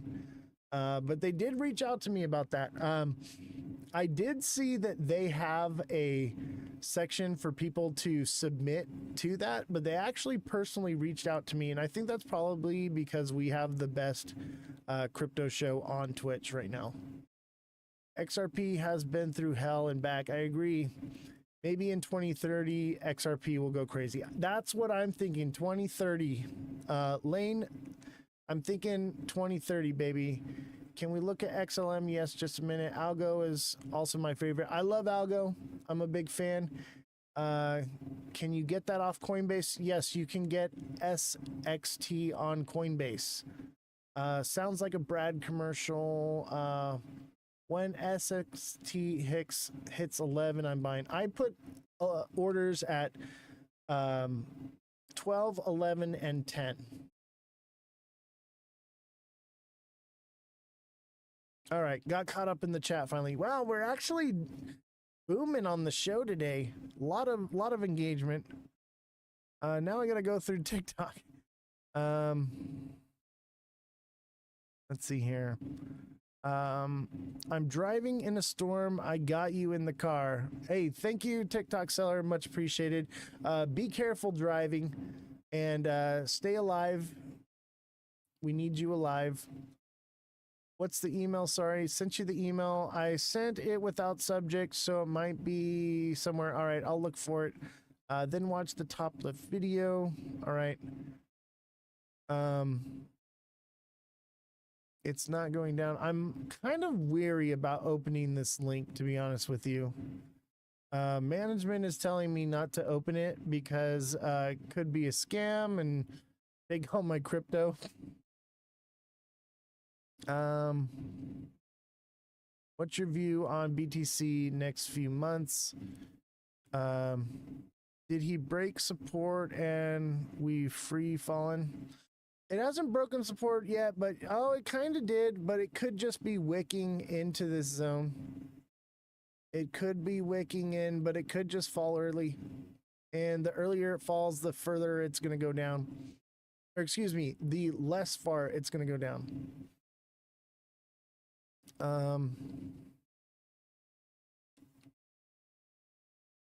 Lane, I'm sorry for them. How listen to him. Or who listened to him? I'm sure the people who listen to me are not sorry at all. They are making lots of money. I get it. It's a Twitter link. Yeah. To post with 4 videos. How's the market gone today? I haven't checked. It's going down, baby. It's going down hard. You know, I feel bad for all the people that think that XRP is going to $11 million. The people that think that XRP is going to 10K. And what I'm trying to do is wake people up to the reality of what is going on here. And I think we have more opportunities to buy at lower points and grow our bags. I love XRP and I think it could do amazing things, but I'm not here to be blinded and you know, make smart trades, because I've been accumulating XRP since 2017 and I buy in smart money zones. There's no point in buying the top when you can buy down here. And for the people who think that it'll never go, you know, they said it would never drop below $2 ever again. And that was in January, and I told everyone that it would go to 163, and I called it to the cent, baby, that it would drop to 163 and then it would make a turn back upward from there. And here we are. It happened. I called that 4 months in advance. I'll come back to this video when we hit all-time highs in the next 3 months. Bro, that's literally what I'm saying, is that probably by August we'll see different numbers. If we consolidate sideways, okay, through the next 2 months, we're going to see $5. Okay. But if over the next 2 months we continue to drop to lower zones, we're going to see $2.50 to $3 again. That's what I'm trying to tell you. It's a 50-50 of what it's going to do. But if we stay above $2 for the next 2 months, expect to see, $7. I'm right on board there with you. I understand what you're saying, but everything is indicating a downward movement for right now. And why buy it at $2.31 when you could buy it at $1? Yeah, TikTok seller says he's never watched the show. And I get it. He's new. I get what you're saying. Don't get me wrong. We love XRP and it will do something. I just think not yet. I think we got 2 months to accumulate again before the next big pump. So why would you buy it at 260 when you could buy it at, 160? Patience pays, yes.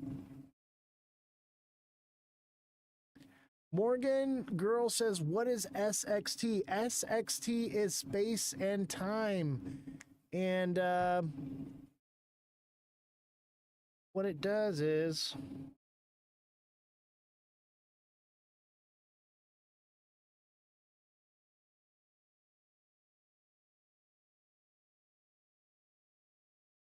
let me see here. SXT is a native token of space and time, a blockchain infrastructure project that provides a ZK-proven, verifiable, decentralized database for smart contracts and AI applications. It enables verified queries on-chain and off-chain data powered by a ZK core processor called Proof of SQL. SXT serves as the utility coin for staking, facilitating data processing payments, and incentivizing data contributors. Do the charts indicate the market going down? Yes, because this is an ascending channel. An ascending channel would indicate a downward movement. Let me Google it for you. I'll show you.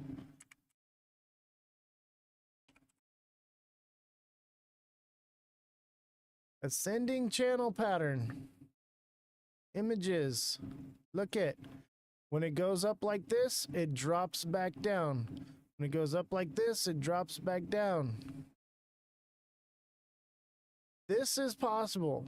It could bull push into and go up and push out, but that's only from a bull push up. We have been dropping downward into it, not pushing up into it. So this is different. So a lot of people think that, oh, if it's an ascending channel like this, it's going to push up. That's only if it was right here. After a bull push like this and we started ascending channel from there, it would bull push up again. But it's been in a bearish move downward into an ascending channel, which would indicate a drop. Why is everything dropping? Normal price correction. Everything gets a price correction. It goes up and then it comes back down. It moves like a wave. XRP is good, but fill your bags with different coins. Exactly. Diversification. I'm pulling out profits and I'm building a business. We built this show. Look what we've done with this show in 6 months. Isn't it incredible?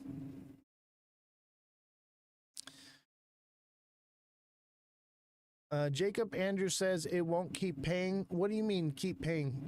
When you guys message, I need you to be more descriptive in what you say, because sometimes I don't get to read them right away in the middle of it happening.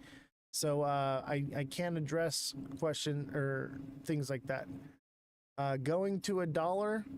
I'm assuming you mean XRP. That is very possible. And I think after the bull run, we could see 75 cents or even lower, 50 cents. Big Baller says 126 is coming. I'm not touching it, bro. You have me right about everything I'm holding. Yeah. And when I make big predictions like that, look how many months it took. It took from January to April for that to happen, that move downward. I sold some at 255. Wish I sold more. Yep. Oh, well. And that's one thing that I've learned is over the time is I need to be less greedy and take more profits, which I would say is being more greedy. But I have learned from my mistakes is not taking enough profits. He called the drop yesterday. Just watch the show, people. Exactly. I need a good AI coin to load up on. I'll look into it. I have a list here somewhere and it got lost. But I got you, Big Baller. I'm looking into new projects now. You gave me the idea to look. Greed can eat you up in this. Exactly. And TikTok Seller has been doing much better because he's less greedy and he's taking profits now. He's learned so much and I'm so proud of him. He's become quite the trader. He's only 18 years old.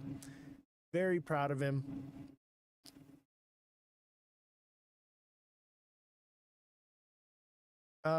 User, if you'd like me to do Ethereum, all you got to do is become a subscriber or come on over to Twitch and you can put it in the chat and I will do it for free on Twitch. So that's Ozthecryptogoat on Twitch. Come on over and remember we will be leaving TikTok and TikTok may be getting shut down on June 19th. So come on over to Twitch if you don't want to miss the show. That's where we're going to be. The moods ranked us not favorable on credit basis. So the interest will go up and the market will crash. I agree. Do you technical analysis or fundamentals? I do both. I do both. But mostly fundamentals. Do you see us going down from here? I do. It could pump one more time and then go down, but I think probably not. It doesn't line up with the timeline. AI, Microsoft, and IBM involvement, low cap gem for BAIOT. Big Baller, that one's for you. Go look at that one and tell me what you think. VAIOT.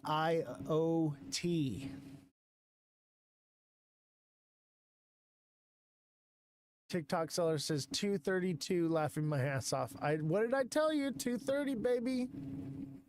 And look at like a textbook. TikTok Seller would say textbook.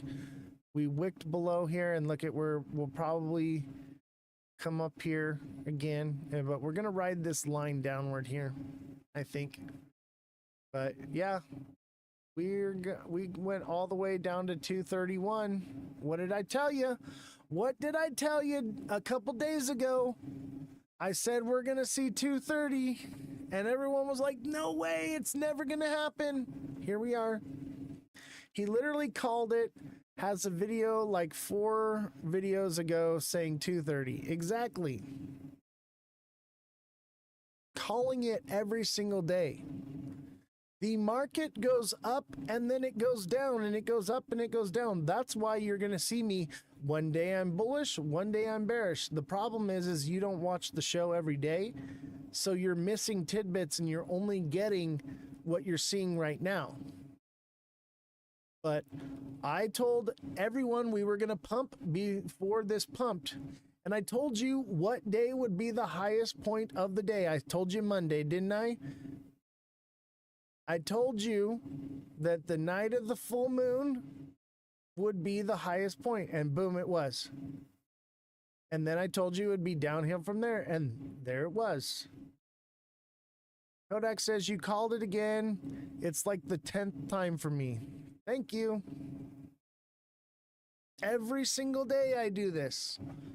Every single day I'm calling the price of what it will be that day to the cent, or sometimes it's a couple days out, you know, but I'm literally calling this every single day. And I would say I would say that my average has gone up. I would say before I was like 80% correct, and everyone was saying I'm like 93% correct. I think I'm up to a solid 95 in my opinion.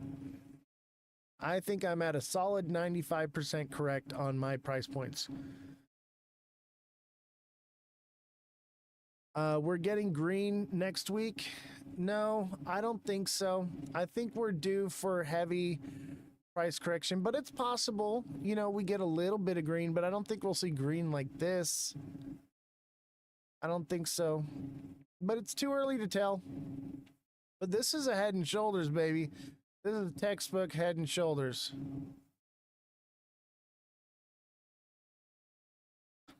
That is textbook. Excuse me, textbook.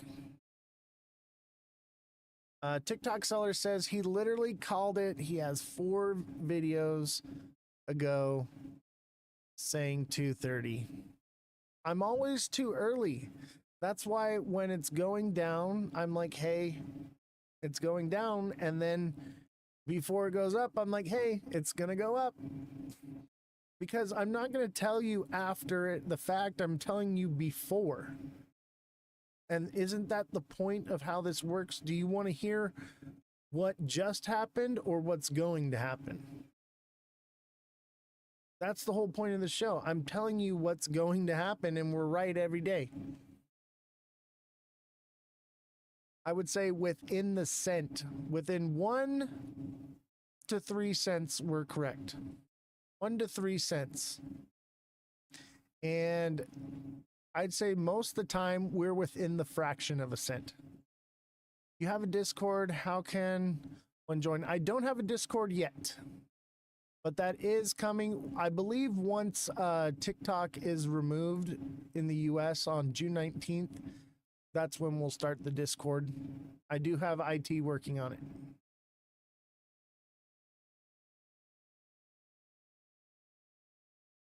All right, let's get into the news. We've got a lot of news to cover, and we've kind of fallen behind schedule here. Bitcoin looks ridiculous as bulls attempt 2 trillion market cap flip, analyst. Let's read it. Bitcoin looks ridiculous as bulls attempt $2 trillion market cap flip, analyst. Key points. Bitcoin has a fight for both $100,000 and a $2 trillion market cap on its hands this month. Dips below 6 figures are easily possible, analyst Philip says, but the odds are stacked in bulls' favor. ETH/BTC needs to hit the 0.03 inflection point as part of an altcoin comeback. Bitcoin, BTC, is poised for expansion with BTC price action rarely more bullish looking, a popular analyst says. In his latest commentary on X, popular market analyst Philip revealed a key support battle now underway on BTC/USD. Philip on $100,000 battle, this time is no different. Bitcoin has begun to consolidate after making rapid gains this month, with the area just north of $100,000 seeing choppy BTC price moves. For Philip, however, current market behavior is about more than simply reclaiming 6 figures. Bitcoin's market cap is now fighting to flip the $2 trillion mark from resistance back into firm support after losing it at the start of February. Data from Cointelegraph Markets Pro and TradingView confirms. Bitcoin is currently at 2 trill resistance BTW, it's not just 100K, he told X followers. Bitcoin market cap 1-day chart. Source, Cointelegraph/TradingView. The tug of war comes as Bitcoin's dominance of the overall crypto market cap itself begins to fade, leading some to anticipate the re-emergence of altcoins. Giving his thoughts on the largest altcoin, Ether, ETH, versus BTC, Philip said that the trend changes once ETH/BTC reclaims 0.03, a level likewise last seen in early February. ETH/BTC 1-day chart. Source, Cointelegraph/TradingView. Zooming out, however, the implications of Bitcoin definitively leaving $100,000 behind are plain. $1 or $100 is normally a sticking point for most assets due to humans. Do an exercise and look at other assets, they all do similar stuff, Philip continued, referring to the psychological significance of round number price points.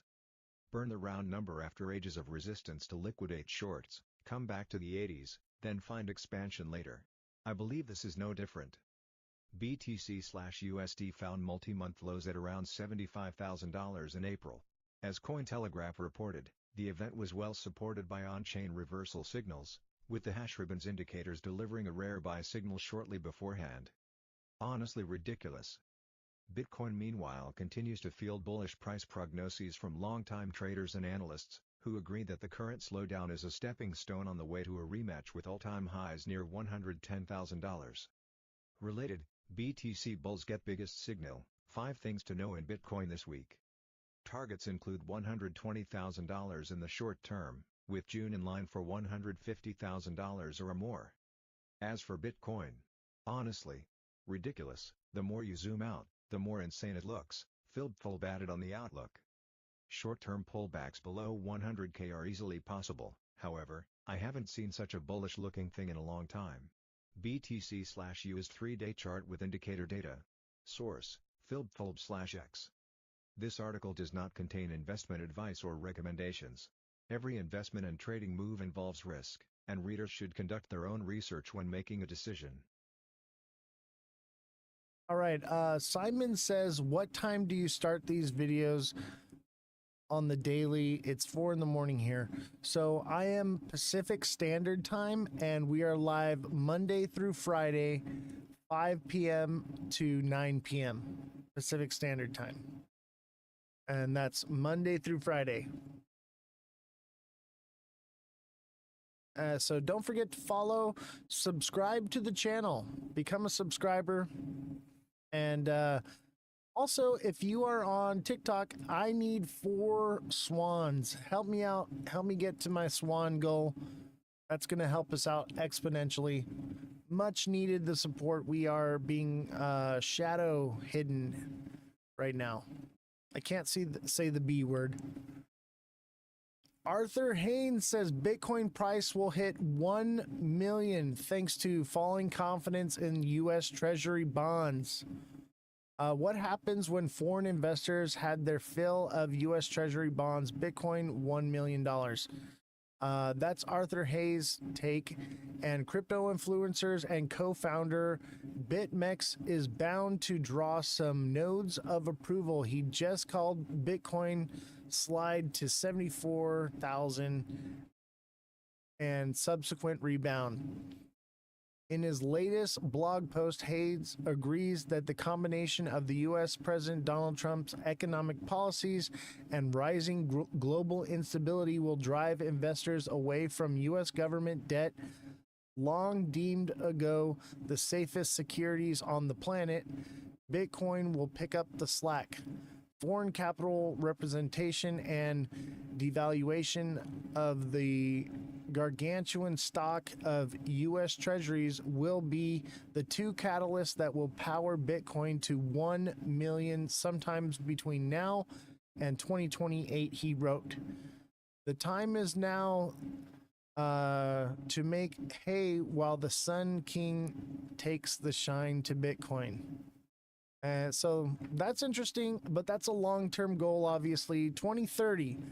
I think 2030, we're going to see amazing numbers for crypto. But it takes time for this stuff. Sorry, missed your answer, was making a cup of tea. No problem, Simon. Don't forget to follow the channel and like and subscribe. Don't forget, guys, like the channel. We're at 13K. Let's see if we can get to 20K here and up to 50, 75K, which is a normal goal that we usually reach. So start smashing that like button. We are live here Monday through Friday, Pacific Standard Time. And that's from 5 p.m. to 9 p.m.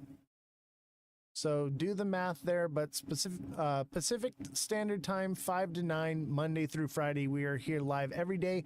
And don't forget, TikTok may be shut down on the 19th, and we will be on Twitch from then on. So don't forget to come on over to Twitch. If you want me to look at different projects for you, all you got to do is come on over to Twitch and I'll do that for free, or become a subscriber on TikTok And as a subscriber, you can, with a deluxe subscription, you can message me directly for coaching, and you also get access to my daily price point videos. We are nailing the price every single day to the cent, and sometimes within fractions of a cent. So if you're looking to day trade, that is something you definitely want to have. And you can also sign up for the email alert system so that you get alerted every time I send a message, because TikTok does not alert people in time, and time is money here. So sign up for that as well, and you will be successful. Everyone that I know that is a deluxe subscriber takes advantage of the coaching, is signed up with the email alert system, and is actively watching those daily price point videos, is nailing it. They are nailing it every single day. We have become amazing day traders here, and it's amazing to see all of your growth and where you've come so far. And I'm so proud of you, and I'm glad that you are all making money. The idea here is to gain generational wealth. Zyzix, thank you for sharing the live. Don't forget, you can share this live with your friends. Share it to everybody. Let's spread the word and enrich our whole community and help everybody out. So follow, like, share, but hit that like button. TikTok seller with the 8 roses, Zyzix with the heart me. Thank you very much. And don't forget to send me a heart me. You can join the Heart Me group on TikTok. All you got to do is up in the top left corner where you see my little name and the Ozthecryptogoat right there. There's a heart. Click that and send me a heart me. That helps the show exponentially. The heart me's are the best thing that you can send. So much appreciation. But also, we do need 4 swans. So they're pinned there. Send some swans. We need 4 more. Help me reach that goal. We got an hour and 49 minutes to get 4 more swans. I need your help. Bitcoin shorts will ruin your empire. Don't do it. I have so many people broke from this. I agree. It's not time yet for shorts. I would say once there's legislation and regulation, and they start doing investigations, that would be your time to short Bitcoin. Because if they find something going on with Tether and Bitcoin, and that comes out to be true, that would be a safe bet. If that is not true and it's just speculation, then I would say that Bitcoin is going to continue and do more. BTC just shouldn't be this high, but it isn't going to fall right now. Yeah, it's going to take time, but eventually it will be a bubble that pops once people realize that it's slow. It's very slow. And actually, let me pull that up. Let me see here.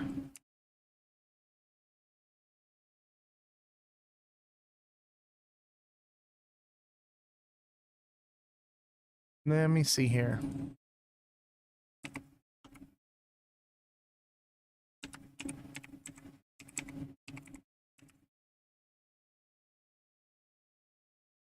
And this is how you can find me on TikTok. Check this out. Hey, morning. Hey. Hello. Hey. Hey. You guys take Bitcoin, right? Sure do. I'm gonna be paying with Ethereum, if that's okay. Okay, yep, no problems. It's a good thing I'm paying with Solana. Go ahead and tap. Yeah, there we go. Oh, it failed. Try it again. Whoa, hold up there, sport. It looks like it's gonna be another 27 minutes before this transaction clears. What? Sorry, $112. I have like 3 things. Ethereum, they got that peak hour gas thing. There you go. Maybe one more time. What are you gonna do? Just wait right here. Look out the bag. Look out the bag. I think it's gonna work. Nope.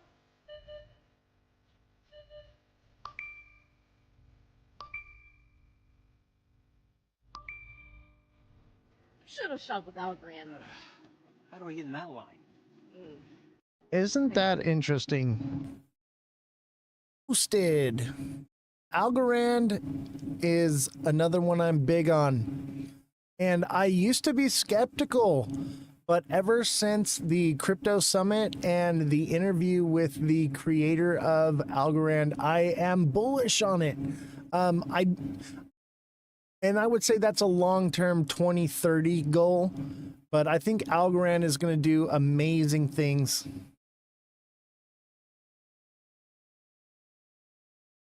All right, let's see here. Next article. Ripple News, BRICS planning a gold-backed financial system with XRP, question mark. Now, one thing to take from this, BRICS and I would say like mainly Russia have already been using not XRP, but Bitcoin mostly, but also XRP and Solana and different coins to circumvent tariffs to buy oil. Okay, they've already been doing this for years. The question is will it be XRP? Who knows? It could be, but they've been using Bitcoin to do this. So this has already been happening, but a gold-backed Bitcoin or XRP or something like that because of BRICS, and I would imagine that they create their own stable coin for this at some point. But this is something to look at. I'm just going to read the highlights here. Rumors suggest BRICS nations are exploring a gold-backed system using XRP to challenge the US dollar dominance. The US dollar's swift and liquidity control currently give West significant financial influence that BRICS seeks to overcome. Russia and China are making moves like gold tokenization and reserve expansion. So that's very interesting. And I think that that's going to happen because they've already been doing this. The question is, are they using XRP? No, they're using Bitcoin to do it and Solana. I believe there's been some XRP, but that's probably the least amount that they've used. It's mostly Bitcoin.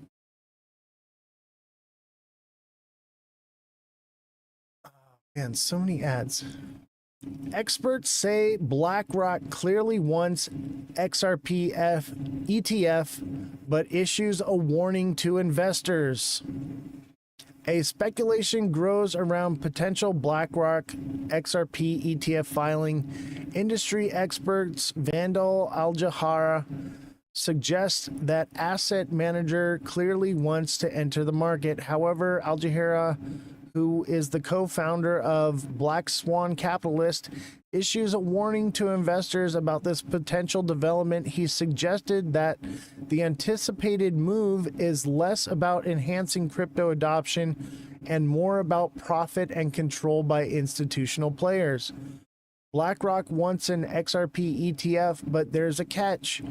In a recent post, Al-Jahara stressed that investors should not automatically equate an XRP ETF with broader access to utility-driven crypto adoption. He argued that while the prospect of an ETF might appear to validate XRP in the eyes of Wall Street, it strips the asset of its inherent functionalities.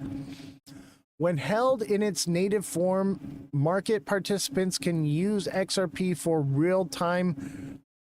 Oh, shit, what happened? Real-time remittance, liquidity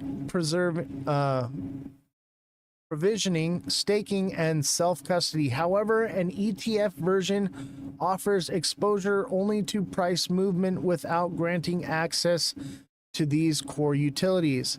Nonetheless, he is confident that BlackRock would express interest in an XRP ETF. Al-Jahara furtherly warned that institutions could subtly manipulate ETFs, suggesting that control over the asset changes significantly from individual investors to power financial institutions. So just because an ETF comes out doesn't mean it's going to drive it up. Despite these concerns, the momentum behind XRP ETF filing builds. Since October 2024, a growing number of asset managers has submitted applications to the U.S. Securities and Exchange Commission Firms like Bitwise, Grayscale, Wisdom Tree, 21 Shares, and ProShares have all entered the race to launch spot and future-based XRP ETFs at press time. Multiple applications are under regulatory review. ProShares has secured approval for 3 future-based XRP ETFs, including an inverse fund offering 2x exposure. Grayscale, a major player in the crypto investment space, currently manages over $16 million in assets for its XRP trust. It has partnered with NYSE Arca to seek listing approval. Meanwhile, MEMX, an US-based exchange, filed proposal to list an XRP ETF similar to those for Bitcoin and Ethereum under commodity-based trust framework. While BlackRock has not yet filed an XRP ETF, market watchers believe it's only a matter of time. The asset management giant has focused on its highly successful Bitcoin and Ethereum ETFs, which collectively pulled over $43 billion. And I think until the case is dropped with XRP, it's not going to happen. I don't think they're going to even file until it's done, because BlackRock has more high-end investors and they're looking for something more secure and steady. They got big players and they don't want things like XRP right now. I need a drink. Whew. Bitcoin Rico. Feds say 265 million crypto theft ring blew 13 million on exotic cars and nightclubs. Federal prosecutors in Washington, D.C. have charged 13 men in what court records described as a wide-ranging conspiracy to identify victims with substantial holdings of cryptocurrency, steal those assets, then launder the proceeds. More than 265 million in crypto was stolen from victims, according to suppressing indictment. One of the defendants, Malone Lamb, was previously charged in connection with the largest of those thefts, which netted about 245 million in crypto from a man in DC. There he is, Malone, a defendant. Look at him. They got him. They got one of them. Yeah, these are the, look at their young kids, man. This dude's life is ruined over nightclubs and expensive cars. That's something kids would do. If they were smart, they would have done something better with that money and they'd be in a nice high scale prison facility like Wesley Snipes. Sounds like the steal, have fun, then get caught. Yeah. They steal, fun, get caught, and then they throw their life away. What a shame, such a young kid. And you know, they probably get caught up into it, you know, being young, they don't understand the gravity of what they're doing. The kids drink the Kool-Aid. I know.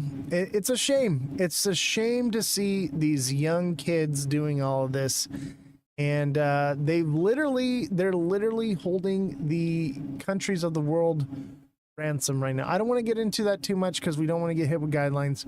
But yeah, this is sad to see this. Not only the people that lost their money that they worked hard for, but this young man throwing his life away. Man, now you all know that I like Shiba Inu, and I'm trying to branch out into other coins and stuff because I think XRP may be cooked for now until the case is settled, and that could take some time now. So I'm trying to see where else we can make some money. TikTok seller with the heart me and Kodak 59 with the heart me. Thank you very much.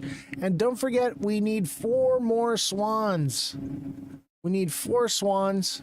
I just pinned it right there for you guys. We need to get 4 swans. We've got 1 hour and 37 minutes to get those 4 swans. Help me out. Here is when $500 invested in Shiba Inu today can turn into 50K, 100K, or 500K. If Shiba Inu continues its rally, a $500 investment in Shiba today could skyrocket to jaw-dropping gains of 50, 100, 500,000. And I do think it's possible. I'm not going to read all of it, but understand, let's go to the time frame on this. It says that it wouldn't come until 2041. So this may be something, you know, worth throwing, you know, a few $100 in and forget about it, or wait for another bull run where it does something. But as you all know, if you know about me, Shiba Inu made me a great amount of money, but I did not take enough profits because I thought it was a new paradigm and they were going to be adopting crypto and all these amazing things were going to be happening, and it just was too soon. And I was holding out to be a billionaire when I could have been a millionaire from it. But that's why I'm here, and I'm spreading the information that I have because I've learned these things firsthand personally. So I understand the ins and outs of this. I've been trading in crypto since 2017, and I was trading in the stock market for the last 15 years.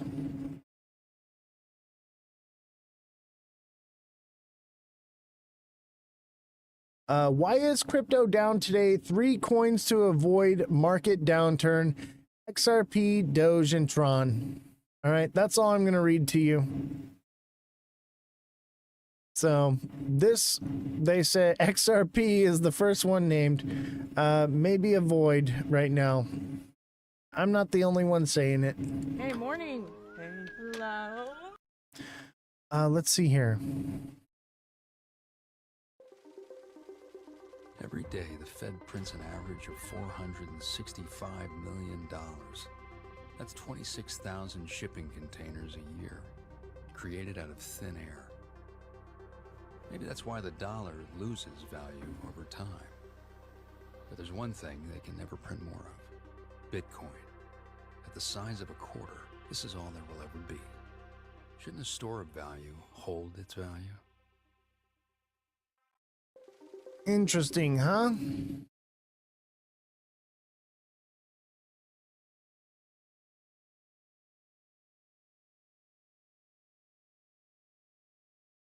And don't forget, we're going to be in Vegas. I will be in Vegas on June, what did I say? Is June 2nd, right? June 2nd. We're going to be in Vegas on June 2nd. Don't forget that. And let's watch a funny meme here. This is a meme I created.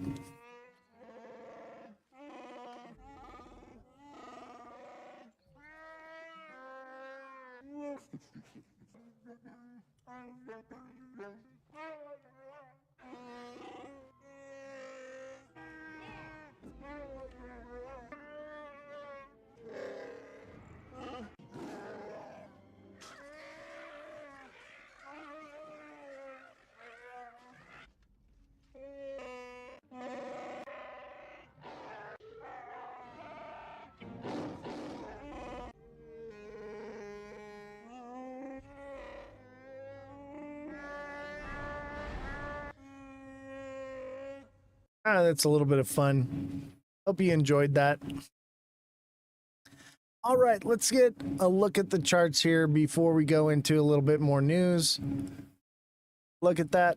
Our candle here, we're right at that line. And I think there's a potential for one more move up.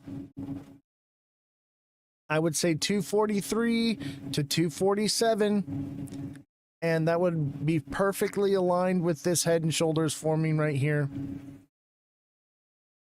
and it would line up with X marks the spot on the downside, where we would break downward here to the $2-ish zone, and it could just go to like 220, 217, and that would still validate that and could consolidate from there or do something else.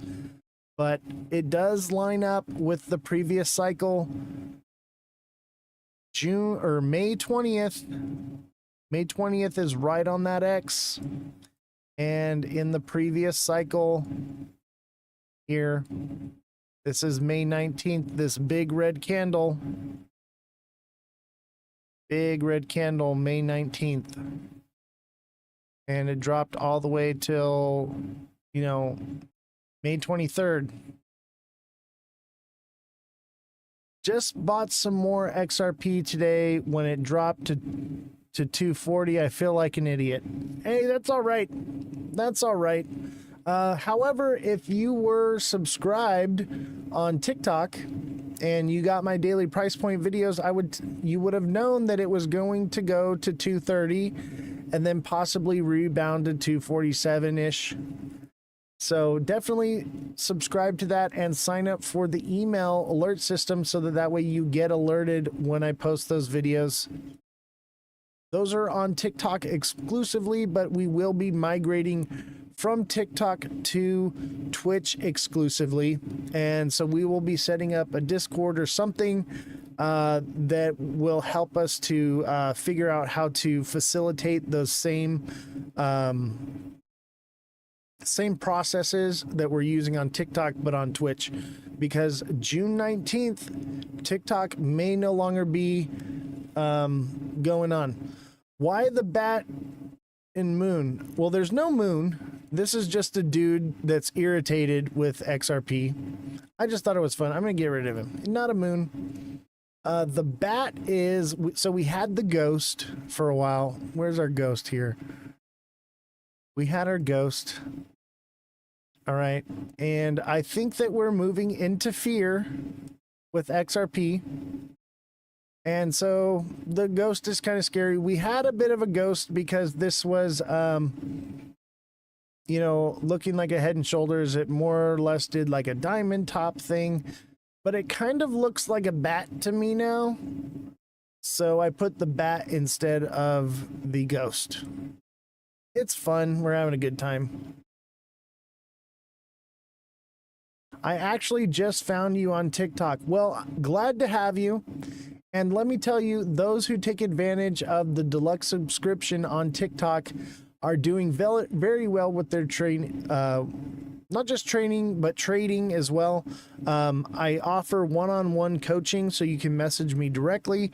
And I offer daily price point videos. And I also offer an email alert system, because a lot of the times I post those videos, they're at like 1 or 2 in the morning here, Pacific Standard Time. People are sleeping or busy doing things, whatever it is they may be doing. And TikTok doesn't really alert people well. They get those too late and they miss out. So we set up an email alert system that you can sign up for, which is going to alert you every time I post something so that you can get that information. So definitely sign up for the subscription on TikTok. Remember, TikTok is going away and we are moving to Twitch. That's Ozthecryptogoat on Twitch. However, if you do get a subscription on TikTok and for some reason it goes away, I will be honoring those subscriptions through the end of that month, however it works out, and you'll still get all of that information wherever it may move and migrate to. That will all be honored. So even if you subscribe on TikTok for now, you're still going to get those benefits even if TikTok goes away. So don't be afraid of that, and don't be afraid of us moving to another platform. However it works out, you're going to be taken care of. I will make sure of it, okay? So don't be afraid. All right, some more news. Oh no.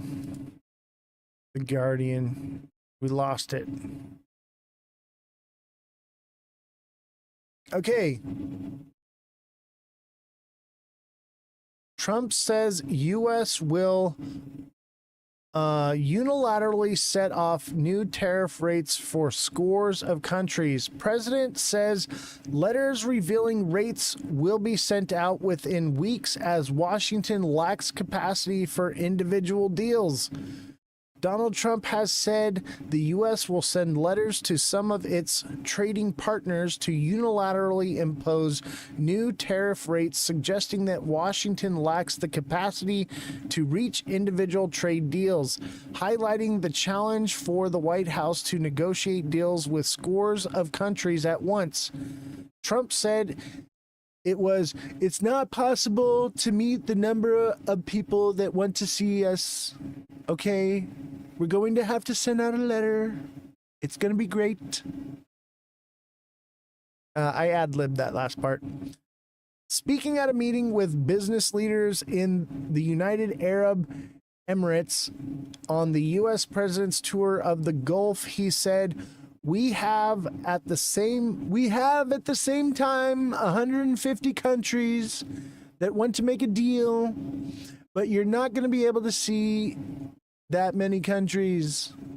The president has said that his Treasury Secretary Scott Bessent and Commerce Secretary Howard Lutnick would be sending letters out, essentially telling some of Washington's trading partners that tariffs rates would be imposed to their goods exports to the U.S. market.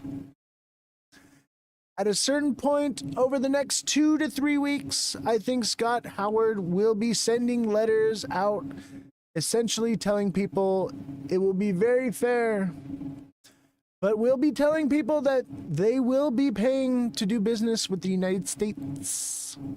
He said it will not immediately clear whatever the new tariffs would be in addition to what is already in place or higher or lower adjustments. Trump's comments exposed the difficulty of the tasks the president set for his administration after imposing sweeping broader taxes on goods imports from all over the U.S. trading partners on his April 2nd Liberation Day. Washington has withdrawn some of its toughest measures after a backlash in the bonds market, including pausing reciprocal tariffs. Tariff rates on many trading partners include the EU striking a trade deal to lower tariffs with the UK and agreeing a 90-day pause with China. A 10% universal tariff on all imported goods remains.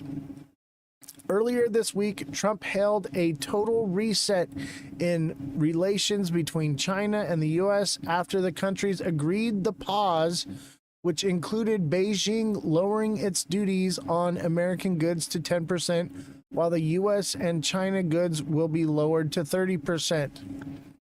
The White House has signaled it is prioritizing talks with dozens of U.S.'s largest trading partners, including India, South Korea, and Japan, while negotiating with the EU are ongoing. Look at the EU. The European Union, there is no deal yet.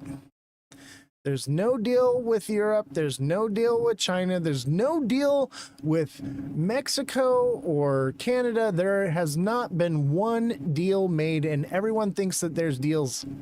There's not one deal been made, and everyone thinks the tariffs are over. They're paused. No deals have been made.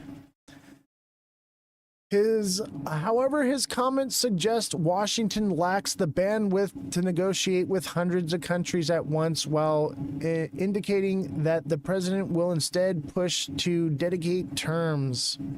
The impact of Trump's tariff strategy continues to materialize in the U.S. Executives at Walmart said this week that the U.S. retail company will have to start raising prices later this month due to the high cost of tariffs.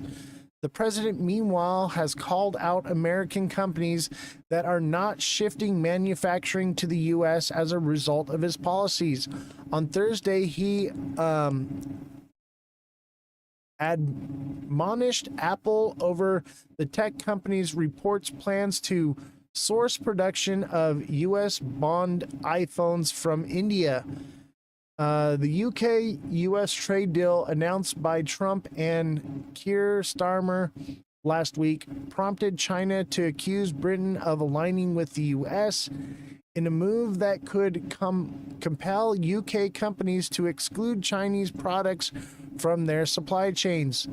The Trump administration has reportedly claimed that countries were tipping over themselves to strike agreements to lower US tariffs on their exports. It has provided a list of these countries, however, and descriptions of its length have varied significantly.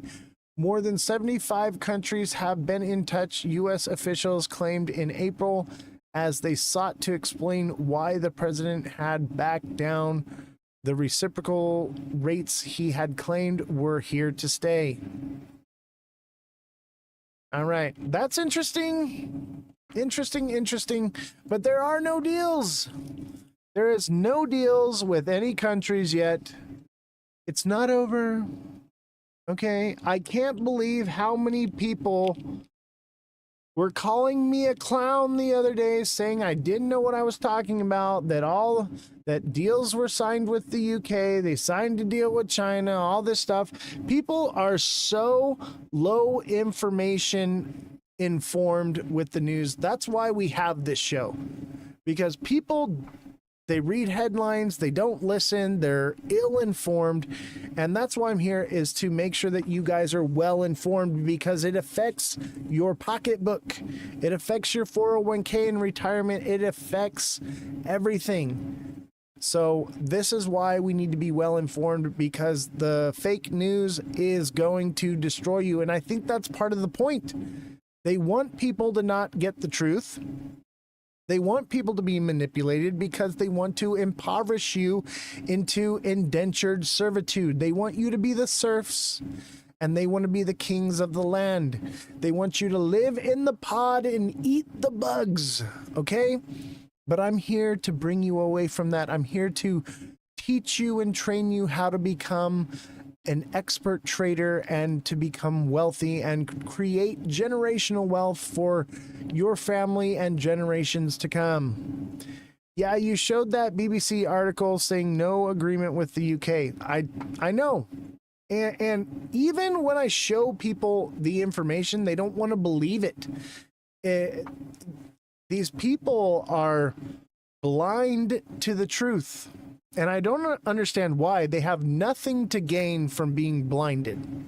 They have everything to gain from knowing what is actually happening and knowing the truth. But they are ostriches. You know what? Is there an ostrich emoji? We need to add an ostrich emoji of an ostrich with its head buried in the sand, because that is what people are. They get scared and they say, you know what? I'll just hold longer. I'll just be holding and I'll be fine. That's not how it works. That's not how you become rich.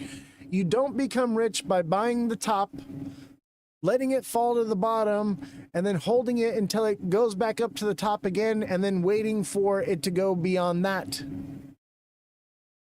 That's not how it works. That's not how you become rich. You get rich by accumulating in smart money zones. And the reason we're doing the day trading and everything is because I'm trying to help you regain your losses and to grow your bags. Why does he keep lying and people believe him? He could literally lie about anything and everyone believes him. That's not just Donald Trump. The left does the same thing. The right does the same thing. There is a cult following on both sides. And as you know me, I am centerline, milk toast, middle of the road, a fence-sitting goat. Okay? I am sitting on the fence here, and I am looking for the middle ground, the common ground, because that is where the truth lies. And that is where coexistence lies. And that is where we can find that happy medium for everyone to exist together. And that's why I have the journalism team. We have right-wing journalists and we have left-wing journalists and we have moderate journalists. And the reason we have that is because there is a bifurcation in the country, and there is an echo chamber and bubble that each side is being kept in. And when I was trying to do the news, I was only seeing one side of the news. And so I developed this system so that way we can see both sides, what both sides are seeing, so that you can get a more educated and accurate analysis of what's going on in the world, because the real issue is the bifurcation. The real issue is these echo chambers. We need to break down those walls so that we can find somewhere for us to meet in the middle instead of extreme rights and extreme lefts. We used to be a melting pot and a place where everyone could exist together, and we've just created this environment of, because you disagree with me, I hate you. And that's the problem. We need to normalize not hating each other because we have a difference of opinions, because we're being lied to.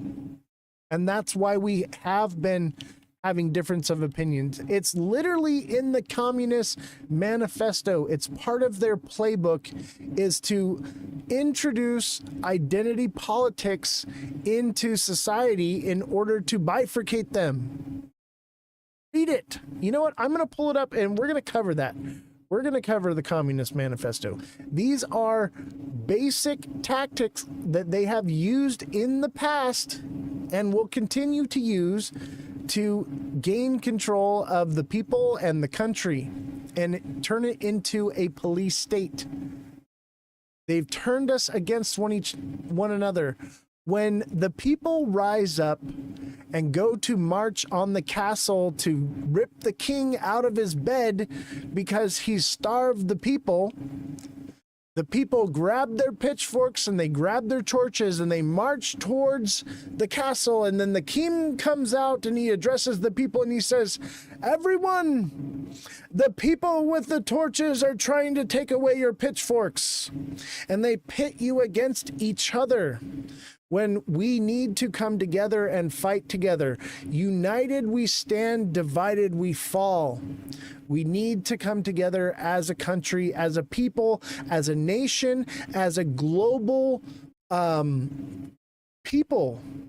Human beings come together and unite as one to stop this bifurcation and this ruling class overlords from controlling us.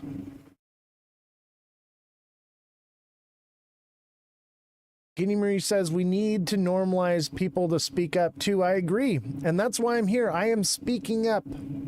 I am here to be a voice for the people. Big Baller says, once you have a lot of wealth, both parties want you. Oh, that is very true. We have never been so divided, Guinea Marie says. Yes. And it's time we all came together and stopped fighting over our differences and started finding our similarities. We have lots in common, but they want us to focus on the wrong things. That's how they do this. And don't forget, if you're watching the show, we are supported by your donations. That is the best way to support the show. It goes directly here to the show without any middleman taking from it. Twitch takes about 50% and TikTok takes about 65%, 67% of the income. So we don't make very much off of the platforms. The real way that we are supported is through your donation. So send a donation to the Cash App or Venmo, or you can click the link on Twitch and send it to the PayPal as well. Thank you, all of you who have continued to donate. I am paying a lot out of pocket to do this, but what you guys send in helps offset those costs. But I believe in this channel, and I believe in us as a community that we will grow, and I can see the vision for what this will be. So I have invested everything that I can into this, and thank you for your support,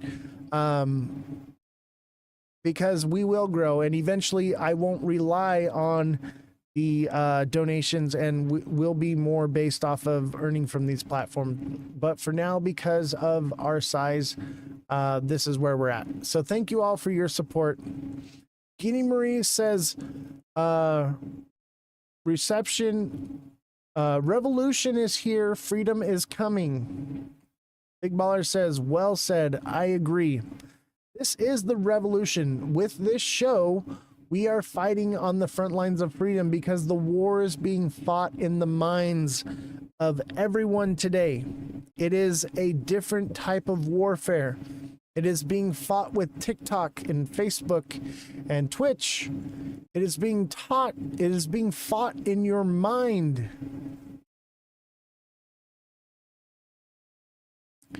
Get your solar power generator and get cash on hand. Oh, I got all that, baby.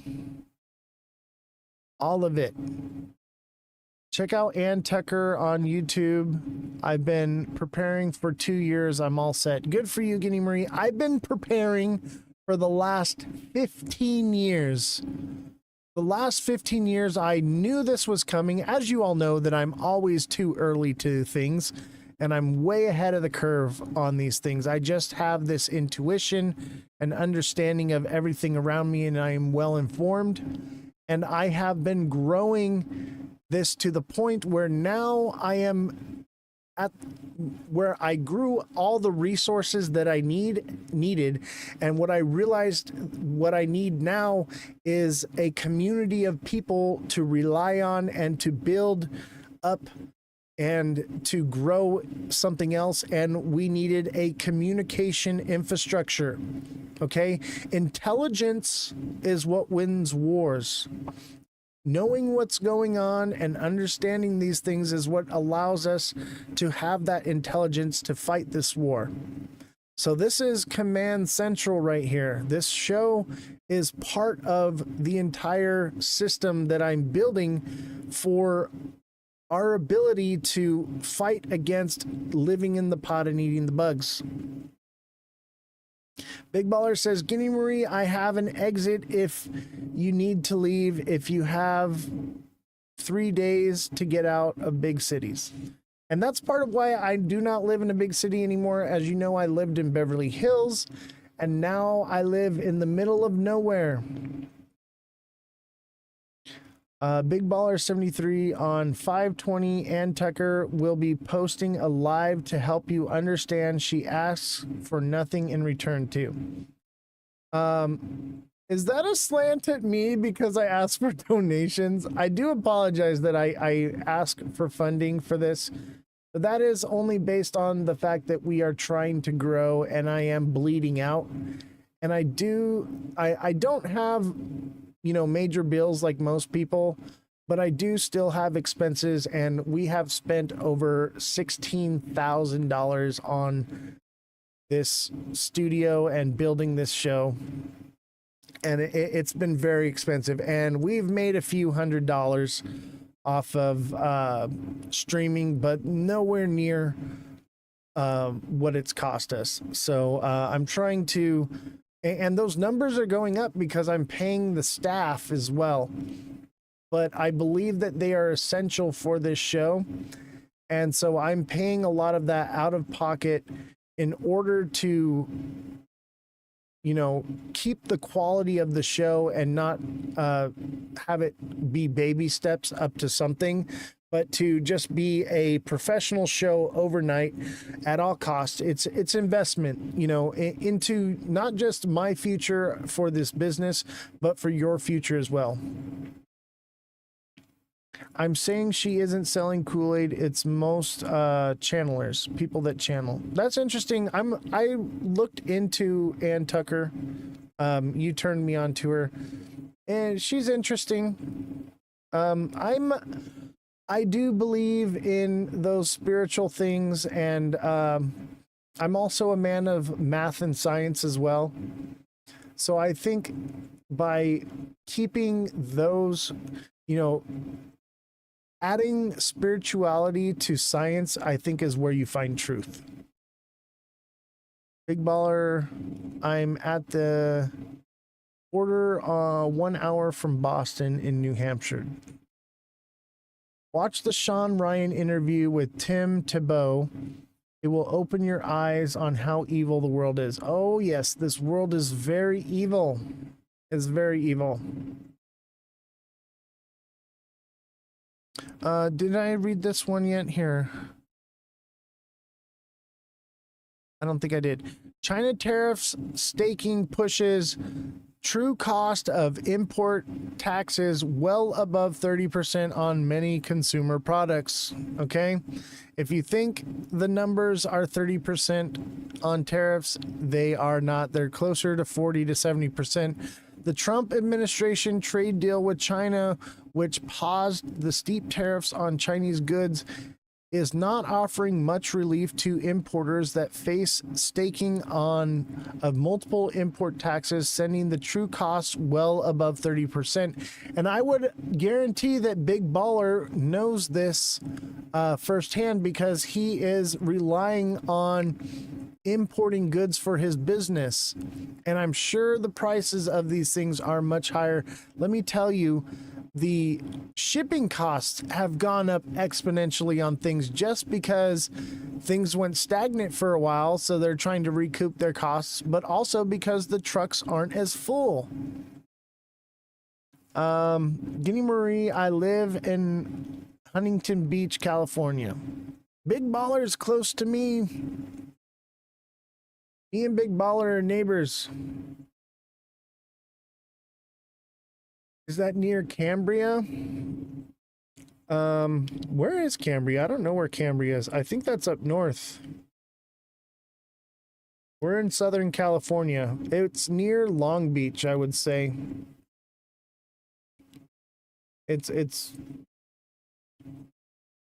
Yeah, we're down in Southern California. I would say San Diego would be somewhere close. My container went up 15K right next to Newport Beach. Yeah. So you already understand the prices have gone way up, and they probably won't come down even if the tariffs come down, because once they get you used to paying for high prices, they never bring the prices down. Matt Greasy on TikTok says, I am feeling I've been preparing for the event that will never come. Oh, it's coming, baby. It's here. I just think that people they think it's going to be some kind of hot war or something like that, an invasion, Red Dawn kind of thing, which is possible, but I think it's going to be different. It's a war that's going to be fought with your bank account, with your mind, and with your neighbor and your brother. That's the war it will be. Brother against brother. Guinea Marie says, be careful of beaches. The ocean earthquake might cause a tsunami. If that tsunami does happen, it will more or less affect people on the other side of the globe, not on the U.S. coast. So that's how that works. There's a major earthquake in California. There's a tsunami in Japan. Or Hawaii. Probably not so much Hawaii, but more or less Japan. No power, money, food, desperation, and killing each other will happen. Oh, definitely. Definitely. If we saw like an EMP or cyber attack, something like that, shutting down the power grid, even just for a few weeks, it would cost people lives. I heard Red Sea, India. Yeah, something like that. So from apparel to footwear, swimsuits to backpacks, tariff bills range from 40 to 70%. Walmart said this week that prices will be going up. Obviously, we know that. And I think that's all we need to take away from this. But Basically, it says stacking of multiple tariff layers already implemented during the trade war has pushed up costs to import retail goods much higher than 30% associated with the tentative agreement. While companies are relieved to see a temporary pause from the incredibly high tariffs goods on China, retailers are still facing very high tariffs that will have an impact on prices supply. Big Baller says, if a tsunami hits Huntington Beach, I'm going to paddle out and try to catch it for one last ride. Now that's a bucket list. Big Baller, you got to come out to where we're at and we'll have beachfront property after the coast falls off. Come out to Vegas. What about mile-wide ocean volcano off the coast of Alaska predicted to go off this summer? I think there's been a lot of volcanic activity. As you know, like there was a lot of volcanic activity happening in Yosemite. There's been hundreds and hundreds of earthquakes around the world like crazy. I'm wondering if something much bigger is happening, like, the Earth's poles are shifting or something. Something big is happening. Maybe it's some kind of underground weapon or technology that they're using to cause these catastrophic events so that it looks like a natural disaster, but it's really an act of war. Who knows what it is? I lean towards the latter. It's probably some type of weapon, DARPA or something like that. HARP, one of these programs. Guinea says at Neo, there might be a split in the Earth if we have not been told about. I had a 6.0. Yeah, they're saying that there's a possibility that the coast of California could fall into the ocean. They've been saying that for a while. Actually, if you look it up, I'll cover it on Monday maybe. I believe it's where I used to live in Redondo Beach near Rancho Palos Verdes. The earth is cracking there and Rancho Palos Verdes is falling into the ocean now. And they can't keep the roads and the power on out there because it keeps moving so much. 21 trillion spent underground and we're being cooked every day. I agree. They don't care about you. They don't care about me. That's why we have to look out for ourselves. U.S. companies surge shipments from China following tariff pause. Freight bookings out of China increased nearly 300% this week compared to the week earlier, soaring to its highest levels this year. All right, let's watch the video. Tonight, President Trump is touting a dramatic de-escalation of his trade war, calling it a total reset with China after negotiations this weekend. China was being hurt very badly.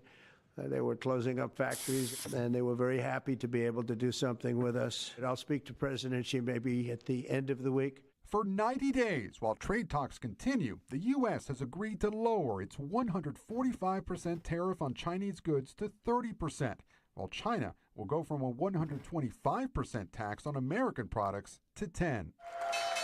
The thaw in relations, even if temporary, sent stocks soaring, the Dow up more than 1,100 points today. All of it as President Trump departs for his first major international trip of this term to Saudi Arabia, Qatar, and the United Arab Emirates. The president is defending his decision to accept a super luxury jumbo jet from the Qatari government for the Pentagon to use as the new Air Force One, amid ongoing delays for a replacement jet from Boeing. A White House official confirms these are pictures of its interior. The president says the jet will be transferred to the Trump Presidential Library Foundation when he leaves office. The White House says legal details are still being worked out on the proposed gift, while Qatar says no final agreement has been reached. I think that was a very nice gesture. Now, I could be a stupid person and say, oh, no, we don't want a free plane. We give free things out. We'll take one, too. Aviation experts tell NBC News the jet would likely have to be dismantled part by part to look for listening devices, then upgraded with expensive systems for mid-air refueling and missile defense. Democrats are blasting the proposed gift as a threat to national security. And what people will now see is the most powerful man on earth flying around in a plane paid for by a foreign government. It's disgusting. It's wildly corrupt. Also today, the president signing a sweeping executive order that he says will slash prescription drug costs for Americans by at least 50%, setting a 30-day deadline for drug makers to voluntarily lower the cost.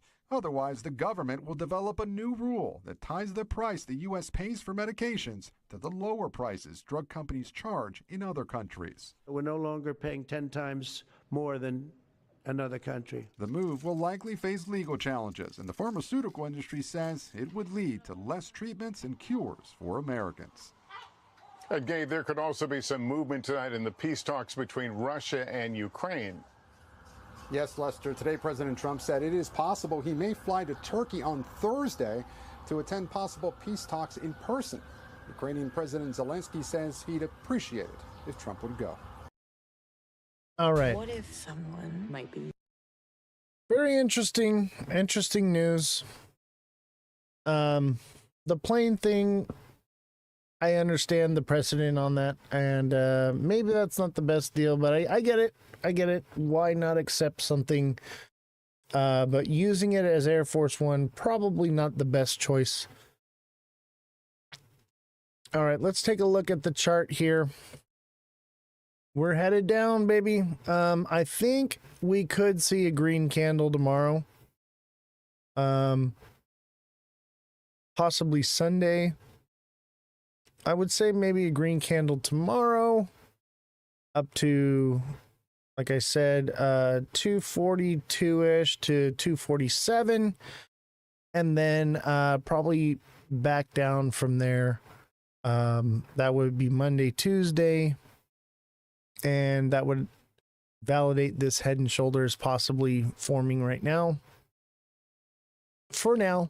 And I think that that's likely because of what's going on with the SEC case. Everyone thought that the case was over. People called me an idiot. They called me a clown because I said that the case was not over. And they didn't want to believe it. But now we have the truth. The truth always comes out. Ann Tucker says the earth will crack and separate states will go off on their own. I don't know about that. That sounds a little outlandish. Guinea Marie says it's unacceptable. You talking about the plane thing?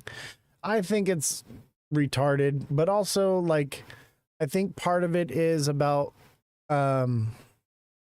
relations with different countries, you know, trying to create peace. And it's like, you know, when you go somewhere and someone offers you an iced tea or something, you don't say no, thank you. You even if you don't like tea, I would have said the word that starts with a B with the 2 E's and an R at the end.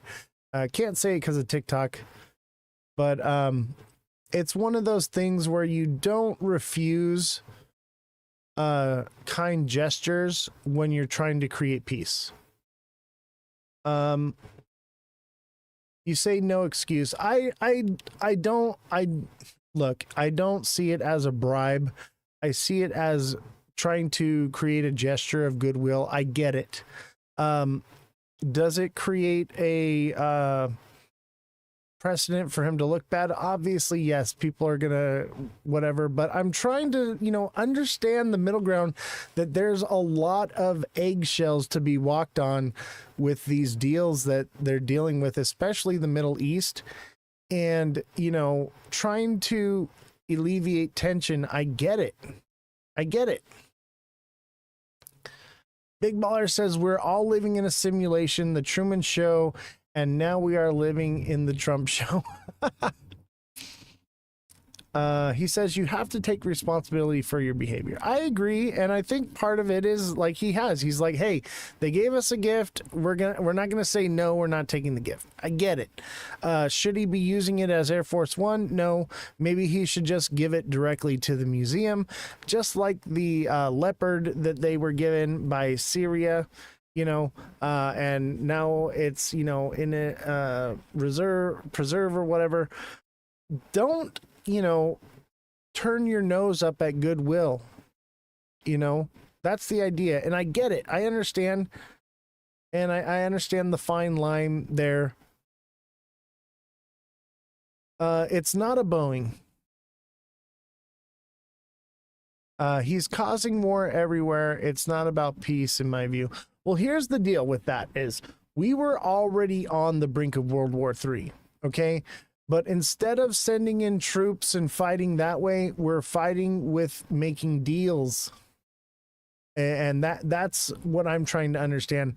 I don't think he's perfect. I'm not going to sit here and defend everything he does, but I do understand why. Oh, I understand the whole Gaza thing, kids starving. And that's why he's trying to make a deal to go in there and send the people somewhere else as refugees and go in and rebuild it. I get it. I understand. But he's a businessman. He does. Your live is flagged for hate speech and hateful behaviors. Reported violations could result in your live being discontinued. Hate speech for what? We can't talk about anything here. All right. The live is over on TikTok. If you want to enjoy the live from here on out, it's 8 o'clock anyway. We can't go past 8 o'clock or we start getting hit with guidelines. I can't stand it anymore. So TikTok is done. We'll be on Twitch. That's Ozthecryptogoat, all lowercases, no spaces. Come on over to Twitch where we can actually talk about things. Nothing we said is hate speech. What did we hate on? I cannot stand it anymore. I am up to here with TikTok. I'm at the point where I'm going to just completely 86 TikTok altogether. This is ridiculous. We have done nothing wrong. We've said nothing hateful. We've never given misinformation. Everything that we state is backed by news and articles. We are just reading the news, okay? Nothing we've done has done anything to break their rules, and we still get hit with guidelines. We appeal them, and they don't approve the appeals. I am done with it. I am done with TikTok. We will no longer be going live on TikTok. I am done. I am just completely done. We're not allowed to have an opinion. We're not allowed to talk. We're not allowed to discuss these things. And that's part of the problem is we need to discuss these things. We need to have a place where we can talk and get to the bottom of these things. And we are not creating hate. We're creating unity here. We're trying to break the bonds between the bifurcation of not just this country, but this entire world. I am sick of it. People on TikTok must report you somehow. Yeah, probably fake news, but I just had a big Meta guy say that Meta wants to buy Ripple. Actually, I think that's true. I heard something about that. Let me see.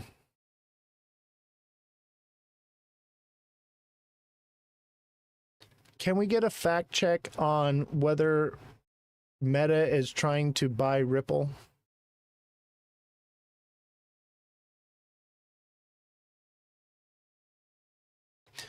All right.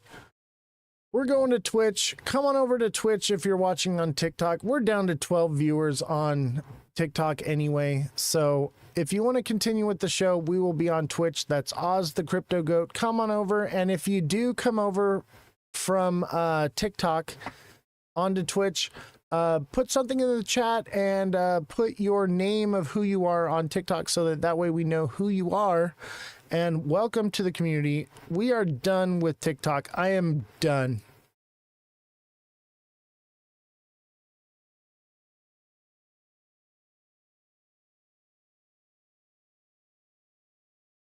All right, TikTok is 86th as of now. I am done with it. I don't want anything to do with TikTok. I can't stand it anymore. But you know what? It's that time of the show anyway. 8 o'clock is about the time when we do that.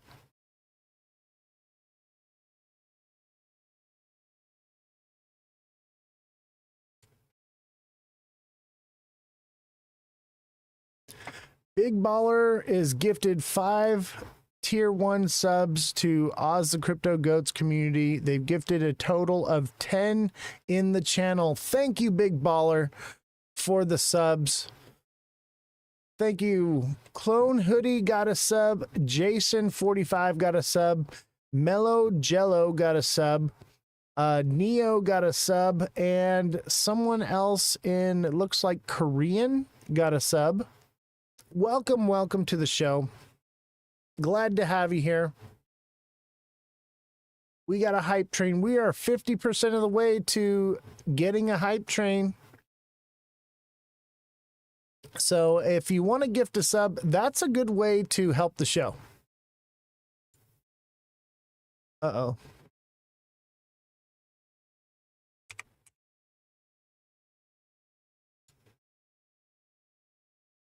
Uh-oh. I lost the chat.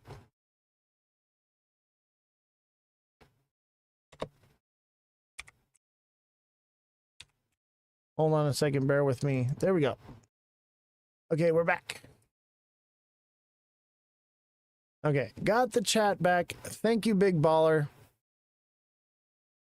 Did you get your 5 subs? I sure did. And I just announced you. Thank you so much. And I have fact checkers checking on whether or not Meta is trying to buy Ripple. Let me see. They're working remotely, so let me call them real quick.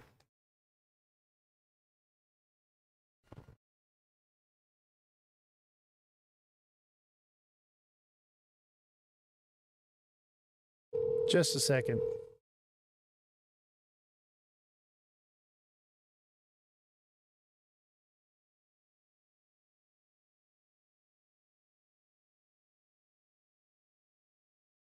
All right. All right. Fact checkers are working on it.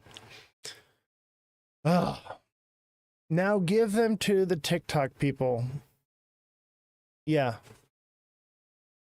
That's awesome. Thank you very much for that support. I'm just done. I am so done with TikTok. So we got everybody here on Twitch, right? You guys ready for some pretty cool information?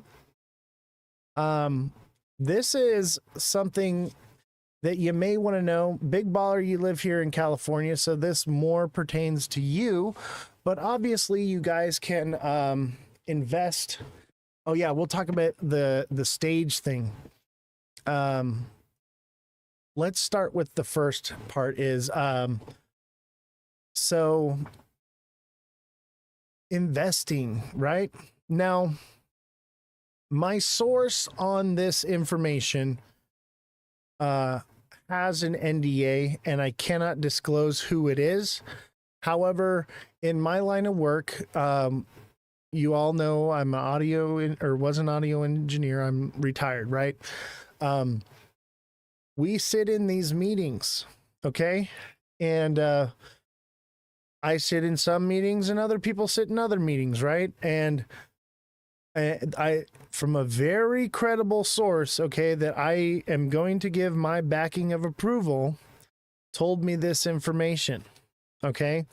And do with it what you will, and understand that this is something that California is looking to legislate and use this new technology, but none of it has been legislated yet or implemented yet.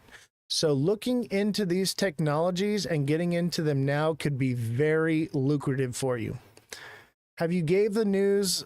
Just came back. Yeah, we're done with the news, but we are going over some information now.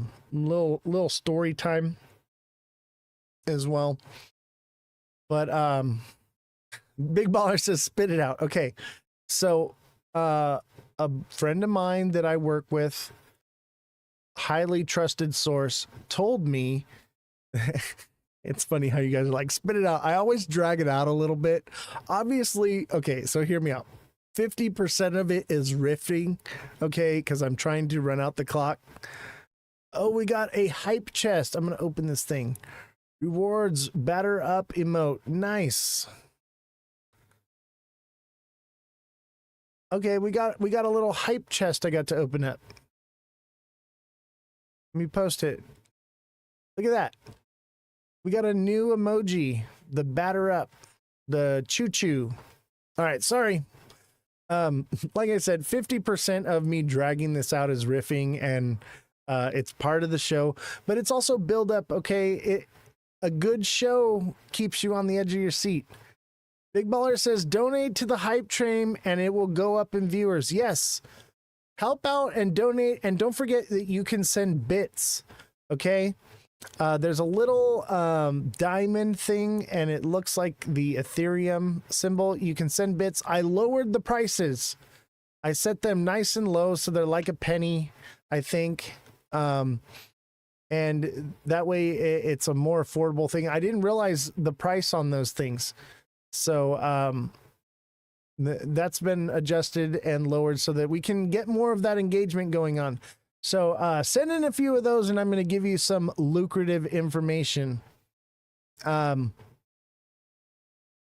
wouldn't say it's insider trading because, first of all, I'm not naming a source. For all you know, I'm lying to you. But obviously, I'm not here to lie to you guys. I'm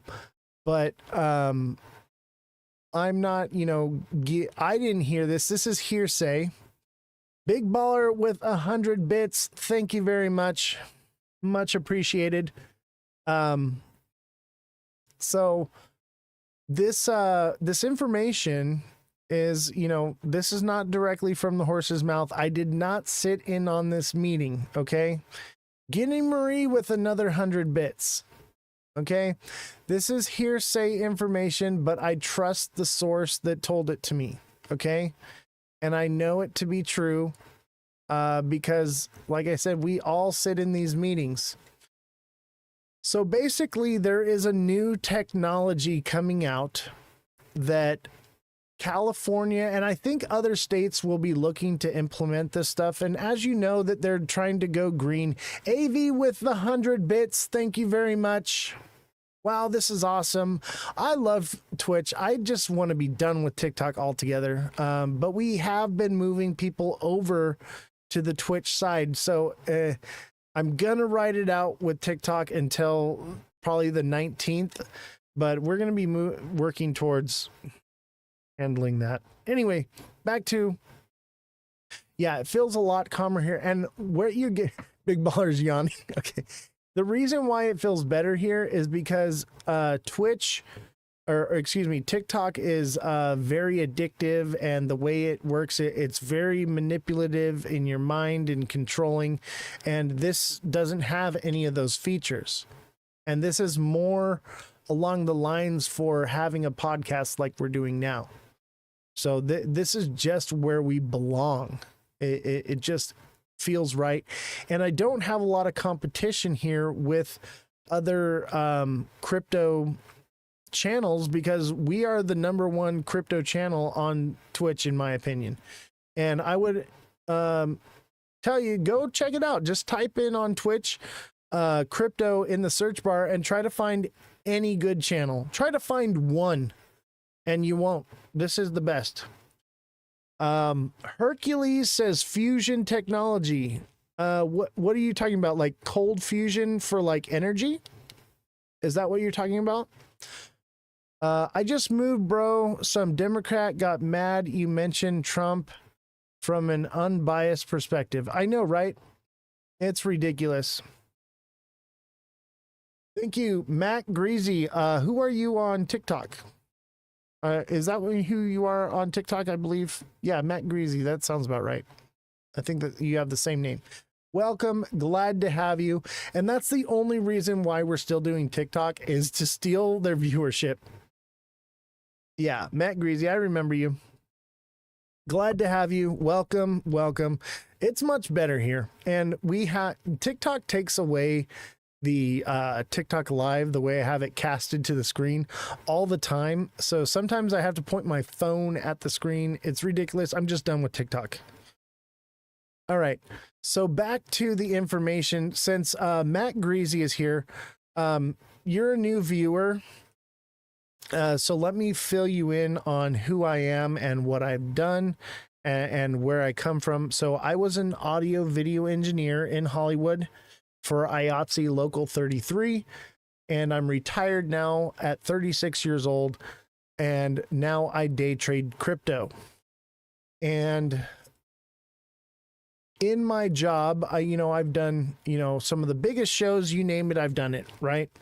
You'll learn more about that about me later on. But one of the things that I've done with my job is I sit in these business meetings and I run the audio for these panels. I have a lot of NDAs and there's a lot of information I can't disclose. However, there are things that I can disclose. I listen to you routinely, bro. I'm familiar with your background. All right, perfect. Sorry. I don't know, because some people don't chat, so I don't know who watches all the time. Bro, I'm sending you 1,000 goats. Spit it out. All right. So here it is. I envy you're retired already. That's my age. You'll get there. You keep watching this show and we'll get there together. All right. Big Baller wants me to spill it. So California in particularly, but I think multiple states are going to be doing this, but there is new technology that exists that has not been implemented. Okay. And if you know, in 2020, Donald Trump signed the release of technologies. I don't know if it was a bill or a executive order, but I believe it was a bill. And it's for all suppressed technology to be released and implemented into society by 2025. And we're in 2025 now, as you all know. So that's where all this new technology is coming from. All these changes are coming from. It all stems from that order. Yeah, this thing does have ads. I know it does suck. And there's nothing I can do about it. That we didn't originally have ads, but when I became an affiliate, it just became part of it. So my apologies. If you don't want to deal with ads, become a subscriber. It does help the show. I do get the money from the ads now. So when you send that in and you become a subscriber, I do get paid that. So it does help support the show. It'll be dark for 7 minutes. Yeah. I'll be dark for 7 minutes. I got a riff. I think the ads are only like 2 to 3 minutes long. You remind me of my grandpa, Storyteller Deluxe. Yeah. My grandpa used to tell this joke story where he would just go on and on and on about he was going to tell a joke, and it would have tons of useless information all through it, and then it would end and it wasn't funny at all. But let me hold off because I don't want to repeat it. I guess I'll repeat it because I know you all have been waiting. All right, so I'll spill the beans. Because we got to get into the Taylor Swift stuff. And we only got about 30 minutes left. You guys are hilarious. All right, I'm spitting it out. There's this new technology, okay? And what they want to do is they want to go green. I don't see any ads that would ruin it all. All right, let me spit it out. I'm trying to address the chat at the same time. So here's the deal. They want to go green, and they're coming up with these new technologies to reduce carbon emissions. And the technology that they're going to be not only releasing, but legislating that has to be done. Okay? They're going to force companies to do this. So when companies have factories and different things, they produce emissions, right? And it puts those carbon emissions go into the air, whatever. We can argue and speculate on whether or not they do whatever they say they're doing. Who cares? The main thing is that they are pushing to implement these changes, which will, they think will help the environment. All right. I don't think that the technology is actually good for the environment. I think most of the environmental changes that they make end up being more detrimental. And by the sounds of this technology, I believe that to be the case. Okay, we don't know the implications of what will happen because of this. Yeah, electric cars are the same way. And same with this technology, but they're going to get people to vote on it and get them all about it based off of this idea that it's going to be better for the environment, but it's probably going to be worse. But they're still going to get it to pass, and they're going to use their tricky ways of wording it to make it happen.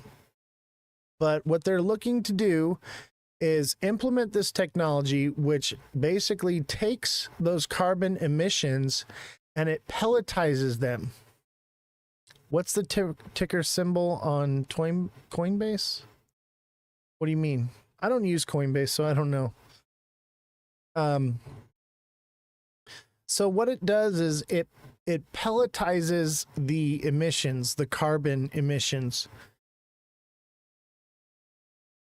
And what you're going to do, what they do is they're going to take these pellets and they're going to buy up lots of land, areas out in the middle of the desert, you know, between Vegas and Los Angeles, all of that barren, desolate land. And basically what they're stating is they want to force these companies to put a type of filter onto their emissions that collects all of this stuff and pelletizes it. And then they're going to pump it into the ground, underground. And it's supposed to create oil or something like that. What company is doing this? I cannot say what company is doing this. However, what I can say is you can research this stuff and find out who has this technology. So I can't tell you everything. Because there are legal repercussions and it would be considered insider trading possibly. Okay. But I can tell you about the process of it, and whatever you do with that information from there is on you. I'm not telling you to go invest in a certain company. I'm not telling you anything. What I'm telling you is what their plans are. And that I believe that there's a gray area there that I can stand on. I probably shouldn't even be telling you this, but I feel like I should be okay because it's hearsay. I'm not listing a source. I was not in that meeting. I have no NDA. I should be good. Okay, give a key phrase to search. I don't have one. I would say carbon emissions technologies, something like that would be something to be looking for. But, some type of company that does things to make companies more green. Big Baller says, found it. That was quick. Good for you. Those companies are going to be doing very well. And that's because they're going to legislate these things. These companies will be forced to do this. And they're also going to be buying up barren, desolate land. So if you live in California and there are these areas, I would even say probably not California City, but places like that, that are very underdeveloped, too hot to live in, places where they're building lots of solar farms, things like that, desert, barren land. Places where water does not flow, things like that. That type of land will right now is dirt cheap, and it will become very valuable. Who knows? This could take 20, 30 years for it to happen, or not happen at all. It may not get passed, but their plan is to pump these pellets underground and to buy up these plots of land and force people out of those areas not to live there because the water will no longer be usable and different things like that. But that is the direction they're moving. So do what you will with that information. Hopefully it points you in the right direction, and you can figure out who it is I'm talking about. But these things are more than likely going to come into fruition. If you know anything about California and how they legislate and how they do things, then you'll know. If you can't find it, I would say get together with Big Baller and message him. He seems to have located it. This is going to destroy our country. Oh, I agree. This is not a good thing, but it's probably going to happen. And like I said, the idea of combating this stuff is to enrich ourselves in a way that we have a way to fight back. On TikTok? I don't think it's on TikTok. Yeah, Big Baller on TikTok is B Walters 73. Tons of money will be thrown at this project. Oh, definitely. Definitely. This is gonna be a big one, baby. Look at you, bro. Already found it. But now you know what to look for. Having the information of knowing what to find and seek out is half the battle. So this is going to be a big deal in the future here. I would say probably more or less in big cities like California, Seattle, New York, Chicago, things like that. What's the project? My phone had died. Okay, the project is carbon emission companies. They're building technologies. Certain companies are building technologies, and they're legislating and forcing companies to use this technology. And basically what it does is it's carbon emission filters that they put on these factories and things that create carbon emissions, and it pelletizes the carbon emissions, and then they buy up land in desolate areas, desert areas, and where there's no population. So buying these plots of land will become lucrative, and investing into these companies will become lucrative. And what they do is they pump these pelletized emissions into the ground and put them underground, and it's supposed to create oil or something like that, diamonds. I'm not quite sure what it is that it produces, but it produces something from it, or it just discards of it. I don't know too much about it. I was not in the meeting myself. This is hearsay from someone that told me this, but it is a valuable, reliable source. Giddy Marie, what's the TikTok name? You mean at B Walters 73? His TikTok name is Big Baller. If you're looking for the TikTok name of this company, I don't even know if it's on TikTok. I would say you probably found it on Google. I can't give you the name of the company, but I can give you the information. I'm reading it, and 99% of California is going green. Yes, 90%. This is very true. And it'll probably become 100% because what they're going to end up doing is forcing these companies to do this. Okay? It'll be legislated. And these companies that own this technology will be very lucrative. They will blow up overnight. And it's a very new technology that has not really been used or implemented yet.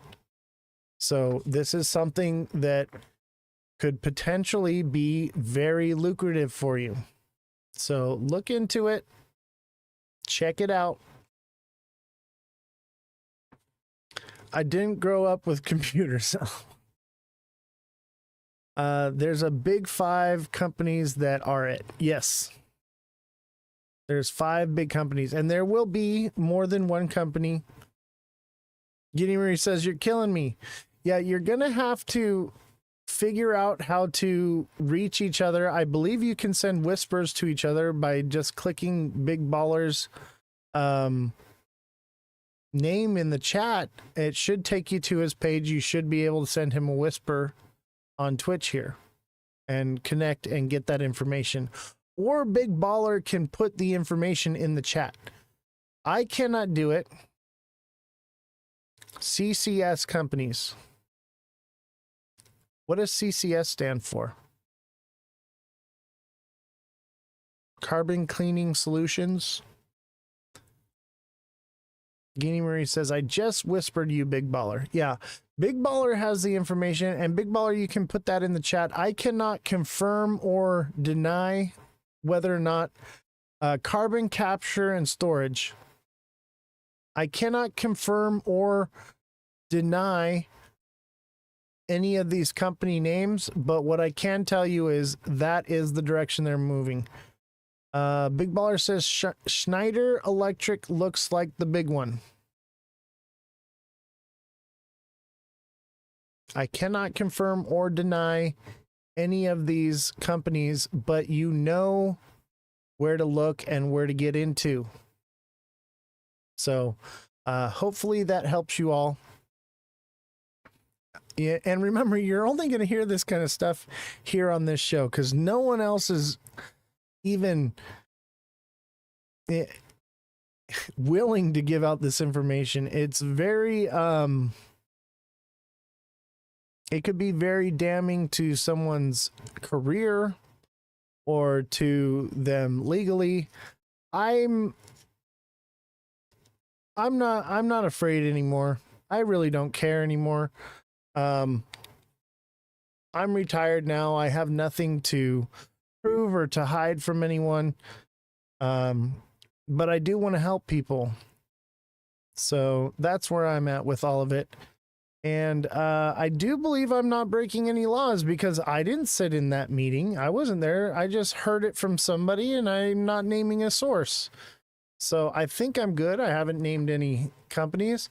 And if there is some kind of backlash, I'm sure whatever litigation comes of it, they're not going to have anything to stand on with it. So I'm not too worried about it. I will tell you what I feel I can tell you, and I will hint at what I can't tell you. And that's basically where we're at. All right, Taylor Swift. So these stages, and I'm sure you've seen or heard of this stuff, okay? It's all over TikTok. What I'm here to do is confirm it, okay?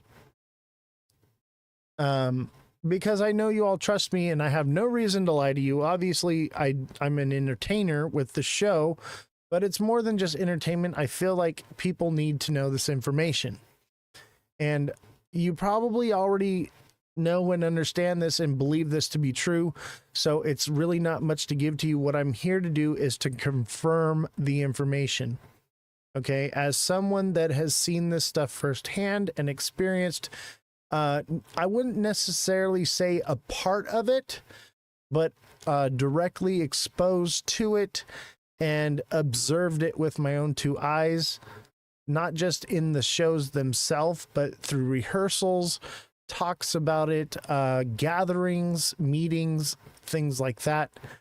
As you all may know, that Hollywood is a satanic cult, and the things that they do, they are, and we're going to talk more on this.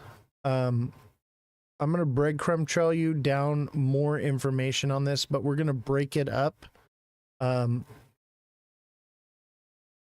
because it's just too much.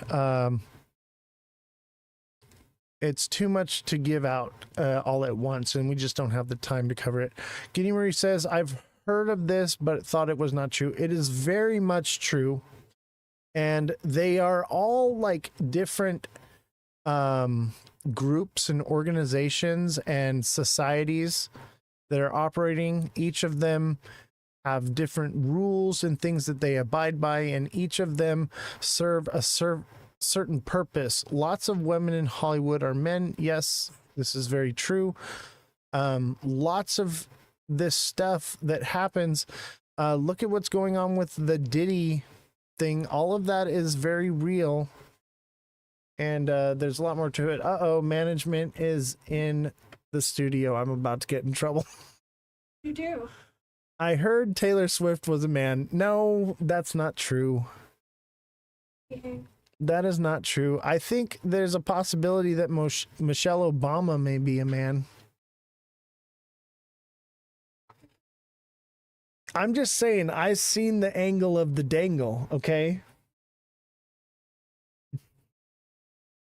Okay, but Hollywood is a oh yeah, Ellen show. There's a lot to it. You guys understand all of it. All of it. Okay? All of it is these satanic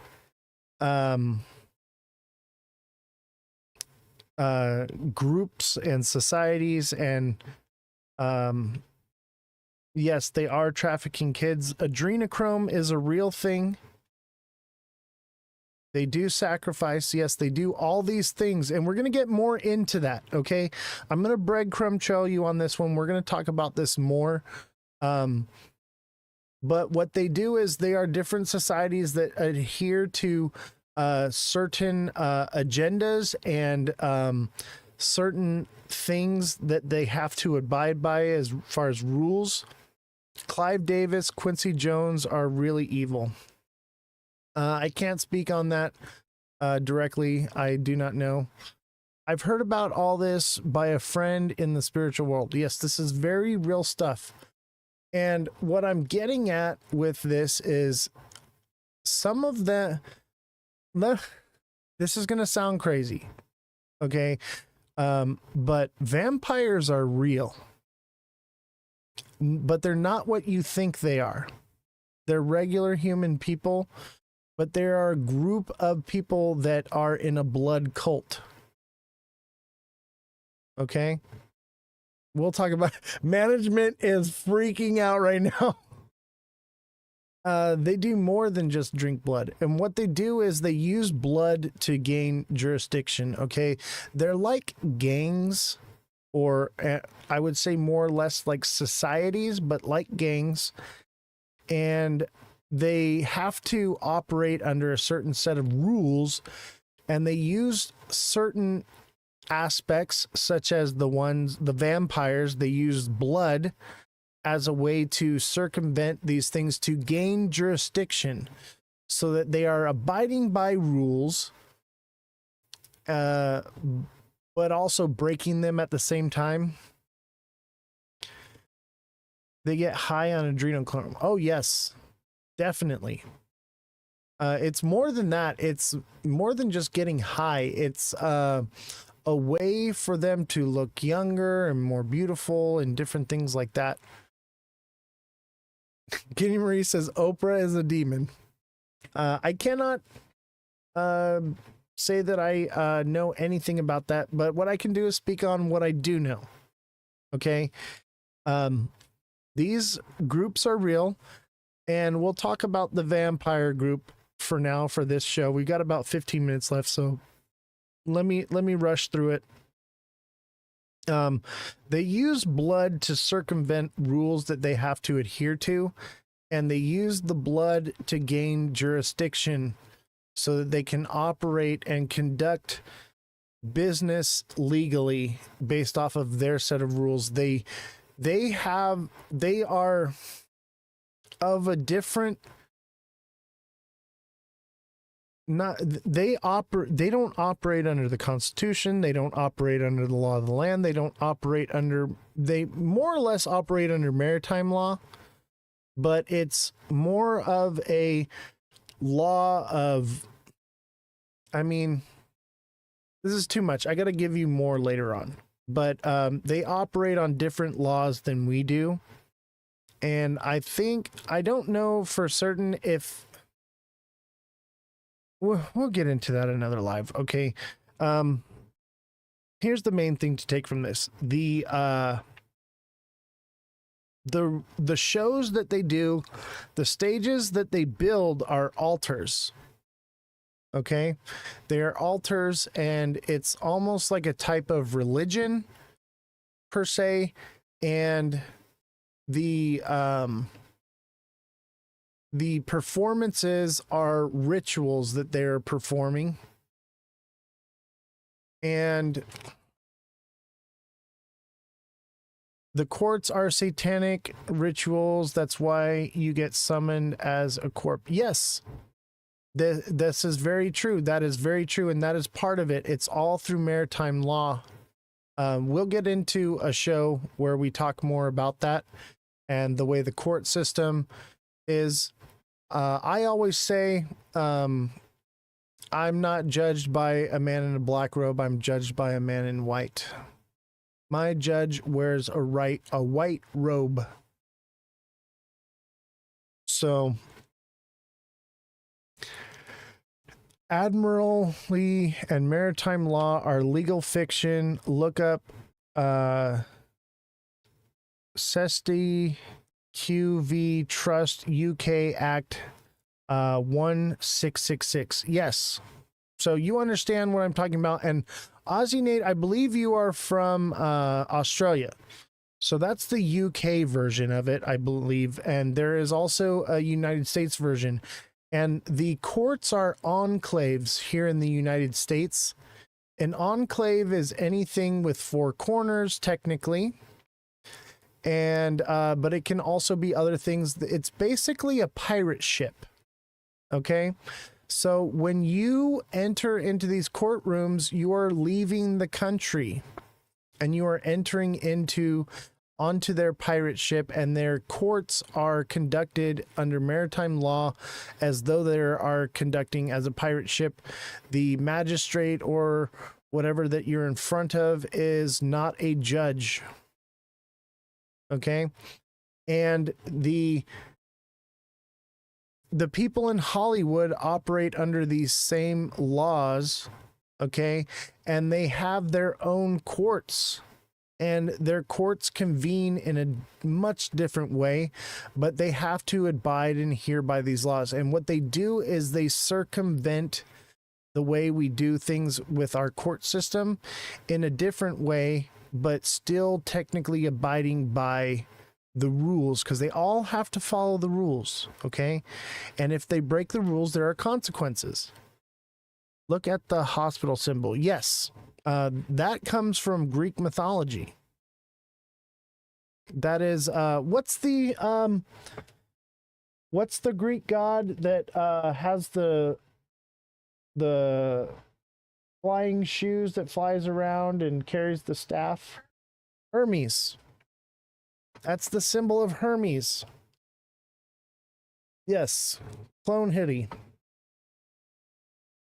So yeah, all of this is real stuff, and they operate and do these things, but these stages are altars, and their performance are rituals and sacrifices. And it's all part of it. I would say with the Diddy thing, they are of a different type of, they're not like the blood cult. The vampires are the blood cult. They're vampires is what they are, and that's what they call themselves. But they worship blood. The other ones, they worship like the Diddy thing, those they worship they gain jurisdiction through intercourse, and they worship what is it, Esther? What's the god of fertility?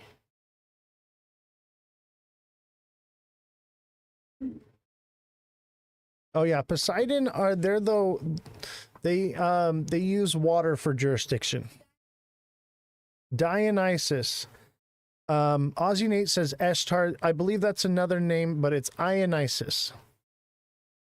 Stairway to Heaven. Yes. So you guys are all understanding and open-minded and understand these things. They want to ruin children because children are God's children. It's more than that. It's more than that. I think that that's part of it, but more or less, it all stems down to jurisdiction. The third eye is open. Yes. Yes, they do want to hurt children. It is part of their satanic rituals and things that they do. The thing is, they all worship different gods and different things, but all of them are ruled over by an overlord society that is ruled by Satan. They're a satanic cult that rules over all. And so they use these different tactics to gain jurisdiction, and it's all linked to trade through maritime law. So they buy, sell, and trade things that are not on the everyday market, such as adrenochrome, drugs, children, sex, things like that. These are the they have a market and an economy and all these different things, and they all operate, and it's all through mostly illegal things. Some of them are actually legal that they use. Yeah, dark web stuff. And mind you, there are two different things. There's the deep web and there's the dark web. There are two different things, okay? Two different things. And if you do enter into the dark web, make sure that you're protected properly, okay? Pottery Barn too. I don't know anything about Pottery Barn. That's interesting. I'd like to know what you all know about that. My question for you all is, has anybody had any direct contact with any of these things, or is it all just things you've learned from the internet? Beast system of the ocean prophesied in Revelation. Yes. So Guinea Marie has had direct, tell me about your story. I'm interested. I have in-person contact. I'm curious to your story about that. What contact it has that you have had. Obviously, it's probably a lot. I gotta figure out if there's a way to have guests on the stream here on Twitch. I'm gonna have the IT guy look into that. Because I want to hear other people talk about this stuff, because there are many out there that are in my position that have been exposed to it and offered into it and denied it and were rebuked and shunned from it. And once you get one opportunity, to join, and after that, that's it. I have a friend that does spiritual healings through hypnosis.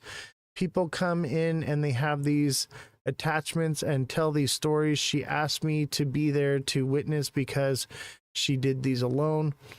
Bro, you are up to 18 in Twitch. TikTok is bringing your Twitch down. Oh, I know. I agree. I firmly agree. And, you know, we're talking about things that I think people will find interesting. And there are things that I think people should know. Tell us about Taylor Swift. She is part of the satanic cult. And let me explain something. So Harry Potter, the stories of Harry Potter play a role in this. Some of them are a coven or a guild or a clan of witches and sorcerers. Does she brainwash her fans? Yes, they literally conduct hypnosis and certain things on people in all different types of ways. You guys in the USA should claim your estate. Your social security number is a link to your trust to become a state national. Yes, it is. We are all actually very wealthy. I am working towards figuring out how to do this legally in a way where I know where I stand and I can firmly stand on that ground and be shielded from that. Because if you just think you know something and start spouting it off, it will come back and bite you in the ass. You have to be well educated in these things. It does take time, but everything stems from jurisdiction. Everything in these courts, it all stems from jurisdiction. Oz, look up David Straight. Can you look up David Straight for me? David Straight? The fact checker's in here. I got some money to throw behind you if you want to take a leap. What are you talking about? And what context are you talking about, David Straight? I think it has to do with like legal stuff for gaining your nationalism and sovereignty.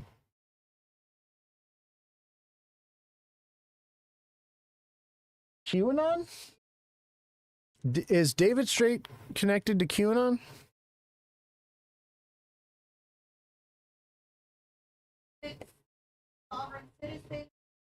Yeah. Okay, first of all, sovereign citizen is an oxymoron. You cannot be sovereign and be a citizen. So right off the bat there, if he's connected to sovereign citizenship, the only sovereign citizens are police officers. Okay, first of all. And sovereign citizenship, you cannot be sovereign and be a citizen at the same time. What are we talking about now? You should be an investigative journalist. I am an investigative journalist. I have okay. We're investigating into it right now, but I also have you'll see, Big Baller, I'll be bringing my equipment to Vegas. I have a nice little setup for how we're going to be doing the interviews and the live shows on the street. I am starting a new show on YouTube exclusively. He is state national, not sovereign citizen. Yeah, look up state national. I believe it's sovereign national, though, is the correct term. He is saying he'll get back financially. Yeah, man. We'll talk in Vegas, you know, or give however you want to. He goes over everything we've been talking about. He processes are 100% correct. He says the same thing about sovereign citizens being a contradiction. Okay, I'll look into it. I see that he's somewhat connected to QAnon, but just because he's connected to QAnon doesn't mean that he's not correct. It's secured party creditor. Yeah. It's corporate law, and corporate refers to a dead entity. We're going to cover more of this. I'll do more investigative journalism into it, and we'll talk about it and discuss it. He's not connected to QAnon. Okay, maybe we're looking into the wrong guy. I'll look more into it. We'll do a special...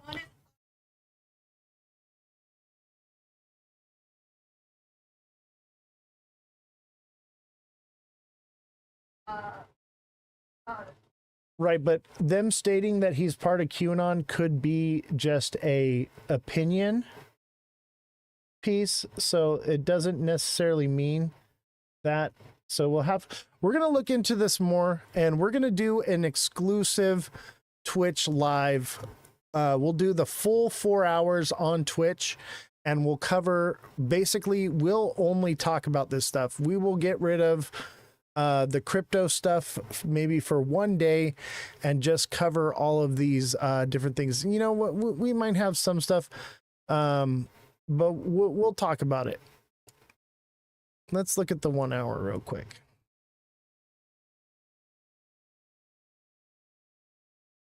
What are we seeing in the 1 hour? This looks like a little head and shoulders. When you see in the lower time frames, head and shoulder, so we're looking at a head and shoulders possibly forming, right? Let me show you here. So this could be a head and shoulders, right? So if this is a head and shoulders forming right here, you tend to see more head and shoulder formations in the lower time frames. And that would be this head and shoulders that is formed right here. So this is another indication, and this comes from AI trading. Okay, this head and shoulders right here is an indication that this bigger head and shoulders is going to play out. Let's go into a little bit lower time frame, 30-minute. As you can see, we're not forming anymore, but this is kind of a head and shoulders. It's a little wonky, but kind of a head and shoulders. Okay. I would say that that is still classified as a head and shoulders. Those are indications. I'd say this is more of an inverted cup and handle. And if this is an inverted cup and handle right here, this is a heavy indication of downward movement. Do you see it? Do you see the cup and handle here? Boom. There it is.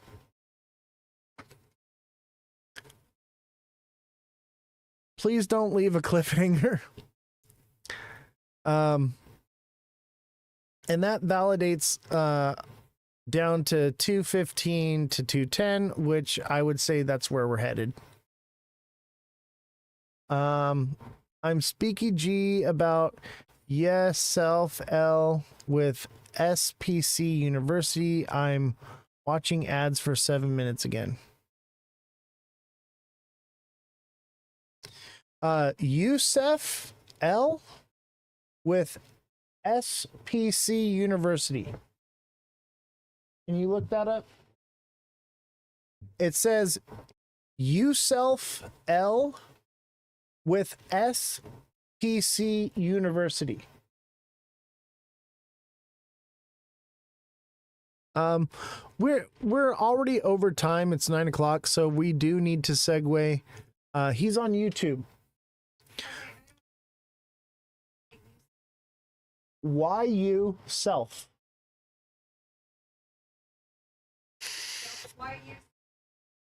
EL.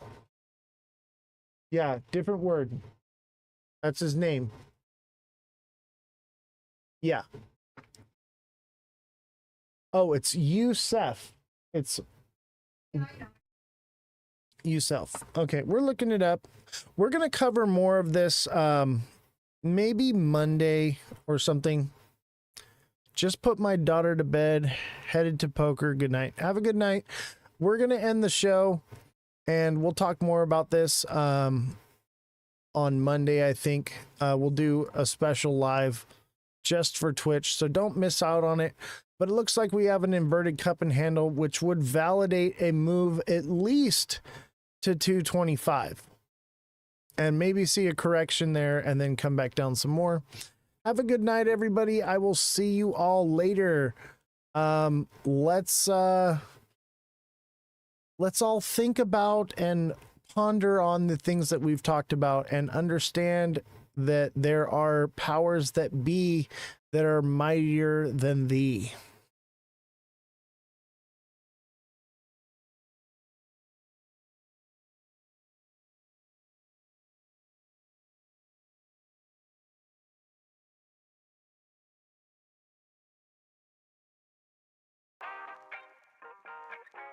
Have a good one, all, and have a good night.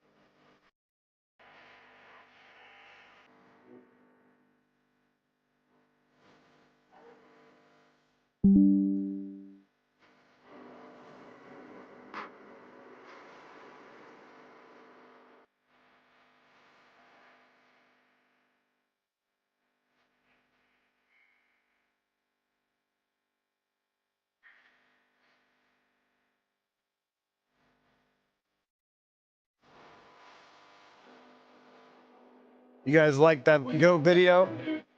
The latest and greatest of memes. The goat has got you, baby.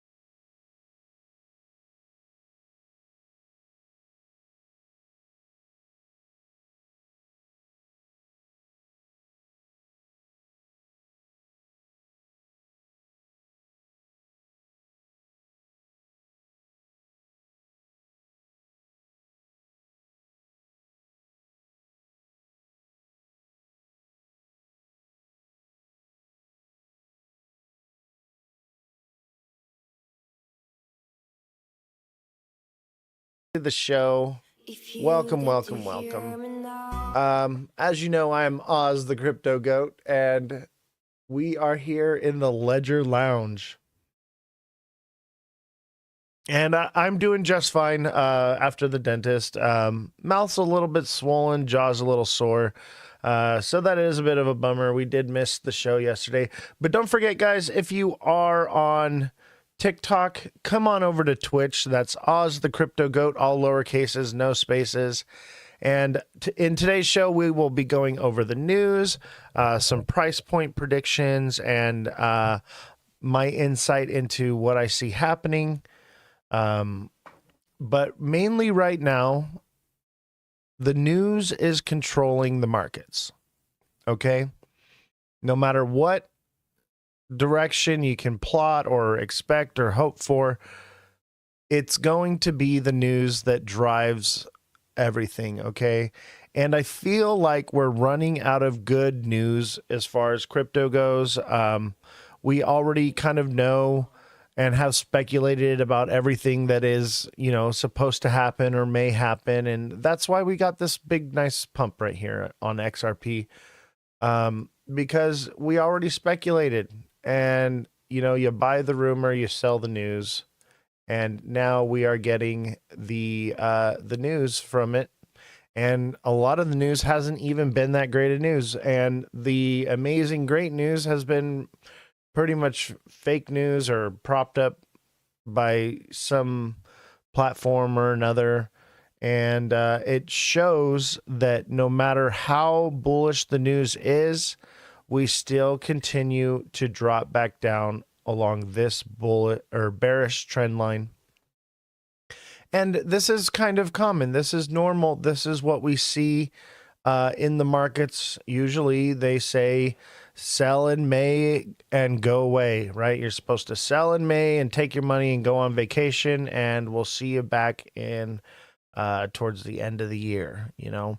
So this is normal market behavior, guys. And if you think that we're bullish right now and that we're about to pump to crazy numbers, you've been fed moon cheese.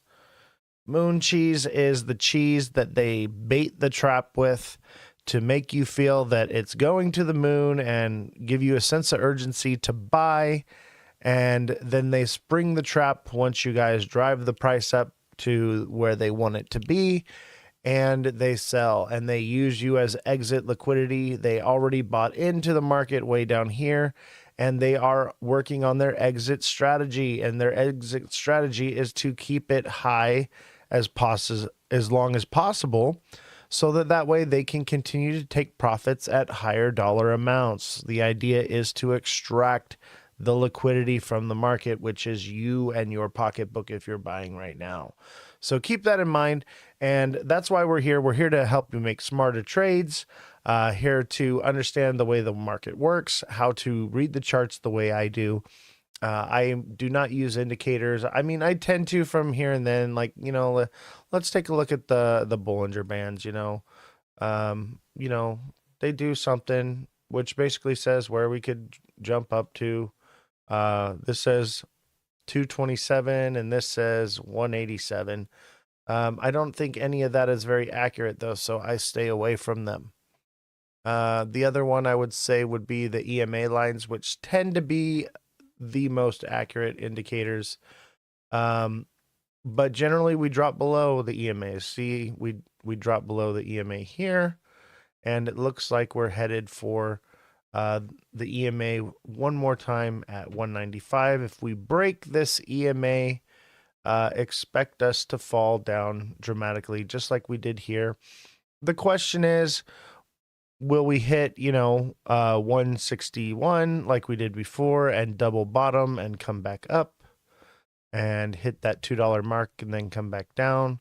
But I think once we break down past here, $2 will become heavy resistance, and it will be nearly impossible for us to break up above it until later on in the year. However, if we keep holding above the $2 mark and we form this inverted head and shoulders, that could send us up to, 235 and even 245, 247. But then I think it would probably fall short from that, and I think the most it would get is about 235.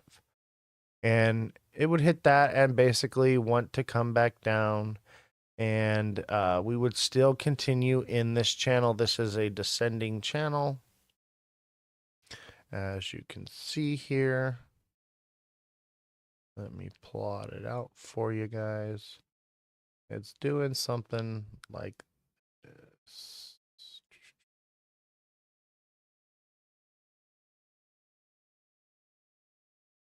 Bear with me.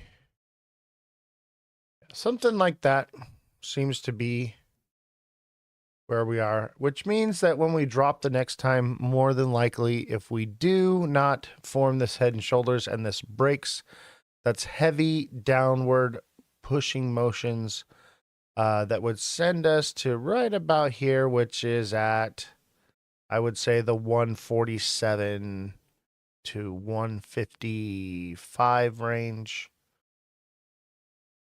is where we would hit. But I think we would hit lower.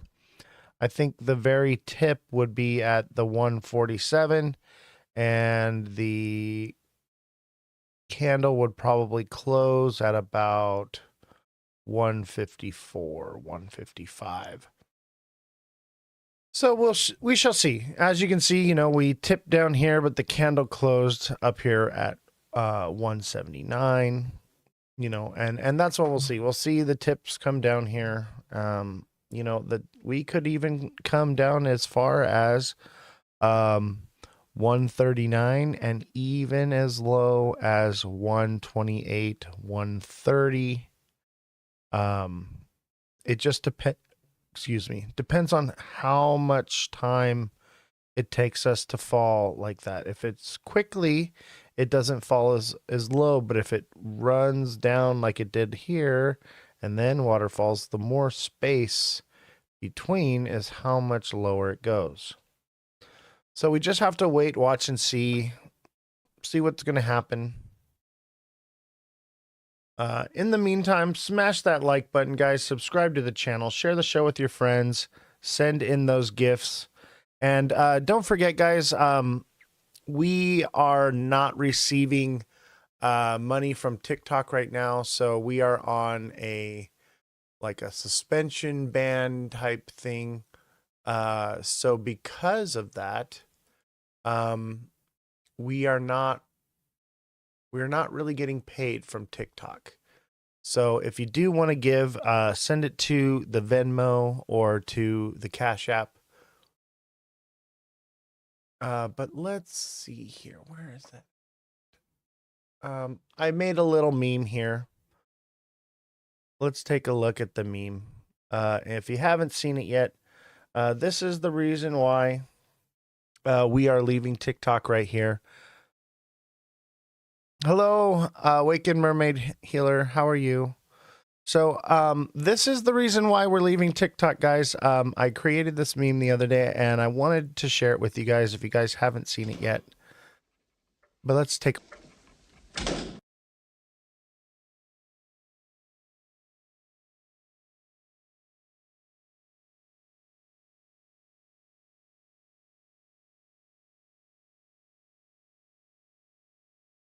So TikTok, I don't want to say the B word, but we are getting demerits or having retaliation from TikTok, and it's some kind of bots or something that is coming after the show, basically saying we're breaking the rules. And now TikTok has changed their policy where if you break their rules, they take your subscriptions. They take the subscription money. So you as a subscriber pay for the show and you get to keep your subscription, but they keep the money.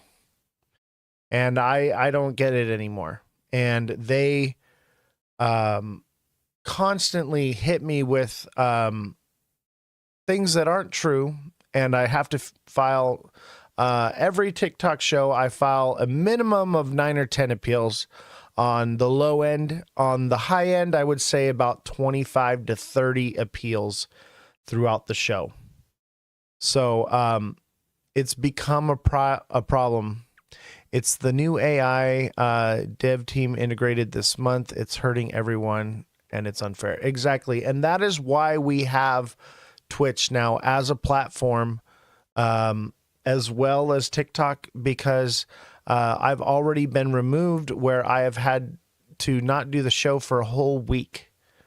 So this is our safeguard, our ability to have a secondary place to go and to retreat to when that retaliation happens. However, guys, remember, your subscriptions on TikTok are needed. I need you guys to subscribe because it helps with the algorithm and it helps with the show. But as of right now, we are not receiving those subscriptions. I do have an appeal in place. It should go through and we will get paid. But as of right now, this show is not making any money. What I make on Twitch, I am affiliate, but you have to earn at least $50 in order to cash out. And we're at, I think, like $20 or $30. So maybe we'll make $50 off of Twitch. We'll see. And on TikTok, we're basically earning nothing. Usually I'll go live for, 3 to 5 hours. And when I see my balance at the end of the live, it says negative or it says like 63 cents. So the amount of income coming in has dropped dramatically. So that's why we are doing donations. Oh, that was not supposed to be there. It was supposed to be donations.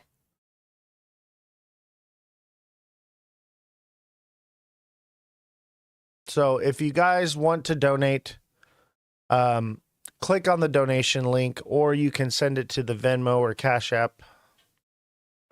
That's the Cash App is $Aussie 122 33 504, or you can send it to Venmo at Aussie 122 33 504. So just remember, guys, we are supported by your donations now, basically, because these platforms are stealing from the creators. They're stealing, and that is why I made that video, and I wanted to share it with you guys. So thank you for watching. So don't forget to go watch that video. Watch all my memes. I got a lot of new memes out right now, and a lot of new meme videos. So make sure you watch those, you repost them, you put a like on there, you put a comment, and let's get those memes out there as well. And I do appreciate when you guys do that. So let's grow this channel. So back to XRP. How's everybody doing today? I missed you guys yesterday. I really, really wanted to go live, but I could just not even open my mouth. My jaw was so sore. It was awful. It's still sore now, but it's not like it was yesterday. I can actually talk. So as you can see, same thing.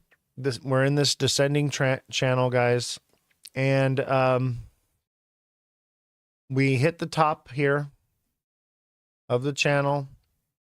And we're starting to move along the channel, which is a good sign that it could possibly, break up the top. If it keeps riding the top line, it wants to break out the top. If it rides the bottom line, it wants to break out the bottom. So far, every time it's gone down to the bottom, it's tapped, So same with up here. It kind of rides the top, rides the top here. But eventually it does break and fall. However, if this is an inverted head and shoulders, which I do think it is, I think we could break up and go up to 235. I do see it happening. However, I believe that it would be a bull trap and it would break out just enough like it did up here and send it falling right back down. But we'd have to see. We have to see it play out. And it may go to 235 and come back down, and it may tap the top of this line, which will become resistance and continue to move up. And we could see, $5 maybe. I doubt it, but it's possible. It's possible. It could happen. So we don't want to be, unrealistic. And the sentiment is that everyone believes that they're going to get rich quick. If you've seen The Wolf of Wall Street, XRP would be considered a pink sheet, guys.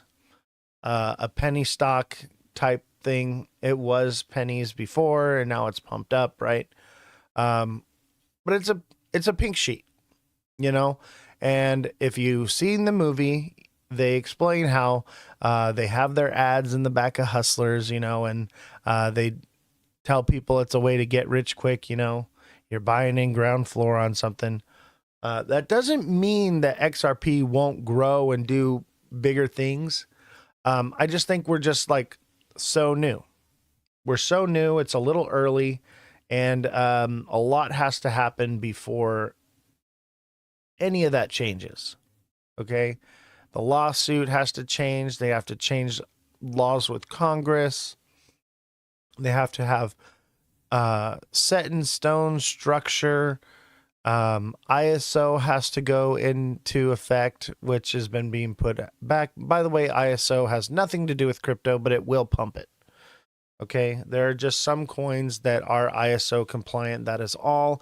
That does not mean that once ISO goes into play, that all of a sudden the switch gets flipped and crypto skyrockets and goes crazy. It's not that. Okay, these are things that will happen slowly over time. We will see growth. We will see different things, but you have to understand that XRP is, like a bucket, okay, with no bottom in it, because money flows into it if it does on an institutional level, and it will somewhat bring the price of XRP up. However, it flows through, it does not go into it and sit there. It goes into XRP and right back out of it instantly within seconds, okay? So if trillions of dollars are going into XRP, it's not like the market cap is going up trillions of dollars, because it's going in and it's moving out. Yes, it will raise the price somewhat, but it won't do the crazy numbers like people are saying, $10,000. It's ridiculous. It's a pipe dream, okay? If you're looking to get rich quick from crypto, guys, it does not come from buying the top and holding it. Getting rich from crypto comes from buying down in these lower zones when it peaks up and taking profits all the way down. Okay. That doesn't mean that there isn't money to be made here, guys. Crypto is very volatile and has big swings. So that does also mean that when it does have big swings, that there is money to be made there. That is how it's made, not by buying and holding and waiting for the switch to get turned on. Now, maybe one day the switch will get turned on and that sentiment will change. But as of right now, we are too early. We're too early, everyone. It's not happening tomorrow. And the FOMO is ridiculous because everybody seems to think that I need to buy it now. I need to buy as much as I can, and I need to hold on to it because it's going to do all these crazy things, and it's all happening now, and I have no time, no time. We have time. We have been granted a blessing. It is a blessing that the markets are crashing. It's giving us another opportunity to buy at the low prices, okay? So don't FOMO over the $2 price, guys, because it will drop below $2 again, okay? We've already done it several times. Let's see. We've done it 1, 2, 3, 4, 5, 6, 7, 8, 9, 10 times it's fallen under $2. And each time it seems to be going a little bit lower. So don't freak out. There is time to buy. There are trades to be made. There is money to be made, but it has to be done within reason. You have to do it properly. You have to calculate your decisions. You have to be smart about it. You can't just listen to social media, to TikTok videos, and think that that's what's going to make you rich quickly so that you'll be fine. Because if you do it that way, you will become someone's exit liquidity. You will be their exit strategy. So keep that in mind, ladies and gentlemen, that the overall sentiment right now is the markets are going down. Nothing good is coming out.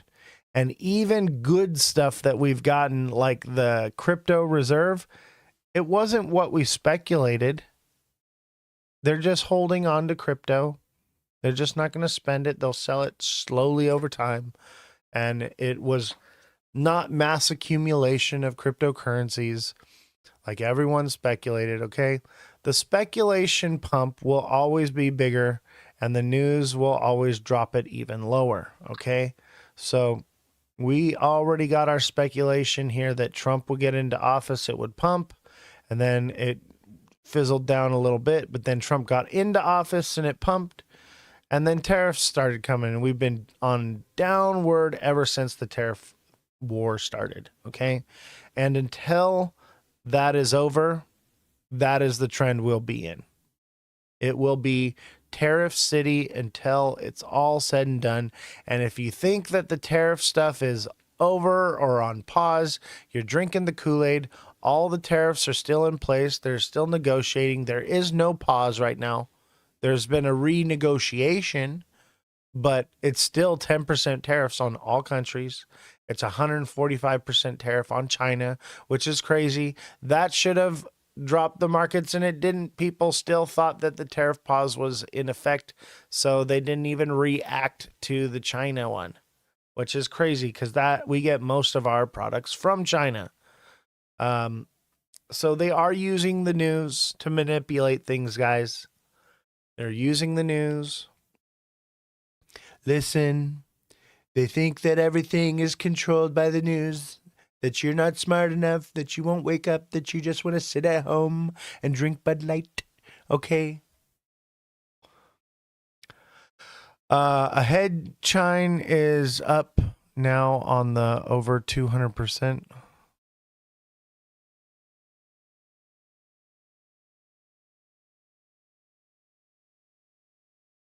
What do you mean by that? Head chine? Hello, Mr. Goat. How are you, my friend? I am doing well. I'm recovering from my dentist appointment. I bit my cheek, so it hurts. I heard China tariffs on them is over 200% now. I did not hear that it was over 200%. I heard that it was 140 something. So let's look at that.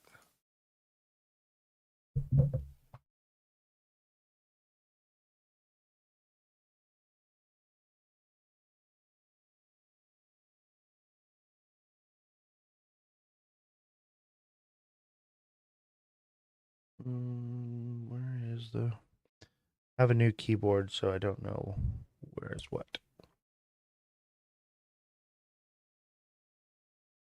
245%. I heard that too. Wow. Yep.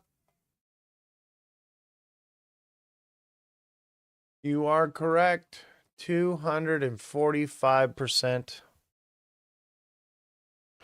White House's 245% figure for some Chinese products causes confusion.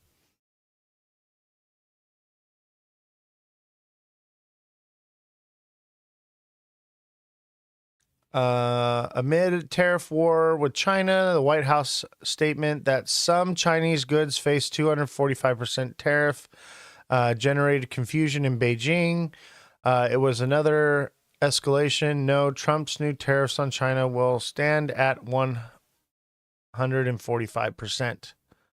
But the White House quickly tried to clear things up, saying 245% figure that they would put into the April 15th document. So it's not 245% yet. It's just 145, but it will go to 245 on...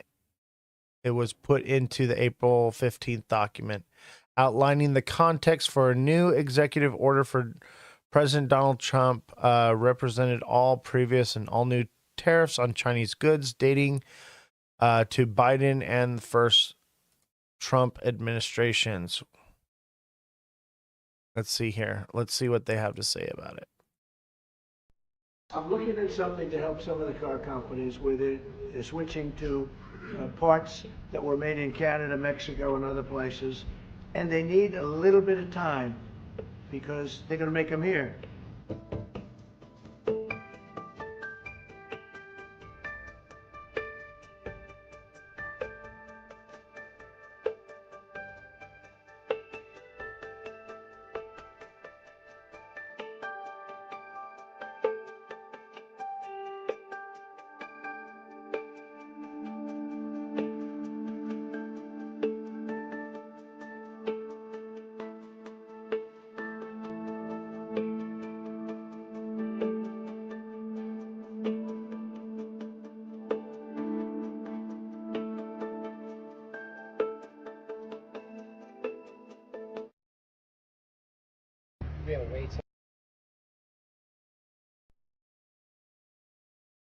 It's not over. It's just begun. Okay.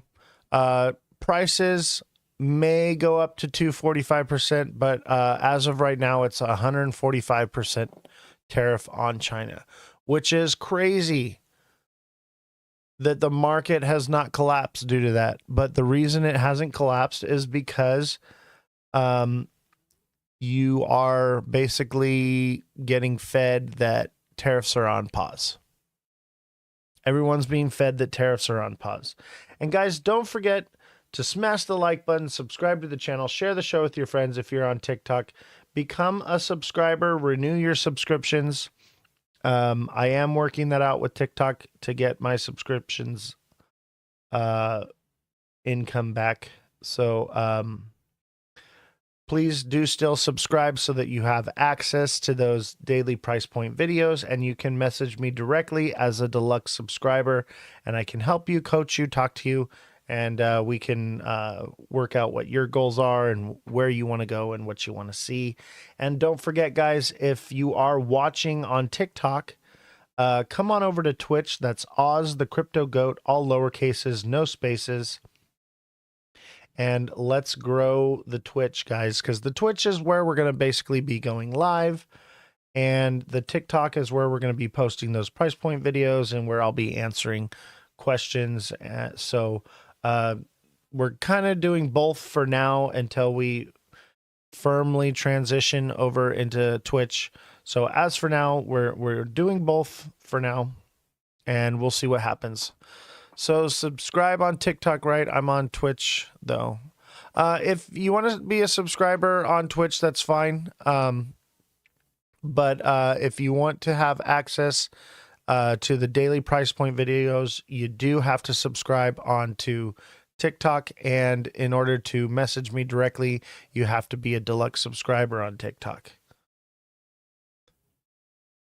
Mind you, I have a staff of people I have to pay, and I have the studio that we're building and all the expenses that go into that. So we are not really making any money. And, you know, the information that's being given out is going to pay for itself. So keep that in mind, guys. What you're paying for on Twitch is for the commercials. I get it. They suck, but that comes with the territory. We have to have a secondary platform because at any given moment, TikTok could be banned in the US. We could be removed from the platform.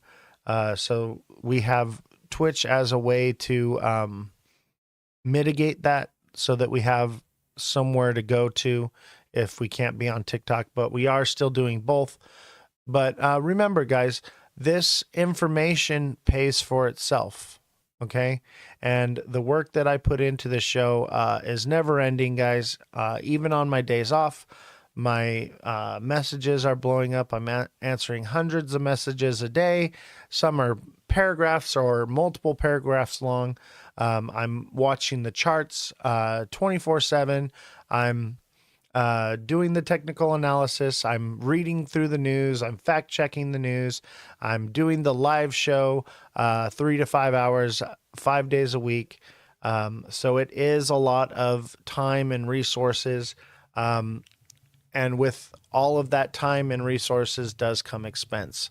So keep that in mind, guys. And I do need you guys to support in order to keep this going. Don't let the show die. Don't let this information be hidden.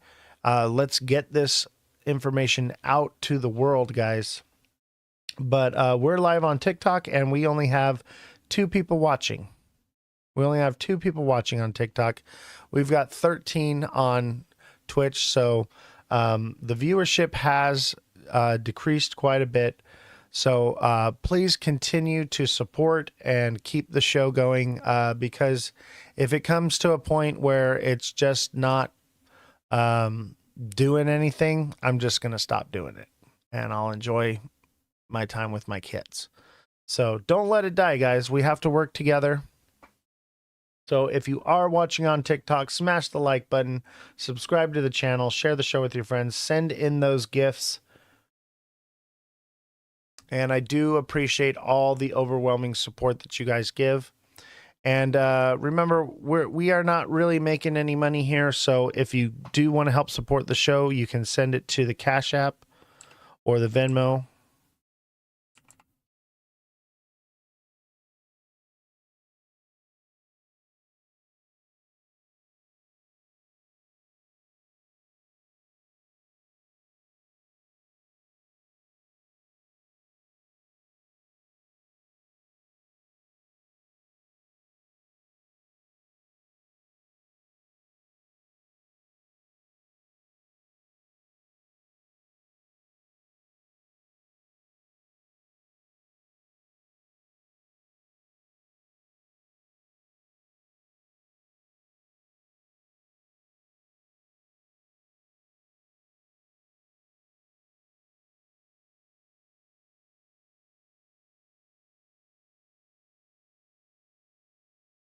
So that's the Cash App and the Venmo, guys. So much appreciated. Thank you all. So let's take a look at the chart. Let's see. Let's take a look at the 1 minute here. So this is our channel in the 1 minute. And remember, guys, if you are on TikTok, and you're not enjoying the video image that you see, you can always come over to Twitch. That's Ozthecryptogoat, all lowercases, no spaces.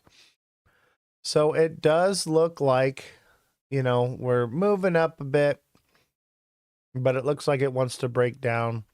And if it does break down back down to this 203, 205 range, this could be a diamond bottom that's forming here, just like the diamond top that we had. But probably not. Maybe.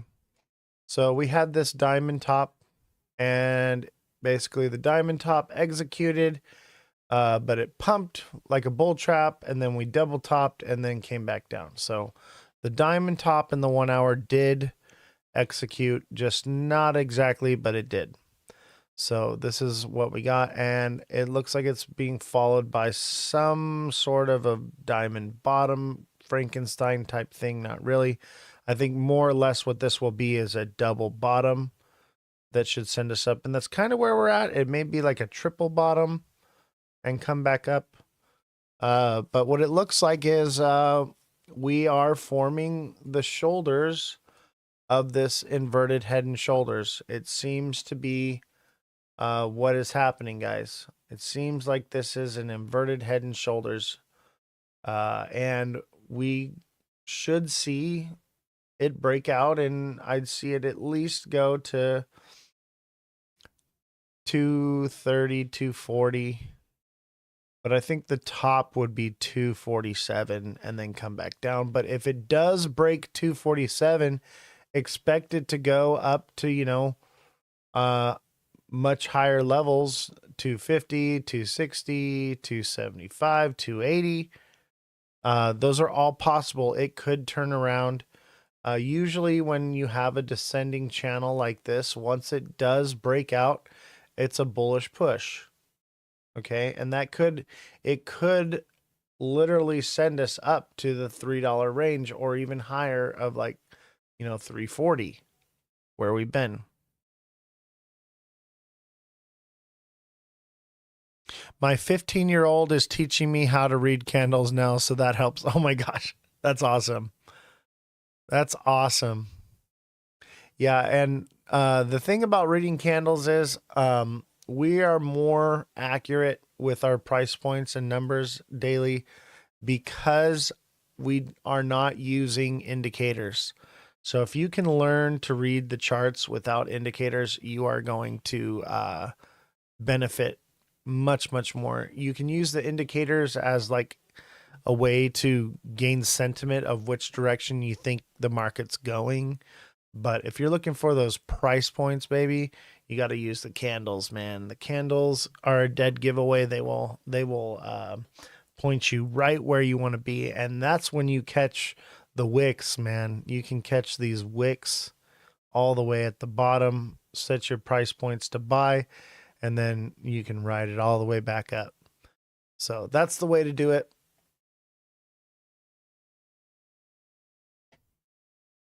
Because if you're using like the Fibonacci and stuff like that, it'll put you in the wheelhouse, but it won't give you that number you're looking for.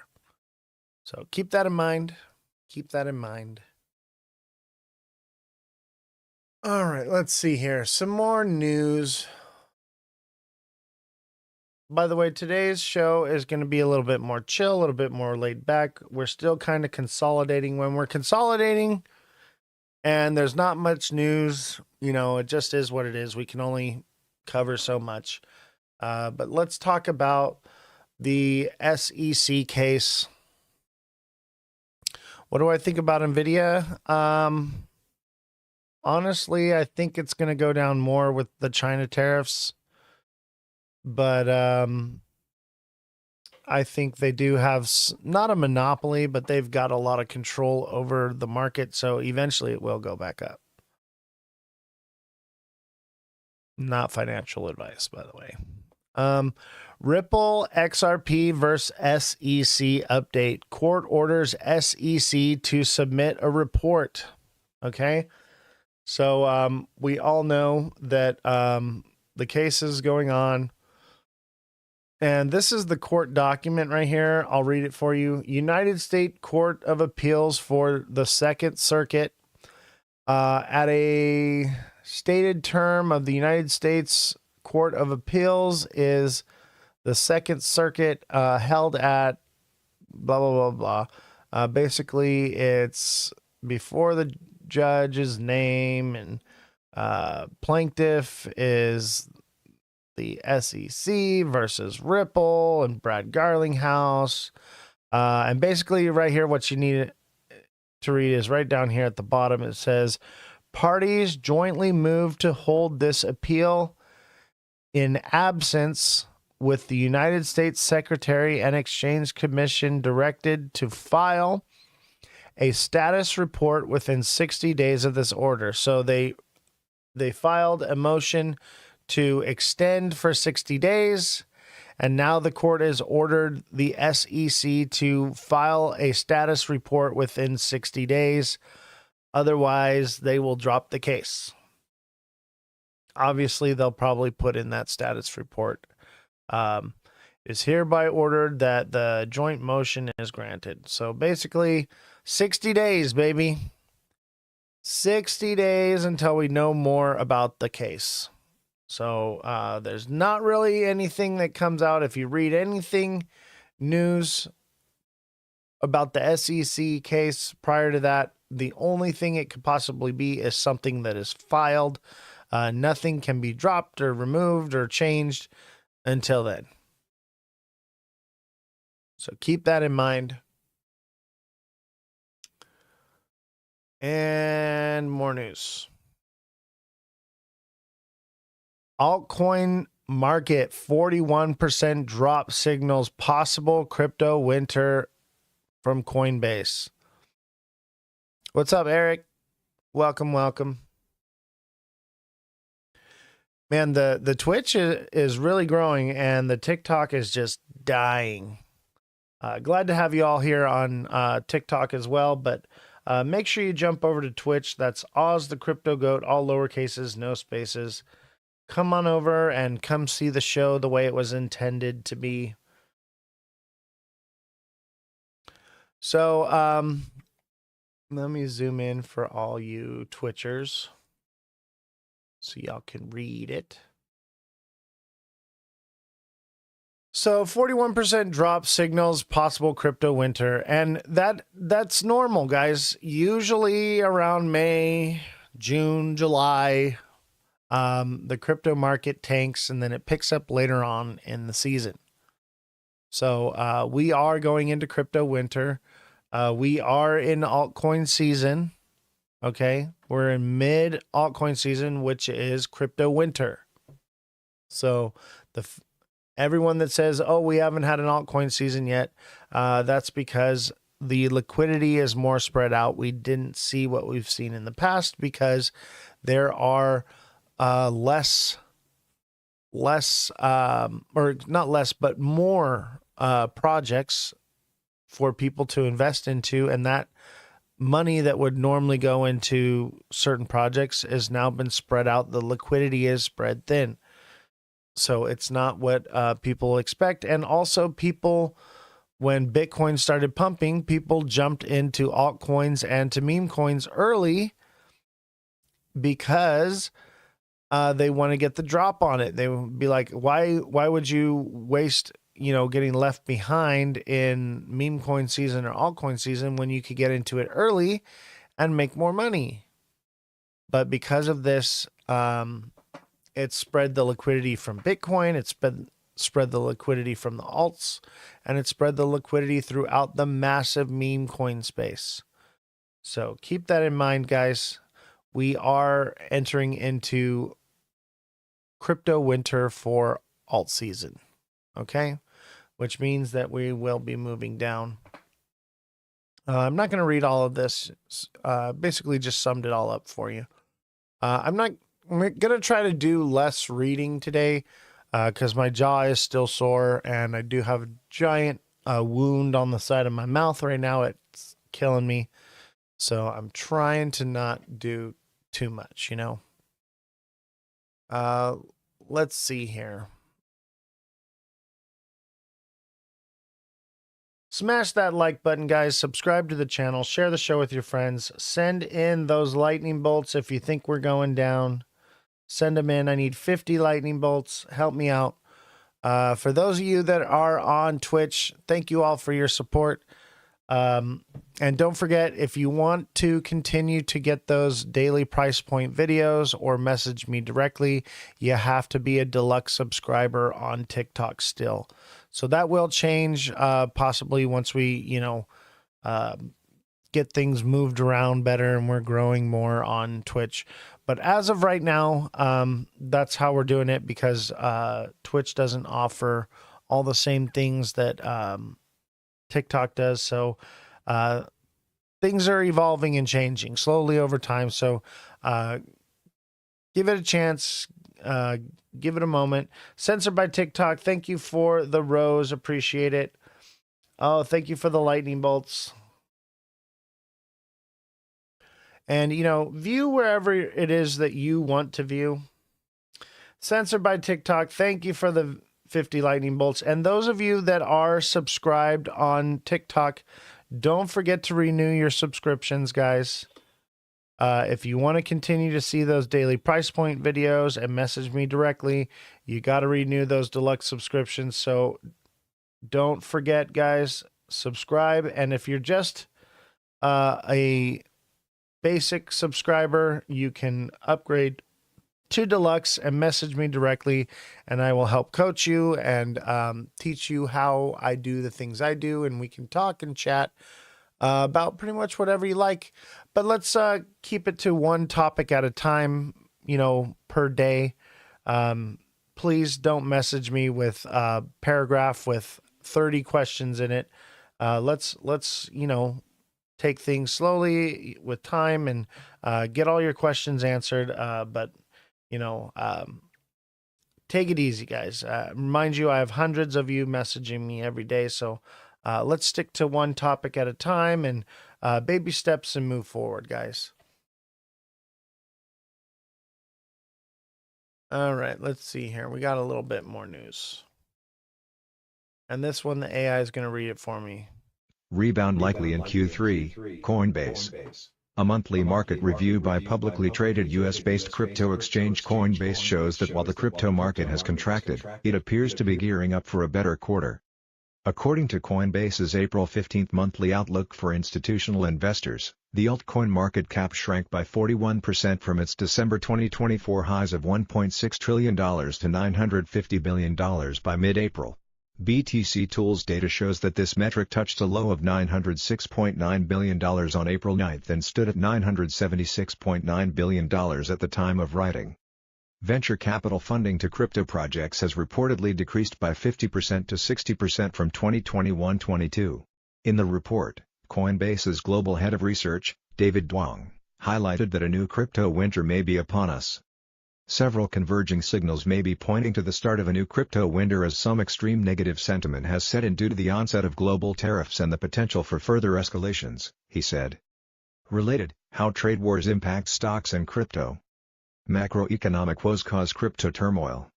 The report notes that lower venture capitalist interest significantly limits the onboarding of new capital into the ecosystem, which is felt primarily in the altcoin sector. The cause of that, according to Duong, is the current macroeconomic environment. All of these structural pressures stem from the uncertainty of the broader macro environment, where traditional risk assets have faced sustained headwinds from fiscal tightening and tariff policies, contributing to the paralysis in investment decision-making. According to Coinbase researchers, those facts have resulted in a difficult cyclical outlook for the digital asset space, and warrant continued caution in the next 4 to 6 weeks. Still, the report's author said that the market is likely to change directions explosively. When the sentiment finally resets, it's likely to happen rather quickly and we remain constructive for the second half of 2025. Duong cited some metrics to indicate when the crypto market is moving between bull and bear market phases, including risk-adjusted performance and the 200-day moving average. Another metric was the Bitcoin, BTC, Z-score, which compares market value and realized value to identify overbought and oversold conditions. A Z-score shows how unusual current price performance is when compared to historic data. Bitcoin's risk-adjusted performance. Source, Coinbase. This metric naturally accounts for crypto's larger volatility, but it is also slow to react. This metric tends to generate few signals in stable markets. Coinbase's model, based on it, determined that the bull market ended in late February but has since deemed the market neutral. Coinbase's Z-score Bitcoin model. Source, Coinbase. Instead, Coinbase's analysts suggested that the 200-day moving average is a better indicator for determining market trends. It smooths out short-term noise while being relevant by considering the last 200 days' worth of market data. Coinbase's 200-day moving average Bitcoin model. Source, Coinbase. The report also said that gauging the broader crypto market's trend by the direction in which Bitcoin is moving is increasingly less reliable. This is because crypto expands into new sectors with decentralized finance, DeFi, decentralized physical infrastructure networks, DePIN, artificial intelligence agents, and more, all with particular market forces independent of Bitcoin. Related, Bitcoin's wide price range to continue, no longer a long-only bet, analyst. Are we in a bear market? Duong points out that the 200-day moving average suggests that Bitcoin's recent decline moved it into bear market territory in late March. Still, applying the same model to the Coin50 Coinbase index based on the top 50 crypto assets shows a bear market since the end of February. Coinbase's 200-day moving average model applied to the Coin50 index. Source, Coinbase. Recent reports indicated that Bitcoin is showing growing resilience to macroeconomic headwinds compared with traditional financial markets. Bitcoin's decline was comparatively modest, revisiting price levels from around the U.S. election period, according to Wintermute. Duong sees Bitcoin becoming less of a generalized crypto indicator as a consequence of this trend. He wrote, "As Bitcoin's role as a store of value continues to grow, we think a holistic evaluation of crypto's aggregate market activity will be needed to better define bull and bear markets for the asset class." Magazine, Bitcoin eyes $100,000 by June. Shaq to settle NFT lawsuit, and more. Hodler's Digest, April 6 to 12. All right, so, it doesn't look like things are super bullish right now. Things are a bit bearish. Does that mean that it's over? No. It means that you sell in May, you go away. That's normal. Things are going to cool off over the next couple months. And then we could see a nice pump towards the summer, end of the year, guys. So what we're looking for is those entry points to hold and to catch that second pump. That's what we're looking for. If we're buying at $2, there's a possibility that it could drop down really low, below $1 in the next couple months. And when it does pump, it only reaches up to $2 or $2.50 or maybe $3, So keep that in mind. Keep that in mind. We'll wait and see. There's also, a possibility that with the regulation coming out, ETFs, Congress passing laws for crypto and things like that later on in the year, we could see bigger numbers. We could see $5 for XRP. That is definitely possible. But as of right now, we are trending downward. Blockchain Bullhorn, thank you for the rose. That's Calvin Hill. Calvin Hill just sent me a rose. That's hilarious. You trying to make peace, Calvin? You tired of me taking your peoples? What's going on, Calvin?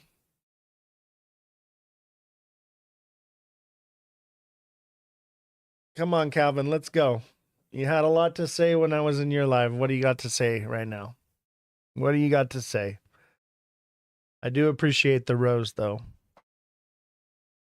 Calvin's on TikTok right now. I don't think that's his official one because it's no, that's not Calvin's official. It's 2 N's on the horn. That's not Calvin. But thank you for the rose. Much appreciated.